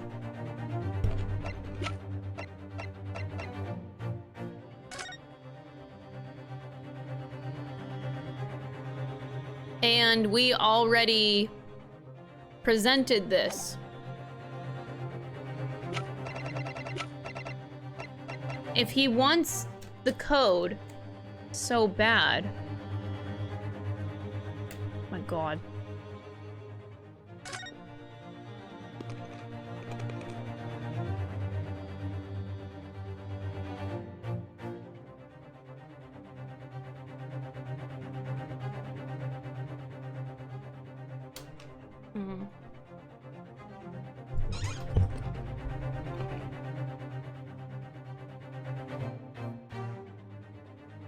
I feel like this could work.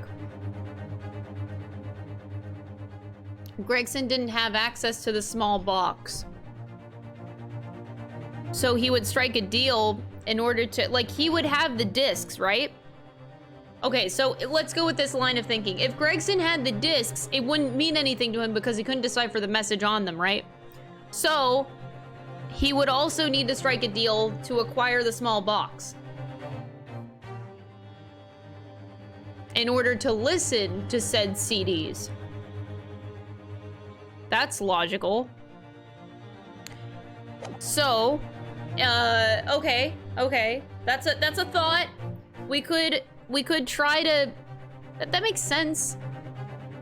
His goal was to acquire all of the evidence related to McGilded's case, which in this case would have been the box. I'm wondering if I can also submit the pawnbroker ticket.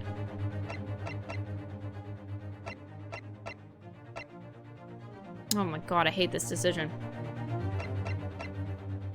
Okay, yeah, okay, that makes sense. So if this is wrong, that's okay, but I think I can be proud of myself that this at least makes sense. So we're gonna go with Mr. Gregson.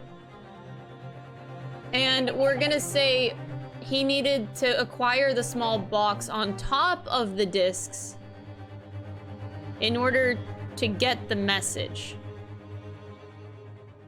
Yes, that makes sense. He would only have one half of it in that case. There's one final piece of evidence that I would like you to see. What's that then?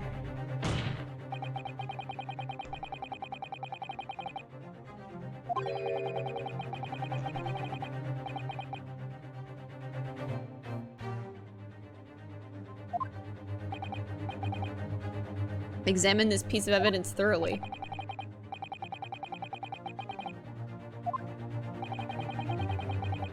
This detective to admit the deal he clearly struck with Graydon. Okay, never mind. The way they worded that... Wait. Let's look at the history. Oh my god.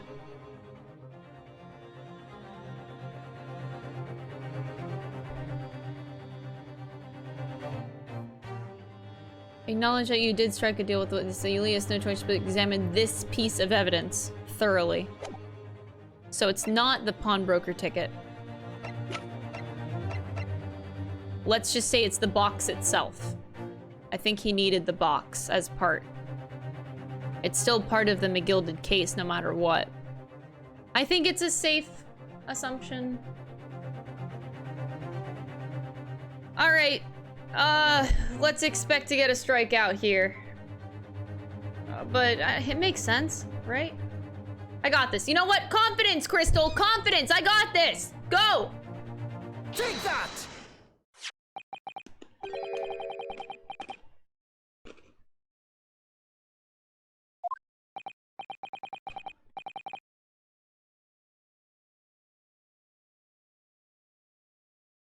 Pog? With the disc already inside, ready to play. I think perhaps now would be a good time to listen to the sound produced by the music box again. Only this time... with the second disc we've just discovered set in place as well. Goodness, this disc console. Oh, we got the epic music! I can't let you do that. Why not? Well, because it's got nothing to do with this case, that's why. Objection! Not true! The defense has already proposed that the sounds heard by the court earlier from this music box were part of Morse code message. We know that Morse code comprises of 2 distinct tones. The defense believes that the second disc contains the second tone needed to complete the message. And now we have a chance to have confirmed that theory. Crying out loud, Sunshine, we're talking about state secrets here. If you go letting the whole courtroom hear confidential information like that, it's treason. Then do you admit the charge? That in order to protect those state secrets, you engaged in unlawful dealings with the witness? You're mad. Oh my god! Damn, that's 5,000 IQ. Not where I was going with this, but hey, it worked. If you let that secret information out into the public domain, you'll be making an enemy out of the entire British government, you idiot. Objection! Let's not forget, Inspector, that you, a Scotland Yard officer, leaked confidential case details to a witness.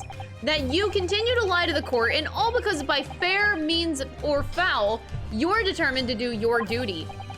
Well, by fair means or foul, I'm prepared to do mine. Don't you dare. I will stop at nothing to protect my client. I don't care who I make an enemy of. Oh, chalice number 9? Oh God. My predictions. My lord, if you please, the court must hear the sounds made by that music box. Van Zeeks, for Pete's sake, stop him! Objection! Second leg! Yo, let's go! We called it! 2 legs, 9 chalices, 3 bottles of wine. Let's go! Inspector, you should know my methods by now. I'm a prosecutor. I'm no Scotland Yard puppet. In this courtroom, my duty is to the law. So let me propose a toast. To uncovering the truth by fair means or foul. Oh, I'm excited I got a leg, man. Let's go. Very well. The defense's stance here and that of the prosecution has been made very clear, I feel. Therefore, in accordance with the defense's request... This is great. The court will now listen as this music box is set in operation once more. Are you guys ready for some Morse code? I'm gonna understand everything.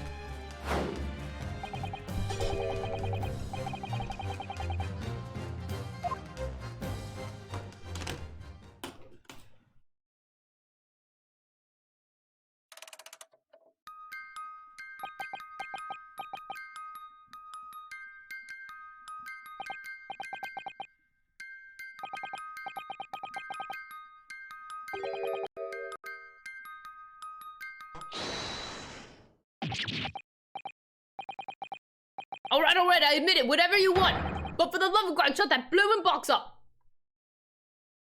What? Oh no. Wait. Wait.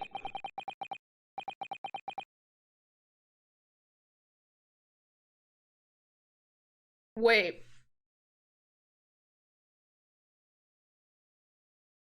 It's a theory. It's a theory. Oh God. Did Gregson organize the murder of Wilson out of jealousy? Or like hating Sholmes? Or something? And what if this is like a message from Japan? I don't know. I'm throwing this out there.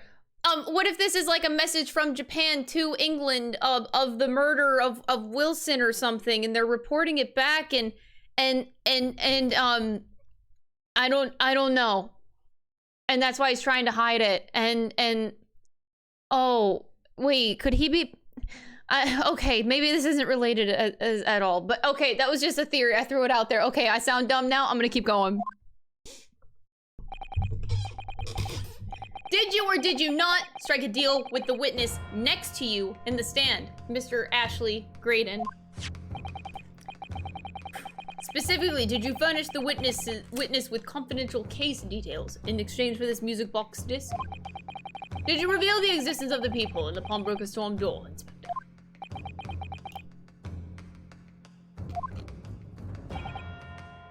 I did. What are you doing, man?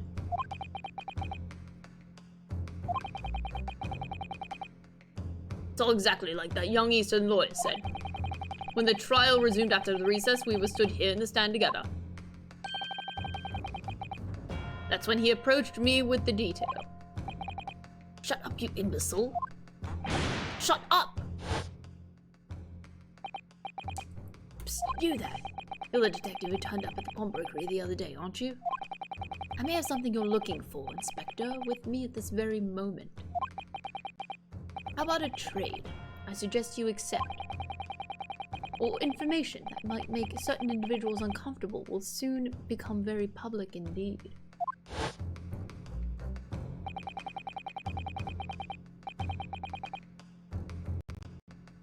I couldn't let that information become public knowledge, not under any circumstances. So I accepted the man's proposal and told him details about the case that could have put him in the clear. The people in the storeroom door and the bloodstains on the overcoat. By giving false testimony, this witness intended to have the defendant wrongly accused of murder. Inspector, you knew that. Yet you still revealed these details to facilitate the witness's perjury. I did. But then it turned out that the people had only been made that night the incident took place. Scotland Yard wasn't aware of that, and if I'm perfectly honest. Well, Mr. Graydon, what do you have to say for yourself? There's nothing and no one left for you to hide behind. You struck a deal with the inspector in order to escape conviction of a very serious crime. Namely, this. You are the third intruder who broke into the pawnbrokery on the night in question. And you perpetrated the murder of the proprietor, Mr. Pop Winda Bank.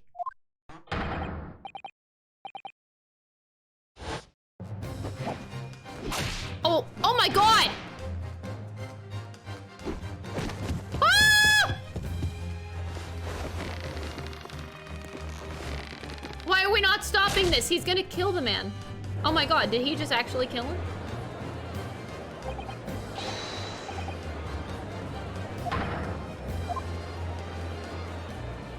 What the hell just happened? Oh god.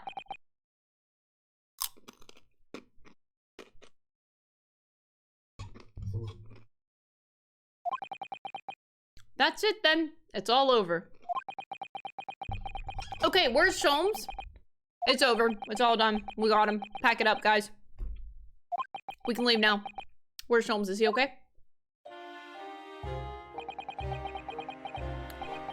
I despise my life growing up. Those slums are vile places. I was cursed from birth. Born into poverty and the son of a penniless artisan. Are you trying to give me a pity story? Come on. My parents did nothing but quarrel all day long. What little money they'd had was never spent on me.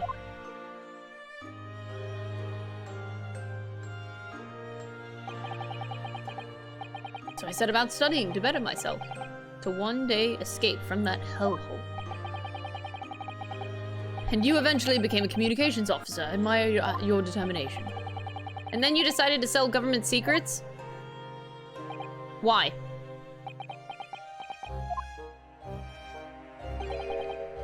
Isn't it obvious? Because I wanted money. Even now, years later, the nightmares of my life in the slums wake me in the small hours. I wanted to drown them out, with more money than anyone who lived in that squalor could ever imagine.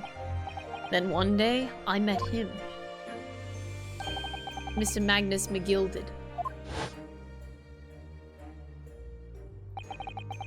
You're a fiend with a queer talent, so you are. I have money to throw your way if you're interested. All you need to do is go along with me little plan now. I was to steal the ministry's telegraphic message logs, and McGilded would buy them for a handsome sum. As I was responsible for inspections of the ministry's communication office, it was a simple enough task. The lure of the devil's offerings, how easy it is to succumb. But you must surely have realized the seriousness of the crime you were committing.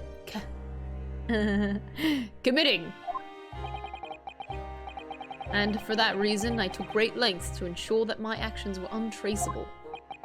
By using the music box.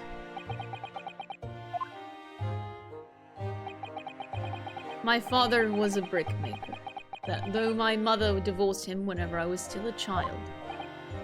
Mr. Mason Milverton. That's right. He was very skilled with his hands. He'd once been a music box maker apprentice.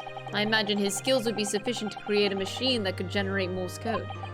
So I sought out my father again to employ his services.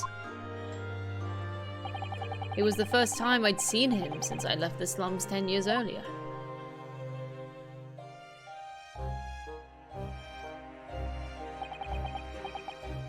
Look at you, Ashley. What a fine gent you've become, eh? He was a different man to the one in my memory. A thin, frail old man. But poverty had never broken him, never corrupted him like it had me. I was sure that he wouldn't help me if I told him the real reason. So I made up a story. I've got some work for you, Father. I need some music box discs made. Music box discs, eh? A musician friend of mine was written some music he wants to sell to the public. He brought the score with me. There are two, actually. I'll be delighted, son. It'd been 20 years since I did any work like this, though. Fetch my tools, would you? They're in the loft. That's how I had him make the two discs. Thereby splitting the information in two. You were taking considerable precautions indeed. It was to protect myself as much as anything. It meant that I could deal with Mr. McGilded in two separate transactions. The first involved the first of the two discs and the music box for playing them. I exchanged them with Mr. McGilded for 10 guineas. Then, on receipt of the second disc, he would pay 1,000 guineas. So, what happened on the omnibus 2 months ago? Was the second part of a deal? The exchange of a second disc? Yes. I'd sold the man information that way a number of times already, but it seems he became reluctant to part with his money. That doesn't quite make sense, Mr. Graydon, for why was it that on the omnibus 2 months ago, your father, Mr. Wilverton, was the one dealing with Mr. McGilded and not yourself? When I received the 1,000 guineas after my first completed dealings with Mr. McGilded, I decided to give 200 to my father for his troubles.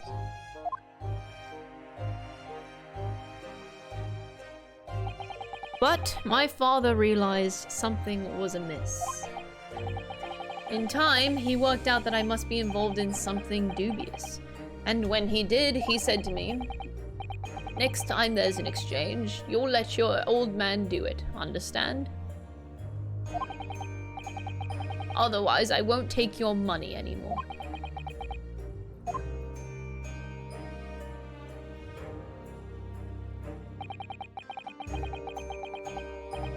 That was my father's way of dealing with it, I suppose.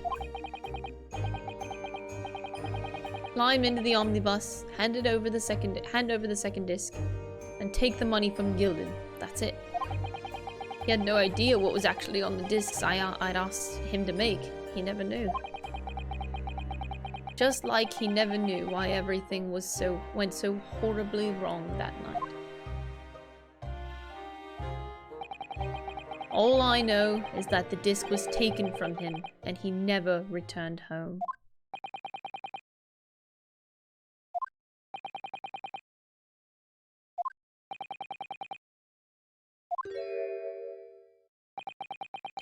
It was only then that I found out what sort of monster McGilded really was. So after 10 years of not once uttering it, I swore on my father's name.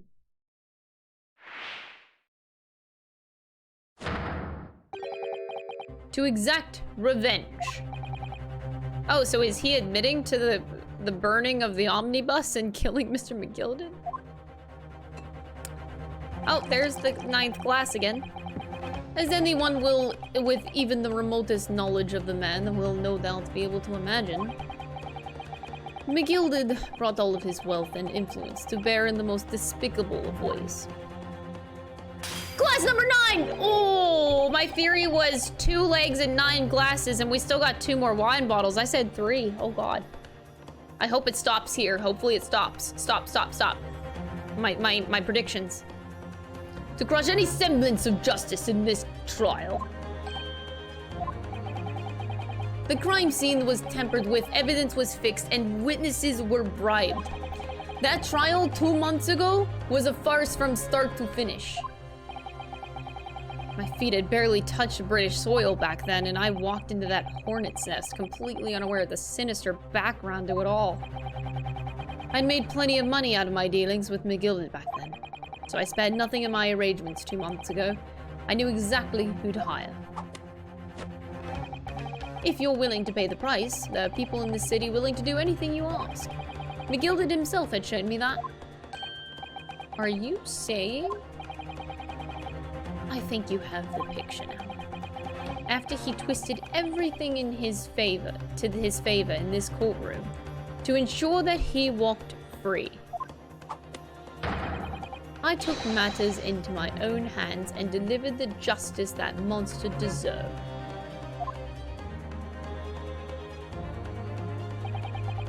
That tragic accident following the trial 2 months ago was planned and executed by yours truly. McGilded's death that day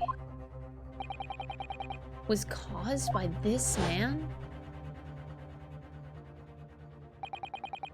Everything is ready, sir, if you'd like to follow me into the courtroom.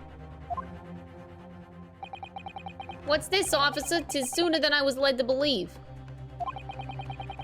Hope it's not convenient, sir. There was some changes to the schedule.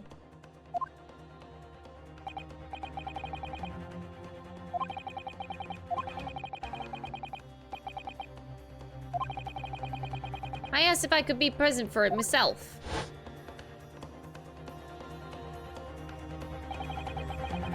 So that policeman who came to tell McGilded he could examine the omnibus again. That's right, an imposter hired by me. It's Hosonaga! I'm just kidding. McGilded used his wealth to manipulate the trial. He paid people to adulterate the omnibus with all manner of false evidence. He threatened witnesses to lie in their testimony.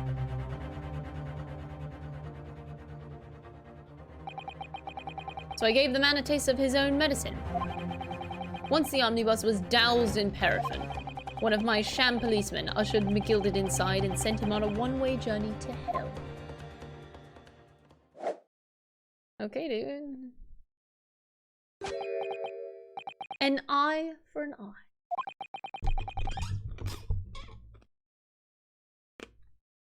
That's how I avenged my father's death.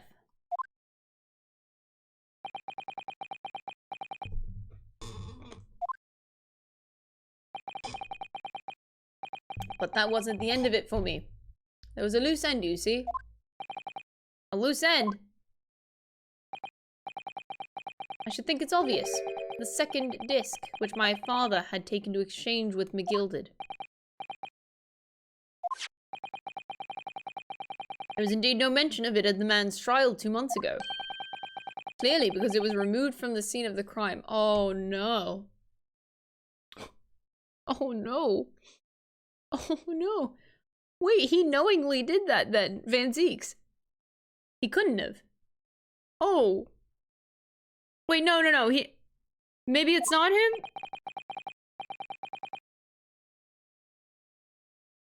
He's the one who presented all of the evidence back then. No. I'm confused. When I realized it was missing, I remembered something. Something from the first time I dealt with McGilded.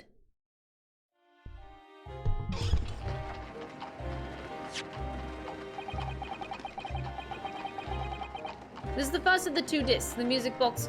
You need to play them. Look at that now. What an ingenious little invention. So then, as promised, 10 guineas for you, young man. What's this? Winterbank's pawnbrokery? Aye, 'tis a pawnbroker's ticket, so it is. You can use it to redeem an article I've deposited there for you. There's no need to give it a name, just hand over the ticket and tell the fiend the watchword. I'll put a jewel in pawn for you. It'll fetch a good 10 guineas if you sell it, so it will. I've never heard of a pawnbrokery being used in quite that way before. Have you not, Mr. Graydon? London's pawnbrokeries are very useful places, you know. Each one is like an extremely secure vault.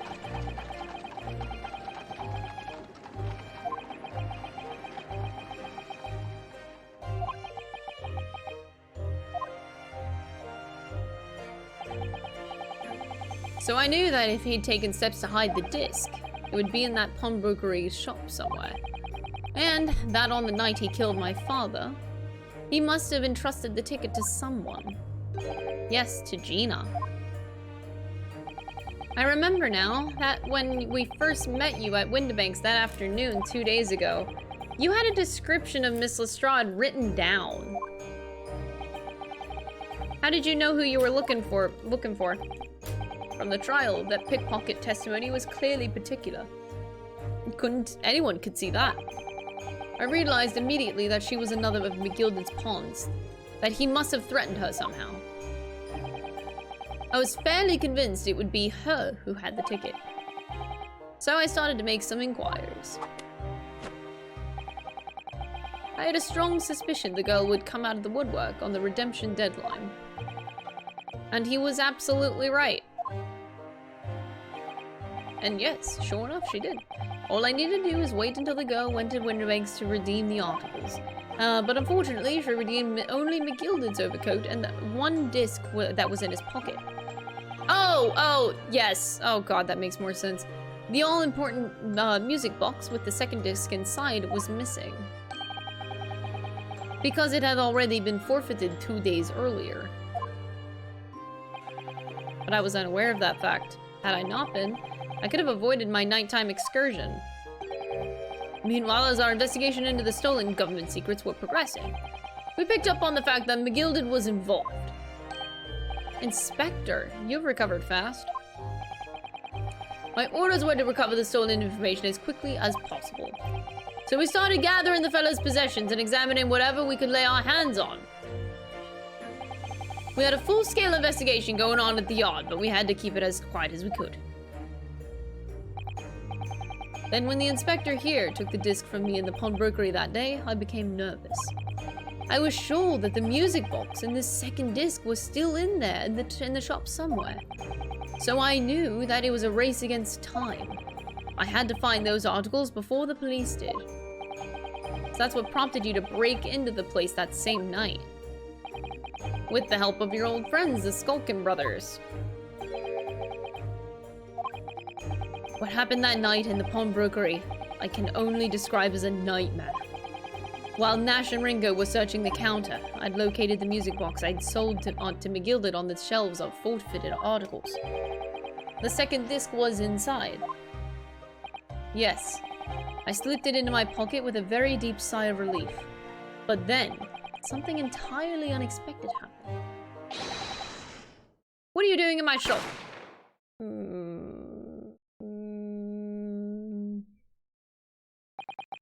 A gunshot rang out of the shop and I felt a sharp pain in my left arm. The broker fired his gun. The bullet pierced your limb. Exactly. But unfortunately, I decided to bring my own gun with me that night, just in case.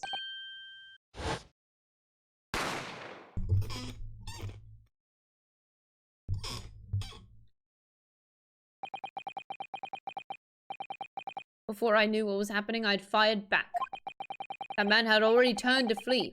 I hadn't intended to fire in his direction, much less kill him. But unfortunately for both of us, the bullet hit home. I struck him in the middle of his back as he fled through the storeroom door for refuge. A sorry, sorry tale. It all took place in the blink of an eye. I don't imagine Nash and Ringo even realized what had happened at first. I was terrified, so I fled. And that's the whole story. That's everything that happened at Windibanks on that wretched night. Yikes. Well, okay.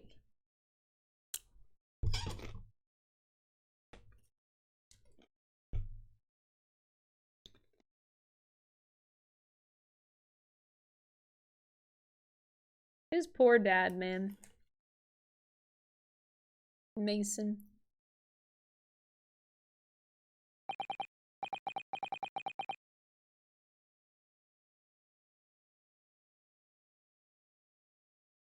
Earlier, you called McGilded a monster. A man who used his wealth and influence to distort the facts and escape justice for the crime of murder. What tragic irony.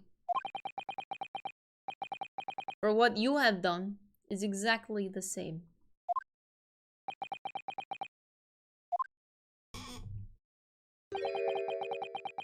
You've become the very monster you saw and despised so deeply in McGilded.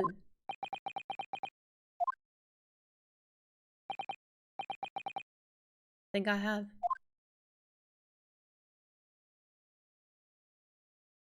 You did, bitch. You did. Woo! This has been a long and exhausting trial. However, it would seem that at last we have arrived at the truth. We did it. We beat the game. I miss Mr. Sholmes. Can we see him again? Inspector Gregson, what of Ashley Graydon? He's been restrained, my lord, and has been escorted to the yard. He'll be charged with the murder of Mr. Windibank and the stealing of government secrets. Very good. And you, Inspector, regrettably, you will have to face charges yourself.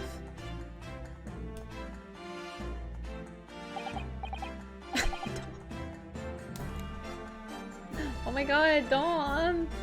You watch my videos? You found my stream. What? That's crazy.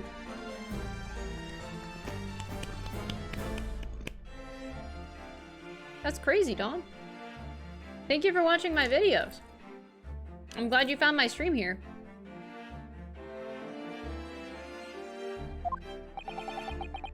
It transpires that you were complicit in helping a criminal escape justice. That fact remains whether or not you were doing so in the line of duty. The crime is a serious one, Inspector, and inexcusable. Now to the defendant, Miss Gina Lestrade. Yeah? It is time for the final adjudication. And is the jury ready, Mr. Foreman? Garrett up squadron standing by, sir. This is really it now. The last push, the final call, the finishing whistle. My men are ready to deliver their verdicts. Thank you, Mr. Foreman. Oh, very well, ladies and gentlemen of the jury. You will now declare your final decisions to the court. Not guilty. Not guilty. Yeah. Not guilty. That's right. Not guilty. Not guilty. Not guilty.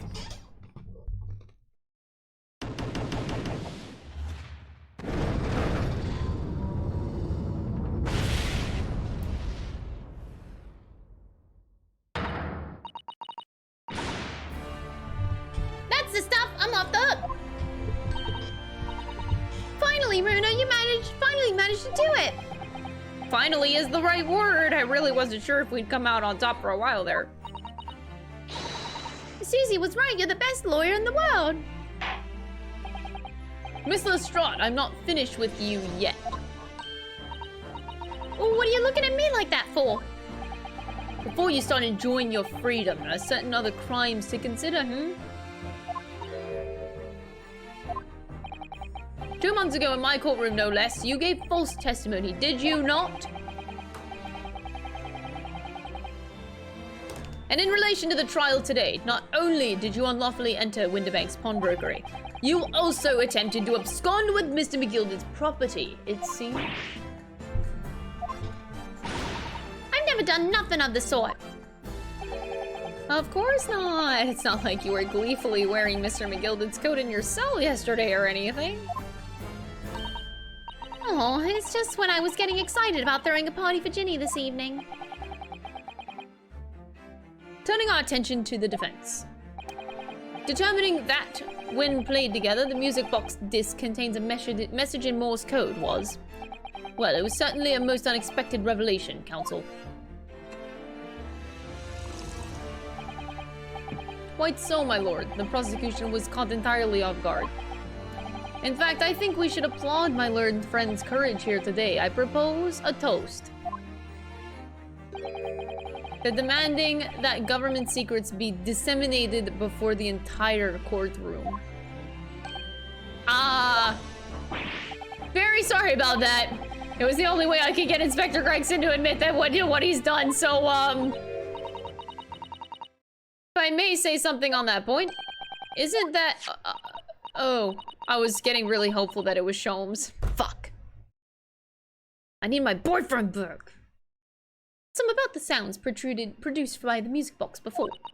I do wonder if that was really Morse code at all. Wait, what? What are you saying, madam? Well, it's just that I'm really rather fanatical when it comes to Morse code, you see? So much that the whole world seems to be covered in dots and dashes to me, in fact. Goodness, madam, an unhealthy level of obsession one feels. But I must say that in my opinion, the sounds produced by those two discs were nothing more than that. A meaningless series of two different tones. What? Can that really be? It wasn't Morse code after all? It's definitely something. My lord, the defense would like to listen to the music box once again. Are you off your nut? How many times do I have to tell you? Those discs contain ministerial secrets, sunshine. This courtroom is not an appropriate forum to discuss the nature of the government communications.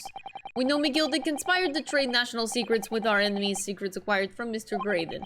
Now that the man has admitted to his crimes, we have no need to pursue the matter further. But it's really gonna bother me. Miss Lestrade. Yeah, my lord?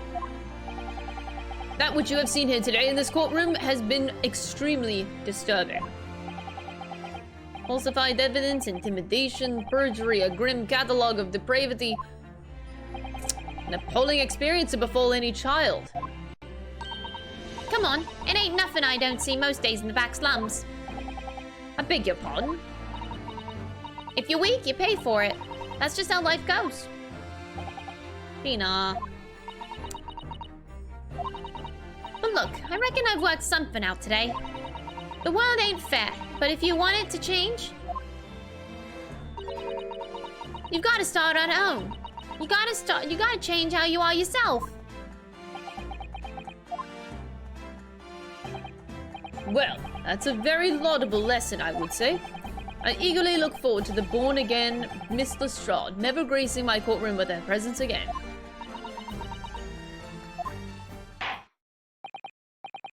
Alright. Damn, Gina, get it, girl. Let's go. With regard to the murder of Mr. Pop Winterbank, proprietor of a pawnbrokery business on Baker Street, I hereby declare the defendant, Miss Gina Lestrade, not guilty! Sorry, I got a little excited about that. Is Sholmes alive yet?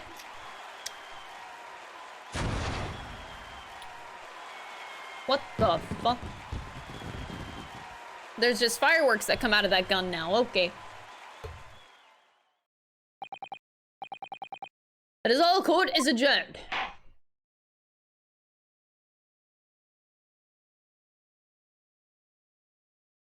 Oh god, we're alone in the room with Van Zeeks. He put his cape back on. 1v1?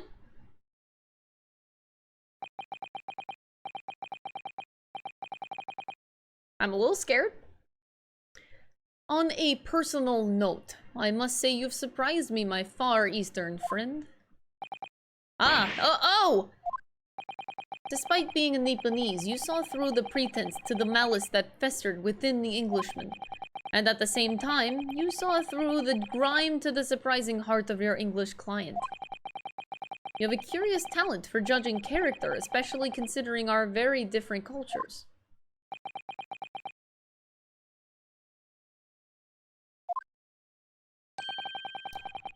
I don't think there's anything curious about it.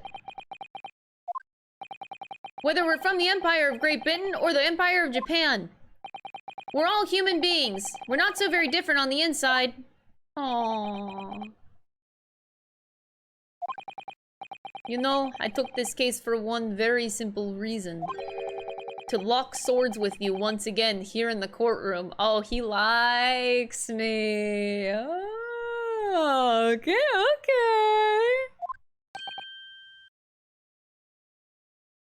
You did? When I encountered you for the first time 2 months ago, it reminded me of toasting friendship and trust with another Nipponese, only to find my trust betrayed. Through you, I hope to look into the eyes of the man I once knew and try to understand.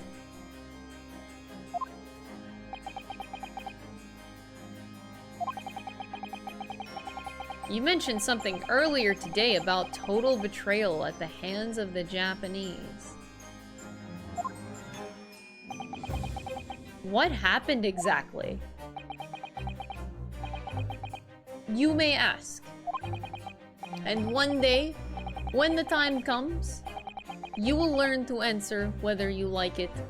You will learn the answer whether you like it or not.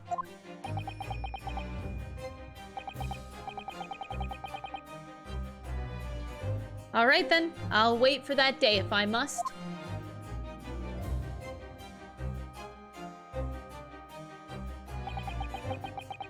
Coming to be known as the Reaper of the Bailey and my retirement from service 5 years ago. It gives me cause to wonder if our meeting has some deeper purpose. No! You piece of shit! No! That's 1 over! Come on! You shithole! I was almost on the money! Fuck! Farewell, my learned Nipponese fellow, until we meet again. Oh, until we meet again. That's 1 wine bottle, 10 glasses, and 2 legs. I was a little off the mark. I'm a little upset about it. No, it's total, man. It's total. I gotta count it. I can't cheat it. It counts, even if it was after. No cheating. It's done. It's over at last. But is Sholmes okay? Where has Iris disappeared to?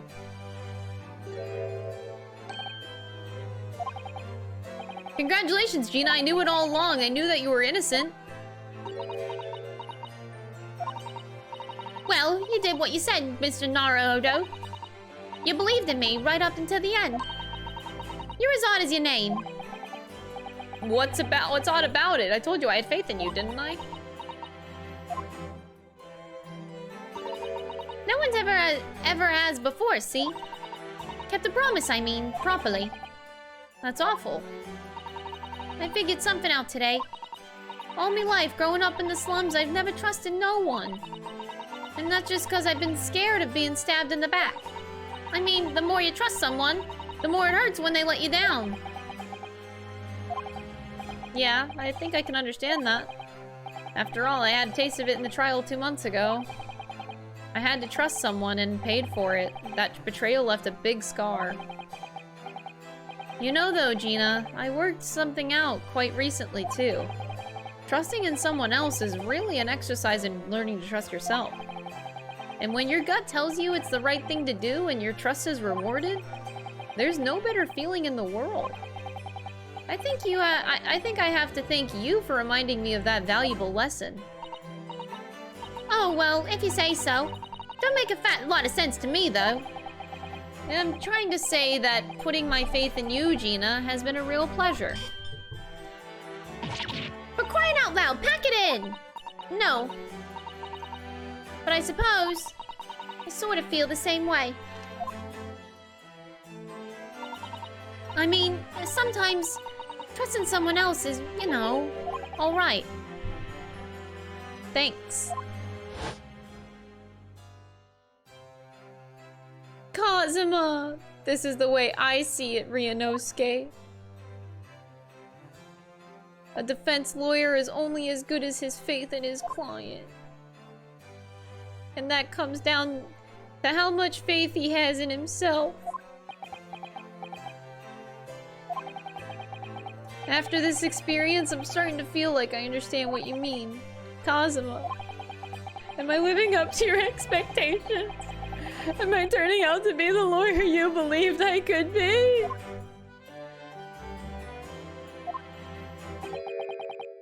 Pardon the interruption. Oh.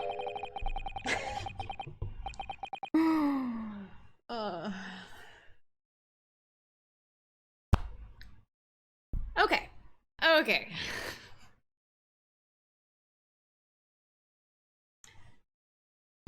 I hate that I love this man so much. Okay. He's awake. He's fine.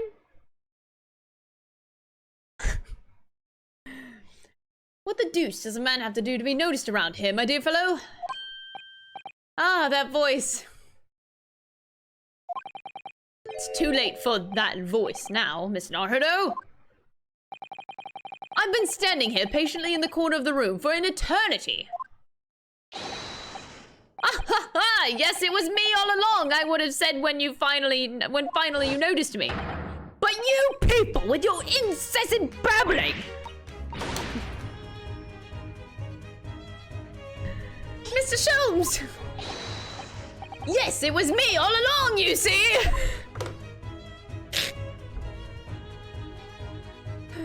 I hate him.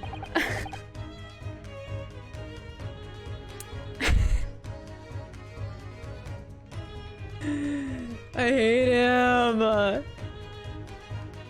I'd assumed that you've been taken back to the hospital, to be honest. Indeed I was, but I managed to escape again!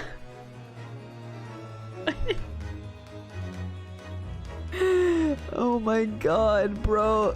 Bro, you kind of got shot. You're not okay. Newsflash, you're not okay.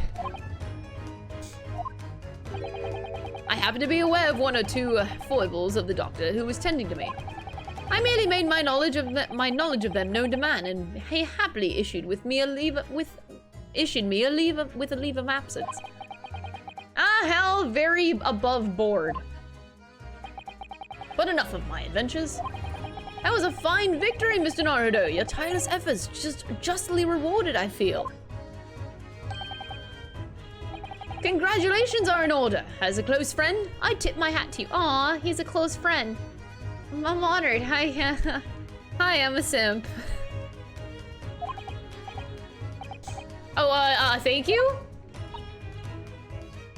I tip my hat to you too, sir. I love you a lot. Okay. Some great detective you are.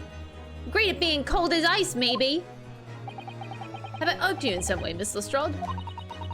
While you've been having a snooze in your nice soft bed, some of us have been fighting for our lives. Ah, well, that bullet did cause me to lose a substantial amount of blood, it's true. So I have indeed been feeling somewhat cold. Not perhaps as cold as ice, but well, have a feel. Okay. Could you take your hands off of my neck, please, Mr. Sholmes? Look, feel how cold my hands are! In some small way, I suppose. Congratulations are in order for you too, Miss Lestrade. What's that supposed to mean? Why so half-hearted? Well, naturally, it isn't my intention to alarm you, but... an acquittal in a trial with that particular prosecutor is perhaps a little precarious. Well done, Mr. Sholmes. Not alarming in the slightest. Oh, the Reaper, you mean? Because anyone who's found not guilty in the trial he was working on winds up dead anyway, is that it? The very point I was trying to make. As exemplified by the fate of Mr. McGilded, in fact.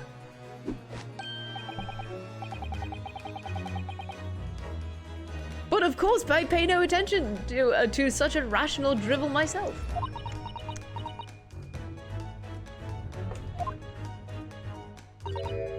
Yeah, well, it don't bother me.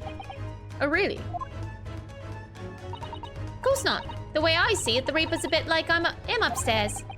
Him upstairs? You mean like God? Yeah, him upstairs knows what, right? He knows what people are like on the inside. He won't have got the wrong end of the stick. There's some cows like that bog trotter what are rotten to the core. At the end of the day, him upstairs makes sure that they get what they deserve. I suppose that's one way of looking at it. Divine justice is one thing, though the Reaper taking matters into his own hands and claiming lives is another. Well, I ain't like that Mr. McGilded's... I ain't like the McGildeds of this world. So I ain't scared. I got principles, see?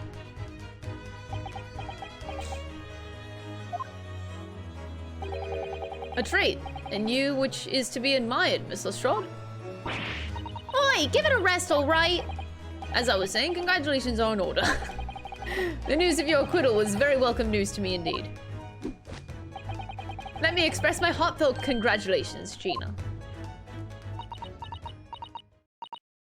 Well, there you are, Hurley! How long have you been here? Honestly, I went to the main entrance especially to meet you there.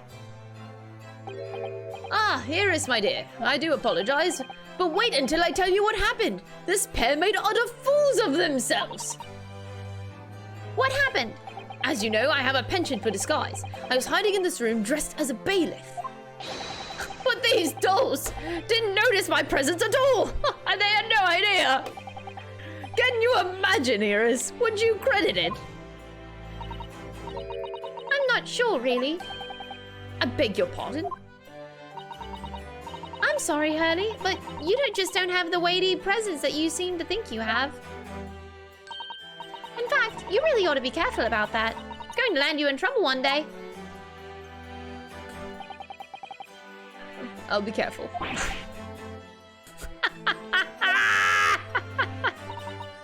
Get fucked. Anyway, it's such a shame. I was hoping to throw a party for Ginny tonight. You won't be able to come, will you? Don't look like I'm gonna be going nowhere for a while. You are the judge's powder. I got stuff to make amends for, apparently. All them offenses. What was it again? Breaking and entering, taking the bod, try to stuff what was in log, blah blah blah. I think you'll find that basically being a pickpocket is the main offense. But diving ain't an offense, it's a job, innit? I don't think so! Still, it's got me thinking all this. Maybe I should start looking for another line of work. I mean, you didn't start off as a lawyer, did you, Odo? Well, no, but I was never a pickpocket. Well, anyway, I reckon I could make a change. I'm gonna do something for all of them lot like me from the slums, something that makes a difference for them. That's a wonderful idea, Ginny, and I'm sure you can do it. Oh, What is it? she's crying.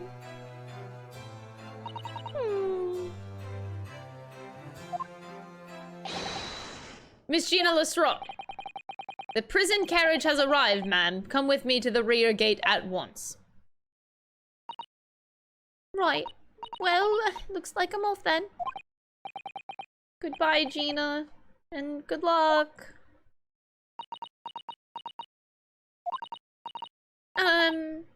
Odo?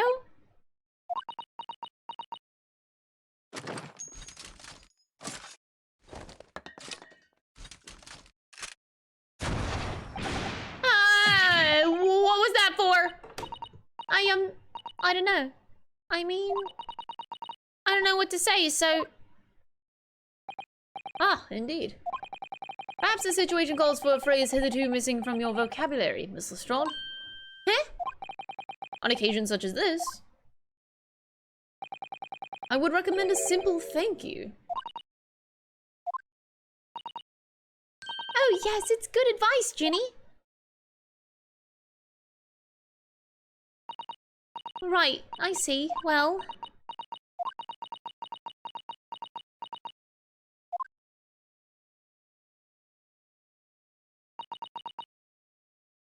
There.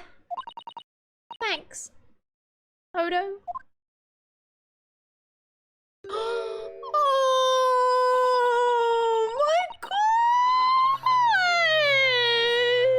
That was so precious. I got so many chills from that. Oh my god. Thank you for everything, for what you've done, for believing in me. She's so pretty when she smiles. Oh. Look at her. Look at the baby smile. Not at all. In fact, that should be my line. Thank you, Gina. Oh, that was so cute. I have so many chills right now and I hate it. There she goes. I wonder if I'll ever see her again. Well, well, quite the indomitable pickpass. Oh, I nearly forgot. I bought a paper outside. It's a special edition and this trial is all over the front page. Pickpocket's innocence proven. Isn't it wonderful? You should have shown it to Gina, Iris. She would have been thrilled. Oh no, how silly of me. Oh, but anyway, would you like the good news or the bad news? Not again. Well, what do you say, Bruno? Hurley? As usual, I think I'd rather get the bad news out of the way first. Absolutely not. I have no intention of listening to anything but good news. And there you have it. How people answer that question says a lot about them, doesn't it? Nothing bad ever happens. Let's not go there. All right then, maybe let's start with the good news this time. The rain has finally stopped. It was a record level of rainfall, apparently. Well, that's good news indeed. We can journey back in greater comfort. All right then, what's the bad news? The huge storm has left the seas very choppy. The channel in particular is awful, so sailings out of Dover have been delayed by a day or more. Wait, Dover? That's right, if we head to the station immediately, we may still make it in time to wave Susie off.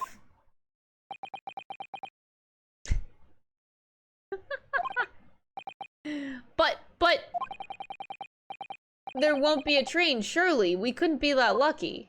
Who do you think I am, Mr. Naruto? Mr. Sholmes? I rushed to Victoria Station earlier and made arrangements for a special express. If we hurry now, we shall be there in time for dinner. And I know of a fine restaurant that serves the most delicious baked sole. I don't... The great detective does it again. Indeed he does. I happen to be aware of a number of the rail transport director's foibles. What? I merely made my knowledge of them known to the man, and he happily laid on the locomotive. Elementary. Just an idea, but it might be wise to stop manipulating people that way. I just told them who I was.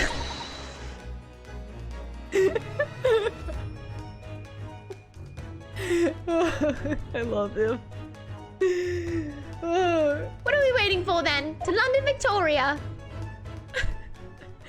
Oh my god. Wait, we're going on a date. Oh god, please don't wear the vest. If this is like an indoor thing. Please. No vest. No vest. Okay, we're still in the clear. Even though this outfit is very attractive, but the vest is like, That took somewhat longer than I had anticipated. Susie's boat must be about to leave now. Mrs. Sato, where are you?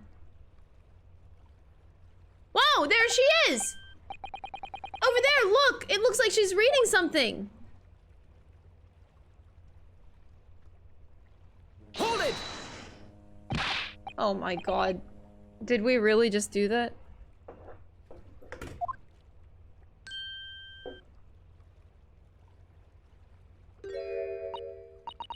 Mr. Naruto, what are you doing here? We came as soon as we could after the trial. I mean, we heard that sailings were being delayed due to the bad weather, you see. Oh, I see. Then tell me, how did Gina's trial go? It went well. She was acquitted. Oh, that's a cute smile. That's wonderful, really wonderful news.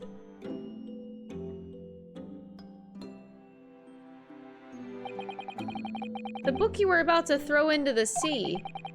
It was your Encyclopedia of British Law, wasn't it? Oh dear, I was hoping you hadn't seen that.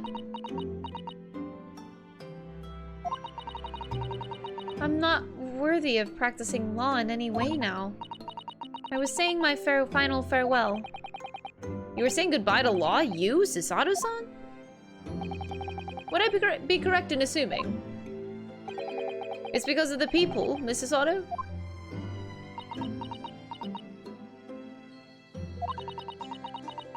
I deliberately altered the scene of the crime, and then I tried to hide the fact. What I did is utterly unforgivable. That reminds me. How did you come to have this, Susie? On the evening of the incident, Mr. Sholmes had invited Gina to dinner, if you remember. Oh yes, we had a wonderful time. Well, Gina gave a little introductory lesson, didn't she? To the art of pickpocketing, I mean. Oh, that was so much fun! I stole Runo's armband! Wait, yes, you did. Yeah, I remember. Please don't do that again. That band's very important to me. Well, if it's so important, you should pay more attention to it. You didn't notice for ages. On a whim, I thought it would be fun to see if I could take the cat flap-o-mat so I could put it up my sleeve. Really? And then I rather forgot about it until I found myself in Mr. Windibank's shop with it later that night. How do you just forget about something that big in your sleeve, huh? I see.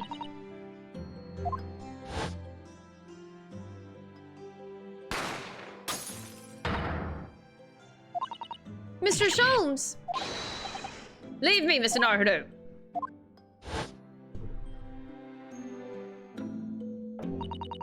After Mr. Naruto had left the shop, I started to think that door started to play on my mind.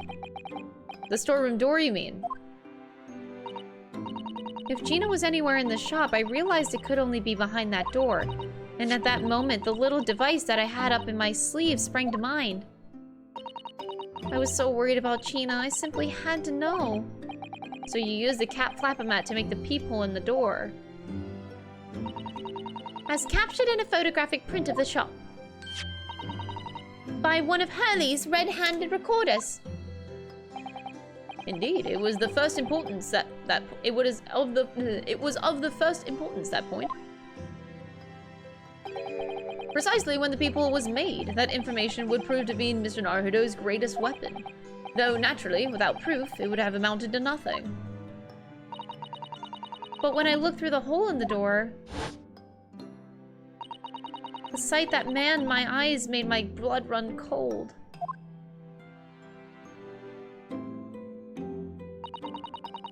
Thoughts started to run through my mind. I remembered that trial 2 months earlier.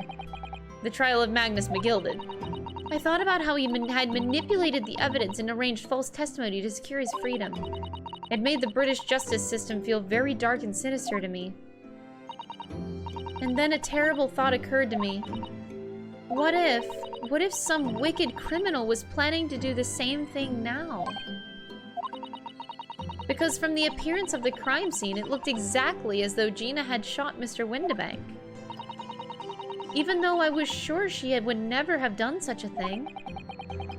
You were worried that the true culprit would try to frame her for the crime? That's right. But then I realized it would be very difficult for anyone to give false testimony in that case. What do you mean? Well, the crime appeared to have happened behind the door of a locked room. For someone to claim falsely to have witnessed it, there would have had to be a way to see beyond the door. For which, a peephole would be the very thing. Only the peephole I had made wasn't actually there until after the crime scene had been committed, of course, and the criminal would know that, so it wouldn't make any difference. But the possibility of a rather ingenious trap was there, was it not? A trap? Is that why she did it? So, is that why you kept it a secret, Susie?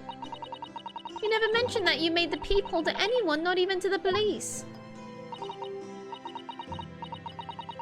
I know, and I knew at the time what I was doing was wrong, a criminal offense even.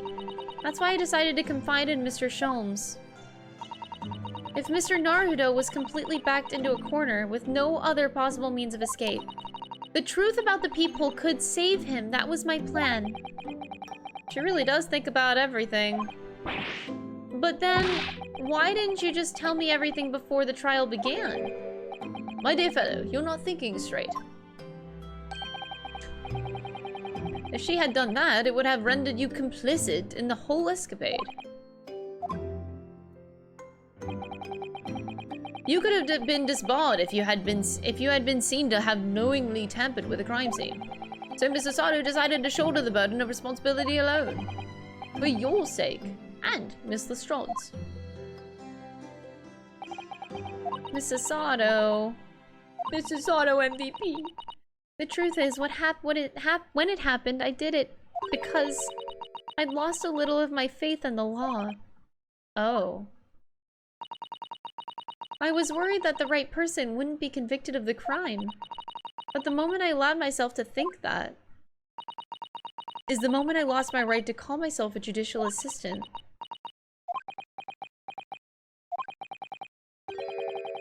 What you did isn't comparable to what he did.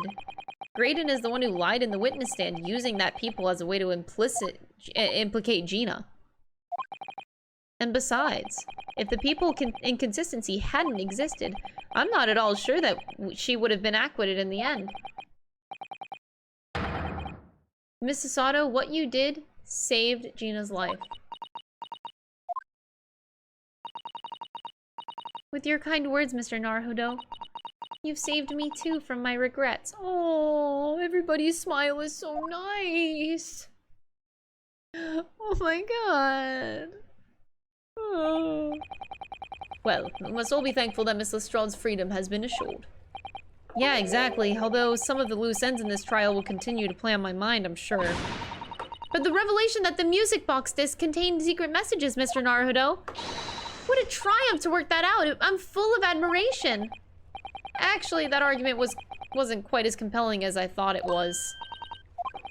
There was a communications officer among the jury members, you see, a telegraph operator. And she said that the majority of the sounds on the disc were just meaningless tones. As one would expect, after all, we are talking about secret government communications. No doubt they were written in cipher to avoid being readily understood should they have been intercepted. In cipher, I see. So then we could never have hoped to understand the message anyway. Nonsense, my dear fellow. It's quite a zero-pipe problem, I assure you. What?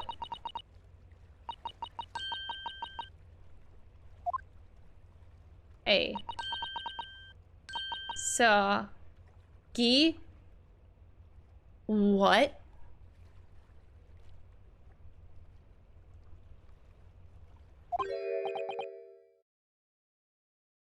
What?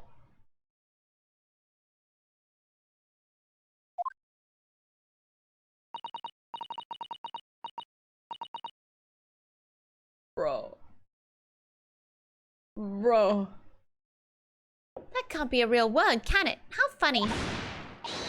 Iris, what did you say?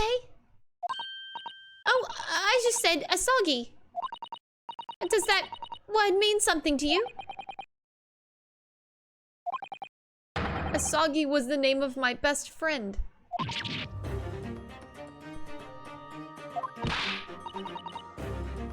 How do you know that name, Iris? I wrote it down during the trial before, when the message was playing on the music box. She transcribed it on the fly? She really is a genius. I thought the message probably wouldn't be written out in plain Morse code, so I tried various ways to interpret it. But whenever I tried, the words just didn't seem to make any sense. That is in English, at least. It's something occurred to me, you see. There's more than one Morse code, not just the English variety. Various countries around the world have altered and added to Morse code to use it in their own languages. I don't believe it. Are you saying? That's right, I've only actually seen a chart of Japanese Morse code once before. But I think it's based on the Iroha program, isn't it? And you mean to say that in Japanese Morse code the message says Asagi? Yes, I think so. Sorry, but I don't remember all the Japanese Morse code. Iris, would you let me see that? Miss Sato, do you know it? Do you know Japanese Morse code? Because of course Susato just knows everything. Okay, of course she does. Right. Don't question it. Because I'm quite sure Morse code will become ever more important for international communications. Then might I recommend, my dear madam, that you focus your efforts on the English version. Be that as it may, Iris, show me the message, please.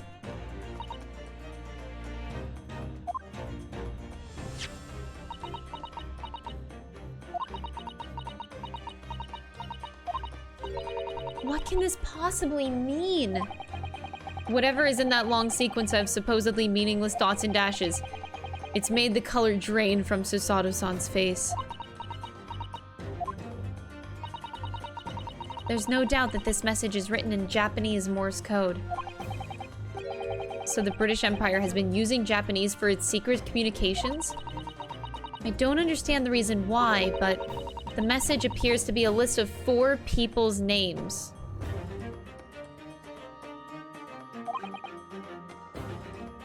Professor Mikotoba, Asagi, Watson, I don't know. The first is Kei Asagi. Why was his name on that disc? The second is A. Shin. Shin, I don't recognize that name. The third is T. Garugason. Gregson.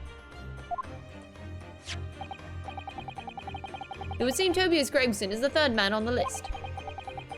What's his name doing in a secret government communication as well? And the last name is me. Ryunosuke Naruhodo. Say it ain't so. It's gonna say me, isn't it? Or it's gonna say Sholmes. It's just so strange, so unexpected. What is it, Susie? Don't keep us in suspense. Please. The last name is J. Wilson. Okay, that was one of my guesses. There it is.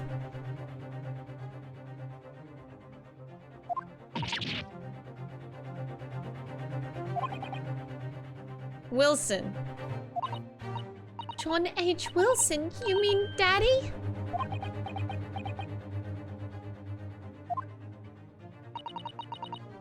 It says only J. Wilson, so I'm afraid I can't be sure. After the 4 names, it reads, if I translate from Japanese, that is all 4. And that's the end of the message, or rather the end of what you noted down, Iris.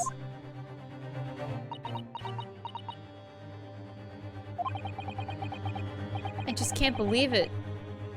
Who would have ever thought that those discs contain Japanese Morse code? Not to mention a strange list of some disturbingly familiar names. It would appear that this particular message is a communication of some kind between Great Britain and the Empire of Japan. So Daddy could be in Japan then? Where Susie and Runo come from? Oh god. Well... No, it's not very likely, really, is it? There are thousands of people with the surname Wilson, and there must be a lot of J's among them. Yeah. Professor John H. Wilson, visiting professor of medicine at the Imperial Yume University. But we can't tell Iris about that now. We just can't.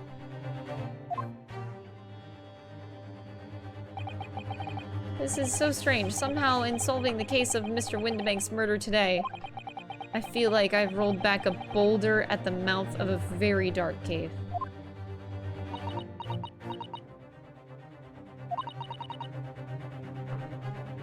I do wonder if perhaps it's a dark cave that we shouldn't go and wandering inside.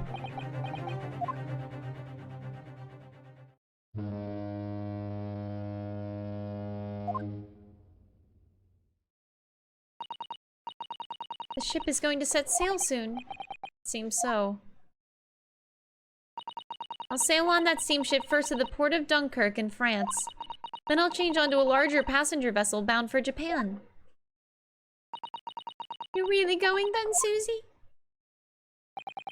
We wish you safe passage, Mrs. Otto. Thank you so much. I wish you all the very best. I had hoped to have you always at my side to guide me and support me. Mr. Naruto, Please, come back soon. As far as I'm concerned, you really are the very best judicial assistant in the world. Oh, we're gonna make her cry.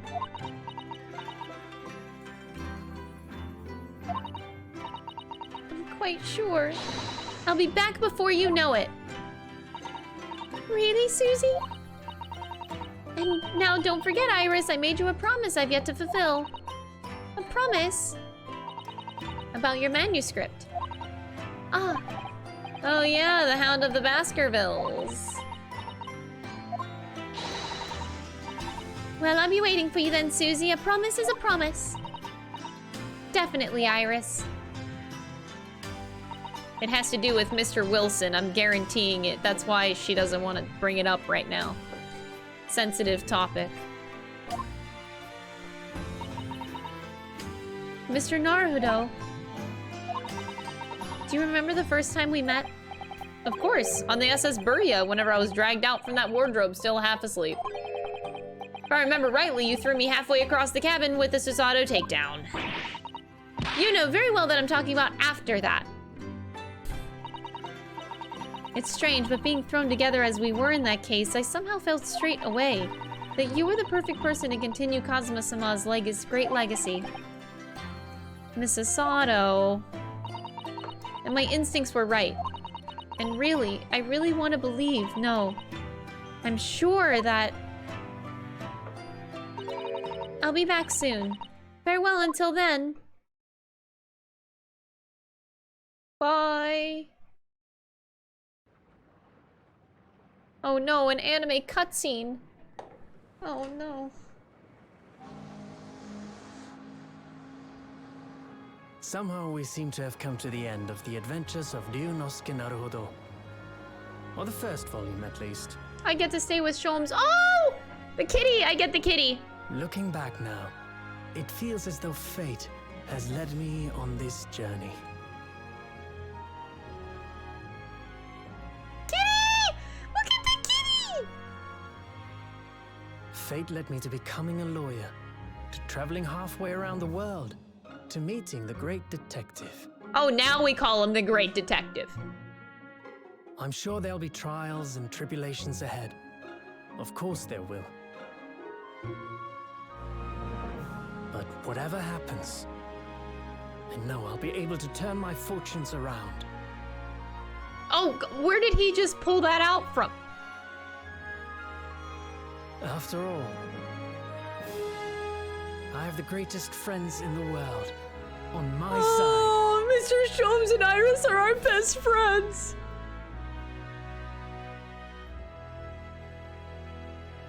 Oh, I'm honored. I'm honored.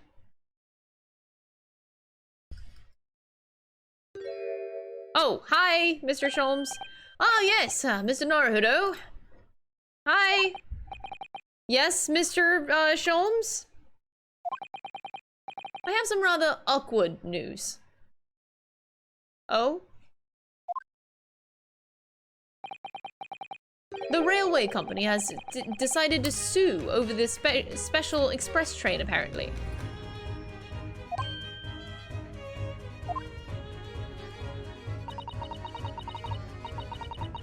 It caused such a commotion on the line, all the other trains had to wait at stations. But really, we would never have made it in Dover in time otherwise. Anyway, I explained everything and how it was all your fault.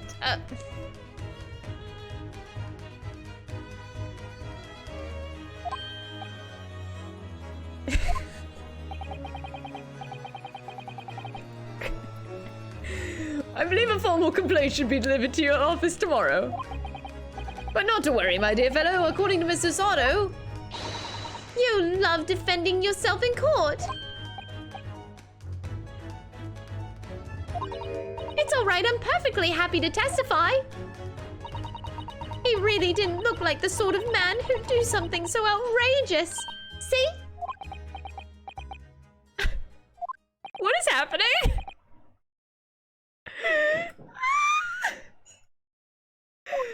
Mr. Sholmes? Yes. A word, if you don't mind. Why, certainly. Any word you like. Bellow it out, my dear fellow. Oh yes, I love Runo's words. I know just the one he'll use here. then I really must say...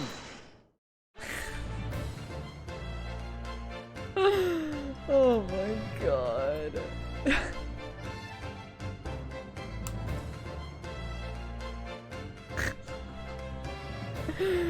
Bro, I have to give it up to this game. It was so fucking good. I haven't had that much fun playing a game in a long time. Oh no, the vest! The vest! No, make it go away. In the following weeks, something was afoot. Though it transpired, I had ordered them all myself, so I advertised them for sale with used by Mr. Sholmes to solve an important case. And the money I've earned. Consulting detective work pays a pittance for comparison. Oh my god.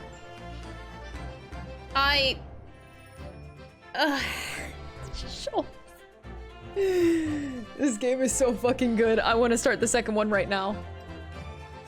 I haven't slept a wink. This manuscript is due tomorrow now. When I'm this busy, Hurley usually cooks me breakfast. Cooks is an overstatement for some dry toast and insipid coffee. I do miss Susie and her lovely Japanese breakfasts. This game is so good.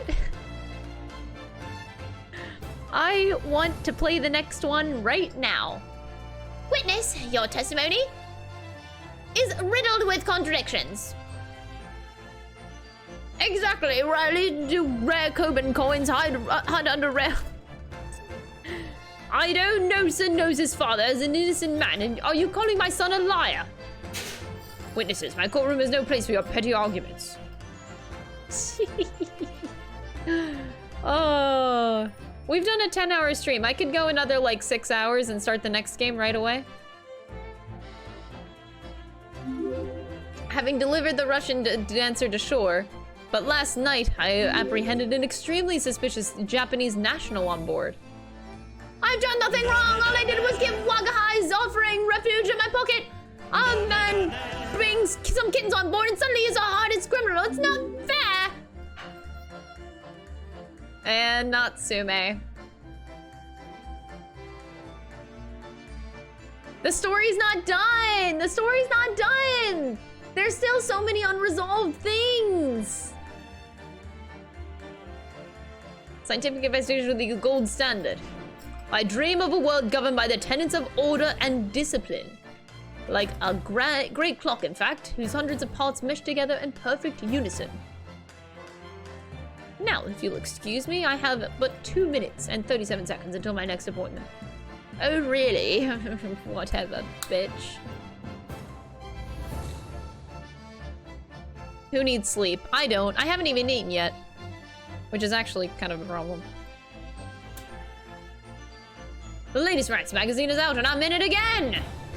Whenever I say that one line she wrote now, I get a standing ovation. Wanna hear it? Not bad, I suppose, for an amateur. Glug, glug, glug, glug, glug. Her ladyship puts me to shame.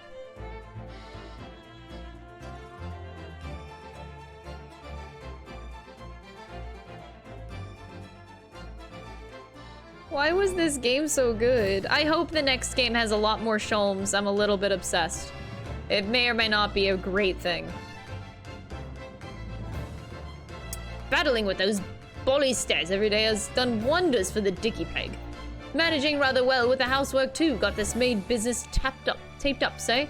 Hope the gossiping neighbors don't realize the man of the house is his own maid.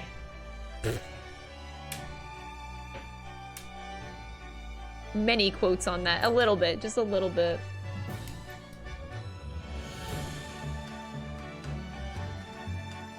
Aw, this couple. My Rolly is back on the beat again, all thanks to the Reaper.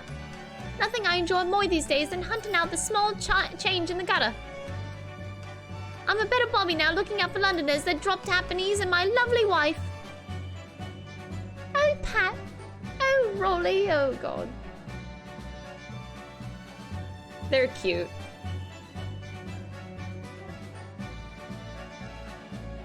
Wait, this means I can still be sus of Mr. Hosonaga. Inspector Hosonaga. I can still be sus of him. What if he's the one sending... What if he's the one sending these Morse code messages? He knows Japanese and English. Just saying. Has to be someone that knows both languages pretty well. Just looking on going about them cases, what Sholmes is. Criminal investigations are kind of interesting when you get into them. Aw.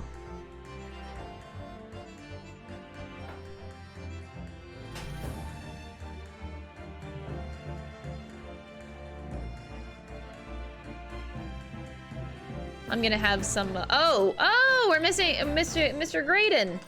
I renounce my upbringing and chose a life of sophisticated crime, but regrets, please. Give it over, bruv. That ain't the Ash we used to know. We got time in here to plan the comeback of Milverton and Skulkin's milk run. The three Muska-Whatsits. Milking the neighborhood for all of its worth.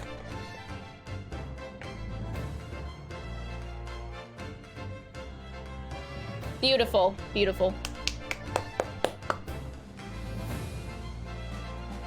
Beautiful.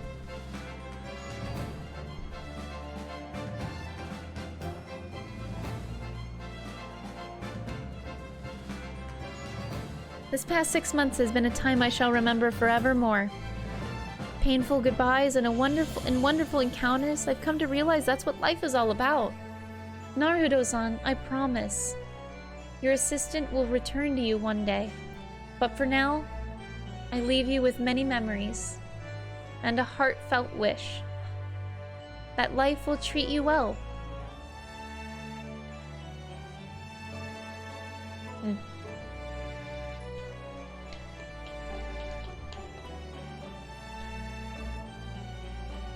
And that's my office. Living of... Oh! That picture is so cute! Oh my god! Oh my god! Oh my god! Screenshot! I need it. Oh fuck, I'm too late. It's okay, I'll grab it later. Oh my god, that is the cutest fucking picture. I want that as my desktop background immediately, right now. I need a high-res image of that right now for my desktop.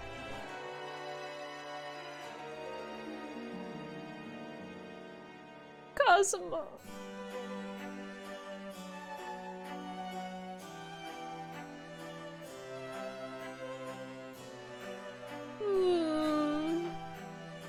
Chat, why is this game so good? Genuinely, it might be one of my favorite games. In my games list that I have, I mark ones that are like my all-time favorites in green. I might actually mark this. It was really good, and it's not even done. This game left such a good impression on me. I'm obsessed with it. I literally cannot wait to play more. I want to play the next game right now. I want to play it like tomorrow and every day, but I gotta play PQ2 as well. Like fuck, I got a lot of these games to play. Oh my god. These games were so good. These trials were so good. I'm obsessed.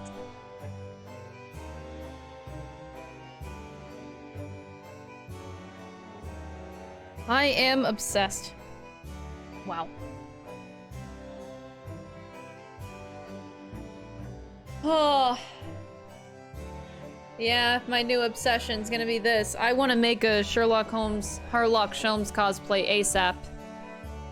Well, I got this pocket watch for it, but I have to make the rest of it, which will take forever.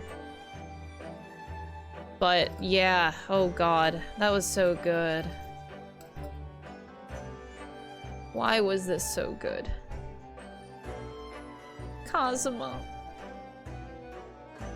Oh.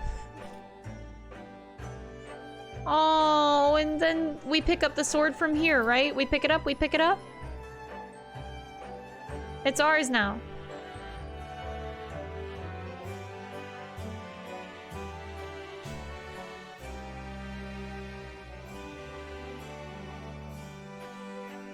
Yeah, our sword now.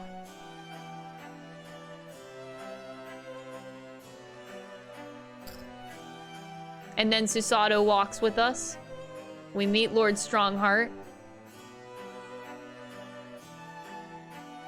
Let me guess. Sholmes is one of those officers and he's gonna follow us in our walk. Huh? I'm waiting for it.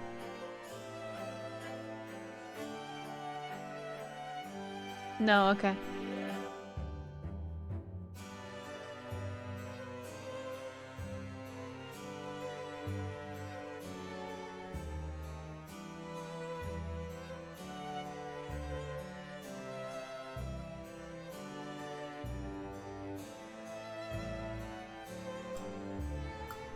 There's the best man of this game.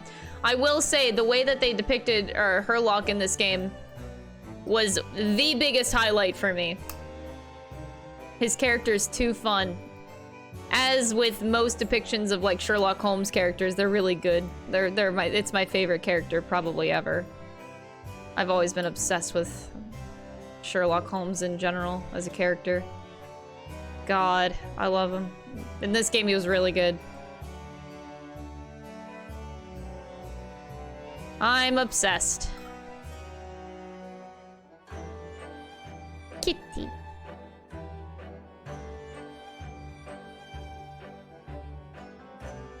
And now Iris tags along. There she goes. Aww. So here's the problem. Here's the problem we have. Oh, Lord Van Zeeks. Lord Van Zeeks is a great character. I also am obsessed with him as well. I can't tell if he's good or bad even still. I love how the picture is the leg, yeah. The leg.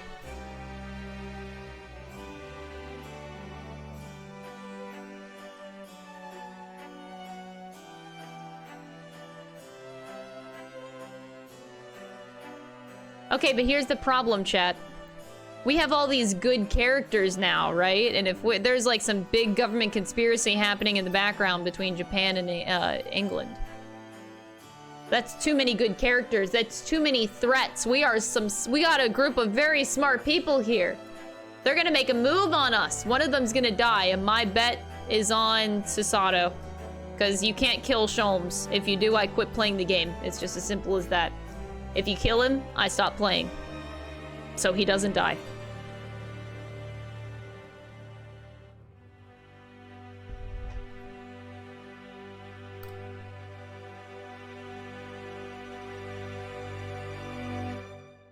Beam. Okay, well, now that I'm madly obsessed with this game, you guys want to start the next game right now?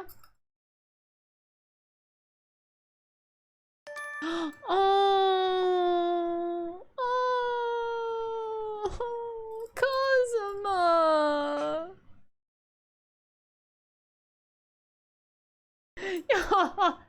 No, really, do it? Oh my god, no, I'm not kidding, I would absolutely love to. I would absolutely love to continue. Trust me, I'm obsessed. I would keep going. But that would not be very healthy. Oh god! Ryder says no! Also, I noticed this, the special contents I looked over a little bit.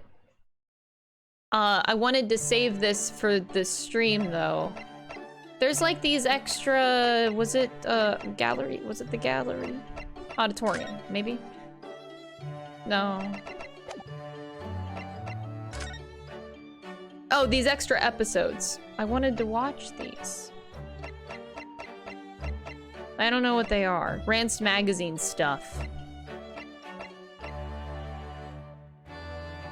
Should I save these for after? I probably should save these for after, like... We should save these for, like, watching whatever these are. I have no idea what they are, but we should watch these, after playing the second game.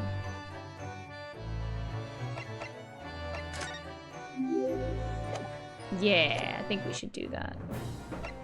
I saw that there were, like, extra episodes, and I was like, oh, yeah, we should save that for stream. That's a good idea. Chirikun, thank you so much for the Prime Gaming sub. I appreciate it. So, select adventure. And this is the second game! Let's go! Just kidding. Okay.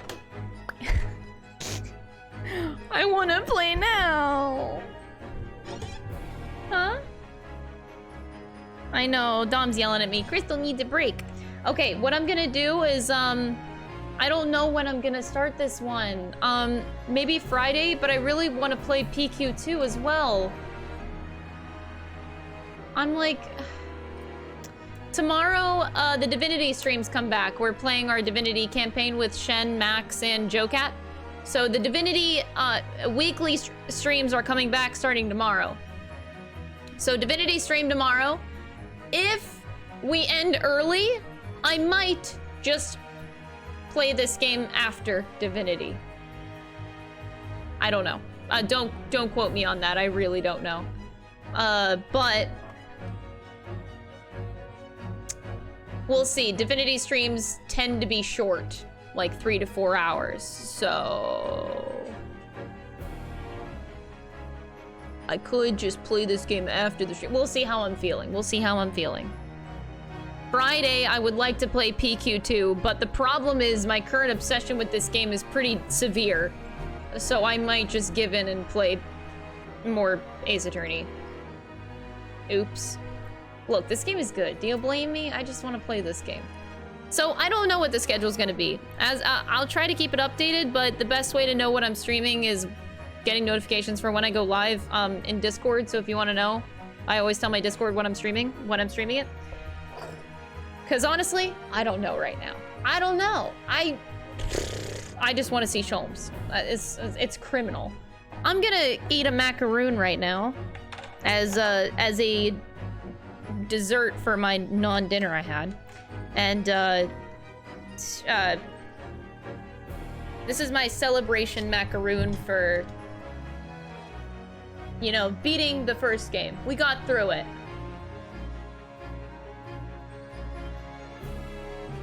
We did it.